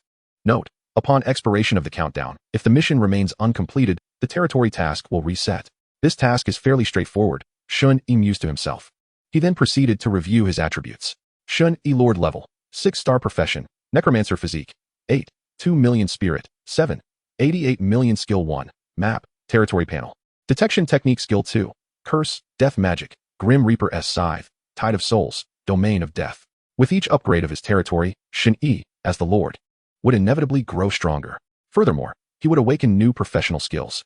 Tide of Souls summons a surging wave of souls, whereupon enemies within its path will suffer a spiritual onslaught. Domain of Death unleashes deathly energy within a designated area, causing enemies' bodies to rapidly decay, their attributes to diminish, and their life force to dwindle. Both of the newly awakened skills are area of effect abilities. Shen Yi familiarized himself with them and nodded in satisfaction. Now, it was time to ascend to the higher realm. Without further ado, let's proceed, Shen Yi declared resolutely. With a mental command, he commenced the operation. Before long, a system notification appeared. Congratulations. You have been promoted to 6-star Lord.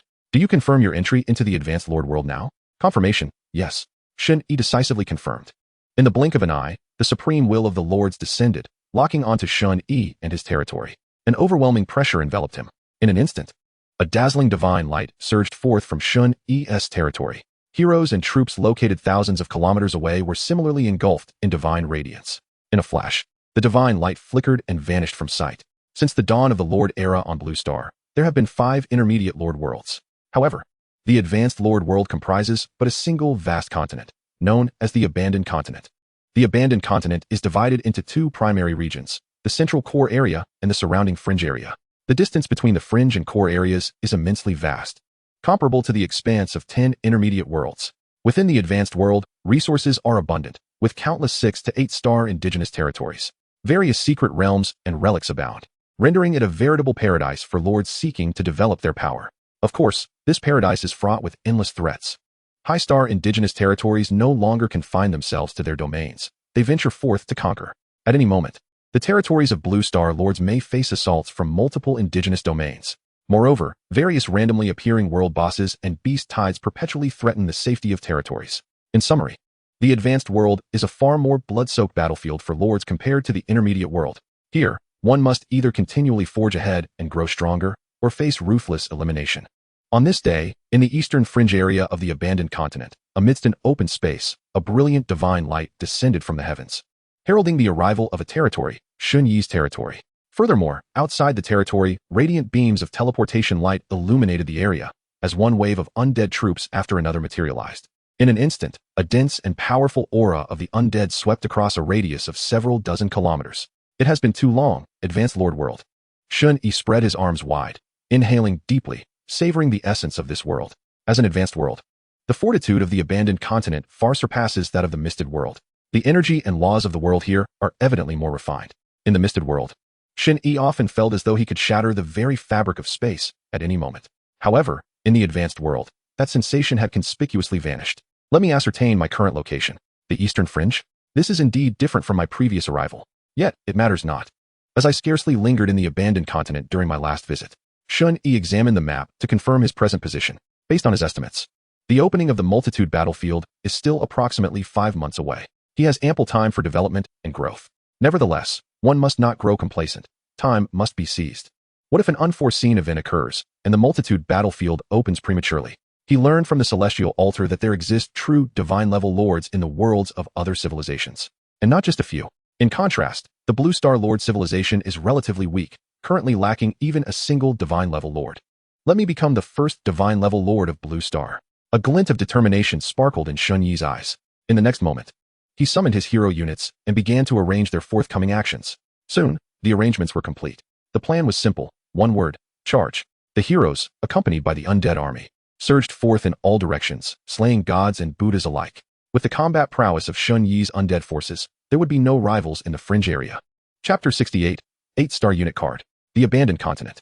Over 1 million undead surged forth like locusts across this resource-rich land, embarking on a campaign of conquest. Shortly thereafter, one undead troop encountered its first 6-star indigenous territory, a 6-star domain. Typically, a 6-star indigenous territory would boast over 200,000 monsters, with the highest numbers reaching 300,000 to 400,000. At this moment, Shen Yi's undead army confronted their first 6-star indigenous territory, where the monster count reached an astounding 300,000. Moreover, all were 6-star creatures, with elite 6-star units exceeding 10,000 and over 100 commanding 6-star units. Most importantly, there was a king-level 6-star unit among them. In less than 10 minutes, under the onslaught of over 100,000 undead, the system notification chimed. Congratulations. You have conquered a 6-star indigenous territory. You have received a 6-star territory treasure chest. A 6-star territory treasure chest was now in hand, along with a substantial influx of energy points. Shen Yi counted, and there were approximately 7 billion energy points acquired. Furthermore, an abundance of energy mines and various other spoils accompanied this victory. The bounty from a 6-star indigenous territory far exceeds that of 10 5-star territories. Shen Yi reflected. This marked his first conquest of a 6-star territory. In his previous life, he never had the opportunity to triumph over a 6-star indigenous domain.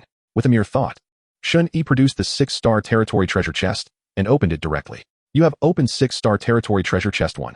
You have obtained the following items. Epic level unit equipment 1. World Stone 300. Starfall Judicator, epic level. Type, unit weapon. Restriction, enchantment applicable to any unit type. Effect 1, physique 40. 000, spirit 40, 000. Effect 2, damage dealt increased by 20. The very first 6-star treasure chest yielded unit equipment. Shen Yi chuckled lightly. His luck with treasure chests remained splendid. The probability of acquiring epic level unit equipment from a 6-star territory treasure chest is less than 10. Many lords aspire to obtain such equipment but are often met with disappointment. Yet for Shen Yi, this has become a commonplace occurrence. Subsequently, Shen Yi bestowed this equipment upon the Phantom Bone Dragon. Although the attribute enhancement may seem modest, the 20 increase in damage is indeed quite commendable. For the Soul Bone Dragon, an increase in damage by 20 would indeed be a terrifying effect. In the blink of an eye, half a month has elapsed since Shen Yi entered the advanced world. During this period, his undead forces have successfully captured over a dozen 6-star indigenous territories. Not only that, but they have also taken several territories from the Blue Star Lords, including 2 belonging to members of the 4-star Alliance. In response, the Summit of Peaks and the Arcane Palace have proclaimed their intentions for blood in the World Channel. Naturally, Shen Yi remains unfazed. With the current strength of his territory, he fears not even if 3 alliances were to unite against him. For at this moment, the number of undead troops within his domain has exceeded 10 million. Among them, the count of soulbone dragons has reached 3 million. One could say that he alone is capable of sweeping across the godforsaken continent. The power of his SSS level Lord talent becomes increasingly pronounced as time progresses. While initial development may have required patience, the rate of strength augmentation in the mid-game is akin to riding a rocket. Shen Yi reflects. He now needs do nothing but reside peacefully within the Lord's mansion. The heroes venturing outside will undoubtedly lead the undead forces into battle, bringing him an inexhaustible flow of resources. He is now ready to purchase that 8th tier troop card. Shen Yi arrives at the Celestial Altar and opens the trading area. He has refrained from using the energy points amassed by his undead troops over the past few days, instead saving them for the acquisition of an 8th tier troop card. In the realm of Blue Star Lords, an 8th tier troop card is certainly not available for sale. After all, the number of high tier lords is limited, and everyone is in dire need of high tier troops. Not to mention, 8th tier troop cards are scarce. Even 6th tier troop cards are seldom seen in the Blue Star trading market. Fortunately, Shen Yi has the Celestial Altar, which allows for trade with lords from other worlds. Though high-tier troop cards are also in short supply at the Celestial Altar, they occasionally surface, unlike the Blue Star trading market. However, it appears that the price is indeed quite steep, and I shall bear the brunt of this expense. Shen Yi muses to himself. In the next moment, he proceeds to operate, expending 100 billion energy points to purchase a random 8th tier troop card. He is uncertain of the standard price for an 8th tier troop card, but given the prolonged absence of buyers in the trading market at the Celestial Altar, it is evident that 100 billion is undoubtedly a premium price. Shortly after Shen Yi acquires the 8th tier troop card, a commotion erupts among a group of individuals at the Celestial Altar. What the hell? Who is it that buys an 8th tier troop card for 100 billion? Don't disrupt the market. Exactly. If we just waited a day or two, we could have successfully driven the price down, but now the market is thrown into chaos. Huh, you still think you can drive the price down? I want to sell for a single cent, less than 100 billion. Are you the seller? You must have found a stooge somewhere, right? Planning to resell it again in a few days? Stooge my foot. If you can't afford it, don't complain. Some people have energy points to spare, unlike you poor folks. You've got guts. I've noted your information. When the 10,000 races battlefield opens in a few months, you better hope I don't cross paths with you. Come on.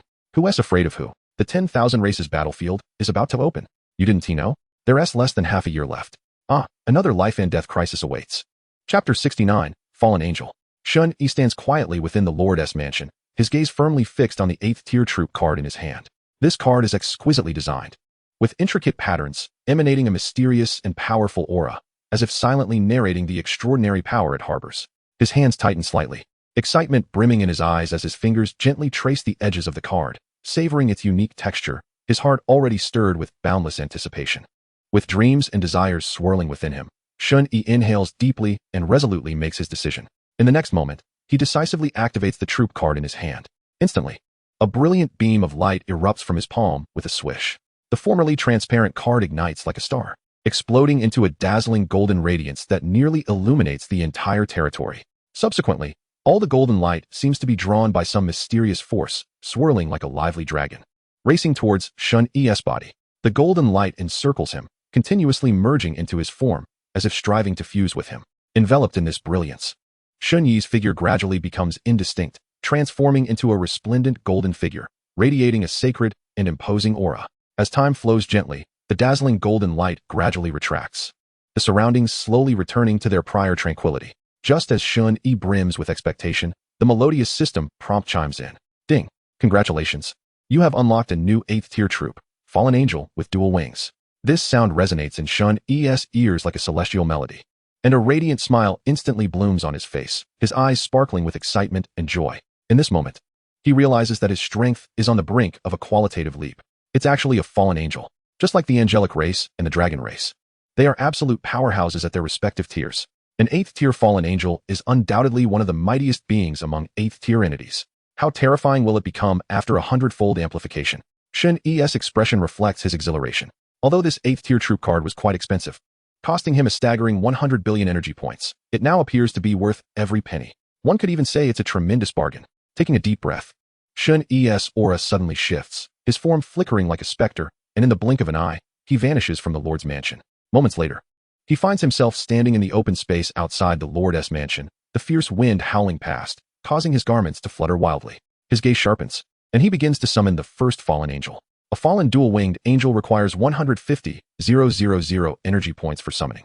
As 150,000 energy points vanish, the next moment, boom, a tremendous sound erupts, akin to the creation of heaven and earth. A pillar of darkness, as black as ink and seemingly capable of devouring everything, descends from the distant horizon, crashing down to the ground before Shen Yi. The air surrounding the pillar distorts instantaneously, emitting a piercing whistle, as if the very fabric of space trembles under this force. Simultaneously, an energy of darkness and death, thick enough to be almost tangible, erupts from the pillar's center, surging forth like a tidal wave in every direction. Wherever it spreads, the heavens and earth change color, the once bright moonlight obscured by this dark power. The sky suddenly turning overcast and oppressive, with dark clouds rolling in, stacking upon one another like a black mountain poised to collapse at any moment. At the center of that pitch-black pillar, a slender humanoid figure slowly materializes.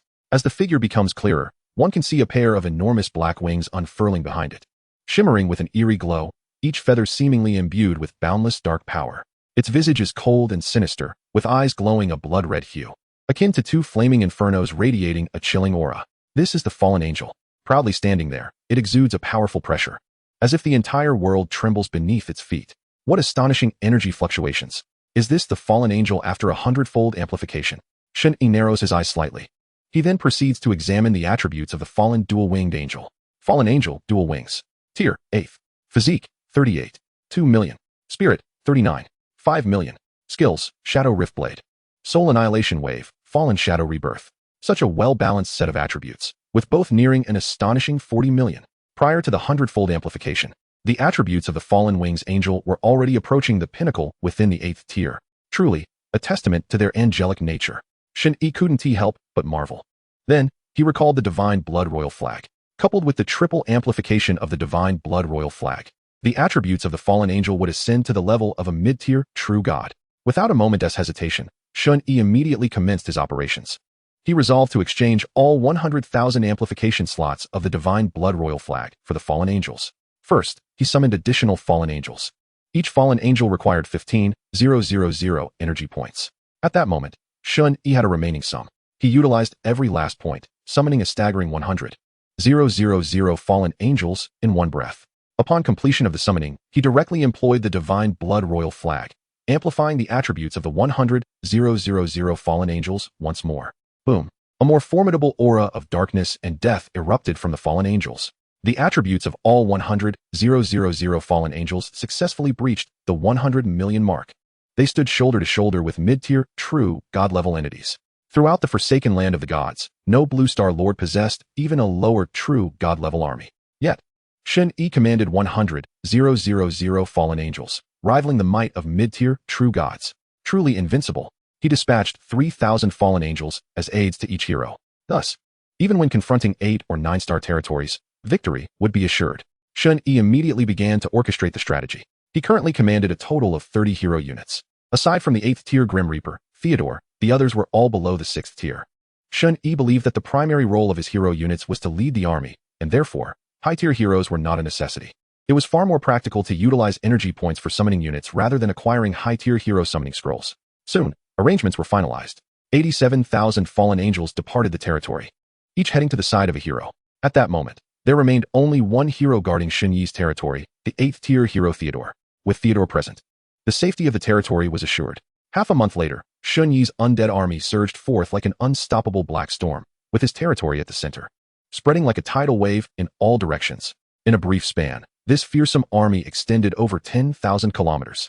Wherever they roamed, silence reigned, as if dragging the entire world into an abyss of endless darkness. As undead units, the troops and heroes under Shen Yi's command were utterly tireless. Over the past half-month, they operated like relentless machines of slaughter, pausing not for a single moment. They waged bloody and brutal conquests in the border regions of the forsaken land of the gods. Along the way, the air crackled with the sounds of battle and the acrid scent of smoke. Those once terrifying native territories crumbled under the iron hooves of this undead army, collapsing in an instant. Countless natives and monsters were slaughtered, swept into a cataclysmic disaster. In the wake of the undead army, native creatures and monsters emitted desperate howls. Yet they could not halt this overwhelming force of destruction. Throughout this campaign, Shen Yi's undead army conquered countless native territories and monster lairs. Each victory heralded an influx of abundant resources. Energy points, rare energy mines, invaluable blueprints, and mountains of provisions flowed continuously into Shen Yi's domain, enabling a tremendous enhancement of his territory's power.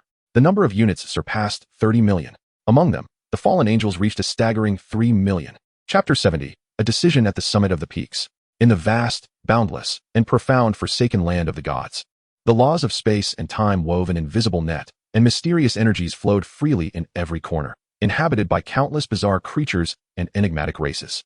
This is a world where the strong reign supreme, with every inch of land bearing the weight of innumerable legends and conflicts. Amidst this grand continent, the 4-star Lord Alliance at the summit of the peaks shone like a radiant star, exuding a captivating brilliance, becoming one of the most formidable presences in this realm.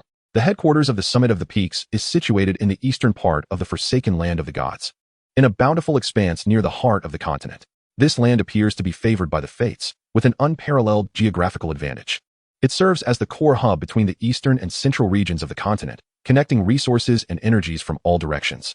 Here, the members of the summit of the peaks are free to develop and enhance their strength, making it an enviable resource-rich area for other lords. Among the many members of the summit of the peaks, the strong abound, each possessing awe-inspiring power. Among them are 3 9-star lords, the highest-ranking lords of Blue Star, standing atop the power hierarchy of this world. Their presence is akin to the brightest stars in the night sky, wielding terrifying destructive power. Each 9-star lord possesses unparalleled combat prowess. Countless Blue Star lords tremble before them. They command millions of formidable troops, their power being extraordinarily fearsome. The strength of their territories is sufficient to stir tumultuous waves across this world, instilling fear in countless lords.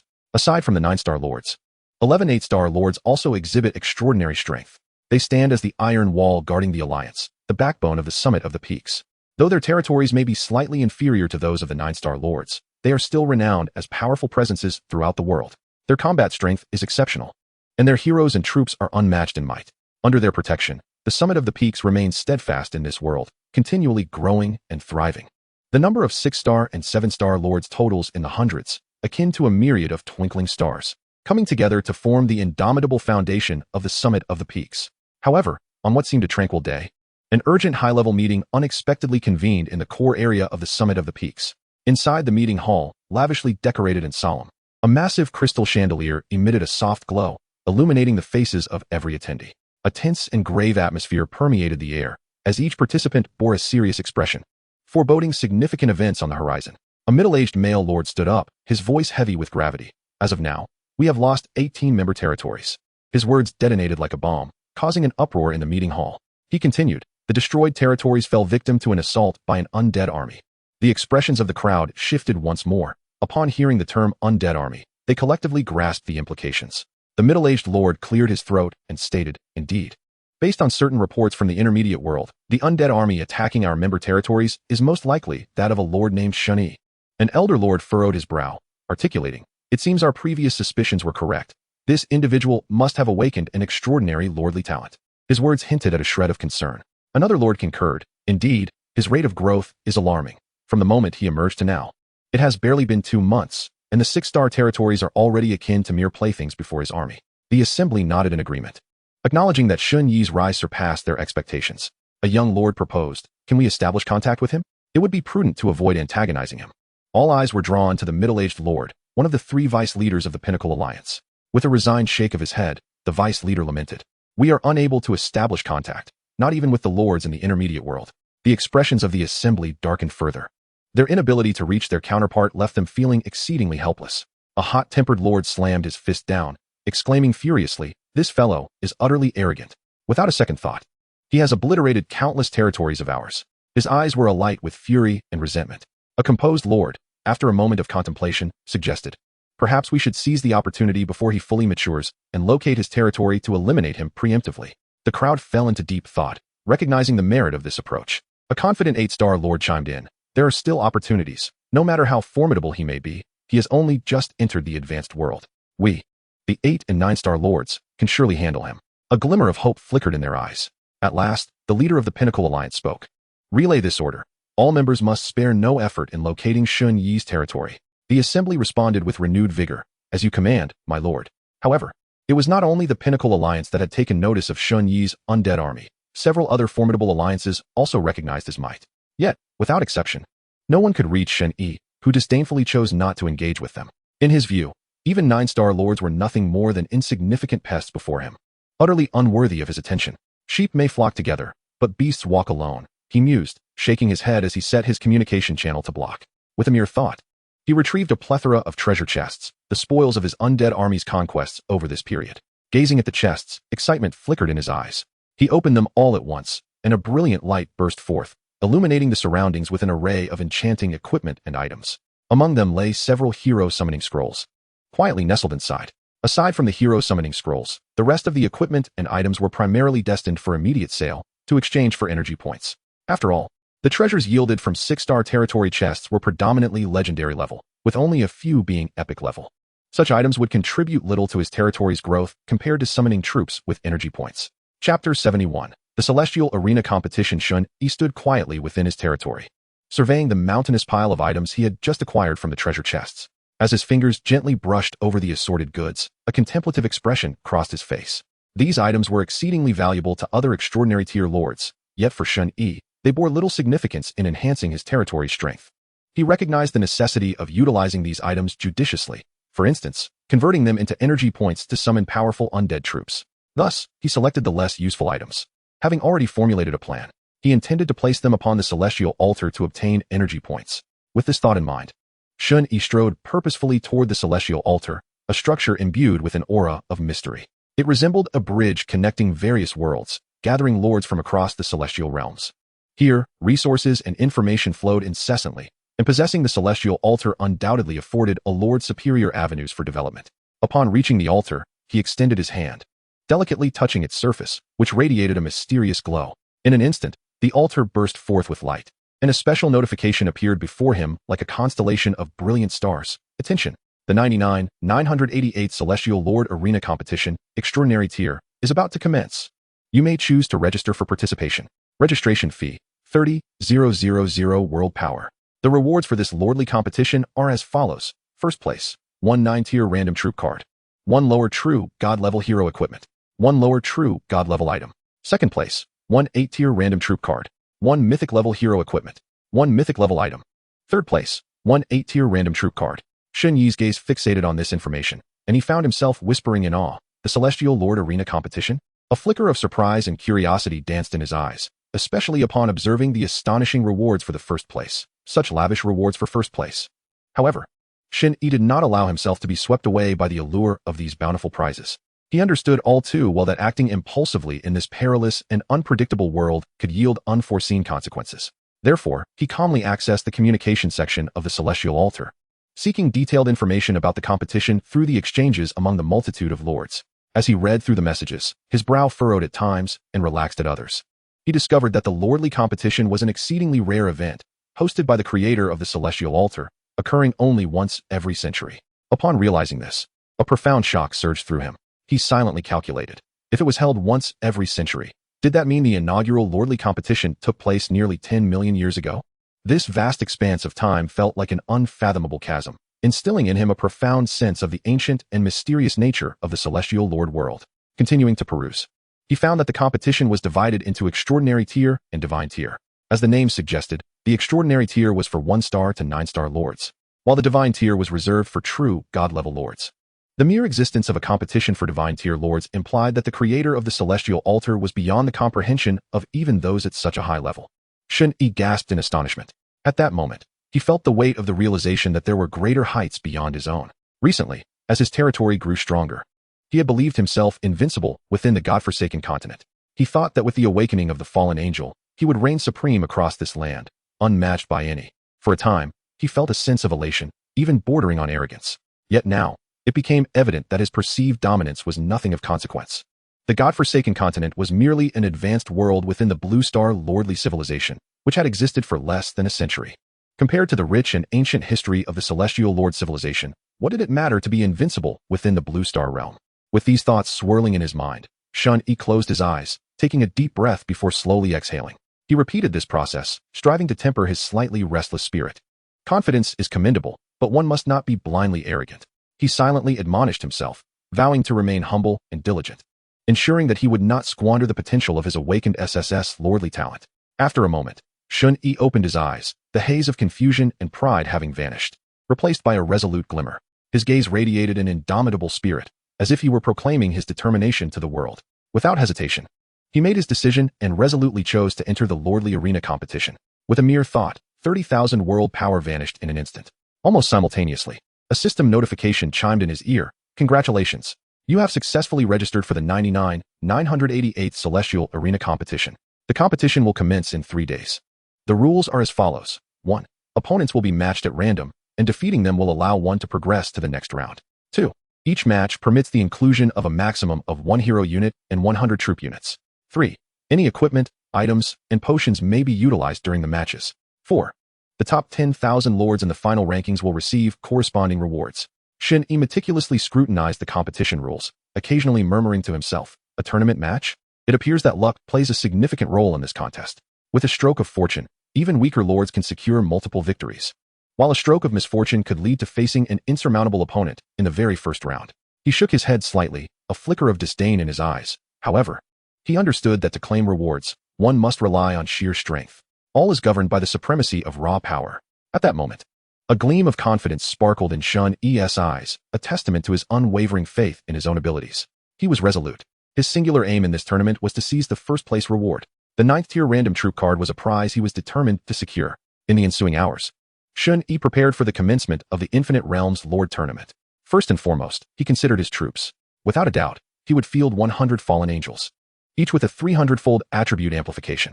Shen Yi had no doubt that this formidable battalion, rivaling the combat prowess of mid-tier true gods, would wreak havoc in the tournament. Next came the heroes. The mightiest hero under his command was the 8th-tier Scythe of Death, Theodore. However, Theodore was tasked with safeguarding the Lord's residence, ensuring the security of his territory. The realm still lacked high-tier heroes. Shen Yi resolved to acquire 2 summoning scrolls for 7th or 8th-tier heroes. Thus, he accessed the trading section of the Infinite Altar and began his search for hero summoning scrolls. Chapter 72. The tournament begins. Standing before the Infinite Altar, Shen Yi's gaze shimmered with anticipation. He had just arrived from the Lord trading market of Blue Star, and in stark contrast, the trading market within the Infinite Altar resembled a vast ocean of treasures, with an array of goods far exceeding his expectations. To Shen Yi, the Lord trading market of Blue Star seemed like a mere trinket shop, containing a few precious items, but exceedingly rare. For instance, the highest tier hero summoning scroll available at that time in Blue Star was merely 6th tier. However, upon entering the trading market of the Infinite Altar, it felt as though he had stepped into an entirely new realm. The caliber and variety of items here opened his eyes wide. Merely among the hero summoning scrolls, 8th and 9th tier scrolls lay elegantly displayed, emanating an aura of mystery and power, as if they were whispering tales of their extraordinary nature to every passing lord. As Shen Yi's gaze swept across these precious scrolls, he marveled inwardly. He understood the immense potential of these high-tier hero summoning scrolls. Once acquired, they would significantly enhance the strength of his territory. Yet, the prices were equally daunting. An 8th-tier hero scroll demanded a staggering 15 billion energy points, while a 9th-tier scroll required over 50 billion energy points. Such exorbitant prices compelled Shen Yi to deliberate cautiously. To him, utilizing that much energy for summoning fallen angels seemed far more cost-effective. After much contemplation and careful selection, Shen Yi finally set his sights on the 7th-tier hero summoning scrolls. Although they could not match the might of the 8th or 9th tier, their prices were relatively reasonable, and their attributes were already impressive. Weighing the options, he decided to purchase 3 7th-tier hero summoning scrolls. The total cost amounted to 9 billion energy points. In no time, the transaction was completed. A notification chimed in Shen Yi's ear.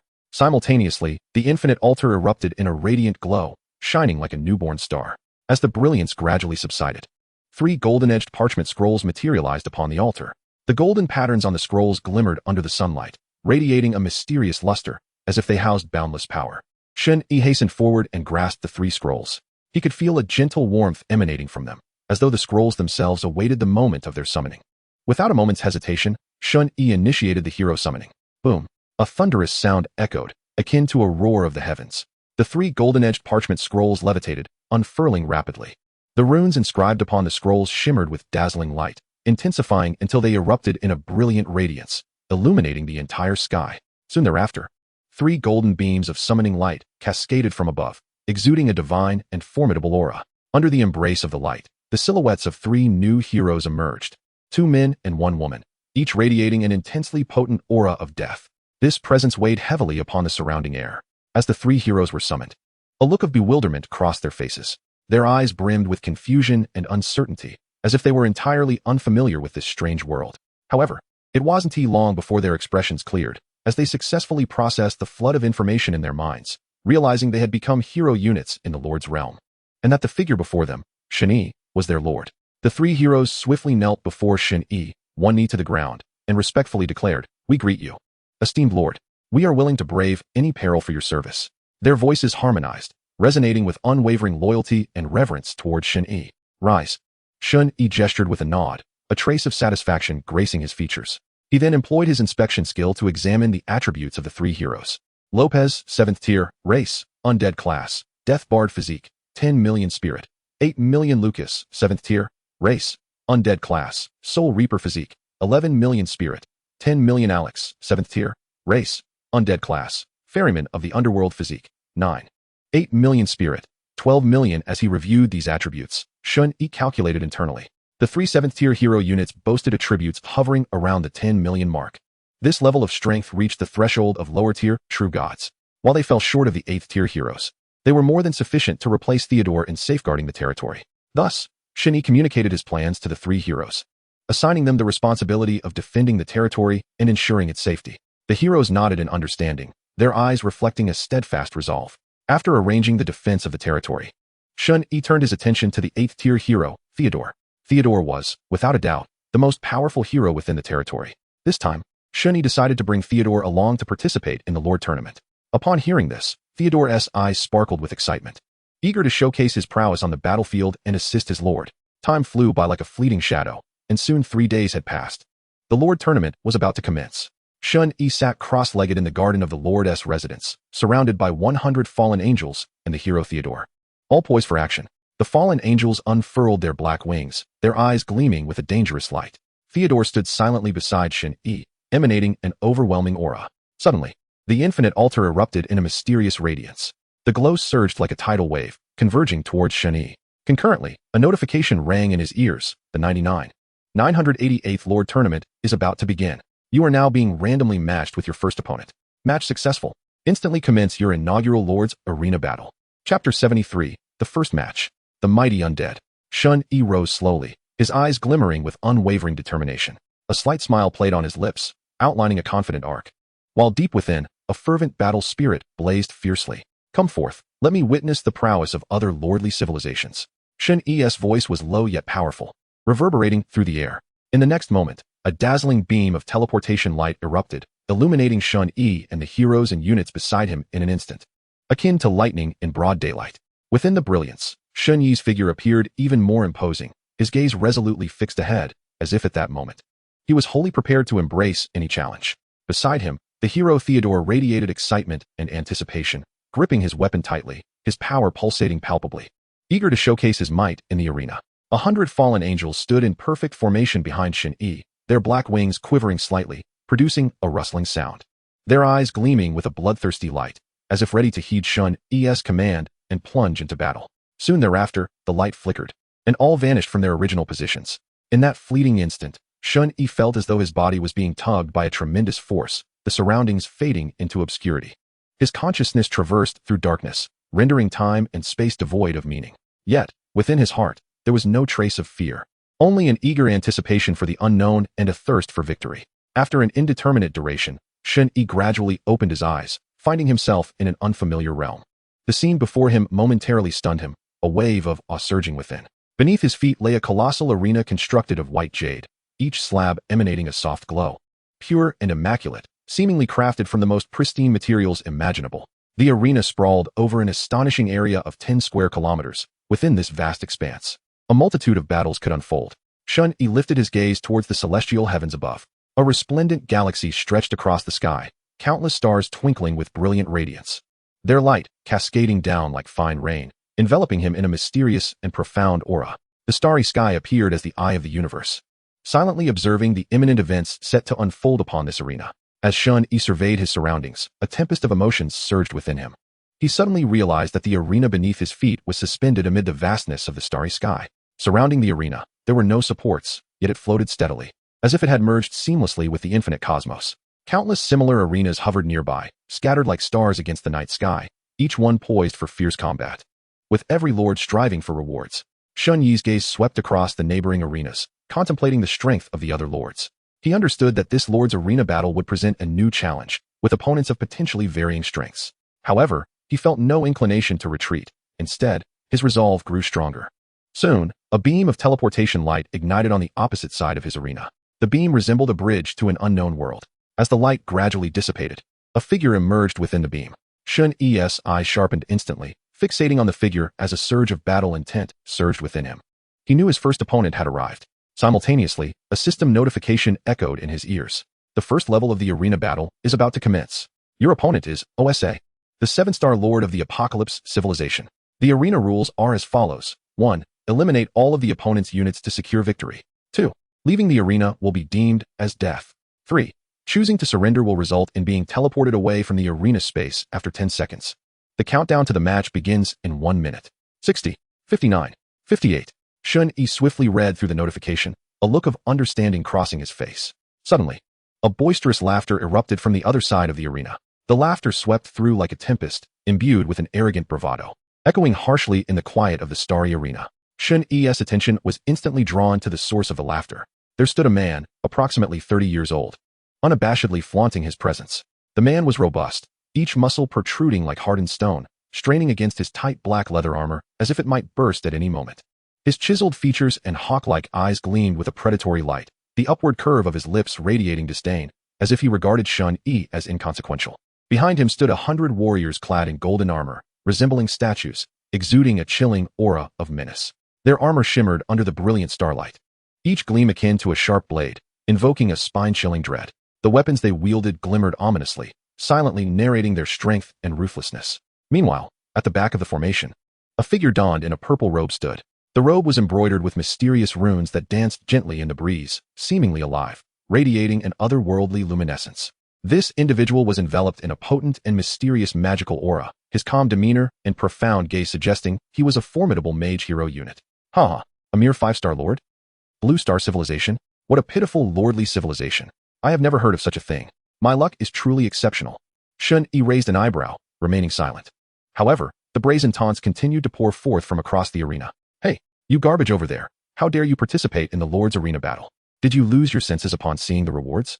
Once the countdown ends, better prepare to surrender. But can you even last until the 10 seconds required for teleportation? Shen Yi still did not respond.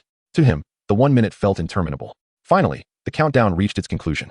In an instant, Shen Yi felt his ability to move restored.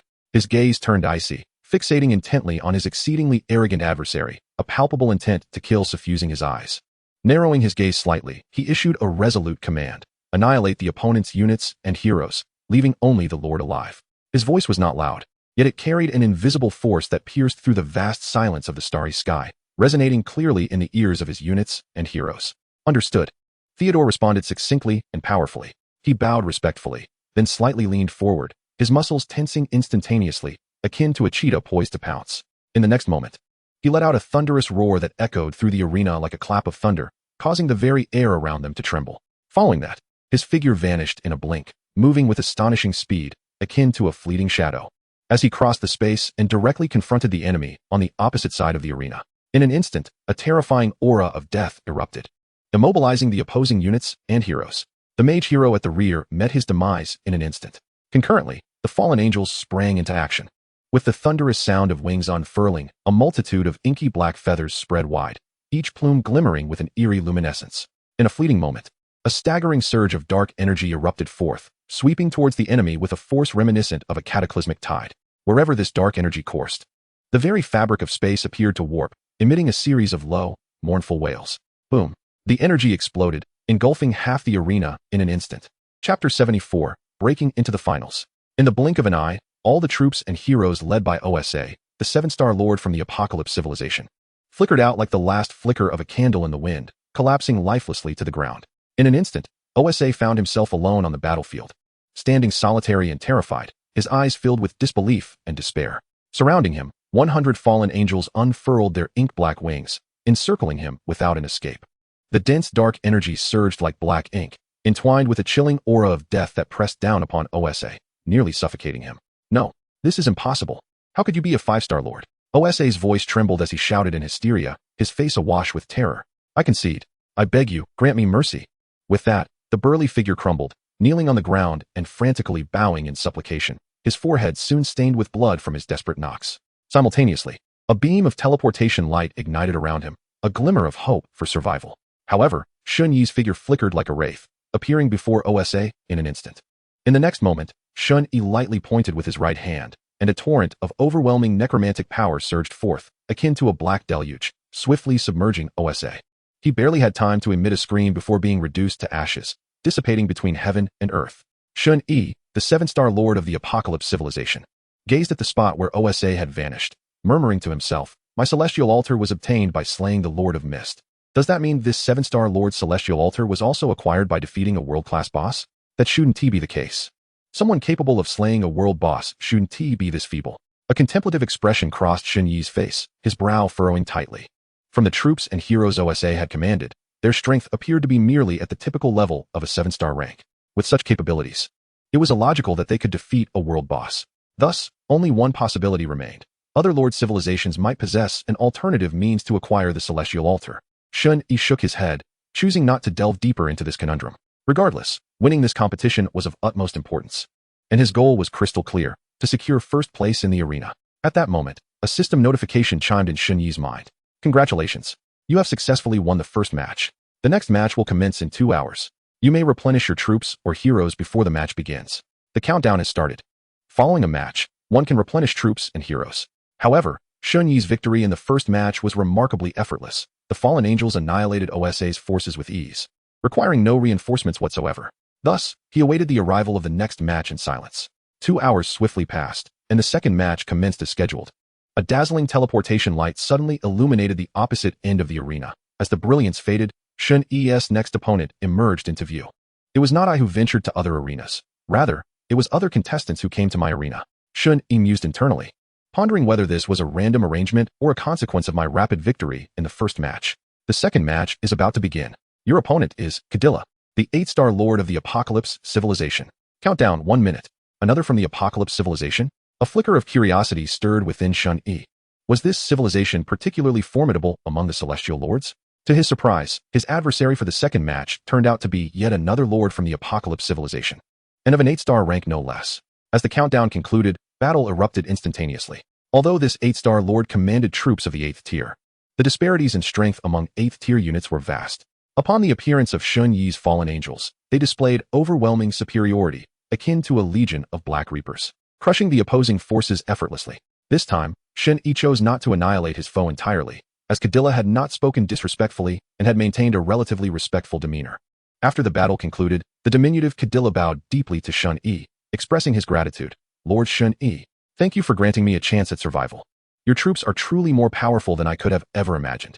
I hope to meet again in the future. At that time, please grant me the opportunity to follow you."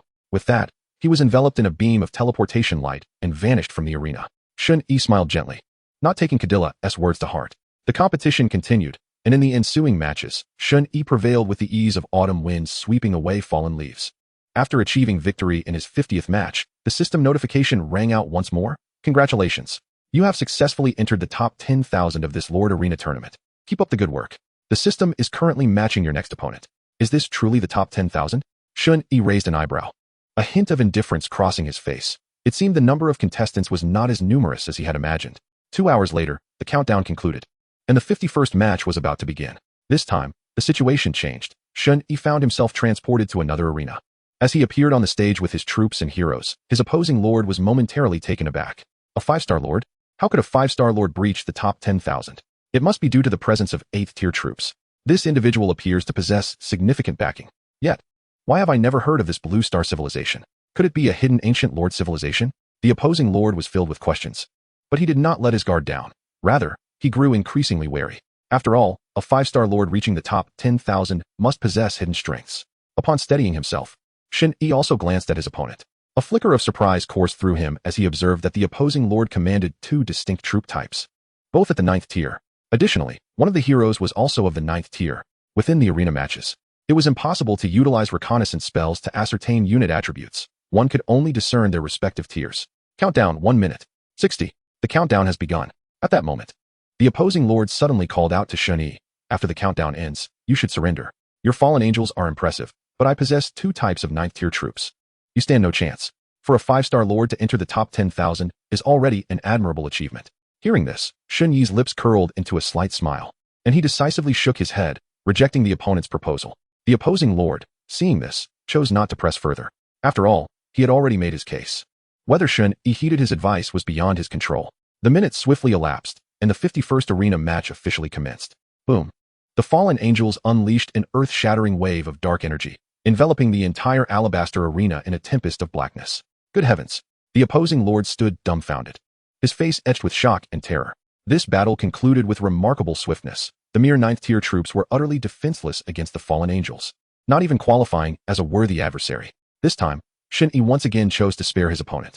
As long as the other party bore no malicious intent or murderous intent, Shen Yi would refrain from pursuing a complete annihilation. Time flowed on, and after several more matches, the final contest had finally arrived. After defeating yet another 9-star lord, Shen Yi successfully advanced to the finals of this Lord Arena tournament.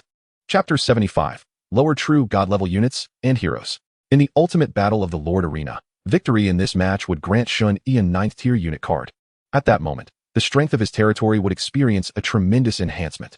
With a flash, the teleportation light illuminated the space, and Shen Yi, along with his heroic units, found themselves on a new arena. This arena was no longer the pristine white it once was. Instead, it gleamed in brilliant gold. It appeared as if the ground was paved with gold, radiating a resplendent glow. Simultaneously, his opponent for the finals made his entrance. At first glance, Shen Yi turned his gaze towards the adversary, who returned the glance. A 5-star lord? His final opponent was merely a 5-star lord. Was this a fallen angel? Just with wings? That would signify an 8th-tier unit at best. What was happening? Was the caliber of contestants in this Lord Arena tournament so diluted? How could such a weak lord have made it to the finals? How dull. Caesar shook his head slightly, filled with disdain. A dark dragon? It was astonishing to find it was still a lower true god-level unit. Indeed, there are mountains beyond mountains. To think a 9-star lord could possess a lower true god-level unit. His hero was also of lower true god level. This 9-star lord, named Caesar, hailed from a civilization of gods. It sounded like a remarkably formidable civilization. Shen Yi's heart raced, a thrill coursing through him. Finally, he had encountered a worthy opponent. Otherwise, he would have been left disillusioned by the civilizations of the myriad lords. After all, his path to the finals had been relatively unchallenged. The 988th Lord Arena Tournament's grand finale was about to commence. Countdown 1 minute. 60. 59. The countdown began. Caesar sat cross-legged upon the golden arena, convinced that Shen Yi could not possibly be his match. As soon as the countdown concluded, his lower true god-level Dark Dragon unit, along with his lower true god-level Hero unit, would instantly rend his opponent to shreds. What contempt! Shen Yi raised an eyebrow upon witnessing this. Soon, the countdown reached its end. The battle officially commenced. In the heavens above, heavy clouds churned like ink, heralding the onset of a brutal clash. A stifling atmosphere enveloped the surroundings, the air thick with a suffocating tension. A magnificent golden arena rose from the ground, radiating dazzling light.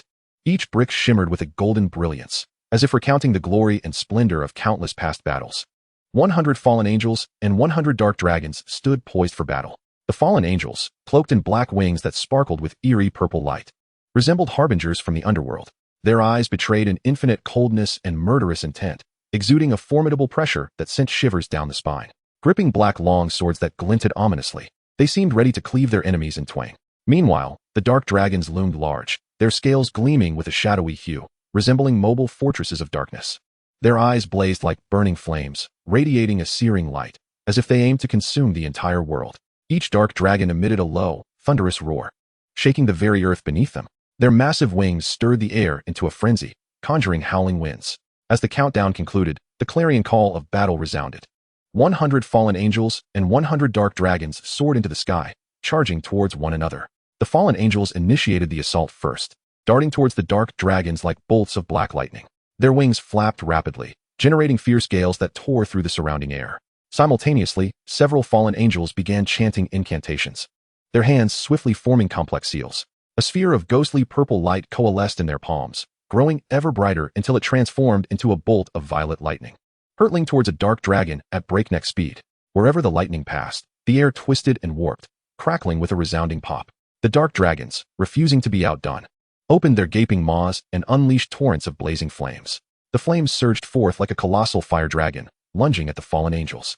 As the flames spread, the air ignited, producing a hissing sound. One dark dragon, while exhaling flames, expelled a cloud of black smoke from its nostrils. This smoke rapidly enveloped the area, forming a vast black barrier that shrouded the surrounding fallen angels. The smoke contained potent corrosive magic, and upon contact with the wings of the fallen angels, it emitted a hissing sound, causing some wings to begin disintegrating. In the skies above, the fierce battle between the fallen angels and the dark dragons escalated. The fallen angels, relying on their speed and agility, persistently attacked the dark dragons. Their long swords left deep lacerations upon the scales of the dark dragons, igniting sparks with each clash. One fallen angel, amidst the chaos, suddenly levitated in midair, raising both hands. An overwhelming surge of black energy erupted around him, swiftly coalescing into a massive sphere of dark energy. With a mighty shout, he hurled the energy sphere towards a dark dragon. The sphere, accompanied by a howling wind, collided with the dark dragon, producing a thunderous boom. The dark dragons, utilizing their immense strength and defenses, repelled the fallen angels' assaults time and again. Their colossal claws swiped at the fallen angels, each strike imbued with tremendous power, as though they aimed to tear them apart. Furious roars erupted from the dark dragons as they opened their gaping maws, unleashing an even more searing inferno. Around their bodies, a black halo emerged, imbued with formidable dark magic, distorting the space around them. The fallen angels had no time to evade, and were struck by the flames, igniting their wings and filling the air with a pungent scent of charred flesh. One fallen angel clasped his hands together, emanating a white light that enveloped the injured fallen angel nearby. The wounds of the fallen angel began to heal rapidly, and his strength gradually returned. Soon, they rejoined the fray. As the battle intensified, the skies resonated with the screams of fallen angels and the roars of dark dragons. Chapter 76, A Sneak Attack. Both sides began to suffer casualties. On the battlefield, a gruesome aura permeated the air, as if an invisible net ensnared all life caught within it in the shadow of death. The once clear sky was now obscured by thick, dark clouds, occasionally illuminated by strange flashes of lightning that revealed the fierce silhouettes of those battling in the air. In this chaotic sky, the clash between fallen angels and dark dragons had reached a fever pitch.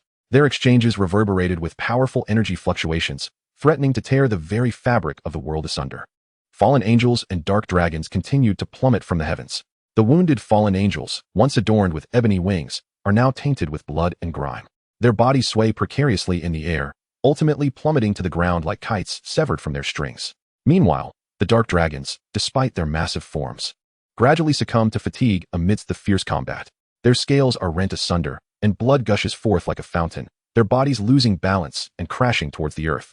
Each descent is accompanied by a thunderous sound, as if the very earth laments the loss of these fleeting lives. Quite intriguing. Caesar's voice rings out with remarkable clarity amid the chaos of the battlefield. Rising anew, his eyes glimmer with excitement. Previously languid, he now resembles a predator that has caught the scent of its prey, exuding an unsettling aura. His gaze is fixated on the tumultuous clash unfolding in the sky, as if ensnared by the spectacle before him. This is no ordinary combat for the winged fallen angels. Doubt swells within Caesar. In his understanding, while the winged fallen angels possess strength, they could not possibly wield such astonishing combat prowess. Each of their strikes is imbued with power and finesse, far surpassing his expectations.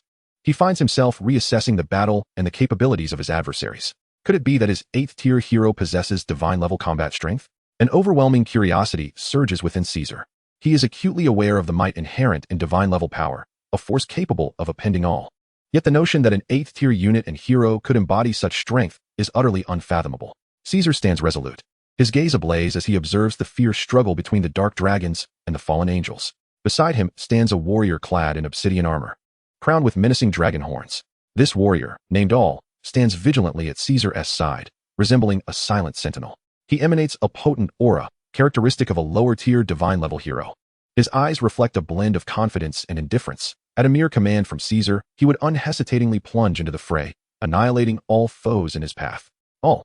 Proceed and assess the strength of that hero, Caesar commands, his voice low yet firm. A flicker of anticipation dances in his eyes. He yearns to discern just how formidable his opponent as hero truly is, whether they possess the divine-level prowess he suspects. If so, matters will surely become most intriguing. Perhaps his brothers would find it equally compelling. At your command. All responds without a hint of hesitation, bowing his head to Caesar before vanishing in an instant. His form flickers like a specter, leaving behind a trace in the air. In a mere heartbeat, All reappears before Shen Yi, his speed so swift it defies reaction. Akin to a bolt of black lightning traversing the very fabric of space. Gripped in his hand is a jet-black longsword, its blade shimmering with an eerie luminescence, as if it harbors boundless dark power. His gaze is laced with murderous intent, fixated unwaveringly on Shen Yi. Boom! A terrifying surge of dark energy erupts. All swings his longsword with ferocity, unleashing a torrent of dread energy that surges towards Shen Yi like a relentless tide. The air warps and contorts in the wake of this force, as if it seeks to consume all in its path.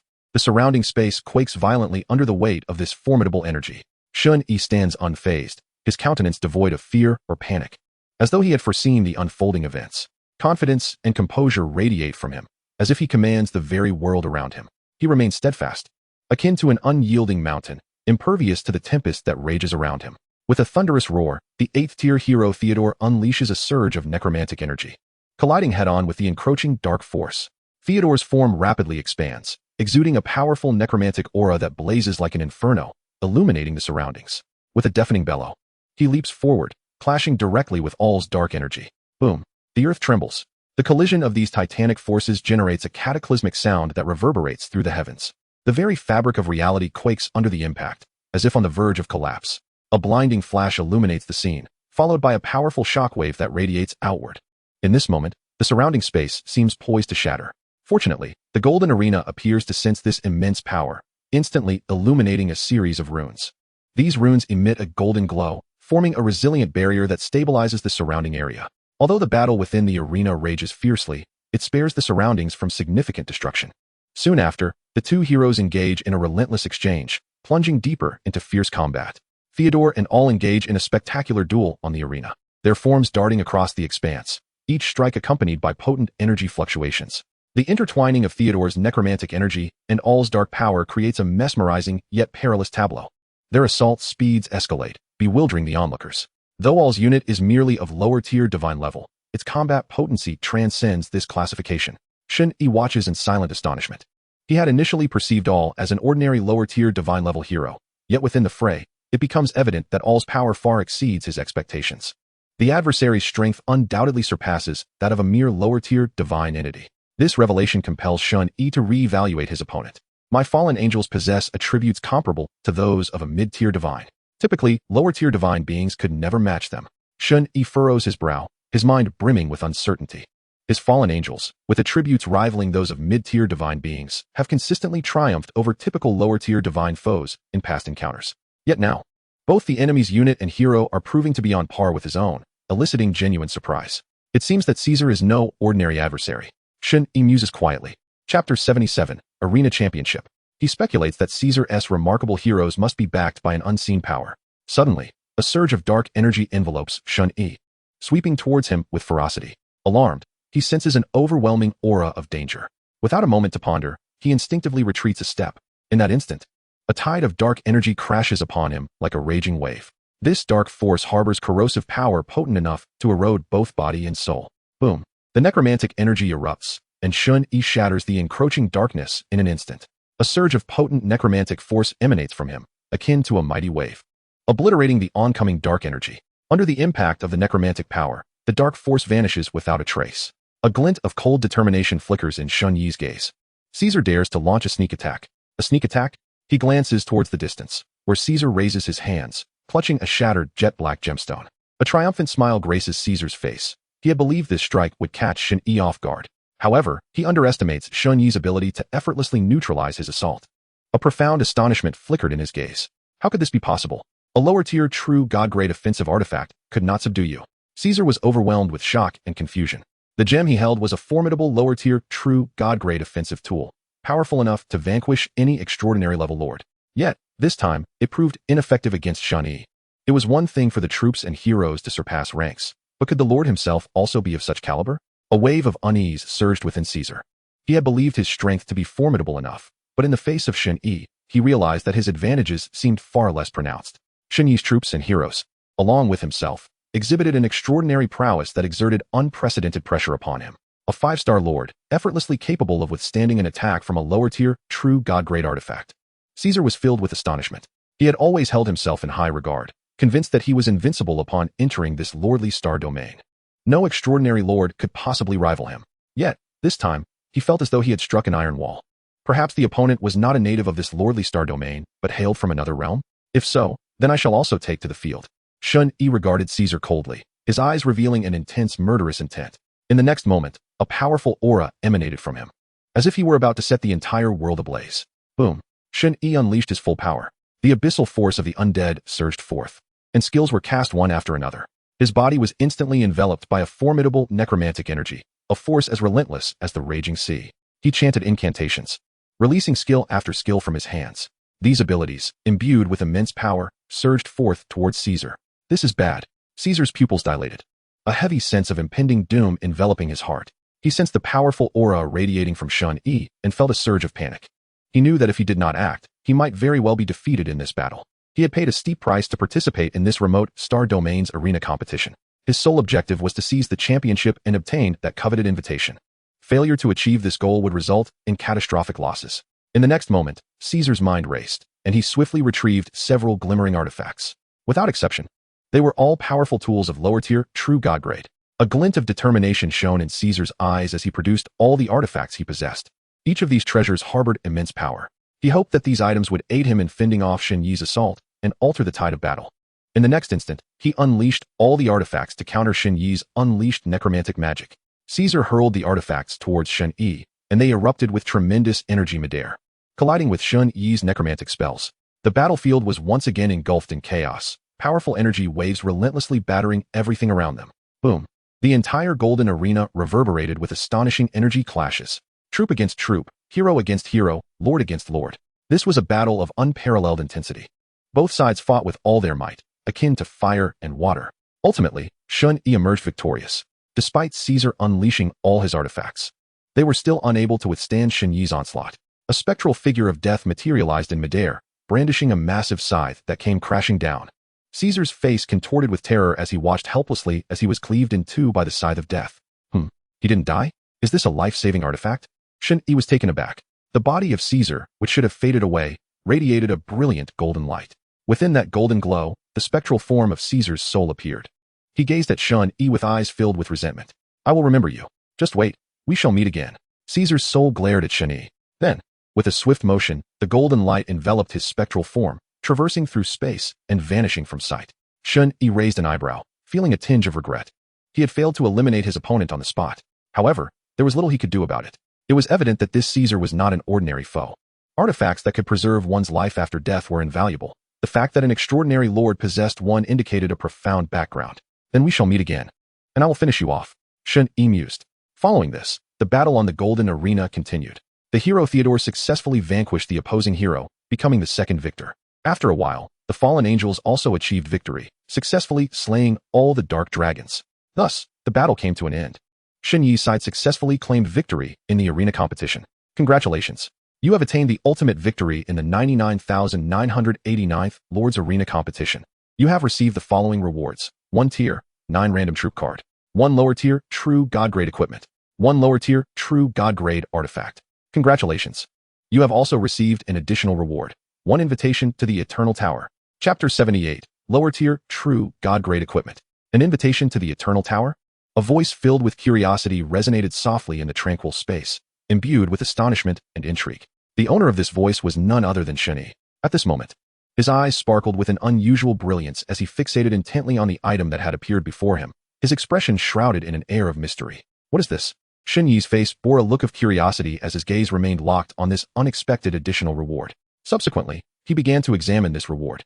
A golden iron scroll materialized in his hand. The texture of this scroll appeared extraordinarily unique, feeling icy to the touch, yet possessing an indescribable quality. Its surface shimmered with a faint glow, as if whispering tales of an undisclosed history. The scroll emitted a subtle radiance, reminiscent of the ethereal light of distant stars. Enchanting and mysterious. The glow sparkled like stars in the night sky, soft and alluring, compelling one to uncover its secrets. Invitation to the Eternal Tower. Description, upon use, grants one opportunity to enter the Eternal Tower. Shen Yi's gaze lingered on the descriptive text for a considerable time, his brow gradually furrowing. A sense of helplessness surged within him as he gently shook his head. The description seemed to convey something, yet ultimately revealed little. Shen Yi sighed in exasperation. A slight twitch at the corner of his mouth.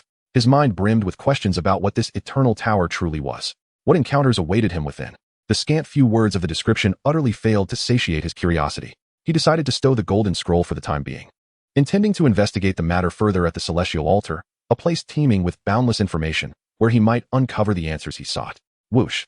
Suddenly, a blinding beam of light descended without warning. The radiance was as dazzling as the sun, illuminating the entire space in an instant. Shen Yi and the remaining units under his command were enveloped within, transported away from the golden arena. As the light enveloped them, their figures gradually blurred, ultimately vanishing from sight. The Forsaken Continent. With a surge of teleportation light breaking the tranquility, Shen Yi returned to his territory with his units. A hint of fatigue flickered in his eyes, yet a greater sense of pride and victory shone through. The Lord's Arena tournament lasted several days, marking the first time Shen Yi had been away from his territory for such an extended period. Immediately, the heroes tasked with guarding the domain approached Shen Yi, their faces radiating joy and reverence. They stood in an orderly fashion before him, reporting on the condition of the territory during his absence. In this brief span of days, Shen Yi's undead army had relentlessly waged war in all directions. The undead warriors surged across the battlefield like a pack of ravenous wolves, leaving a trail of destruction in their wake. They had successfully scoured all resources within a 50,000-kilometer radius, conquering over 100 indigenous territories, most of which were 6- and 7-star domains, with a handful being 8-star territories. Yet, they had encountered no domains belonging to Blue-star lords, suggesting that the surrounding Blue-star lords had fled in advance. Shen Yi nodded, a faint smile gracing his lips. He was exceedingly pleased with the speed of his undead force's conquests, secretly admiring the valor and martial prowess of his troops. He then strode with measured steps back to the Lord's mansion. Several elven maids had been waiting at the entrance for quite some time. They approached gracefully, their faces adorned with gentle smiles, offering him soothing massages. Although Shen Yi had not engaged in much combat during the days spent in the arena tournament, the fatigue of so many days without rest was palpable. The exhaustion washed over him like a relentless tide, and he knew that it would not be long before he succumbed to a state of weakness. He decided to first examine the rewards for winning the tournament. While relishing the elf services, he began to peruse the spoils of the competition, his eyes gleaming with anticipation and joy for the rewards to come. First, he discovered a piece of lower-tier demigod-level hero equipment, the Heart of the Dragon God, lower-tier demigod. Type, hero equipment. Restrictions, usable by any hero or lord unit. Effect 1, Constitution 35 million, Spirit 25 million. Effect 2, elevates life level to high-tier lower demigod. Effect 3, when vitality drops to 10, recover 100 vitality, triggering once every hour. Shen Yi's eyes widened slightly, a look of profound surprise crossing his face. Truly, this was demigod-level equipment, with such high attribute bonuses. The additional effects were equally remarkable. As he gazed at the attributes of the new equipment, a smile of elation spread across his face. His heart swelled with joy and excitement, as if witnessing his own power soaring. Without hesitation, he immediately enchanted the equipment for himself. A blood-red, gem-like crystal floated in his palm, erupting with dazzling brilliance. The light was as splendid as fireworks, illuminating the entire room. In the next moment, the crystal transformed into a stream of light, rushing into Shen Yi's body. Boom! An incredibly potent aura surged within Shen Yi. This energy crashed over him like tumultuous ocean waves, battering against his body. He felt his strength rising exponentially. He sensed that his body was undergoing earth-shattering changes, every cell rejoicing in exhilaration. After a moment, the energy subsided, and tranquility returned to the surroundings. Shen Yi stood there quietly, his gaze reflecting an unprecedented confidence. With a thought, He opened his attribute panel. Shen Yi. Lord level, 6 stars. Profession, Necromancer. Constitution, 43. 2 million. Spirit, 32. 88 million. Thus, I have officially attained the battle prowess of a lower-tier demigod. A smile graced Shen Yi's lips, the corners of his mouth curling upward. The enchanting effects of the lower-tier demigod equipment were indeed formidable. Not only was there a boost in attributes, but his vitality had also seen an astonishing enhancement. Now, his vitality had reached the high-tier level of a lower demigod. This represented the pinnacle of vitality within the lower demigod tier. In other words, even a lower-tier demigod world boss would have vitality levels at most equal to this. Feeling the life force within him surging like a blazing sun, Shen Yi's heart swelled with exuberance. This lower-tier demigod equipment was simply magnificent. He had previously searched the celestial altar, and even there, few lower-tier demigod items were available for sale. Even if they existed, they certainly did not match the caliber of the heart of the dragon god. Being at best half as effective, he understood that his strength had undergone a qualitative leap. Chapter 79, The Titan of Death. Huff. Shen Yi slowly exhaled a deep breath, the air carrying with it the fatigue and pressure he had endured, gradually dissipating into the atmosphere. He inhaled deeply, his chest swelling, then relaxed. Feeling an overwhelming sense of joy, his eyes sparkled with satisfaction, and his lips involuntarily curved into a gentle smile. He extended his hand and retrieved the second reward. This was a lower-tier demigod-level item. With eager anticipation, he began to examine it. The Celestial Barrier Pearl. Tier, lower-tier demigod. Effect 1, upon use. Summons a barrier that can withstand any attack not exceeding lower demigod level for 3 hours. As the information unfolded, a glimmer of surprise flashed in Shen Yi's eyes. In his hand, a pearl resembling a celestial crystal floated, emanating a hazy starlight. The starlight twinkled like stars in the night sky, both mysterious and enchanting. Shen Yi gazed at the pearl, his heart surging with excitement. It could repel all attacks not exceeding the lower demigod tier. Shen Yi's voice carried a note of disbelief. Did this mean that once the barrier was activated, he could emerge unscathed even when facing peak lower demigod units? His expression turned one of profound astonishment as various potential battle scenarios flashed rapidly through his mind. With this item, he undoubtedly possessed a powerful trump card against formidable foes. This lower-tier demigod item was unquestionably a top-tier treasure. Shen Yi was filled with admiration, truly. The rewards for securing first place in the Lord's Arena tournament were anything but mediocre. He meticulously stored the star-like pearl, handling it as if it were an invaluable treasure. After securing the pearl, Shen Yi rubbed his hands together, his anticipation reaching its zenith. His gaze fell upon the final reward, a 9th-tier unit card. The last reward. A 9th-tier unit card. Shen Yi exclaimed excitedly to himself, wondering what 9th-tier unit he would summon. His voice was filled with enthusiasm and curiosity, emotions blazing like a fire within his heart. In the next moment, a translucent crystal card radiant with holy light appeared in his hand. The card emitted a soft glow, as if containing boundless power. Shen Yi wasted no time. He understood that this card could potentially bring about a monumental transformation for his territory. Thus, he immediately activated the 9th-tier unit card. Boom. As Shen Yi willed it, the crystal card exploded with tenfold brilliance, dazzlingly bright. The light shone like the sun, illuminating the entire room and rendering everything else dim. Moments later, the card transformed into a stream of light, shooting into Shen Yi's mind, merging with him instantly. Concurrently, the system's notification echoed. Congratulations. You have successfully unlocked the 9th-tier unit, Titan of Death. Titan of Death? Shen Yi murmured, the name alone signifying a top-tier 9th-tier unit. He opened his eyes, a glimmer of delight sparkling within them. His heart brimmed with anticipation, eager to behold the might of this formidable unit. Undeterred by his physical and mental fatigue, he rose and made his way to the open space outside the Lord's Manor. This area was his frequent site for summoning troops. And at this moment, he was poised to witness the birth of a powerful entity. A Death Titan required 500,000 energy points. Shen Yi silently mused. The cost is somewhat steep, yet if it proves to be sufficiently powerful, all else pales in comparison. Taking a deep breath, he steeled his resolve and commenced the summoning ritual. As he moved, the 500,000 energy points swiftly dissipated from his grasp. Immediately thereafter, a magnificent and colossal pillar of summoning light descended upon the territory's clearing. The beams soared into the heavens, seemingly bridging the gap between earth and sky, radiating an overwhelming surge of energy. The air around it twisted and warped under the influence of this force, and the ground began to tremble slightly, as if welcoming a magnificent presence. Boom. As the light faded, an immensely towering unit materialized. The Death Titan loomed upon the earth like a moving black mountain, its colossal form rendering everything around it insignificant. Its very appearance seemed to send tremors throughout the world. The visage of the Death Titan was horrifyingly grotesque, resembling ruins eroded by time and death. In its hollow eye sockets burned 2 orbs of eerie green flames. emanating a chilling and malevolent aura as though they had emerged from the depths of hell. This aura was akin to a frigid wind, instilling a sense of dread. Its face appeared as if sculpted from weathered stone, etched with deep ravines and cracks, with parched skin barely concealing a ghastly array of bones.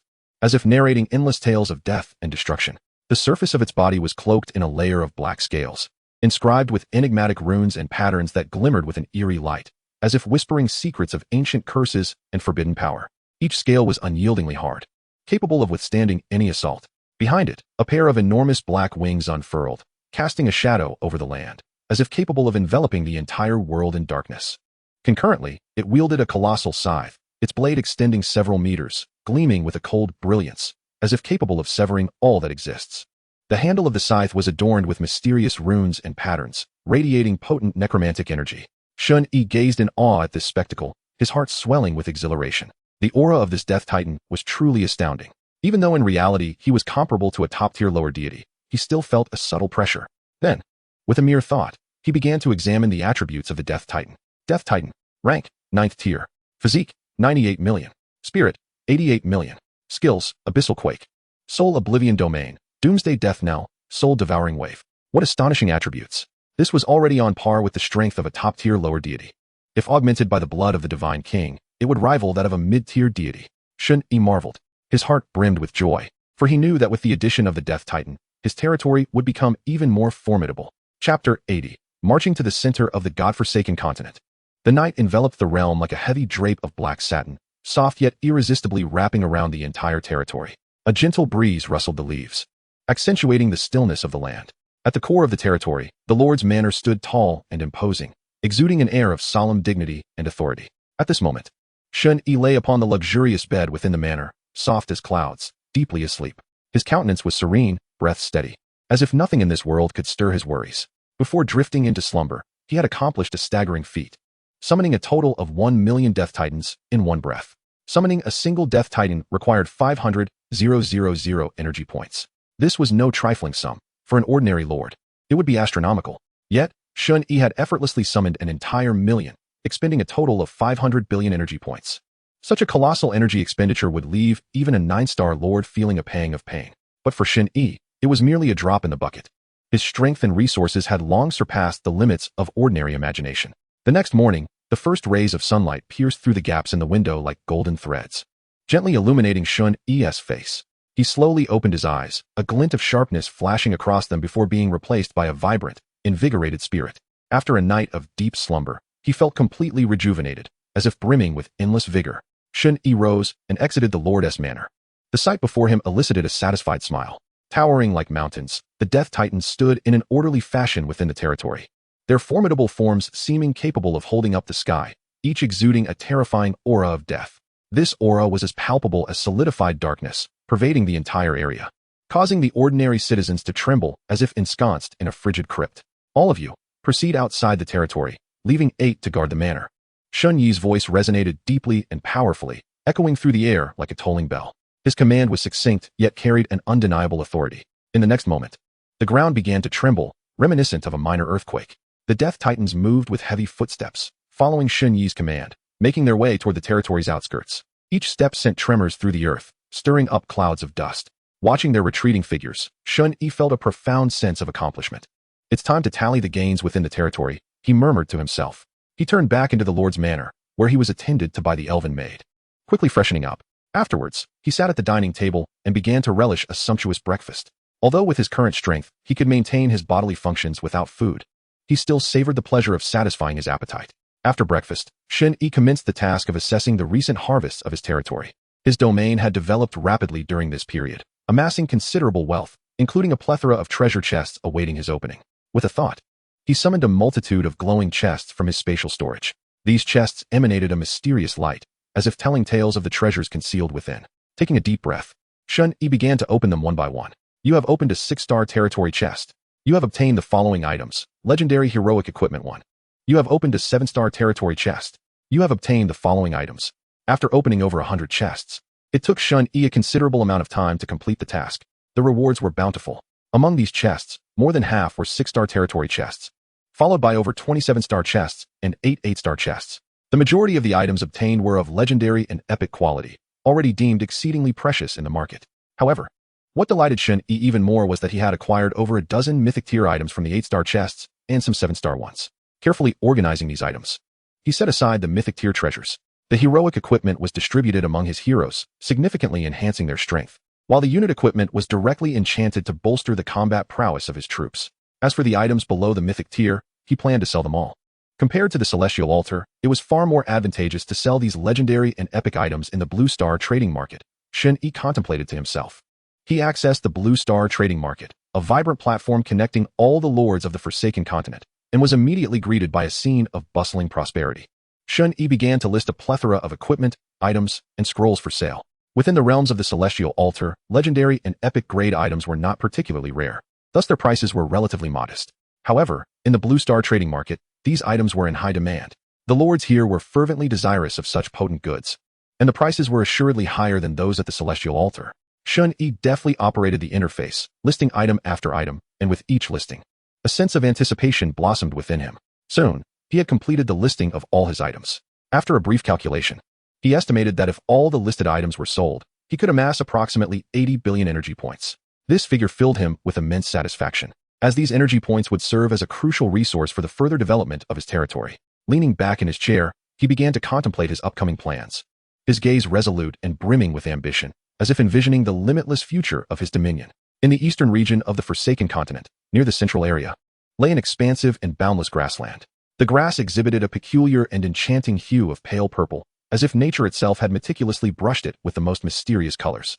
A gentle breeze swept across, causing waves to ripple through the grass, each blade shimmering with a faint sheen, as though harboring extraordinary power. This grassland was not merely notable for its unique scenery, but its abundant resources were astonishing. Numerous high-tier native territory refresh points dotted the landscape like stars in the sky, making this grassland a coveted area for various factions.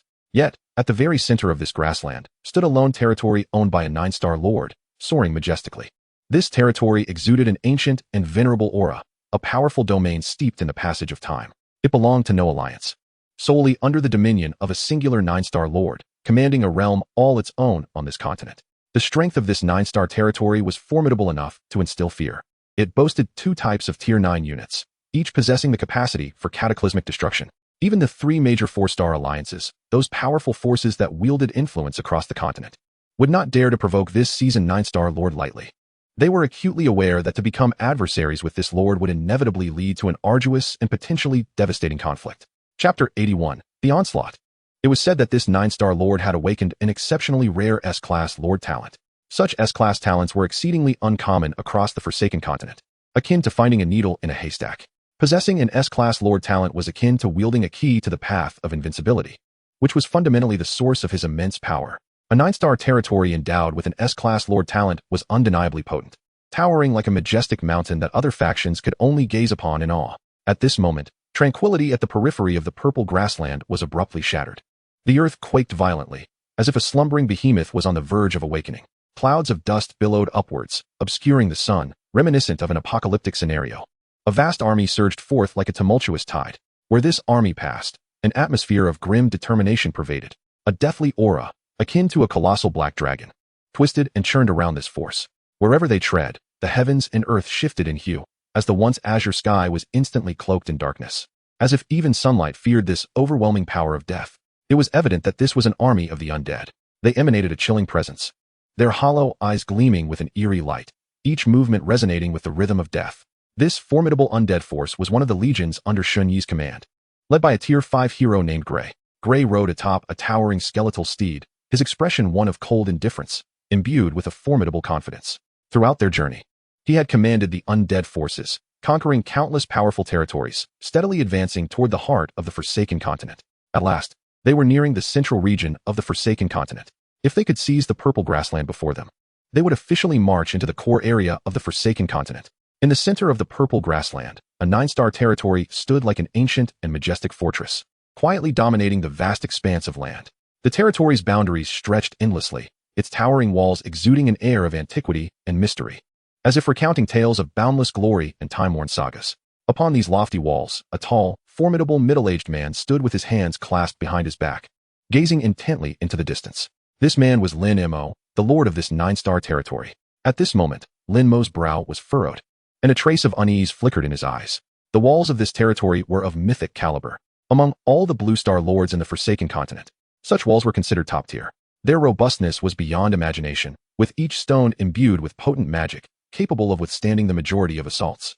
Merely the presence of this wall was enough to deter many Blue Star Lords, allowing his territory to stand resilient through countless conflicts. Lin Mo, as a seasoned 9-star Lord, wielded considerable power that could not be underestimated across the Forsaken Continent. He consistently occupied a position within the top 10 of the strength rankings among Blue Star Lords. His formidable prowess was largely attributed to his exceedingly rare S-class Lord talent. This talent had amplified the population cap of his territory's units by 30-fold, while simultaneously reducing the resources required for summoning all unit types by 80%. From his inception as a novice Lord, this talent had become his formidable ally in his relentless conquest of foes, facilitating his ascension to 9 stars. The approach was indeed formidable. Lin Mo murmured under his breath, his voice tinged with resignation. This newcomer named Shen Yi was exceedingly discourteous. Despite sending numerous friend requests, he had received no response whatsoever. He recalled his attempts to establish communication with Shen Yi, which had seemingly vanished into the void, igniting a flicker of irritation within him. Lin Mo was well aware of Shen Yi's undead army and its actions throughout the Forsaken Continent. Presently, Shen Yi's undead forces were dominating and relentless, their reputation known to nearly every Blue Star Lord across the Forsaken Continent. Initially, some lords doubted the strength of Shen Yi's army, even sending their own forces to impede his conquests. However, the results were astonishing. Those who underestimated him met with devastating defeat. Even the elite forces dispatched by certain 9-star lords crumbled before Shen Yi's undead army. The might of Shen Yi's undead forces had instilled trepidation in all Blue Star Lords. Many opted to relocate their territories to avoid direct confrontation with this terrifying power. Lin Mo pondered, it seems this undead army is advancing toward the central region. Perhaps they are not heading directly for me, but merely passing through? A glimmer of hope flickered within him, wishing that this storm would not encroach upon his domain. Yet, he quickly dismissed this notion. After all, he was a 9-star Lord endowed with an S-class talent. He had successfully repelled the assault of a 1,000,000-strong army from the 4-star alliance through the strength of his domain and defenses. Could he truly allow himself to retreat simply because of the forces of a newcomer Lord? With this thought, a glint of determination shone in Lin Mo's eyes. He resolved not to relocate his territory, but to steadfastly defend his ground. Even when his sentinels had detected an undead army approaching his territory, he remained unwavering. In his view, his territory possessed sufficient strength and defenses to confront any challenge. He is indeed one of the most likely candidates to ascend to the divine tier among the lords in the history of Blue Star over the past century. Suddenly, an angelic hero unit, adorned with wings, descended from the heavens like a shooting star, landing gracefully before Lin Mo kneeling on one knee. With a hint of tension and urgency etched upon his face, he respectfully reported, "My lord, the undead army is now less than 100 kilometers from our territory. Their forces comprise approximately 300,000 soldiers, primarily cavalry, archers, mages, and fallen angels." Upon hearing this, Lin Mo nodded slightly, maintaining a serene expression. Though a tempest brewed within his heart, he understood that this would be a formidable battle. "Very well, continue to scout and report," he replied steadily, his voice devoid of any hint of panic. He then turned to summon 5 formidable heroes, each battle-hardened and invaluable to his realm. "You will command our 1,000,000-strong army to intercept the undead forces. Remember, at all costs, we must halt their advance." Lin Mo gazed at them with unwavering determination, articulating each word with gravity. "Understood." The 5 heroes responded in unison, their voices resonating through the air. Their eyes sparkled with resolute light, brimming with confidence and determination for the impending confrontation. Soon, the 1,000,000-strong army assembled swiftly under the leadership of the 5 heroes, advancing toward the undead forces. The earth trembled as the synchronized and powerful footfalls of the massive army echoed, heralding the onset of war. Lin Mo stood upon the city walls, silently observing the departing troops. Chapter 82. The Siege of the First 9-Star Territory. Upon the vast, boundless expanse of the lilac-hued grasslands, the heavens appeared to be stretched by colossal hands, soaring to dizzying heights. The lilac grass waves, caressed by a gentle breeze, rippled like a dreamlike ocean. At the grassland's edge, where it melded with the horizon, the distinction between earth and sky blurred into oblivion. Suddenly, a fierce wind swept in, accompanied by a howling sound, causing the once gentle grass blades to thrash wildly, creating a rustling symphony, as if nature itself was playing a tense overture. Amidst this cacophony, the hero Grey stood resolutely before the army, astride a skeletal steed that emanated an eerie glow. Behind him, hundreds of thousands of undead soldiers loomed like a dark cloud, densely packed, stretching beyond the horizon. Grey's countenance was stern, his eyes radiating an unfathomable authority. As they advanced, the ground suddenly quaked violently. the tremors reminiscent of an ancient behemoth awakening from slumber. Gray narrowed his eyes slightly, a flicker of vigilance crossing his abyss-like gaze as he scanned the distance, seeking the source of the disturbance. At the edge of his vision, an astonishingly powerful army surged forth like a relentless tide. Their ranks were orderly, their presence imposing, radiating potent energy waves that starkly contrasted with the eerie, undead forces. Another oblivious army arrives to meet its demise. Gray smirked, a cold smile curling his lips, infused with disdain and confidence. In his recent campaigns, he had encountered countless foes. These so-called strong warriors were mere ants before the might of the undead. Without hesitation, he raised his hand, and in an instant, 100,000 fallen angels took to the skies. These fallen angels possessed massive, jet-black wings, their feathers glimmering with malevolent light. Their faces were grim, their eyes exuding an insatiable hunger for slaughter. With Gray's command, the fallen angels surged forth, striking like bolts of black lightning toward the oncoming army. Boom! A terrifying explosion of death and dark energy erupted in the sky, the ensuing energy storm sweeping across both the heavens and the earth. The death energy, akin to black mist, rapidly spread, annihilating all life in its path. The dark energy crackled like black lightning, tearing the clouds apart into countless fragments. In an instant, an area of several dozen kilometers was engulfed in the realm of death. Darkness enveloped everything, and the air was thick with the scent of mortality, suffocating all who inhaled it. Within this domain of demise, the fallen angels unleashed chaos upon the ninth-tier soldiers beneath them. Lin Mo's million-strong army was thrown into disarray by this sudden assault. Their once orderly formations splintered, soldiers fleeing in terror, their faces etched with fear. Though these ninth-tier soldiers were formidable, they appeared feeble in the face of the fallen angels. In less than 3 minutes, the battle concluded. Over 1 million ninth-tier soldiers were effortlessly slaughtered by the fallen angels. The battlefield lay strewn with the bodies of fallen warriors, their blood staining the lilac grass, transforming the once dreamy grassland into a hellish nightmare. At the heart of the lilac grassland, within the confines of the 9-star territory, Lin Mo's complexion turned ashen, as pale as parchment. What is happening? All the heroes I dispatched have lost contact? His voice trembled, filled with dread and confusion. In that fleeting moment, he realized that all the heroes he had sent forth had perished, a wave of unprecedented panic crashing over him. A foreboding sense of doom surged within Lin Mo as he quickly grasped the implications. Losing contact meant that those heroes were all dead. If the heroes had perished, then his million-strong army was surely doomed as well. As this realization struck him, he felt as though he had plunged into an icy abyss, chilling him to the core. His legs weakened, nearly buckling beneath him. I must relocate the territory at once. Lin Mo screamed inwardly, the terror of the undead forces overwhelming him. They were far too formidable for him to contend with. He was filled with regret, lamenting his carelessness, questioning why he had provoked such a terrifying power. In the next moment, Lin Mo sprang into action, preparing to relocate his territory. He hastily summoned his subordinates, issuing various commands. Yet it was painfully evident that time was not on his side. Boom! The ground shook violently, the tremors growing increasingly close. It felt like a countdown to death, each rumble striking Lin Mo's heart with a heavy toll. The next instant, a system prompt echoed in his ears. Attention! Your territory city walls have been destroyed. What? The walls have been breached. Lin Mo's eyes widened in shock and despair. Those were mythic-grade walls. His body trembled, as if all strength had been siphoned from him. Just moments prior, outside Lin Mo's territory, thousands of deathly fallen angels hovered in the air, their hands brimming with dark energy, flames of blackness crackling ominously. With a single command, the fallen angels unleashed their assault, dark energy raining down upon the city walls like cannon fire. With a thunderous crash, the mythic-grade walls crumbled under the onslaught, stones flying and dust swirling, utterly incapable of withstanding even a fraction of the attack. My lord, I have breached a 9-star lord's territory. Is there anything you wish for me to take note of? The undead army surged into Lin Mo's 9-star territory. Gray stood atop the ruins, relaying the information to Shen Yi. His voice was deep and calm, as though everything had unfolded precisely as he had anticipated. Thousands of kilometers away, within Shen Yi's territory, a 9-star lord's territory? This seems to be the first 9-star territory we've encountered. It turns out to belong to the lord. However, that makes sense.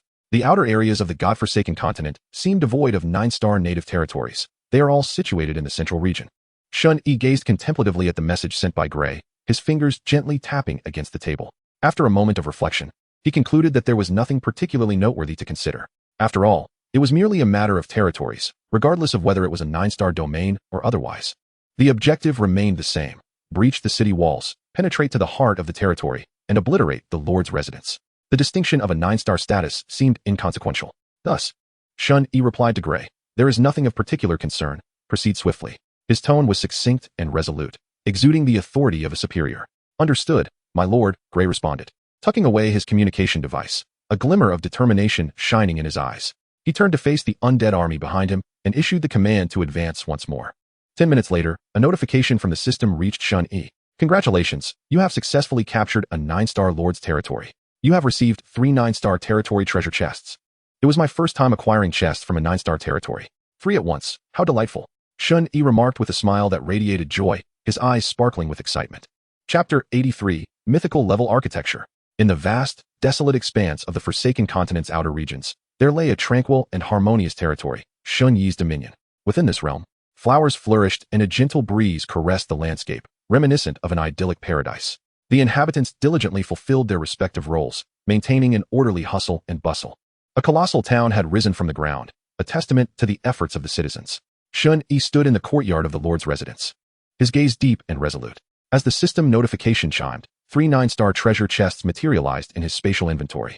With a mere thought, the 3 shimmering chests appeared before him, emanating an aura of mystery, adorned with intricate and ornate engravings that seemed to whisper ancient tales. He extended his hand, delicately touching the first chest, and with a gradual yet firm motion, he opened it. You have opened the 9-star territory treasure chest 1. You have received the following items. Mythical level hero equipment 1. World stones 10,000. A brilliant light burst forth from the chest, illuminating Shen Yi's eyes with a radiant glow. The first chest revealed a piece of mythical equipment. Yet Shen Yi felt indifferent. Such items no longer piqued his interest. Without delay, he opened the second chest. You have opened the 9-star territory treasure chest 2. You have received the following items. Mythical level architectural blueprint 1. World stones 10,000. Upon seeing the mythical architectural blueprint, a flicker of joy crossed Shen Yi's eyes. He carefully unfurled the blueprint, examining the complex and exquisite patterns and descriptions. It depicted a wall construction blueprint, and while walls were crucial for territorial defense, Shen Yi felt a tinge of disappointment. Given my current territorial strength, even a mythical wall holds little utility. It would be better to sell it for energy points, he murmured, setting the wall blueprint aside. With anticipation, he opened the third chest. You have opened the 9-star territory treasure chest 3. You have received the following items. Mythical level architectural blueprint 1. World stones 10,000. Yet again, it was another mythical architectural blueprint. Unfurling it, he discovered it was a spatial teleportation blueprint. His curiosity ignited. He eagerly studied the information contained within the blueprint. Spatial teleportation array. Tier, mythical. Type, architecture. Effect, can teleport anywhere within a radius of 100,000 kilometers. Note, cannot directly teleport into another's territory. Description, the power of space is one of the supreme forces in the universe. This blueprint will grant you a portion of the authority over spatial power, the ability to teleport over 100,000 kilometers. It vastly surpassed the capabilities of an epic-level teleportation array. Shen Yi's face lit up with astonishment. Swiftly, he made his way to the open ground within his territory. The sun shone brightly, and the gentle breeze danced upon the grass beneath his feet. Standing at the center of the clearing, he chanted incantations. The spatial teleportation blueprint levitating in his hand, radiating mysterious light. With a flash, a magnificent beam of light erupted, shaking the very fabric of the world. As the brilliance faded, a colossal spatial teleportation array emerged in the clearing, composed of peculiar stones and enigmatic runes, exuding powerful spatial waves. Shen Yi circled around the teleportation array, meticulously inspecting every detail, a satisfied smile gracing his lips.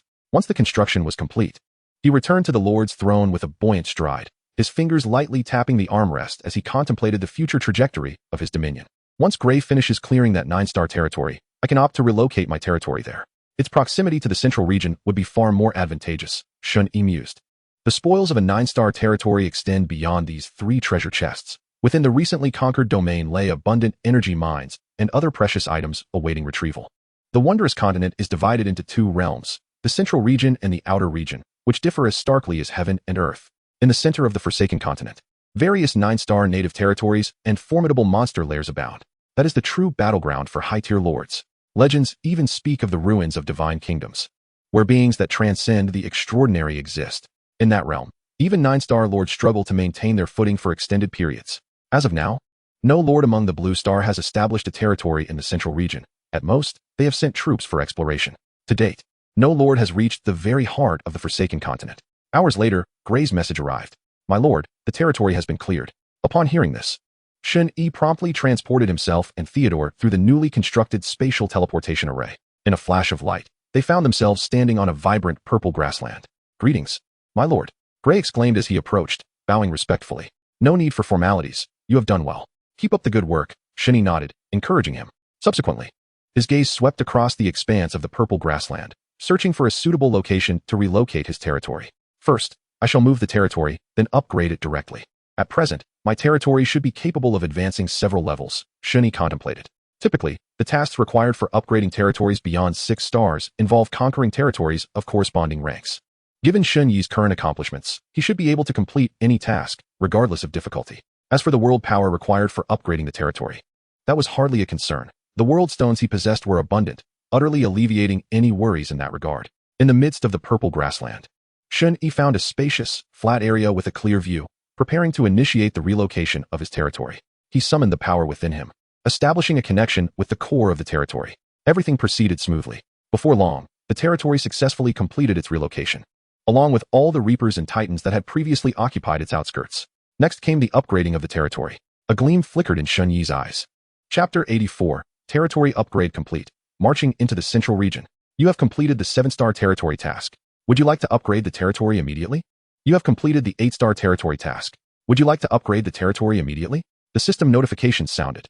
Shen Yi upgraded his territory twice, in quick succession. Boom. Thunderous roars echoed as an enigmatic and powerful force enveloped the entire territory. In the sky, thunder roared, as if countless enraged dragons were bellowing. Brilliant divine lights surged forth from the ground, illuminating the entire territory as if it were broad daylight.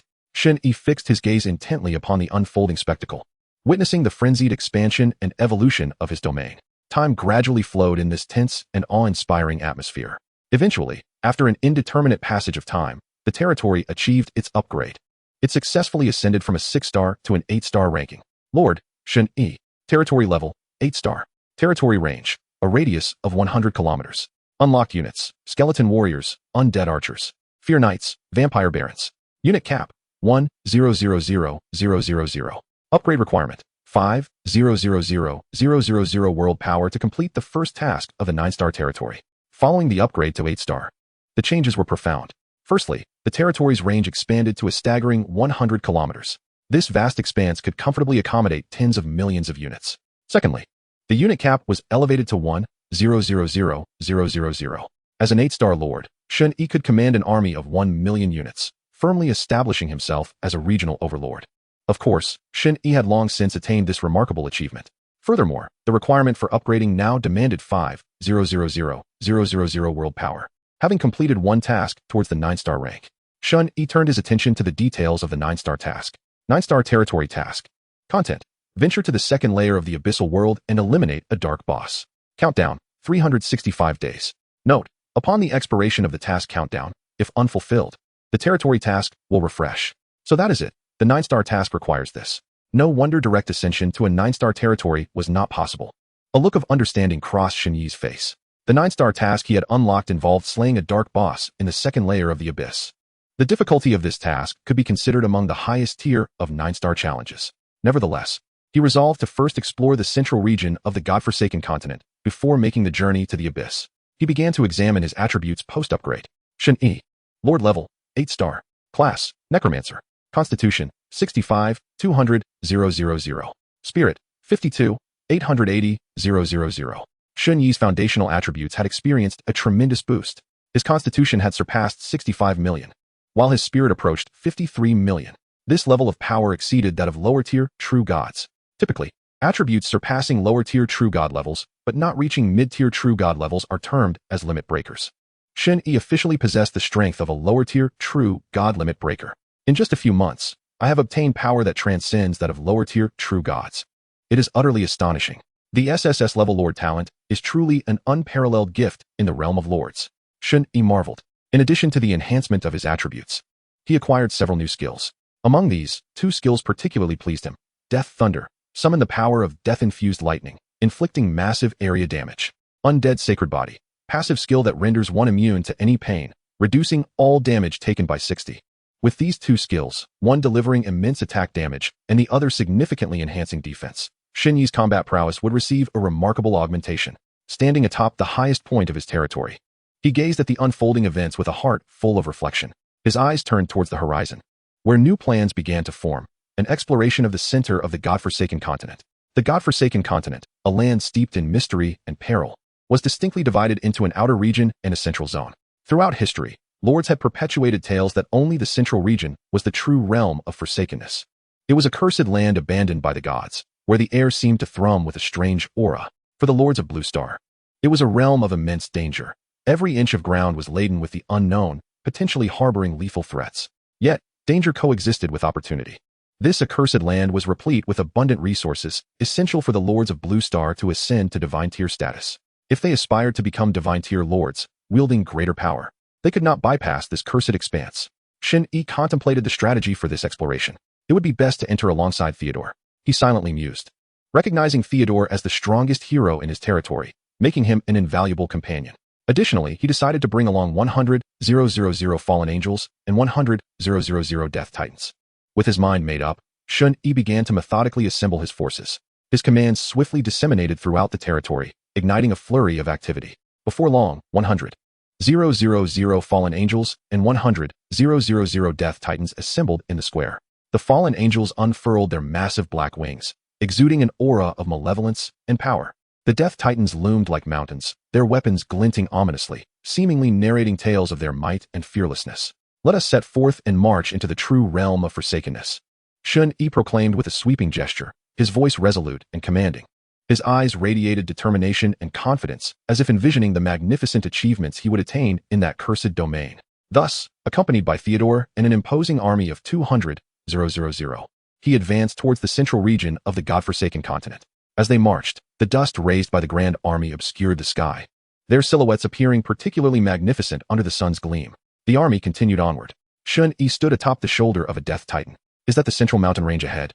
He pondered, gazing into the distance. Before him lay a towering mountain range that pierced the clouds. This was the central mountain range, the colossal barrier dividing the central region from the outer expanse of the godforsaken continent. To enter the central region, lords from Blue Star had to utilize a special teleportation array located at the foot of the mountains. Soon, the undead army arrived at the base of the mountain range. The death titans, resembling small hills, appeared diminutive before the majestic central mountain range. Theodore, please search for the nearby special teleportation array. At your command. Theodore darted forward with incredible speed, scanning the vicinity of the mountains for the elusive teleportation array. Before long, he returned with news. My lord, I have found it. Upon receiving the information, Shen Yi promptly led the undead army towards the indicated location. The special teleportation array was situated several kilometers away. There stood an immense array, radiating a hazy blue glow. As Shen Yi and the undead forces approached, the light around the array began to flicker, and a multitude of formidable monsters emerged from the shadows. Chapter 85. Entering the Central Region. In this mysterious and expansive world, danger and opportunity always lurked in tandem. The sight before Shen Yi sent a shiver down his spine. The number of monsters was overwhelming, densely packed across his field of vision, numbering in the tens of thousands. These creatures stood silently, resembling a dark ocean that exuded a chilling aura. Shen Yi furrowed his brow, a hint of vigilance in his gaze. His mind stirred, and a mysterious light flickered in his eyes as he directed his focus towards one of the monsters. Instantly, the attribute information of this creature materialized before him.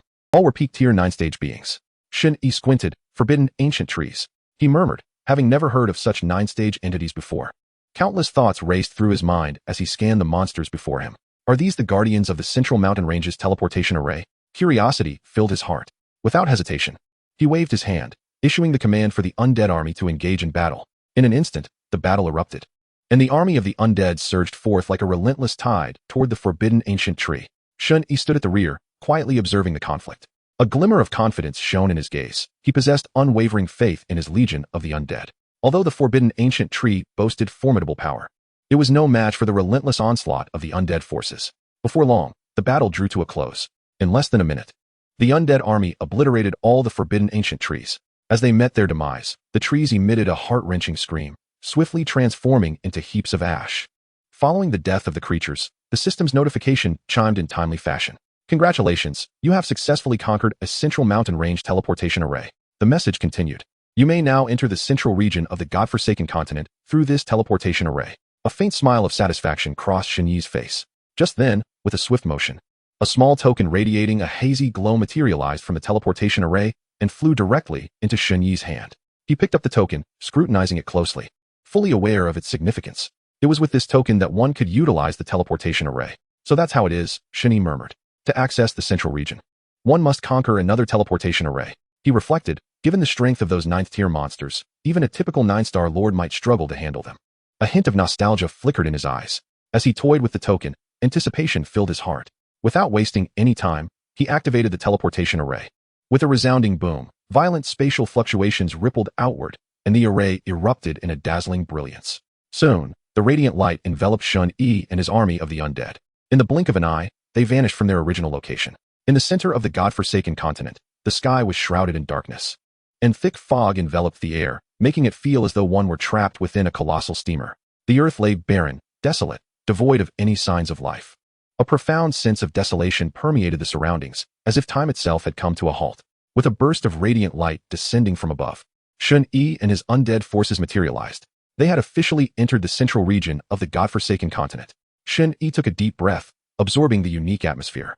He was determined to explore. With over 3 months until the onset of the myriad races battlefield, he resolved to thoroughly investigate the central region of the godforsaken continent before venturing to the eternal divine tower to see what treasures awaited him. Silently, he vowed to enhance his strength to the utmost before the battlefield commenced. This time, he aimed to ascend to the pinnacle of the myriad races battlefield and emerge as the ultimate victor. Onward, Shen Yi commanded with a sweeping gesture, leading the undead army into exploration. The vast legion of the undead advanced across the desolate terrain, their footsteps echoing loudly in the stillness of the air. Soon, their movements attracted the attention of nearby monsters. The first wave of monsters emerged. In this cursed, barren expanse, a massive horde of dog-headed creatures appeared, looming like mountains. These dog-headed monsters were colossal, resembling moving peaks, and each step reverberated through the ground. Their broad backs resembled vast plains, covered in a rough, disheveled coat of dark gray fur, varying in length, with some standing upright like steel needles, swaying gently in the wind, and producing a rustling sound. Beneath their fur lay tough, resilient skin, akin to massive stones pieced together, adorned with countless scars and blemishes left by the passage of time and battle. Their heads were enormous, shaped like that of a gigantic dog, with ears standing tall and sharp, lined with menacing bone spikes, as if poised to pierce through enemies at any moment. Their eyes glowed like 2 massive blood-red lanterns, radiating a savage and bloodthirsty light, flickering ominously in the darkness. Their limbs were robust and powerful, resembling colossal stone pillars that supported their titanic forms, with razor-sharp claws akin to great scythes. A mere swipe across the ground could carve deep trenches. Shen Yi regarded the dog-headed monsters before him without a trace of fear. In the next moment, he examined their attributes. Desert God. Rank, Lesser True God. Physique, 12 million. Spirit, 11 million. Skills, Sea of Sand, Cursed Banishment, Gravel Prison. Though a Lesser True God, this creature was still formidable. It was no wonder the Blue Star Lord had struggled for so long without ascending to divine rank. The central region was immediately populated with lesser true god-level monsters. How could the other lords possibly contend with them? Shen Yi shook his head slightly. Then, with a wave of his hand, he issued the command to attack. 50,000 fallen angels surged forth, instantly charging toward the mountain-like monsters. Chapter 86. The Fallen Divine Treasure Chest in the Great City. In this cursed wasteland, the sky was cloaked in dark mists as 50,000 fallen angels unfurled their enormous wings, glowing with eerie light, resembling a torrent of darkness as they surged toward the towering desert gods. The eyes of the fallen angels burned with a strange flame, chaos swirling around them, the air crackling with their ominous power. At the forefront, one fallen angel soared high, wielding a dark staff that shimmered with mysterious runes. With a commanding voice, the fallen angels swiftly arranged themselves into a precise battle formation. Some of the fallen angels darted like black lightning toward the heads of the desert gods, using their speed to disrupt their focus. Meanwhile, others circled at low altitude, chanting incantations to unleash powerful dark magic. Black beams of energy cascaded down like torrential rain, striking the tough bodies of the desert gods. Despite their immense size and strength, the desert gods appeared clumsy in the face of the fallen angels' agile tactics. They moved slowly, attempting to stomp the fallen angels with their colossal feet, but the angels effortlessly evaded their attacks. When they tried to unleash a desert storm in retaliation, the fallen angels nimbly navigated through the chaos, untouched. As the battle raged on, the fallen angels intensified their assaults. The power of dark magic steadily eroded the desert gods' tough hides, leaving behind ghastly wounds. The desert gods roared in pain, their cries echoing across the barren land. Yet they could not alter the tide of battle. Ultimately, thousands of desert gods fell to the merciless onslaught of the 50,000 fallen angels, collapsing in a cloud of swirling dust. The silhouettes of the fallen angels danced amidst the dust, resembling demons from hell, declaring the absolute victory of the battle. Although the fallen angels were not as high in rank as the desert gods, the disparity in their attributes was overwhelming. The combat prowess of both sides was simply not on the same level. Shen Yi nodded in approval, thoroughly satisfied with the outcome of the battle. With the demise of the lesser true god-level monsters, a multitude of treasure chests shimmering with a faint luminescence remained on the ground. These chests transformed into streaks of light, flying toward Shen Yi and entering his spatial realm. With a thought, Shen Yi retrieved one of the chests. After inspecting it, he curiously remarked, "A fallen divine treasure chest?" He then proceeded to open the chest. "You have opened a lesser true god-level fallen divine treasure chest. You have obtained the following items. Divine Source X100. Directly acquiring Divine Source." A look of astonishment crossed Shen Yi's face. The Divine Source belongs to the realm of divine energy points. Upon the ascension of a lord to the divine tier, they can convert energy points into Divine Source. Approximately 900 points of Divine Source can be derived from 100 million energy points. Currently, a single lower-tier true god-level divine fallen treasure chest can yield 100 points of Divine Source, making it an exceedingly bountiful reward. In Shen Yi's possession are a total of 30,000 divine fallen treasure chests. He proceeded to open all of these chests. After a considerable amount of time, he finally completed the task. Almost every divine fallen treasure chest yielded 100 points of Divine Source. However, concurrently, some chests also revealed other treasures. Without exception, these were all lower-tier, true, god-level items, such as life potions, healing potions, and other divine-grade elixirs. Additionally, various magical scrolls of the lower-tier true god rank were also discovered. Approximately one in every chest produced items. With 30,000 chests, the harvest was indeed substantial. If these spoils were to be taken to the Blue Star trading market, it would undoubtedly incite a frenzy among all the lords. However, it would be wiser to sell these items at the celestial altar, Shen Yi mused.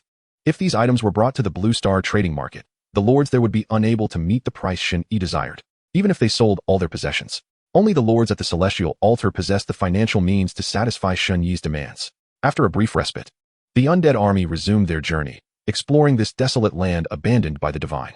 Meanwhile, within the communication channel of the lords on the divine abandoned continent, a flurry of activity erupted. The news of the death of the veteran 9-star Lord Lin Mo had spread. Many Blue Star lords were thrown into a state of panic. The demise of such a formidable presence, who stood at the pinnacle of the Blue Star lords, was utterly inconceivable. It was madness. The 9-star Lord Lin Mo had perished. Shen Yi was truly terrifying. His undead army was invincible. An S-rank lord with 9-star talent was utterly powerless against his undead legions. We must swiftly distance ourselves from the undead army. He will undoubtedly advance towards the central region soon. With his strength, he has no need to waste time on the periphery. The central region is fraught with monsters of the divine tier. Countless astonishing lords have fallen there over the past century. One wonders if Shen Yi can carve out his own domain in that perilous place. To ascend to the divine tier, we must inevitably explore the central region of the divine abandoned continent. With Shen Yi's prowess, it is believed that the first divine tier lord of the Blue Star will soon emerge. This prospect is indeed exciting. It is said that the emergence of the first divine tier lord will catalyze an evolution of our entire Blue Star civilization. Indeed, this is promising news for all Blue Star lords. In the enigmatic central region of the divine abandoned continent, the thick, inky mists enveloped the land like a heavy curtain, obscuring every corner of this territory. Clad in a flowing black robe that billowed ominously, Shen Yi emanated a chilling and lethal aura. His gaze sharp and composed as he commanded his undead army to advance steadily through this perilous, unknown territory. After what felt like an eternity of arduous travel, they finally arrived before an imposing and grandiose citadel. This citadel resembled a colossal giant weathered by time, standing silently upon this ancient land, exuding an air of profound antiquity. The walls bore the clear marks of age, with deep and shallow ravines and crumbling stones that silently recounted tales of former glory and the tumult of battle. Shen Yi tilted his head slightly, a flicker of barely perceptible astonishment crossing his features. The height of this citadel exceeded 200 meters, with its towering walls almost disappearing into the thick clouds above. It is noteworthy that even the grim titan, already an imposing figure, appeared diminutive in comparison to this citadel. What a staggering sight! As Shen Yi employed his probing skill to examine the citadel, information materialized before his eyes. Chapter 87. The City of the Divine Abandoned. The siege commences. The City of the Divine Abandoned. Rank, lower tier, true god. Description: capturing the City of the Divine Abandoned will yield rewards of a Divine Kingdom treasure chest. The City of the Divine Abandoned? A Divine Kingdom treasure chest upon capture? Shen Yi silently contemplated the information presented. Clearly, this ancient citadel before him was akin to a native territory. It is a territory of the divine tier, a resource belonging to divine tier lords. So this is how it is. The central region of the divine abandoned continent is indeed where divine tier lords thrive. However, according to the accounts of other lords, ascension to the divine tier was impossible in the outer regions and could only be achieved by venturing into the central area. It seems, however, that the reality may be different. Shen Yi was filled with questions. Nevertheless, he did not dwell on these thoughts. Next, he observed the immense citadel and commanded the hero Theodore to lead the troops in their assault. Beneath the darkness that shrouded the sky, an atmosphere of death hung like an invisible net, ensnaring the entire world. Suddenly, a deafening roar erupted, akin to a clap of thunder that shattered the oppressive stillness. Boom! Tens of thousands of fallen angels surged forth like demons emerging from the depths of hell, launching the first wave of attack. Their forms flickered in the shadows, massive wings unfurling behind them, each feather aglow with an eerie luminescence, as if forged from darkness itself. In an instant, the fallen angels unleashed a unified roar, and with it, a cataclysmic surge of dark energy erupted from within them, spreading like a tumultuous black tide in all directions. The next moment, all fallen angels transformed into streaks of black light, hurtling towards the magnificent citadel with blinding speed, reminiscent of a dark deluge. Their silhouettes traced arcs of shadow across the sky, as if the Grim Reaper had descended, heralding an aura of utter destruction. Simultaneously, the Grim Titans commenced their advance. These colossal beings, each towering over 100 meters, exuded a terrifying aura reminiscent of ancient deities. Their roars reverberated through the heavens and earth, distorting the very air around them. With thunderous footsteps, they charged towards the city walls, embodying an overwhelming sense of dread. Boom, boom. In an instant, the ancient and majestic walls trembled violently under the force of this onslaught. The heavy stones groaned as if burdened beyond their limits. Just at that critical moment, a thick shimmering barrier began to materialize from the walls, radiating a gentle light, serving as a sturdy shield that initially deflected the assault of the fallen angels and Grim Titans. Yet, this barrier held only a fleeting moment before it shattered like fragile glass, splintering into a myriad of luminous shards, akin to fireworks blooming in the night sky. Yet steeped in despair, kill. Who dares to invade the divine city? Within the immense citadel, a cacophony of battle cries erupted. The sound was imbued with fury and defiance, echoing as the final roar of the divine city. Shortly thereafter, a golden-armored divine general, towering over 100 meters, descended from the heavens. He radiated a blinding golden light, as if the sun itself had graced the earth. Following him were countless golden-armored warriors, marching in perfect unison, their formidable presence instilling an unparalleled sense of majesty. Shen Yi stood quietly at a distance from the citadel, surrounded by several hundred Grim Titans and fallen angels in vigilant protection. His gaze remained tranquil as he surveyed the scene before him. Upon witnessing the emergence of foes in the dominion of the colossal divine city, he promptly employed a reconnaissance spell, endeavoring to unveil the attributes of his adversaries. In no time, the information materialized before Shen Yi's eyes. Diamond God General Commander. Rank, low-level True God. Physique, 33 million. Spirit, 30 million. Skills, Shattering Fist. Golden Flame Armor, Indomitable Heart. Diamond God General. Rank, low-level True God. Physique, 23 million. Spirit, 20 million. Skills, Shattering Fist, Golden Flame Armor, Indomitable Heart. This cohort of warriors clad in resplendent golden armor was unquestionably composed of low-level True Gods. Compared to the initial wave of low-level True God adversaries encountered by the Undead army not long ago, it was evident that these golden-armored warriors were significantly more formidable. Among them, the leader was a commander-level unit. The attributes of a commander at the low-level True God tier surpassed those of typical units considerably. Such beings were far beyond the capabilities of an extraordinary tier lord to contend with. Shen Yi muttered to himself, it appears that the so-called Central Region, where the opportunity to ascend to godhood exists, is a fallacy. The Central Region is undoubtedly not a battlefield for extraordinary tier lords. Boom. As soon as the golden-armored warriors arrived, they charged toward the fallen angels and the Death Titan with ferocity. The battle was on the verge of erupting. In the dimly lit sky, the massive black wings of the fallen angels began to flap slowly, each movement conjuring a biting cold wind, exuding a chilling aura that struck fear into the hearts of onlookers. Their eyes gleamed with madness and bloodlust, as if they had been wholly consumed by darkness. The Death Titan loomed like a mountain, wielding a colossal scythe that radiated the essence of death, as if it could sever all vitality in existence. Their faces were devoid of expression, as if death were merely a commonplace occurrence for them. The golden-armored warriors, resplendent in their shining armor and brandishing long spears, charged fearlessly at the intruders. Their eyes were filled with unwavering resolve and loyalty, prepared to sacrifice everything to protect the divine city.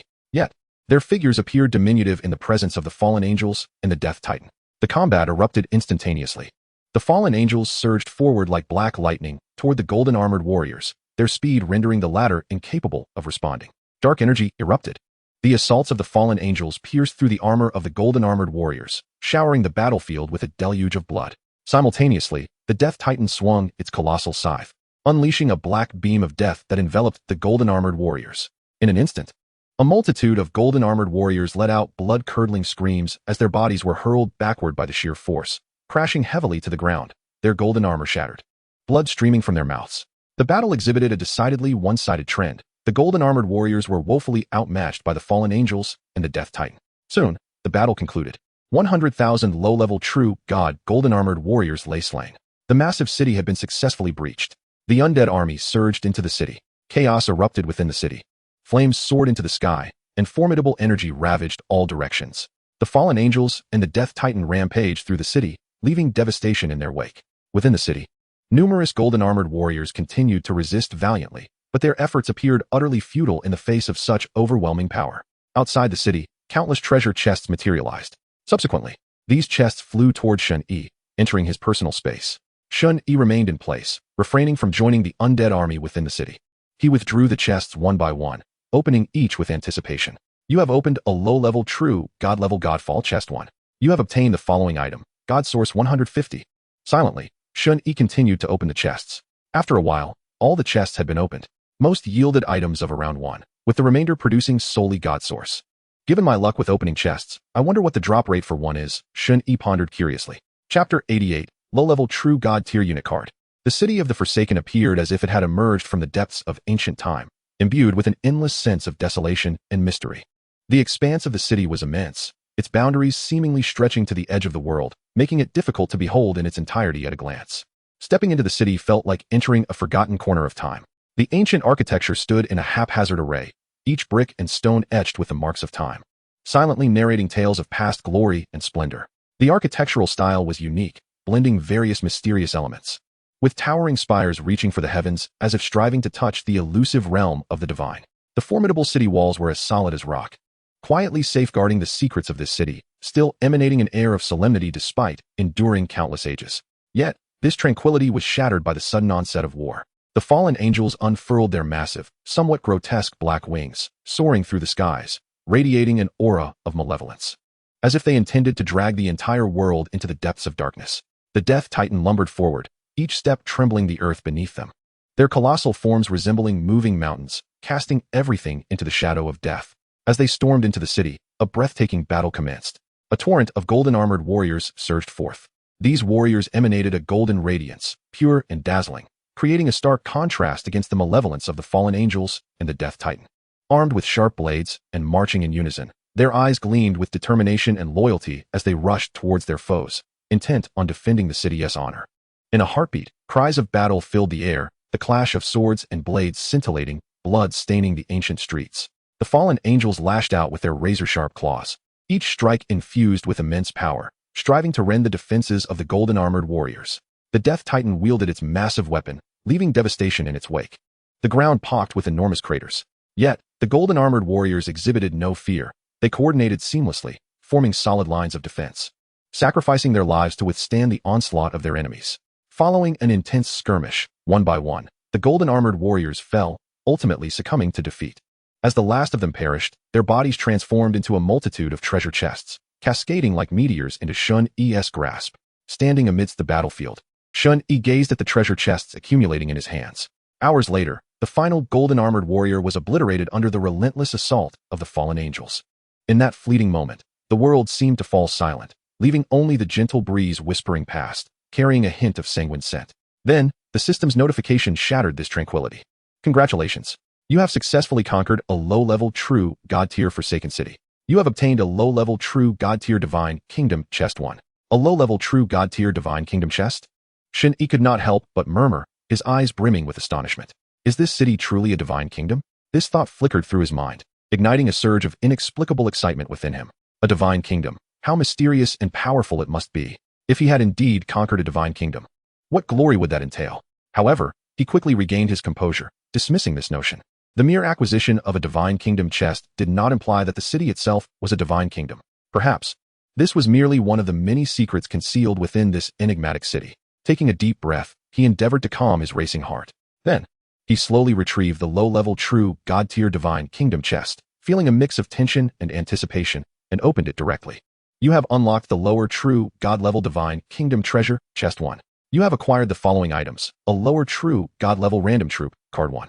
The lower true God-level troop card. As Shen Yi gazed at the treasures unveiled from the chest, his pupils dilated sharply, his heart brimming with indescribable joy. To his astonishment, the very first Divine Kingdom chest had yielded such a precious troop card, far exceeding his expectations. He envisioned his faction, empowered by this card, growing exponentially stronger, illuminating the path ahead with promise. Without a moment's hesitation, Shen Yi retrieved the lower true god-level troop card and promptly activated it.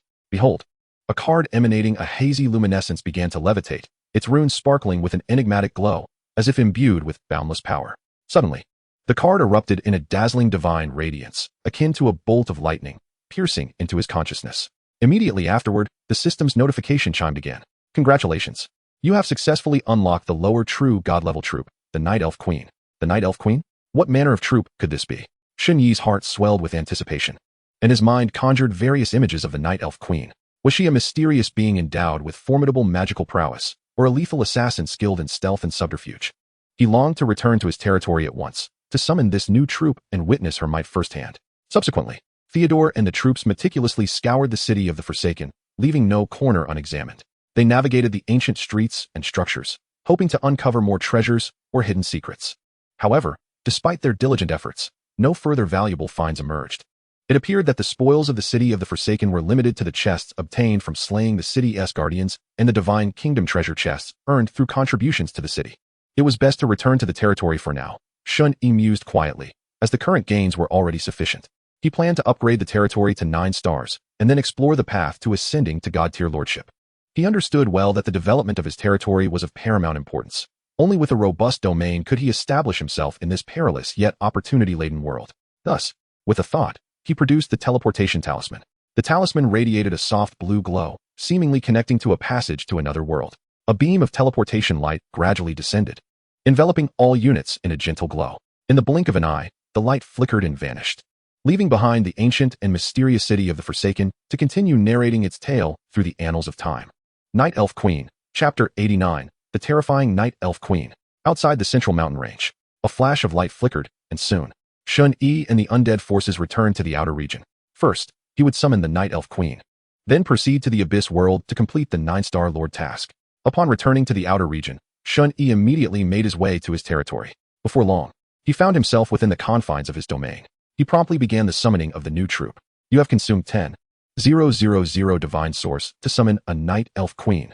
Summoning a Night Elf Queen requires a substantial 10,000 divine source. 100 million energy points equate to approximately 900 divine source. Thus, 10,000 divine source translates to about 1 billion energy points. The cost of this summoning is indeed staggering. However, given that this is a lower true god-level troop, a higher price is to be expected. Whoosh! Soon after, a resplendent beam of summoning light cascaded from the heavens. In an instant, the first Night Elf Queen materialized. She was a figure of exquisite grace, her skin resembling ancient wood cloaked in frost, exuding a chilling bluish hue, imbued with an aura of death, yet glimmering with an eerie light under the moon.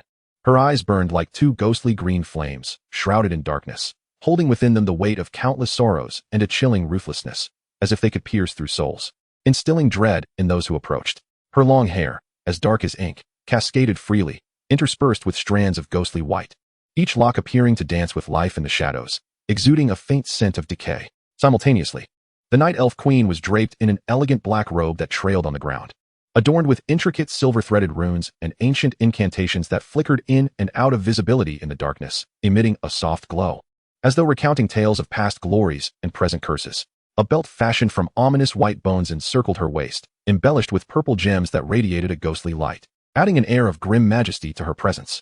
Her hands were slender and elongated, fingers resembling sharp claws, with nails darkened by magic, gleaming with a deadly brilliance.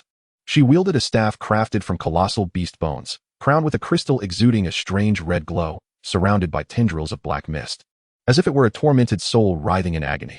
With each step she took, the ground bore black footprints, and the surrounding air seemed to freeze, emanating a chilling aura.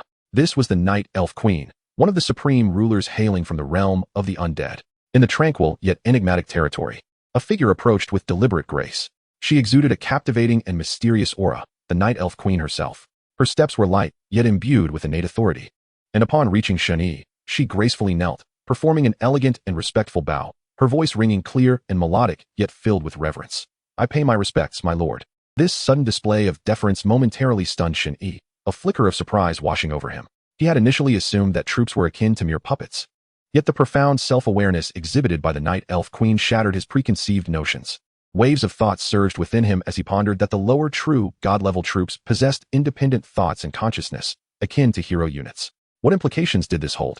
It suggested that the Night Elf Queen's forces might not require hero units for command. They could make the most appropriate decisions autonomously, undoubtedly representing an extraordinarily formidable and liberated combat power. There's no need for formalities, Shen Yi gestured with one hand, striving to imbue his voice with steadiness and calm. Though his inner astonishment remained difficult to fully quell, he steadied himself, and a glimmer flickered in his eyes as he activated his probing skill, eager to discern the true capabilities of the Night Elf Queen before him. As the probing skill activated, a cascade of information materialized before his eyes. Night Elf Queen. Rank, Lower True God. Constitution, 2 billion. Spirit, 8 billion. Skills, Moonlight Barrage, Night Rain, Soul Binding. Upon witnessing these attributes, Shen Yi could not help but exclaim, incredible. Such high attributes. His pupils constricted, and he was profoundly shaken. He was well aware that his SSS level Lord talent granted a 100-fold increase to attributes. Yet even for a mere lower true god level unit, this amplification effect had been perfectly triggered, resulting in a truly terrifying outcome. The attributes of the Night Elf Queen soared to an astonishing height, with her constitution reaching 2 billion and her spirit skyrocketing to 8 billion. Such a level of power had already ascended to the realm of upper true gods. Although in terms of life tier and skill intensity, the Night Elf Queen might not rival true upper true god units. The sheer magnitude of her attribute enhancements was sufficient to enable her combat prowess to overshadow the majority of upper true gods. Only one thought resonated in Shen Yi's mind. Invincible. This is terrifying, Shen Yi murmured to himself, realizing that after ascending to god tier, the 100-fold attribute increase was still fully effective. The terrifying prowess of an SSS level lord is truly astounding. His heart brimmed with shock and exhilaration. At that moment, he genuinely felt as though he stood atop the pinnacle of the world, endowed with invincible strength. Vivid images of the battlefield filled with myriad races danced in his mind, and he believed he possessed the capacity to sweep away all adversaries before him, with nothing capable of impeding his advance. After a considerable time, Shen Yi gradually calmed his excited heart. At this juncture, he held nearly 20 million divine sources in his hands, a substantial reserve for summoning more Night Elf Queens. Taking a deep breath, he resolved to summon a greater number of Night Elf Queens at once. As his thoughts stirred, resplendent summoning lights began to cascade into the vacant spaces of his territory. Each beam of light fell like a star, illuminating the entire domain. The emergence of every light was accompanied by powerful energy fluctuations, as if heralding the birth of another formidable entity. Whoosh, whoosh, whoosh. The lights flickered incessantly, and time seemed to stretch infinitely, yet also pass in the blink of an eye. Soon, over 900 immensely powerful Night Elf Queens were successfully summoned. They stood in perfect formation before Shen Yi, each exuding a unique aura that radiated a sense of awe-inspiring power. Gazing upon this formidable legion of Night Elf Queens, Shen Yi was filled with an overwhelming sense of security. He knew he now possessed the strength capable of altering everything. Next, a journey to the Abyssal world beckoned. Shen Yi contemplated inwardly, deciding to bring 1,000 Night Elf Queens with him, leaving the rest to guard the territory. He was acutely aware of the dangers lurking in the Abyssal world, yet he held unwavering faith in the might of the power he commanded. He produced the Abyssal Pass, a card imbued with a mysterious essence, adorned with ancient runes, each inscribed with potent world energy. Without a moment's hesitation, he activated the Abyssal Pass. As he did so, a formidable force surged forth, and the surrounding space seemed to warp slightly under its influence. After consuming some world energy, a radiant transport light erupted, enveloping him and the 1,000 Night Elf Queens. In the next instant, the light flickered and vanished, and Shen Yi along with the Night Elf Queens disappeared, successfully transported to the Abyssal world. Meanwhile, the Night Elf Queens remaining in the territory began fulfilling their duty to protect it, their presence instilling a profound sense of security throughout the entire domain. Chapter 90. The Emergence of the Dark Boss. The Abyssal world resembled a dark fissure, spanning across an unknown dimension. In the second layer of the Abyssal world, this realm, eternally shrouded in darkness, bore many similarities to the first layer. Amidst the endless darkened landscape, a city of dawn arose, standing like a solitary island amidst the shadows, emanating a faint yet resolute glow. This city served as the starting point for the Lords of the Blue Star entering the second layer of the Abyssal world, a fleeting sanctuary within this terrifying domain. The Lords of Blue Star, these formidable beings who had emerged during the celestial contest, could directly reach the City of Dawn in the second layer of the Abyssal world by utilizing the Abyssal Pass once more. The City of Dawn held their hopes and challenges, each entry signifying a step closer to the unknown perils ahead. as a blinding light descended without warning. Shen Yi and the 1,000 Night Elf Queens gradually materialized in an unoccupied square of the City of Dawn. Shen Yi, a young yet legendary Lord of Blue Star, gazed with unwavering determination and fearlessness. He surveyed his surroundings, showing no hesitation or delay. Onward, he commanded succinctly, his voice resonating throughout the square. The Night Elf Queens, graceful yet radiating formidable energy, followed Shen Yi in unison, stepping forth from the City of Dawn, officially entering the second layer of the Abyssal world. As they exited the city gates, darkness surged forth like a tidal wave. The darkened earth stretched infinitely into the distance, seemingly without end. The air was thick with the pungent essence of abyssal energy, materializing as a noxious mist that was both acrid and nauseating. Shen Yi inhaled deeply, taken aback by this unfamiliar and perilous aura. Compared to the first layer of the abyssal world, the danger level of the second layer escalated exponentially. Here, even the weakest abyssal monsters were of the 7th tier, each possessing the power to obliterate a small territory. Consequently, many lords of Blue Star were averse to entering this second layer, fully aware of the dangers within. They preferred to continue amassing strength in the outer regions of the godforsaken continent rather than venture into this land of death. The task of the 9-star territory was to slay a dark boss. Shen Yi silently repeated this mission in his mind, his brow slightly furrowing. It was said that the dark boss of the second layer of the abyssal world was a 9th-tier abyssal creature, and a king level 1 at that. The term king level 9th-tier abyssal creature weighed heavily upon the hearts of every lord of Blue Star. For any lord of Blue Star, such a being was exceedingly perilous. Almost all 8-star Blue Star lords, upon unlocking this task, chose to wait for the countdown to end, then randomly select another territorial task. Those who defied the odds, attempting to challenge the dark boss, invariably met their demise within the abyssal world. When confronted with the dark boss, those lords found themselves ensnared in a dire predicament, unable to escape, and were inevitably slain, their remains obliterated. However, for Shen Yi, this was an entirely different matter. He glanced at the 1,000 Night Elf Queens by his side, a surge of invincible confidence welling within him. Each of these Night Elf Queens possessed terrifying strength. With attribute enhancements exceeding 2 billion, the energy fluctuations they emitted left Shen Yi in awe. He believed that a mere random strike from the Night Elf Queens would suffice to annihilate the Dark Boss. Even he himself would find it challenging to withstand. Shen Yi and the Night Elf Queens pressed onward into the depths of the earth. Their figures darted swiftly through the darkness, akin to a streak of black lightning. Along the way, any abyssal creatures they encountered fell before the Night Elf Queens like fragile insects, dispatched with ease. The terrifying energy fluctuations caused the air around them to tremble. The abyssal monsters scarcely had time to emit a cry before being reduced to ashes. Uncertain of the current strength of the Night Elf Queen's attributes, Shen Yi pondered as he advanced. Filled with curiosity about their power levels and a desire to learn more about the classifications of strength within the Celestial Altar, he had indeed discovered the attribute classifications of the true god tier, yet he had not encountered specific information regarding the higher-tiered main gods, or even the god kings.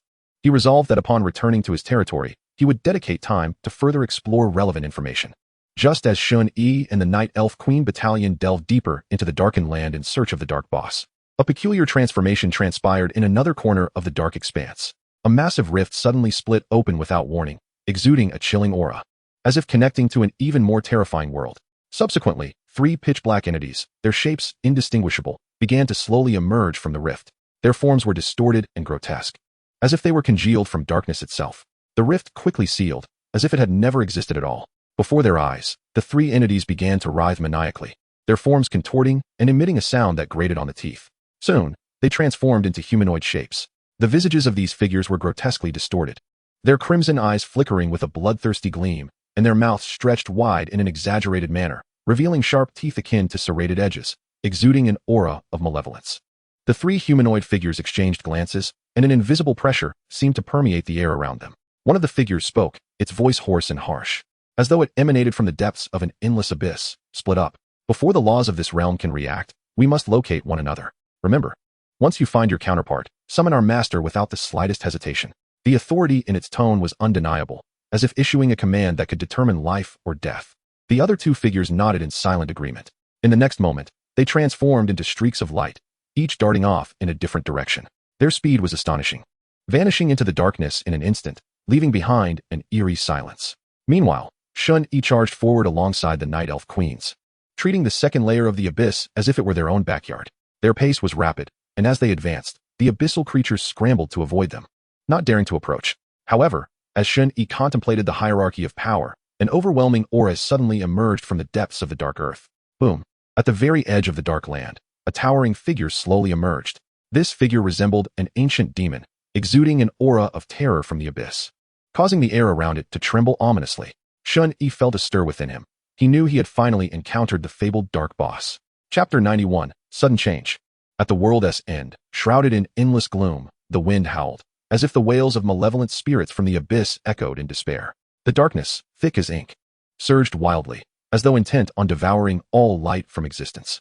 Deep within this abyssal darkness, at the Earth's end, a colossal entity stood quietly, the fearsome Dark Boss, a 9th-tier Abyssal King unit. This Dark Boss was unimaginably massive, resembling a towering black mountain that rose from the ground to pierce the heavens.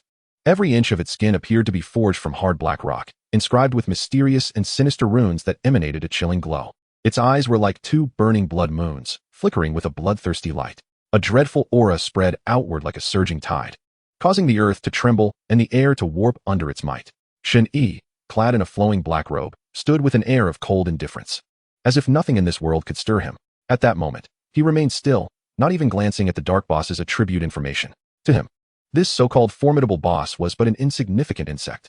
Eliminate it, Shen Yi commanded in a low, icy tone, devoid of any emotional fluctuation, directing the two night elf queens beside him. His voice, though quiet, resonated with immense authority. In the next second, the two night elf queens sprang into action. Their skin glimmered like moonlight, their eyes sparkling with mysterious purple light, and translucent wings appeared behind them, gently fluttering in the dark, emitting a faint luminescence. Whoosh! With two crisp sounds, they vanished like lightning, too swift for the eye to follow. When they reappeared, they stood directly before the Dark Boss. Hovering in the air, dwarfed by the immense figure of the Dark Boss, they resembled ants. Yet, in their eyes, there was no trace of fear, only a cold, unyielding confidence akin to Shen Yi's. In the realm of the Lord, size disparities do not truly reflect differences in strength. Roar! The Dark Boss, gazing at the two daring night elf queens challenging its authority, unleashed a deafening roar. The sound reverberated like thunder, echoing through the heavens and the earth. The invisible sound waves crashing outward like surging tides. Wherever they spread, the space rippled as if a stone had been cast into a tranquil lake, unable to settle for a long time. But in the next moment, the two night elf queens slowly raised their hands, and astonishing spheres of death energy began to coalesce in their palms. The spheres emitted an eerie black light, entwined with flickers of lightning, as if infused with the infernal power of demons. As the energy spheres continued to gather, the surrounding air became increasingly dense, pressed by an invisible force. Boom! The earth trembled violently, and the space near the energy spheres cracked with a sound, resembling a spider's web of fissures. This was the manifestation of the realm's inability to withstand the horrifying energy of the night elf queens. The cracks rapidly spread, threatening to tear apart the entire space. Whoosh! Whoosh! In the next moment, the two lightning-reed spheres of death energy shot forth like arrows released from a bow, carrying an earth-shattering momentum as they struck the Dark Boss directly. Boom! Boom! The terrifying sound of explosion erupted, as the death energy detonated instantly, akin to nuclear bombs exploding in the darkness, engulfing the world above and below. The brilliance of the explosions illuminated the entire dark realm, completely enveloping the massive form of the Dark Boss. Caught at the center of this explosive upheaval, the Dark Boss's colossal body disintegrated instantly under the onslaught of such terrifying energy, dying without a struggle or any means of resistance. Reduced to ashes by the overwhelming attack of the Night Elf Queens. With the demise of the Dark Boss, the oppressive dark aura that had cloaked the earth dissipated in that very moment. Shen Yi observed this scene with a slight upturn of his lips, revealing an almost imperceptible smile. At that moment, the system notification chimed in his ears. Congratulations, you have completed the 9-star territory mission. You may promote your territory to 9-star at any time. Shen Yi nodded in satisfaction. He then prepared to return to Dawn City. While exploring the second layer of the Abyssal world could yield numerous precious resources and rare treasures, it paled in comparison to the central region of the godforsaken continent. In Shen Yi's mind, the central area of the godforsaken continent was his true objective, concealing more secrets and opportunities waiting to be unearthed and explored. He did not wish to squander too much time in this second layer of the abyss, as every moment was exceedingly precious to him. Thus, under the protection of the Night Elf Queens, Shen Yi took to the skies, soaring toward the direction of Dawn City. His figure was agile and graceful, the black robe billowing in the wind, akin to a dark eagle soaring across the skies. The Night Elf Queens followed closely behind him, like the ethereal moonlight. However, just as they were about to depart from the end of this land, an unforeseen change occurred. At the edge of the earth, a figure radiating a potent aura of malevolence materialized abruptly in midair. This figure was shrouded in darkness, as if composed of boundless shadows, each inch exuding a nauseatingly evil essence. Its eyes glimmered with a sinister scarlet light, resembling two burning specters, and its gaze, sharp as a dagger, instantly locked onto Shen Yi's position. The monstrous maw slowly gaped open, emitting a hoarse and terrifying sound. Found it, as the words echoed. The figure's body abruptly exploded without warning, transforming into countless bizarre substances reminiscent of tadpoles. These entities writhed frantically in midair, resembling a swarm of living monstrosities, intertwining and converging rapidly to form a complex and enigmatic incantation. The runes inscribed upon this incantation flickered with an eerie luminescence, as though whispering ancient and malevolent secrets. Subsequently, the incantation began to glow progressively brighter, its radiance intensifying until it became resplendent, illuminating the surrounding expanse of sky. This light harbored an inexhaustible darkness, instilling a profound chill in the heart. In the distance, as he soared through the skies, Shen Yi suddenly sensed something amiss, a wave of intense unease surging within him.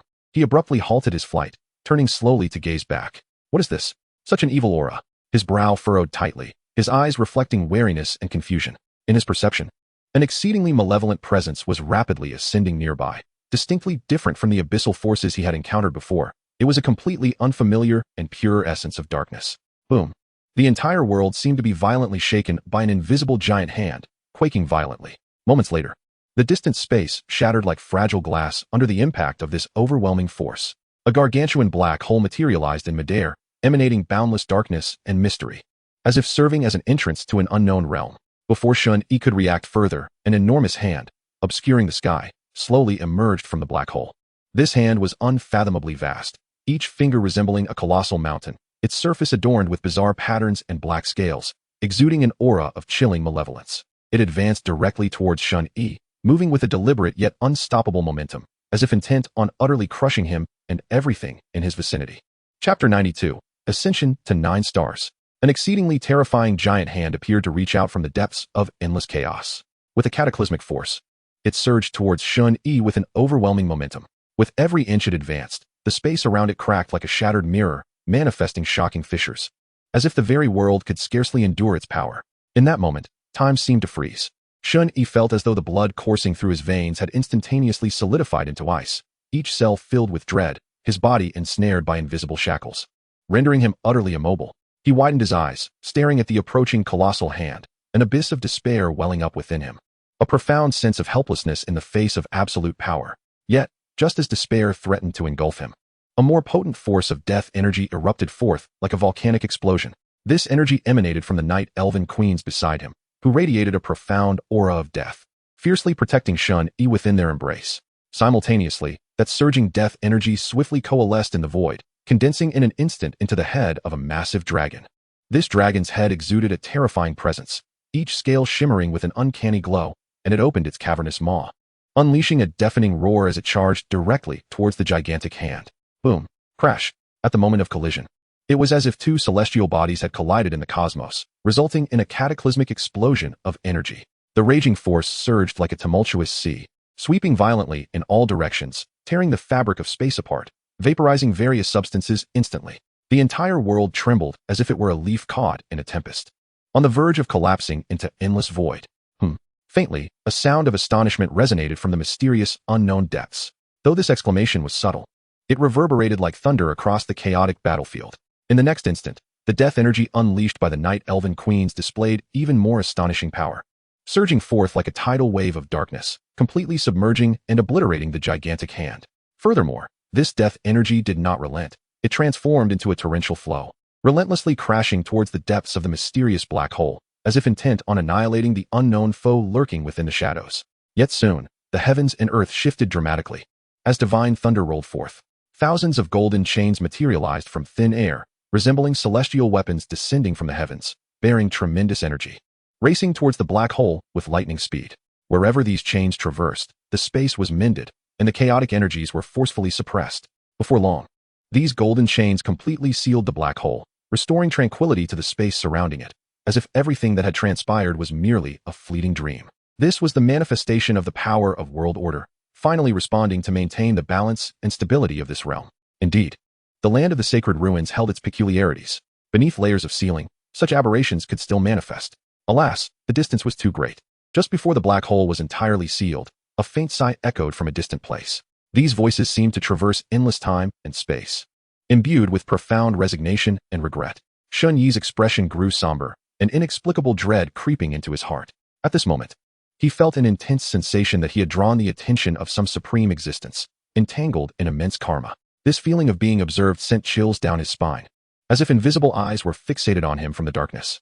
Beyond the heavens, beyond humanity, Shen Yi rubbed his temples, a wry smile of resignation appearing on his face.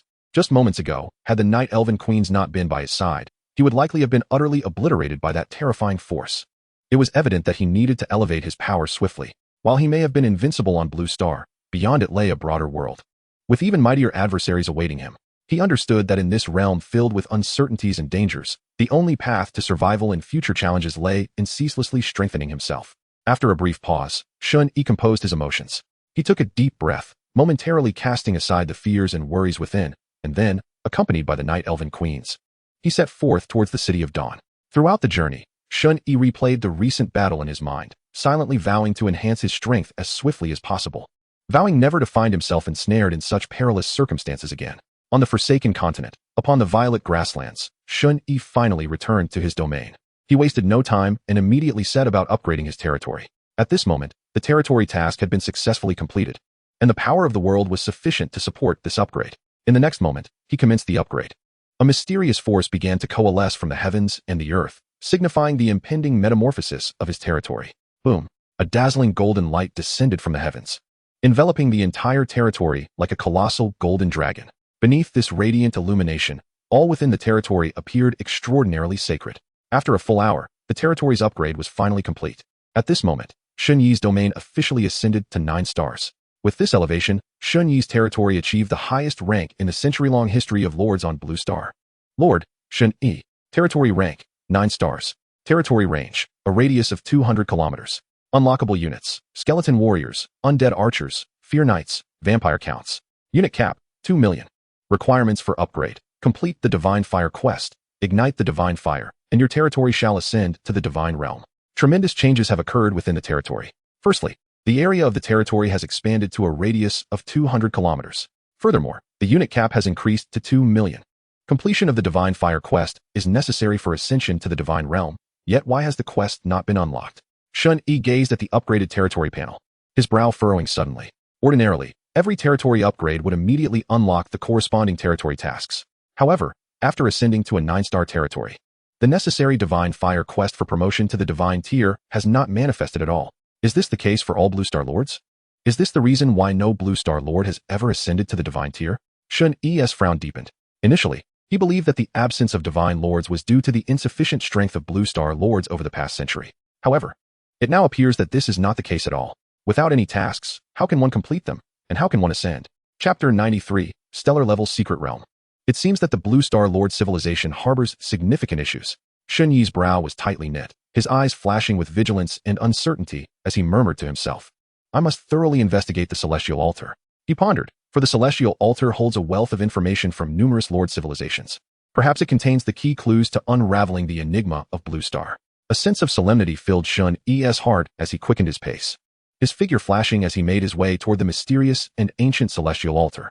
Half an hour later, other Lord civilizations that ascended to 9 stars directly unlocked the Divine Fire quest. Thus, it seems that Blue Star is the only one experiencing such a peculiar situation. Moreover, among the known dozen or so Lord civilizations at the Celestial Altar, only Blue Star is a new civilization. The others have existed for at least 1,000 years. Standing before the Celestial Altar, Shen Yi's gaze was fixed upon the altar, which shimmered with a mysterious glow, his voice low and grave as he recited incantations. His brow furrowed deeply, his expression growing increasingly somber, his mood weighed down as if by a colossal stone. The Blue Star Lord civilization is undoubtedly problematic. This thought spiraled relentlessly in his mind, refusing to dissipate. On another note, during my previous life, I was met with a fierce assault from other civilization lords the moment I stepped into the myriad races battlefield, which was quite abnormal. Shen Yi squinted slightly, lost in recollection. How did they obtain my territory coordinates upon my entrance into the myriad races battlefield? Furthermore, they struck without hesitation, showing no mercy. Initially, I believed that the battlefield was inherently such, a brutal struggle for survival among opposing forces, but now it appears to be far more complex. A chill crept up Shen Yi's spine as he felt an ominous presence, as if unseen eyes were watching Blue Star, a grand conspiracy silently unfurling. Coupled with the inexplicable assault he had recently encountered in the Abyssal world, he felt as though a heavy, oppressive shadow loomed over the Blue Star Lord civilization, suffocating in its weight. At this moment, there remained approximately 2 months until the official commencement of the myriad races battlefield. Shen Yi harbored a singular thought: to hasten his ascension. No matter the circumstances, only by strengthening himself could he secure survival and, perhaps, gain the ability to control the unfolding situation amidst the impending crisis. With a flicker of determination, Shen Yi promptly assessed his upgraded attributes. Shen Yi, Lord level, 9 stars. Profession, Necromancer. Constitution, 1, 2 billion. Spirit, 1, 1 billion. Upon ascending to 9-star Lord, Shen Yi's attributes had finally reached the level of a mid-tier true god. As for skills, he had newly unlocked 2 9th-tier skills, 1 defensive and 1 single-target explosive skill. However, he found little concern regarding this. To him, powerful attributes and a high level of life were the foundational essence for survival and combat in this brutal world. Having completed the territory upgrade, Shen Yi pressed on, exuding an aura of resolute determination as he led 1,000 Night Elf Queens toward the central mountain range. Each Night Elf Queen maintained a restrained aura, closely following Shen Yi. First, he would continue exploring the central region of the godforsaken continent. Once further improvements became impossible, he would then utilize the invitation to the Eternal Divine Tower. He had already devised a plan for his subsequent actions. Prior to the opening of the myriad races battlefield, he would exert every effort to elevate his strength to its zenith. When the time came, any malevolent entities threatening Blue Star would be ruthlessly annihilated. A glint of resolve and ferocity flickered in Shen Yi's eyes. The central region of the godforsaken continent was shrouded in an eerie and mysterious atmosphere. A towering yet dilapidated city of the Forsaken stood as a solitary fortress upon this ancient land. At this moment, a brutal battle, marked by a stark disparity in power, unfolded before the city. The Night Elf Queens, graceful and ethereal, hovered like spirits in the air. They radiated a chilling luminescence, their hands swiftly weaving through the void, conjuring fist-sized spheres of death energy that bore terrifying dark power. Like meteors streaking through the sky, they hurtled toward the defenders within the city, accompanied by a piercing howl. With each impact of the energy spheres, blinding light and violent explosions erupted, sending clouds of dust and smoke billowing into the air. The tens of thousands of lower true god-level defenders, clad in heavy armor and wielding sharp blades, appeared diminutive and powerless against the overwhelming onslaught of the Night Elf Queens. They attempted to raise their weapons in defense, yet were tossed about by the force of the energy blasts, with some being struck directly by the spheres, instantly reduced to ash, vanishing from this merciless battlefield. Their cries and screams, amidst the rampage of death energy, seemed feeble, mercilessly drowned out. In mere moments, the Night Elf Queens, leveraging their overwhelming strength, successfully breached the seemingly formidable defenses of the city of the Forsaken. They descended upon the city without hesitation, akin to demonic beings, cutting through the remaining defenders who, despite facing annihilation, clung to their last vestiges of courage and hope in a desperate resistance. Yet all was in vain. The Night Elf Queens traversed the city, their blades glinting with cold light, each swing claiming a vibrant life. Before long, the remaining defenders within the city were all slain, blood staining every inch of the ground within the city of the Forsaken. Outside the city, 10 Night Elf Queens stood vigil by Shen Yi's side. As the city was completely conquered, a system notification resonated in Shen Yi's ears. Congratulations. You have successfully captured a lower true god-level city of the Forsaken. You have received a lower true god-level divine kingdom treasure chest. Congratulations. You have received an additional reward, 1 stellar-level secret realm token. An additional reward? What is this stellar-level secret realm token? Shen Yi's expression turned to one of astonishment. He extended his hand, and in the next moment, a diamond-shaped token radiating a prismatic glow appeared in his palm. Subsequently, he examined the information regarding this token. Floating islands of the 5 elements. Tier, stellar. Description, upon use, one can enter a stellar-level secret realm. Please note, the secret realm token is not singular. Multiple individuals may simultaneously enter the realm. I see now. The stellar-level secret realm refers to the divine tier secret realm. To enter the divine tier secret realm, one indeed requires a secret realm token, and it can accommodate multiple entrants. Time is of the essence. I must act swiftly lest someone else enters before me and claims all the rewards. Shen Yi murmured to himself, promptly taking action by activating the Mystic Realm token. In the blink of an eye, the radiant, multifaceted diamond-shaped token erupted in a dazzling brilliance.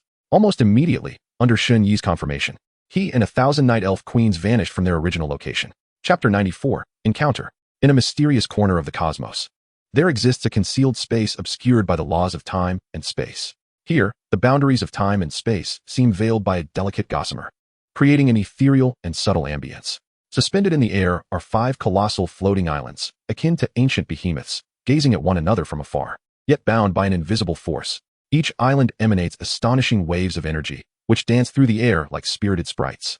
The energy emanating from the gold island glimmers like brilliant stars, radiating a cold, cutting light capable of slicing through the fabric of time and space. In contrast, the energy from the wood island resembles fresh spring buds breaking through the earth, brimming with vitality, as gentle green light flows through the air. The energy of the water island mirrors the tranquil depths of the ocean, its deep blue glow imbued with endless profundity and mystery. The fire island's energy resembles a blazing sun, with intense red light surging like tumultuous waves. Lastly, the earth island's energy is reminiscent of the solid, weighty ground, exuding a reassuring power through its earthy golden hues. Suddenly, a flash of light streaked across this enigmatic space like lightning. In an instant, Shen Yi and the Night Elf Queens found themselves in this realm. Upon their arrival, they were enveloped by the mysterious and formidable energy surrounding them. Shen Yi quickly scanned his surroundings, his gaze revealing a blend of vigilance and curiosity. The Night Elf Queen stood gracefully around him, exuding an aura of mystery. They had materialized at the periphery of the Earth Island. The ground beneath them glowed faintly with an earthy hue, each inch of soil seemingly infused with boundless power. Shen Yi inhaled deeply, savoring this unique atmosphere, a surge of excitement welling up within him. At that moment, a mechanical and frigid voice resonated in Shen Yi's ear. Ding! Please note, you have entered the Starshine-level Mystic Realm, the 5-element floating islands. Defeating the bosses on these islands will yield rewards. Each island's boss refreshes once every year. Upon hearing this announcement, Shen Yi furrowed his brow slightly, contemplating, if they refresh annually, could it be that all the island bosses are currently in cooldown? With this thought, he raised an eyebrow. Without hesitation, fully aware of the preciousness of time, he turned around and signaled to the Night Elf Queens behind him. Declaring in a firm and resolute voice, "Let us proceed." The Night Elf Queens nodded slightly, their eyes glinting with determination. Subsequently, the group ascended into the air, resembling a flock of dark birds, and headed straight toward the Earth Island. 10 minutes later, Shen Yi and the Night Elf Queens reached the opposite end of the Earth floating island. Along the way, they meticulously explored every nook and cranny of the island. However, to their disappointment, they found no monsters present. A hint of despondency flickered across Shen Yi's face as he sighed. It seems rather unfortunate. The boss of this first island must be in cooldown. Without lingering, he swiftly moved on to the next floating island. The second island was the Water Element Island. Upon stepping onto this island, they were greeted by a damp and refreshing atmosphere. The air around them was thick with moisture, as if they had entered a mystical ocean. After another 10 minutes, Shen Yi found himself at the edge of the water floating island, his brow furrowed in confusion and concern. Not again. Could it be that all 5 island bosses have vanished? Was my Mystic Realm token rendered useless? He murmured to himself. Next, Shen Yi ventured into the third floating island, the Wood Island.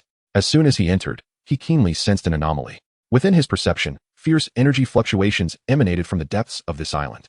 A battle was underway. A glimmer of excitement sparkled in Shen Yi's eyes as he exclaimed, "Let us investigate." With that, he led the Night Elf Queens toward the source of the energy fluctuations. At the center of the Wood Island, 3 9-star lords from the Rebirth civilization were collaborating to besiege the island's boss. Tens of thousands of lower-tier true gods unleashed their full might, bombarding the terrifying boss with a deluge of powerful skills and attacks. This boss was a colossal treant, towering high above, as if it could support the very sky. Its sturdy trunk and branches bristled with sharp thorns, resembling a multitude of razor-sharp blades. Its roots delved deep into the ground, seemingly merging with the floating island itself. Undying treant. Rank, lower-tier true god. Vitality, 88 million. Spirit, 77 million. Skills, natural resurrection. Death entanglement, thornstorm. This Wood Island boss was a top-tier lower true god-level entity, surpassing the typical lower-tier true god threshold with attributes exceeding 50 million. Although it had yet to reach the mid-tier true god level, it undoubtedly overshadowed standard lower-tier true god units. At this moment, as Shen Yi and the Night Elf Queens approached from a distance, the 3 lords from the Rebirth civilization immediately took notice of Shen Yi's presence. Their expressions were cold and haughty as they glanced dismissively in his direction. One of the lords transmitted a chilling and domineering message: "Get lost, or face death within 10 seconds." The simplicity and ruthlessness of this message echoed with an overwhelming sense of authority, as if they were the sovereigns of this realm. Upon hearing this, Shen Yi raised an eyebrow, a cold smile gracing his lips. Without exchanging further words, he focused his thoughts and issued a command to the Night Elf Queens: "Annihilate all troops and bosses, but spare the lives of those 3 lords. I wish to interrogate them." "As you command," the Night Elf Queens chorused, their voices melodious yet laced with a chilling intent. In an instant, the Night Elf Queens sprang into action. They hovered in midair, surrounded by a torrent of necromantic energy. The cataclysmic surge of necromantic power swept forth like a tsunami, engulfing the space ahead in an overwhelming deluge. The sheer force caused the surrounding air to tremble, as if the entire world bowed before this might. Chapter 95, The Six-Star Lord Alliance. Beneath the expansive heavens of the fantastical world, the wood-floating island appeared as a solitary green gem, gracefully suspended in the void. Cloaked in abundant natural energy, it was a masterpiece of nature, with dense trees casting shadows and crystal-clear streams flowing serenely, exuding the essence of life. At this moment, amidst the tranquility of the floating island, a heart-stopping battle erupted in an instant. In the blink of an eye, the terrifying necromantic energy surged like a relentless black tide, completely engulfing the wood-floating island. The once resplendent sky was abruptly shrouded in darkness, an ominous atmosphere permeating every corner, instilling a palpable sense of death's threat among the three lords. The dark elven queens descended like necromantic sovereigns from the abyss of shadows, their eyes glimmering with eerie luminescence, surrounded by an inexhaustible power of the undead. Under the queen's command, this deathly force surged forth like a roaring behemoth, relentlessly crashing towards their foes. Boom! The thunderous roar echoed incessantly, as if the very heavens were lamenting under the impact of such might. The three nine-star lords, hailing from the enigmatic civilization of reincarnation, commanded legions of formidable lower demigods. These troops varied in form. Some towered like mountains, while others darted with the swiftness of lightning, each exuding a chilling aura. Yet, before the dark elven queens, they were rendered as feeble as mere clay figurines, easily vanquished. The queen's necrotic power sliced through the enemy's defenses like razor-sharp blades. And in the blink of an eye, the forces of the three lords from the reincarnation civilization were entirely annihilated. The audacity of the vile death energy to desecrate our sovereign's sacred isle was met with a furious roar that shattered the battlefield's cacophony. A colossal undead treant erupted from the depths of the forest. Its body, formed of thick trunks and contorted vines, made the earth quake with every step. The treant harbored an inexplicable loathing for the dark elven queens, its hateful gaze seemingly capable of igniting them in flames. It swung its massive arms, charging wildly towards the queens. Yet in the next moment, a cold smile curled upon one dark elven queen's lips, and she unleashed a sphere of death energy. The orb streaked through the night sky like a black meteor, infused with a sense of annihilation, directly piercing through the treant's form. An explosive surge of energy erupted, uprooting surrounding trees and sending soil flying. In an instant, the formidable undead treant was slain, its immense body crashing to the ground with a resounding thud. You have slain the wood-floating island boss. A notification from the system resonated, bringing an overwhelming joy to Shen Yi. This expedition into the divine secret realm had finally yielded a treasure. The lower demigod level chest acquired was unlike any other, bearing the special prefix of wood type. This guaranteed that its contents would be an exclusive item of the wood attribute, igniting Shen Yi's anticipation. With a mere thought, he summoned the chest. In his hands appeared a beautifully crafted treasure box radiating a faint green glow, its soft luminescence whispering of the precious treasures within. He promptly opened the chest. You have opened the lower demigod level wood chest 1. You have obtained the following items. Lower demigod level hero equipment 1. What emerged was a piece of hero equipment. A pale green armor exuding a rich aura of wood energy. Shen Yi examined its attributes with keen interest. Wood spirit divine armor, lower demigod level. Type, hero equipment. Restrictions, usable by any hero or lord unit. Effect 1, Constitution 50 million, Spirit 30 million. Effect 2, grants lower demigod level healing power. Elated by the attributes of the armor, Shen Yi could hardly contain his joy. An increase of 50 million in Constitution. An increase of 30 million in Spirit. Such astonishing figures promised a qualitative leap for any lower demigod level hero or lord. Furthermore, the acquisition of lower demigod level healing power represented an immensely formidable strength. With this power, one could achieve remarkable recovery abilities, capable of restoring even to full health within seconds, even if vitality dwindled to a mere 10%. This armor rivaled the heart of the dragon god, if not surpassing it in terms of attribute bonuses. Shen Yi murmured to himself, satisfaction swelling within him as this equipment undoubtedly fortified his prowess. He then proceeded to enchant the armor. The pale green armor shimmered brilliantly before soaring into his body. Instantly, he felt an overwhelming energy surging within him, coursing through his veins and invigorating every cell. Soon, the enchanting process concluded, and Shen Yi's attributes underwent a tremendous enhancement.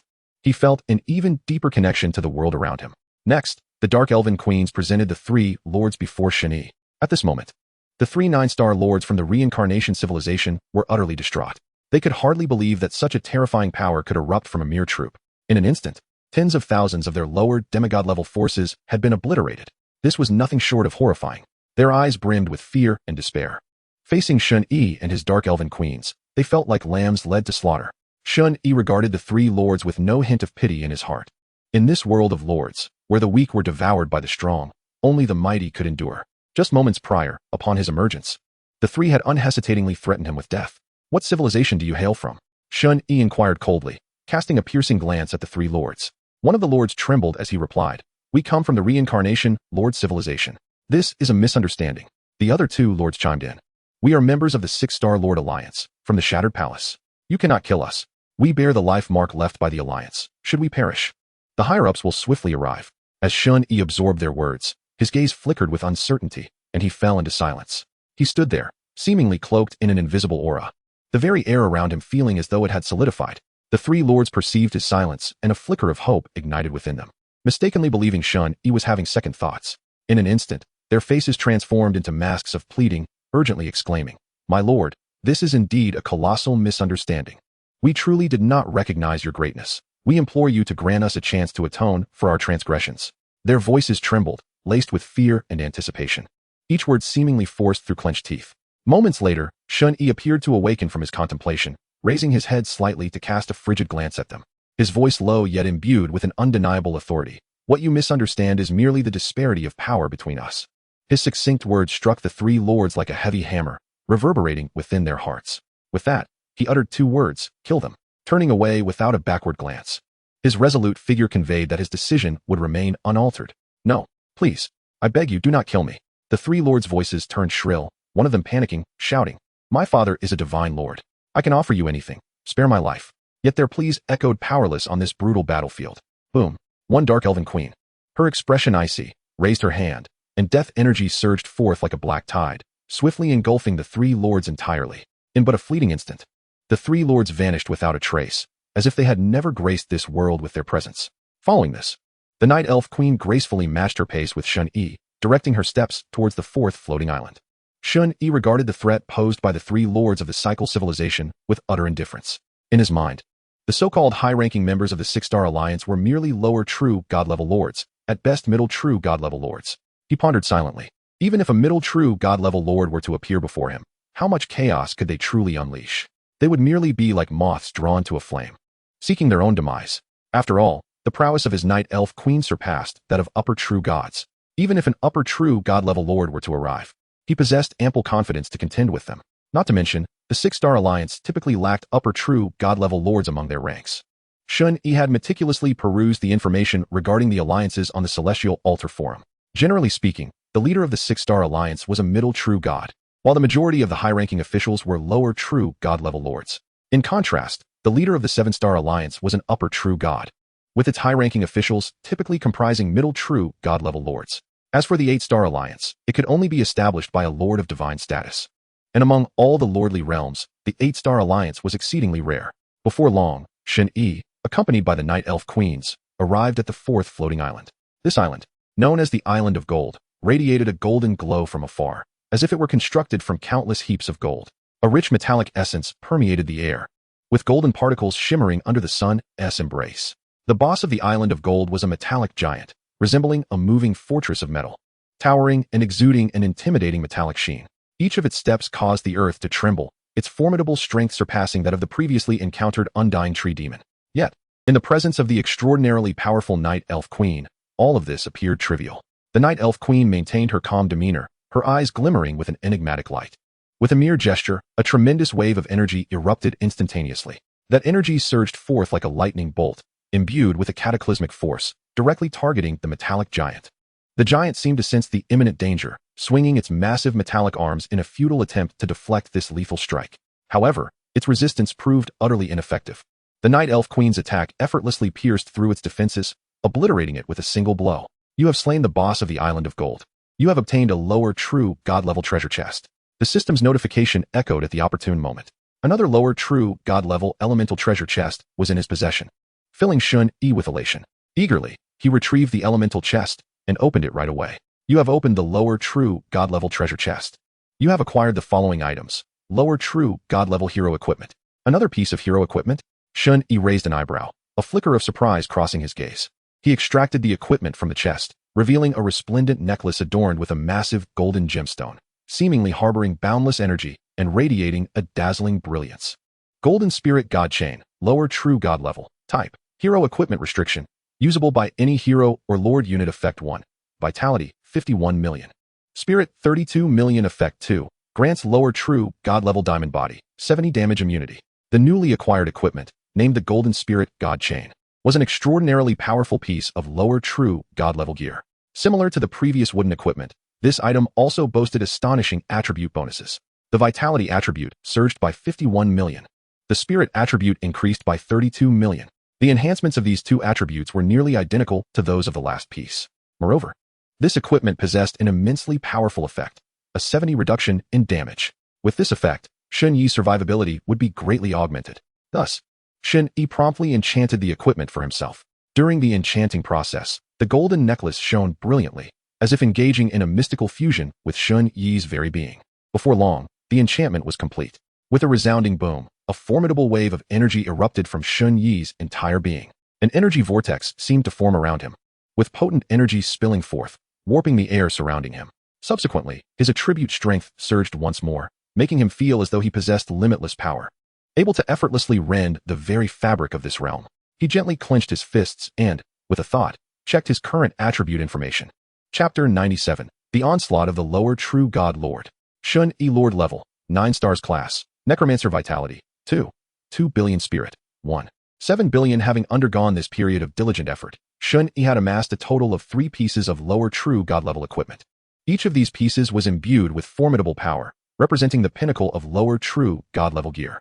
Following the enhancements of these 3 pieces, Shen Yi's strength experienced a qualitative leap. His vitality attribute soared to an astonishing 2 billion. His spirit attribute also reached 7 billion. Such terrifying attribute strength was certainly not among the lowest tiers, even among middle true gods. These 3 pieces of lower true God level equipment were simply unparalleled. Standard lower true God level equipment, even 4 pieces combined, could not rival the attributes of these 3. As Shen Yi felt the surging power within him, he was filled with profound reflection. He understood the rarity of these items, each capable of driving countless individuals to madness. This journey through the Starlight level secret realm had already yielded bountiful rewards with the acquisition of these 2 pieces of lower true God level equipment. Yet Shen Yi knew this was not the end. Another treasure chest awaited him, a mysterious gift from the final floating island.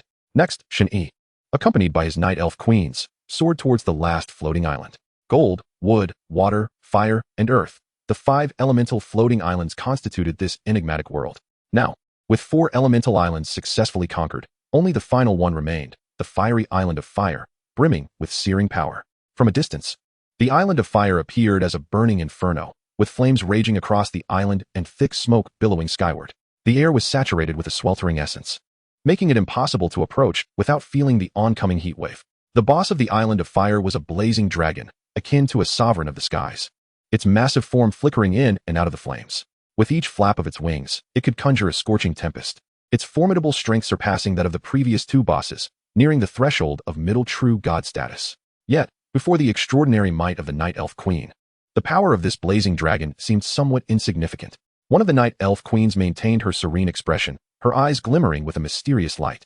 With a mere gesture, a powerful wave of death energy erupted instantaneously. That energy surged forth like a bolt of black lightning, carrying a cataclysmic force directly towards the blazing dragon. The dragon seemed to sense the impending danger, emitting a deafening roar as its flames surged violently, striving to withstand this fatal blow. Nevertheless, any resistance it mounted was utterly futile. The Night Elf Queen's attack effortlessly penetrated its fiery defenses, eliminating the formidable blazing dragon with a single, casual strike. You have vanquished the boss of the fire floating island. You have received a level 1 inferior true god treasure chest. The system's notification reverberated clearly amidst the searing battlefield. With the final level inferior true god elemental treasure chest finally in his grasp, a surge of uncontainable excitement welled up within Shen Yi. He stood upon that blazing battlefield, enveloped by the lingering heat left in the wake of the vanquished fire dragon. Taking a measured breath, he extended his hand to open the level inferior true god treasure chest. As a brilliant light flickered, the system's notification echoed distinctly in his mind. You have opened the level inferior true god treasure chest 1. You have obtained the following items. Level inferior true god hero equipment 1.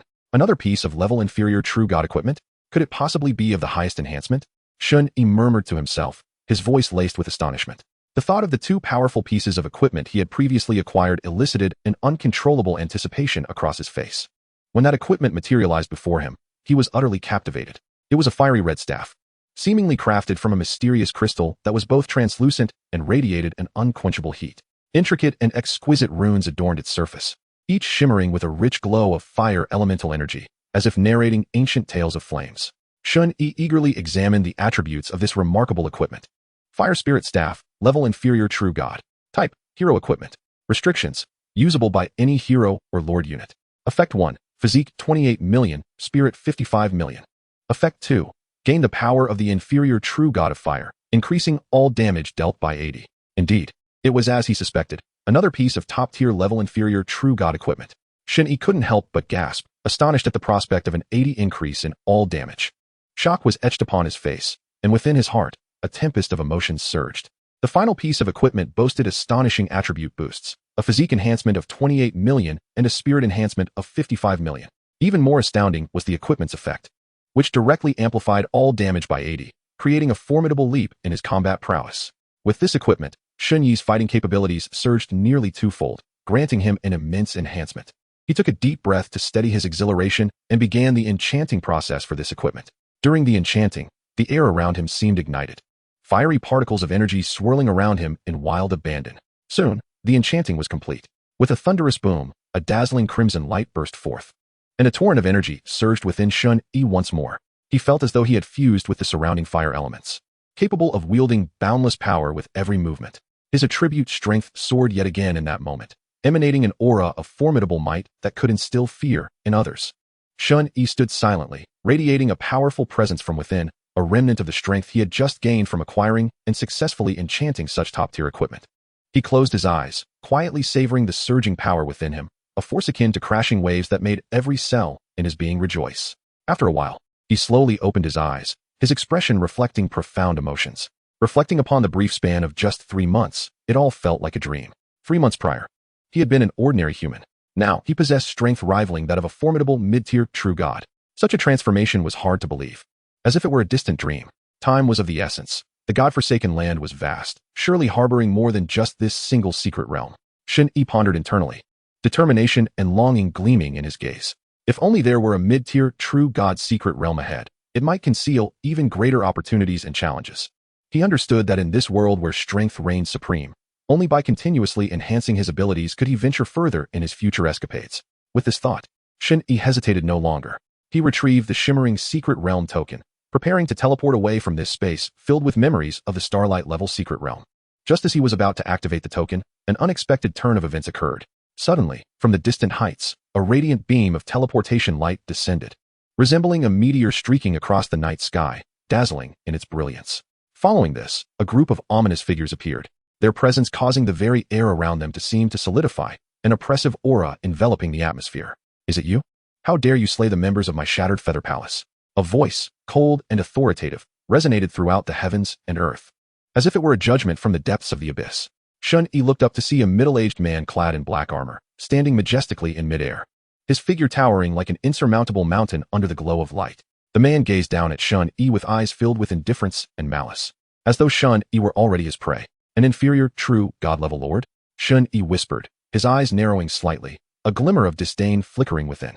Once, such power might have daunted him, but now, bolstered by 3 pieces of top-tier inferior true god equipment, he had transcended that limitation. The opponent's strength posed no pressure upon him. To Shen Yi, this inferior true god-level lord was but a negligible insect. Thus, with an impassive expression, Shen Yi gracefully waved his hand, signaling the Dark Knight Elven Queens to engage. In the next instant, boom. The Dark Knight Elven Queens erupted with a cataclysmic surge of death energy, a torrent of black energy surging forth with an unstoppable force, erupting in a magnificent display. In that moment, the entire realm began to tremble violently, as if the apocalypse were upon them. With a crack, the surrounding space became riddled with web-like fissures, straining under the pressure, on the verge of shattering. Accompanied by a cacophony of desperate screams. The once proud inferior true god-level lord and the hundreds of troops he commanded fell helplessly before this overwhelming force, all succumbing to annihilation. Their forms disintegrated like dust, vanishing without a trace in the face of such formidable energy.